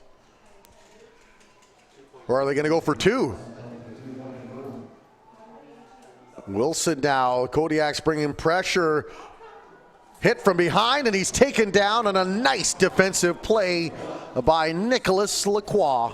Yeah, Nick Lacroix here gets around the outside, and he's got one idea in mind. He's going after that quarterback, and he's making sure he's not getting that pass off. Fabulous play by Nick. Nice to see from a safety point. He actually stopped before he hit him, because if he had come in like a train running full side and just smoked him from behind. Well, I've known Nick for a lot of years, Nick Lacroix, and he's a really good football player. He's come along very well, but he is one of the class acts on the field and off the field. Great kid, great attitude, very coachable. He's out there to play the game. He doesn't want to hurt anybody. And you're right, he could have laid a waylaying on him from behind. But he pulled up, and he made the tackle, and he made a football play. It was the best case scenario completely, because, he could have easily been steaming in there. He was about to, and he made that one stop for a second and was still able to bring him down. Yeah, no, I think Nick's was a great kid. And there's the kick, and it'll come down to number 5, Maximilian Joseph, on his feet and then driven down. And boy, he's had a rough ride there, returning kicks and punts. Well, and he's tough to take down. He doesn't go down easy, so he's going to take a lot of banging when he does this. But I mean, it shows his warrior spirit here. Is he gets the ball here and he starts running forward, and he's trying to find a place to go, and he's willing to take a couple of pops to fight for those extra couple of yards. And he doesn't get a lot out of it, but he gets far enough. And then Big Joe Nickel, he runs into Big Joe Nickel, and you might as well drive your car into a brick wall at that point. And the number 24 on the Langley team there, Sheldon Gangloff, helping him up afterwards. Shows the class of these young players. We see Tyler Pickett down, and I think he's cramping up also. A lot of these players may be in desperate need of some extra water. Well, and that's the thing is they don't realize that, he's gaffed up there pretty good. You're cool. So you think to yourself, you drink water because you're hot. No, you drink water to hydrate, right? You're still sweating out there. You may be cold on the outside in your shell, but your body's still depleting your water reserves, and you've got to drink water, and then you don't, and you cramp. And this happened. We're seeing that more and more as this game rolls along. Yeah. Now 8:48 left, and it is anybody's ball game. It looks like the Stampeders have a little more momentum. However, we've seen the quick strike ability of the North Langley Kodiaks in this football game. Yeah, there you go. Just get a couple of those linemen to carry you off. There you go. Yeah. Little king seat, we used to call that back in the day. Those are some big boys. Maybe they'll carry me out to my car afterwards.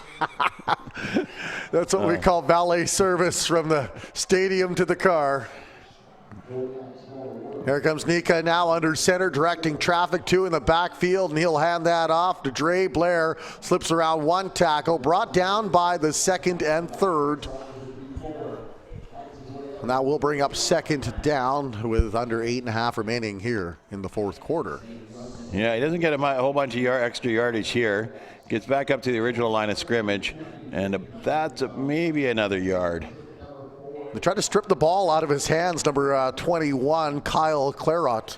And we saw Kyle go down and hurt earlier, so it's nice to see that he's back in the football game. Yeah, I think he was a calf, too, that he was cramping up there. Kodiaks trying to draw up a game plan to regain the lead. 2nd and 9, though. Under 8 to play. The officials blew the whistle. Looks like we might have a timeout here. Okay. Just a reminder that our next broadcast will be our final broadcast of 2016 in terms of football, and that will be the Border Bowl featuring BC against Alberta. Some wonderful grade 12 and grade 11 talent on both sides, and they'll kick off at 2 p.m. From the Chilliwack's Exhibition Stadium. You can catch all the action live on BBN Sports on YouTube, or if you want to see some great football action, nothing better than being live, although we'd love for you to see it here, but tell you what, show on down to the stadium. You can even bring your smartphone and stream us doing the play-by-play with your headset in, if you like, and watch it happen live. Exactly. I mean, it doesn't sound any better than that. We got some great players here coming. I'm just going to go run down the list here quickly and see who we got. We got Tynan Akasanza from the Langley team, and we've got Drake Kindred from the Langley team. We've got Jacob Butler and Eric Vanderwerf from the Langley team. I do believe it's Travis Evans, and then you jump over to the North Langley team, and we got Charlie May over there playing, and we got Austin Balzer over there playing. So we got some really good talent here. Nika threw it. It went in and out of the hands of number 30, number 30, Isaiah Okoli. It didn't matter, though, because who's there but Maximilian Joseph to clean up the scraps and complete the pass for a first down. And you see him bobble it. And there's Joseph. All the alertness in the world picked it up and gets his team a huge first down. I tell you, Max Joseph will fight to the bitter end for that ball. He has got such a nose for the ball and such an effort level. It is unbelievable. It's fun to watch. Here comes Nicholas Nika. Well, pardon me, they're actually going to punt the ball away. May will send that rolling puck, and he bobbles it, but he'll pick it up again, and the referee will throw the flag as the ball was scooped up by number 34, Nathan Murray. Well, I think his knee hit the ground when he scooped it up here, which puts him down. But they're going to give the no yards call. If you look at he short kicks it, so the defender's already passed the ball and has to come back to it here. And there he grabs it, his knee's on the ground. But because Nick Lacroix there had already gone past where the ball went, he's going to get the no yards. 18-13 lead for the Langley Stampeders over the North Langley Kodiaks. If you're just tuning in, it is the Midget 12-man Provincial Championship Final. 6.5 minutes remaining in this tight football game. There's the give. And busting up the middle, a big hole, and that is once again Azuka Okoli having a monster game for the boys in black and red. Wonderful running by Okoli here. He just, and you know, I got kind of mesmerized there by his speed, not his blazing speed, but his speed and change of direction and his form. He's just so fluid when he's out there running. And who was the player that brought him down? None other than brother Isaiah Okoli with the big toss down. Oh, this could be a rough drive home. Hand off, and look at the yards after getting the reception. Refused to go down. Number 27, Wesley Foss, kept those feet churning. And he's fighting so hard here. You watch the handoff here by Wilson, and he fakes the pitch and then gives it to Foss. And Foss, he's got somebody hold on to him, and he's still pushing. He's 5 yards further than when he made first contact before they finally take him down. And a good job by Max there to try and strip that ball out. Doesn't get it, but at least he gave it a good shot. Stampeders leading in this football game by 5. Have the ball in their possession. 2nd and 5. There's a handoff and a big hole opens up. Okoli couldn't slip around the defender, but it doesn't matter. He should have enough for a first down. Yeah. No, he's just eating up yardage out there. Nice clean exchange. Big hole opened up thanks to the offensive line, and Okoli did the rest. And so the Stampeders keep marching and the chains keep moving. Ball now down at the 31-yard line inside North Langley territory. Wilson in the gun, 2 in the backfield, 2 receivers both side with motion. There's the handoff, and a little hole opens up. There's Okoli again, smashes into one defender. It was Maximilian Joseph who made first contact. Yep. That'll be a gain of about 3 or 4. And he's trying to get that ball back. He knows that they can't let him score, but at the same time they need the ball back so they can score too. And so he's a catch-22, and Max gets a hold of it and just starts pulling on it. And number 44 Mason Block comes in there and just cleans it up. Quick little personnel change there for the Langley Stampeders.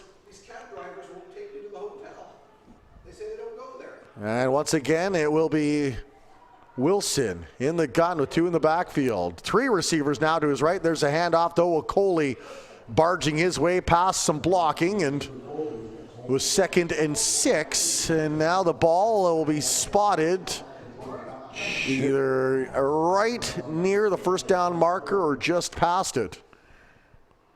It's going to be right close, and it looks like they're going to bring the change in and do a measurement because it's just that close. Boy, those guys have been busy during this game, haven't they? A number of plays where it had to be decided by the chains. Yeah.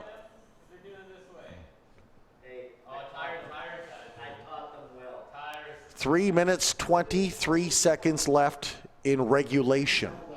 We say that because we don't know. Yeah, it's a first down. First down. So I think best case for these Kodiaks, limit them to a field goal, and then you've got an 8-point deficit to contend with, which is 1 score and the 2-point conversion. They'll need the ball to get back soon, though, as the Stampeders are doing a wonderful job of time management also. Yep. Pounding the ground and taking precious seconds off the clock in the process. Wilson lines up now in the pistol this time, a little closer with the receiver in motion, number 10, Ty Many. There's a handoff instead, though, and a good defensive play by the Kodiaks, and Okoli will get a very limited game. Yeah, number 46 for the Kodiaks there.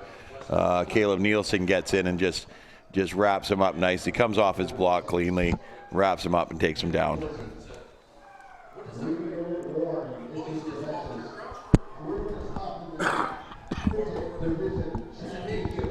Langley 2nd and 8. Under 3 minutes remaining here in the fourth quarter. 5-point lead for the Stampeders as they have the ball. Fakes the handoff. Wilson rolls out under pressure. Now slips around one defender. Taken out of bounds. May have gained about 3 on the play, but that'll bring up third down. Yeah, he gets out here. He's going to try and roll out and pass here, but no one's open.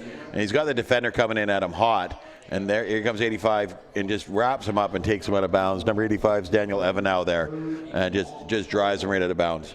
And you gotta admire these guys. I mean, I know the last game they had, it got a little heated, right? So this game here, they seem to have pulled it back. The coaches have probably had a good talking to them, and you know, as soon as it starts to get heated, players are stepping away, hands up. You know, good call. Do you want to be that kid known for the one that lost their temper and lost his team the game because you did that? In the Provincials? Nope. There's a handoff and they wrap him up. Flags, though, are flying. They're saying it was recovered by the Kodiaks.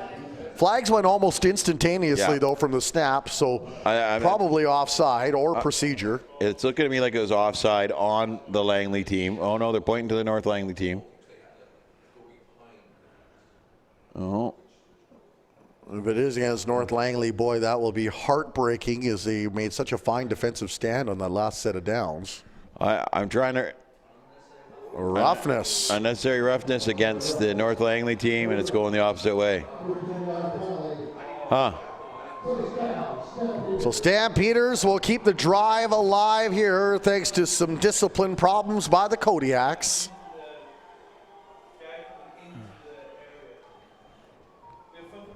Yeah, it kind of looked like number 12 just came in there and dove at the feet type thing. So that's going to put the ball way, way, way up on like the 4-yard line. First and goal, 4-yard line, 2.5 minutes remaining. And if the Stampeders score here, I think they can start dreaming about hoisting that trophy. Repeating as champions. Good job. They still, though, have 4 yards of real estate to contend with. There's a Coley dashing and slashing, fumbles the ball, recovered in the end zone, though.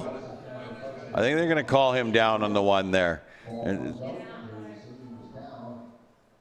looks like he was down before the ball came loose.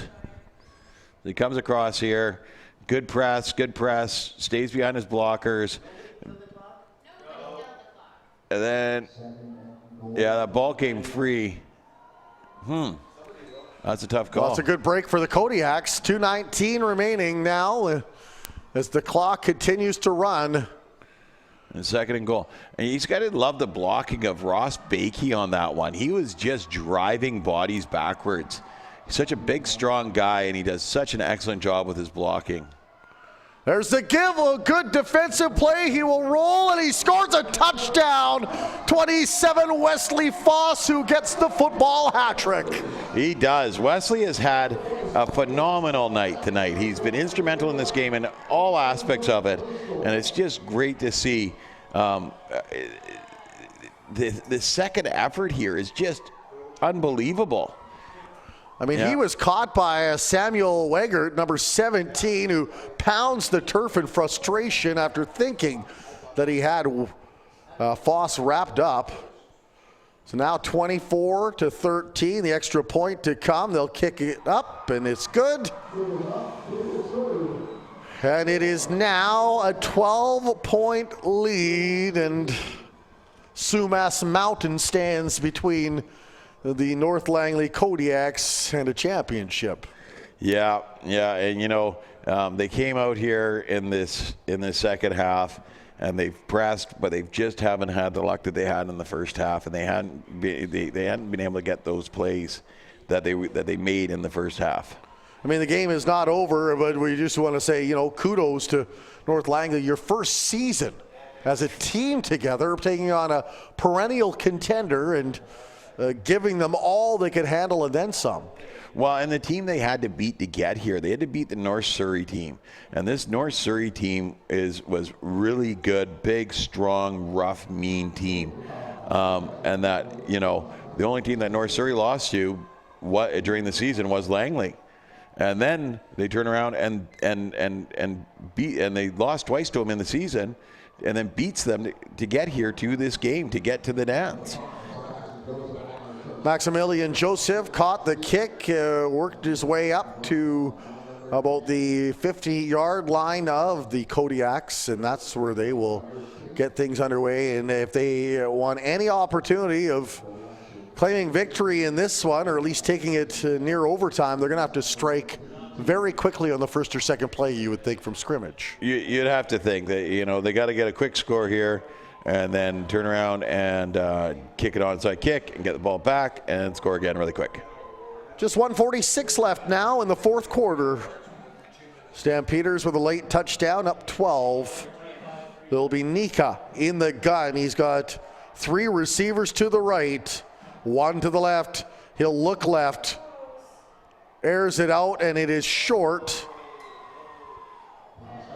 The number 5, Maximilian Joseph, looking for the pass, but it was behind him, and he gets a little tap from the coaching staff saying, hey, good try. Yeah, is behind him and on the wrong side. He kind of looks over his right shoulder here.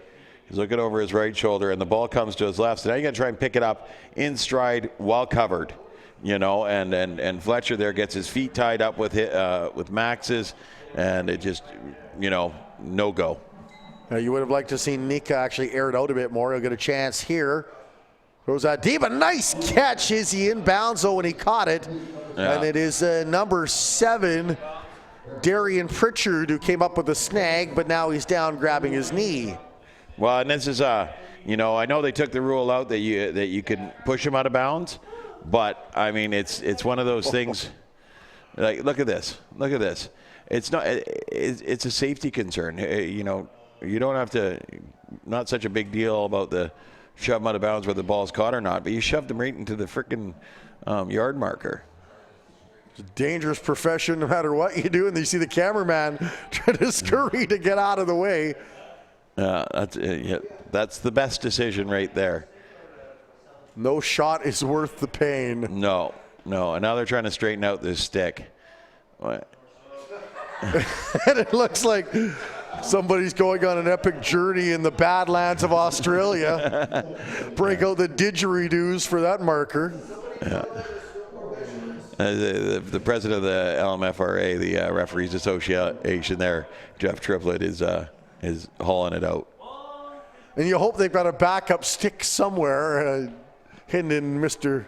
Dressup's tickle trunk on the sidelines. Nope, they got just the one. Gandalf's cricket staff. You shall not pass. Yeah, that's what he said to Darian Pritchard there. Minute 33 to go as North Langley Kodiaks will throw it in the air again, and that one dropped down. Actually a good defensive play by Maximilian, who had to switch to defensive back. Well, and see, at that point, Max should have let him catch it, because now they're getting the ball back down here, 12 yards back further down the field. So, see, he throws it here. Max should have let this guy catch it and then took him out. We got a nice shot there in the head, Max Joseph did on the Langley defender, but yeah, Langley's just been so consistent tonight. North Langley has shown dominance in spurts, but for Langley, they've just kind of slowly gone about plodding, doing their business. Yep. Sticking to the game plan regardless of the score, and they find themselves now a minute 25 from being crowned back-to-back provincial champions. Wilson in the pistol with the handoff, and there's the give, and Coley shirks off one defender and will drive the ball in a bit deeper and rub the salt in the wound a little bit deeper too. Well, and they're definitely just going to want to run this ball here, run down the clock, get a couple first downs, move it down, and as soon as they get the opportunity, they're going to kneel it down. What a game for O'Coley. Boy, he has been impressive. He's gotten better as the game has gone on. Well, he's gotten room out there. They've really been able to make some room for him.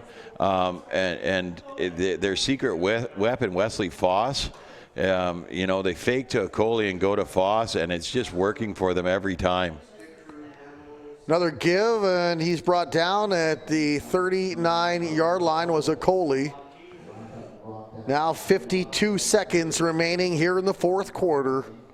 The Stampeders with the lead and the Stampeders with the ball. And now they'll call a face mask on the Kodiaks, and that will move the sticks down even further, and perhaps one more opportunity for the Langley Stampeders to celebrate before they do their final celebration and hoist the trophy. Well, and these penalties are, like I said earlier, the penalties will kill you in these games, and they definitely have. How much of it do you think is due to frustration? You know, you're looking at the clock, you're looking at the scoreboard, and you're seeing those dreams you had coming in this week flittered away. I'd like to give the benefit of the doubt here to these boys and think that it's more, just the flow of the game. And when you're, with the younger guys, I say, okay, there's not as many penalties in the younger games. They don't play as hard. These guys come out here and they're fighting for every inch. I mean, you see a Coley here, he's running into bodies, 3-4 bodies that are twice his size already, and he's just hammering at them. On both sides of the ball. Max Joseph's going into battle against 3 guys to try and get a ball, and they don't give up. They're not going to go down easily. And when that happens, face masks get grabbed. Plays happen. So incidental is what you're trying to say, just in the spur of the emotion. Yeah, I think it's spur of the moment. I don't think anything's frustration or angry or anything like that. I think it's just spur of the moment. Coley drives the ball in a bit deeper, just 17 seconds remaining on the clock. I'm going to give a massive thank you to Wayne Borgie and Robbie Snooks and the entire VBN crew who did such a marvelous job. Very long hours here covering 4 fantastic games of football. Well, between the setup and then the day long and then the cleanup, these guys put in a lot of hours. They do a really good job. They give us great shots. Broadcasting this online so a family can hear. And there we go. There we got the kneel down. And that's it. And the Langley Stampeders are the provincial champions. For the 2nd straight year. And look at the jubilation. It's like they're tasting it for the first time. Yeah. And like I said, a lot of these guys are first time. So they're pretty happy out there. And you know what? For some of these kids, this may be the last time they get a chance to play together. Yeah. Some of their best friends. Yeah. Therefore, they move on to finish up, at high school or move on to the junior ranks. And a very special time for these young men. And hats off to the North Langley Kodiaks for a spirited game where they gave it their all and just came up short. Yeah, and you flip over to the North Langley Kodiaks here, who had a miracle season. I mean, they come in here, first midget team in North Langley. They had to piece it together. Coach Chad spent hours and hours and hours getting out there and recruiting players and getting people to come and getting coaches to buy in and parents to buy in, and then to take them to the Provincials on their first season ever. I mean, it's just phenomenal. Phenomenal. On both sides of the ball, very proud of all these boys, and that was a really good game to watch. That was a lot of fun. Thank you, guys. And we are going to head down to field level in just a moment. Now we get set to make the presentations.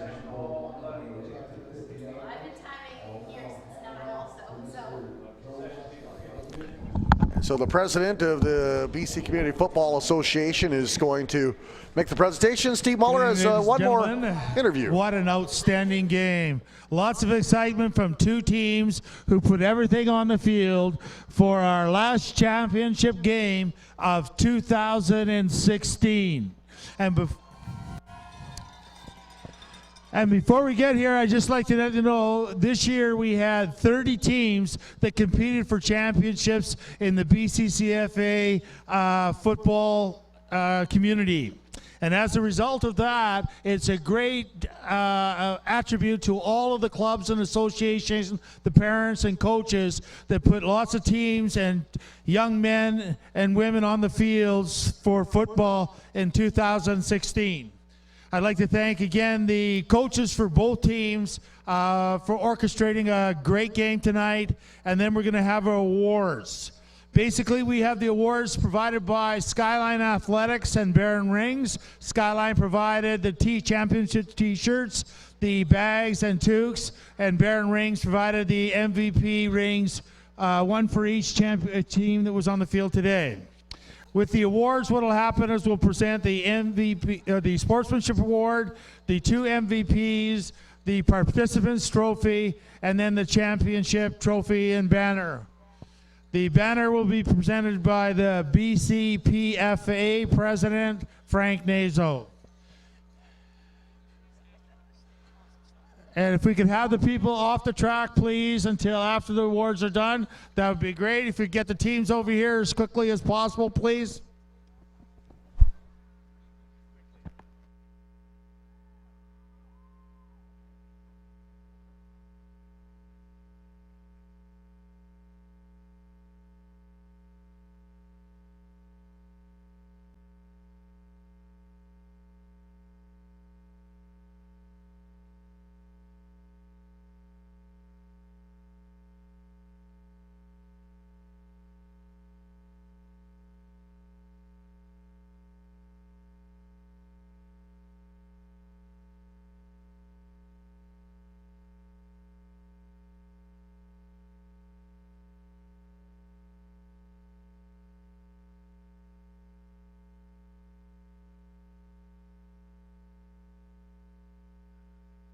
Again, if we could have the teams to come over here to the 50-yard line so we can present the awards, please.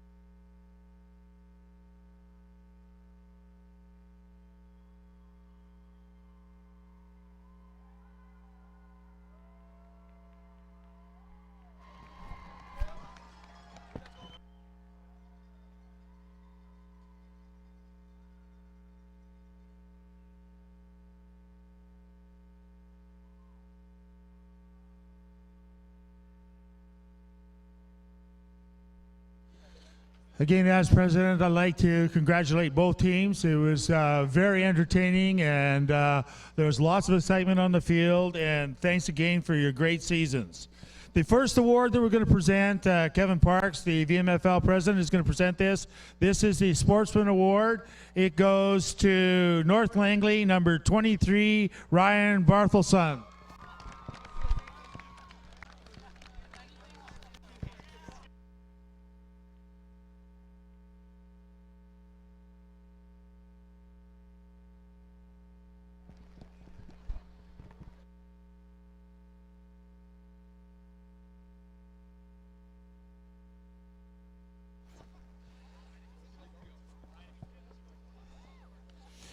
The first MVP award that we have gets the BCCFA MVP toque, the bag, and a MVP ring goes to North Langley, number 28, Thomas Jenke.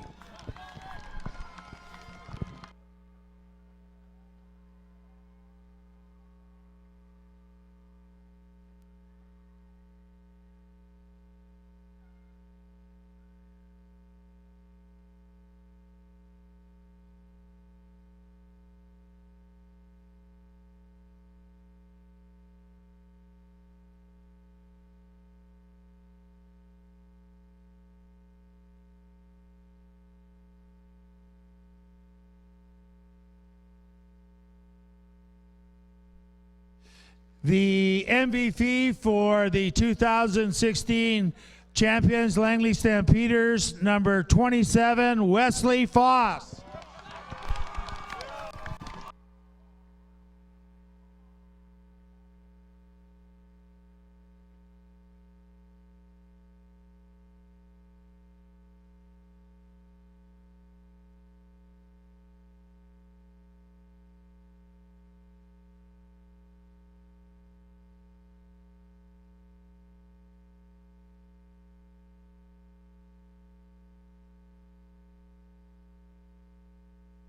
If we could get the captains from the North Langley Kodiaks up here to receive the commemorative plaque presented by Frank Nazo, the president of BCCFA.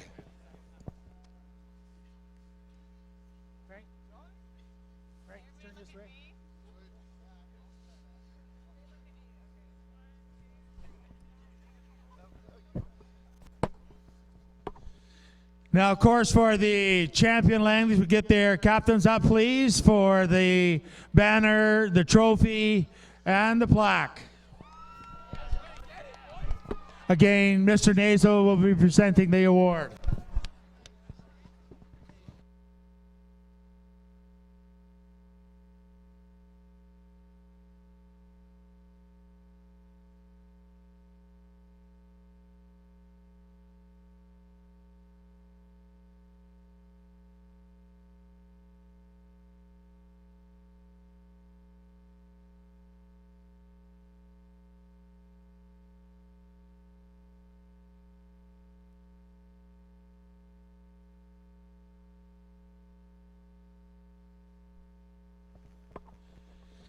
And both teams will now receive their gold and silver medals. Thank you very much, and enjoy the evening. Drive safe. Thank you.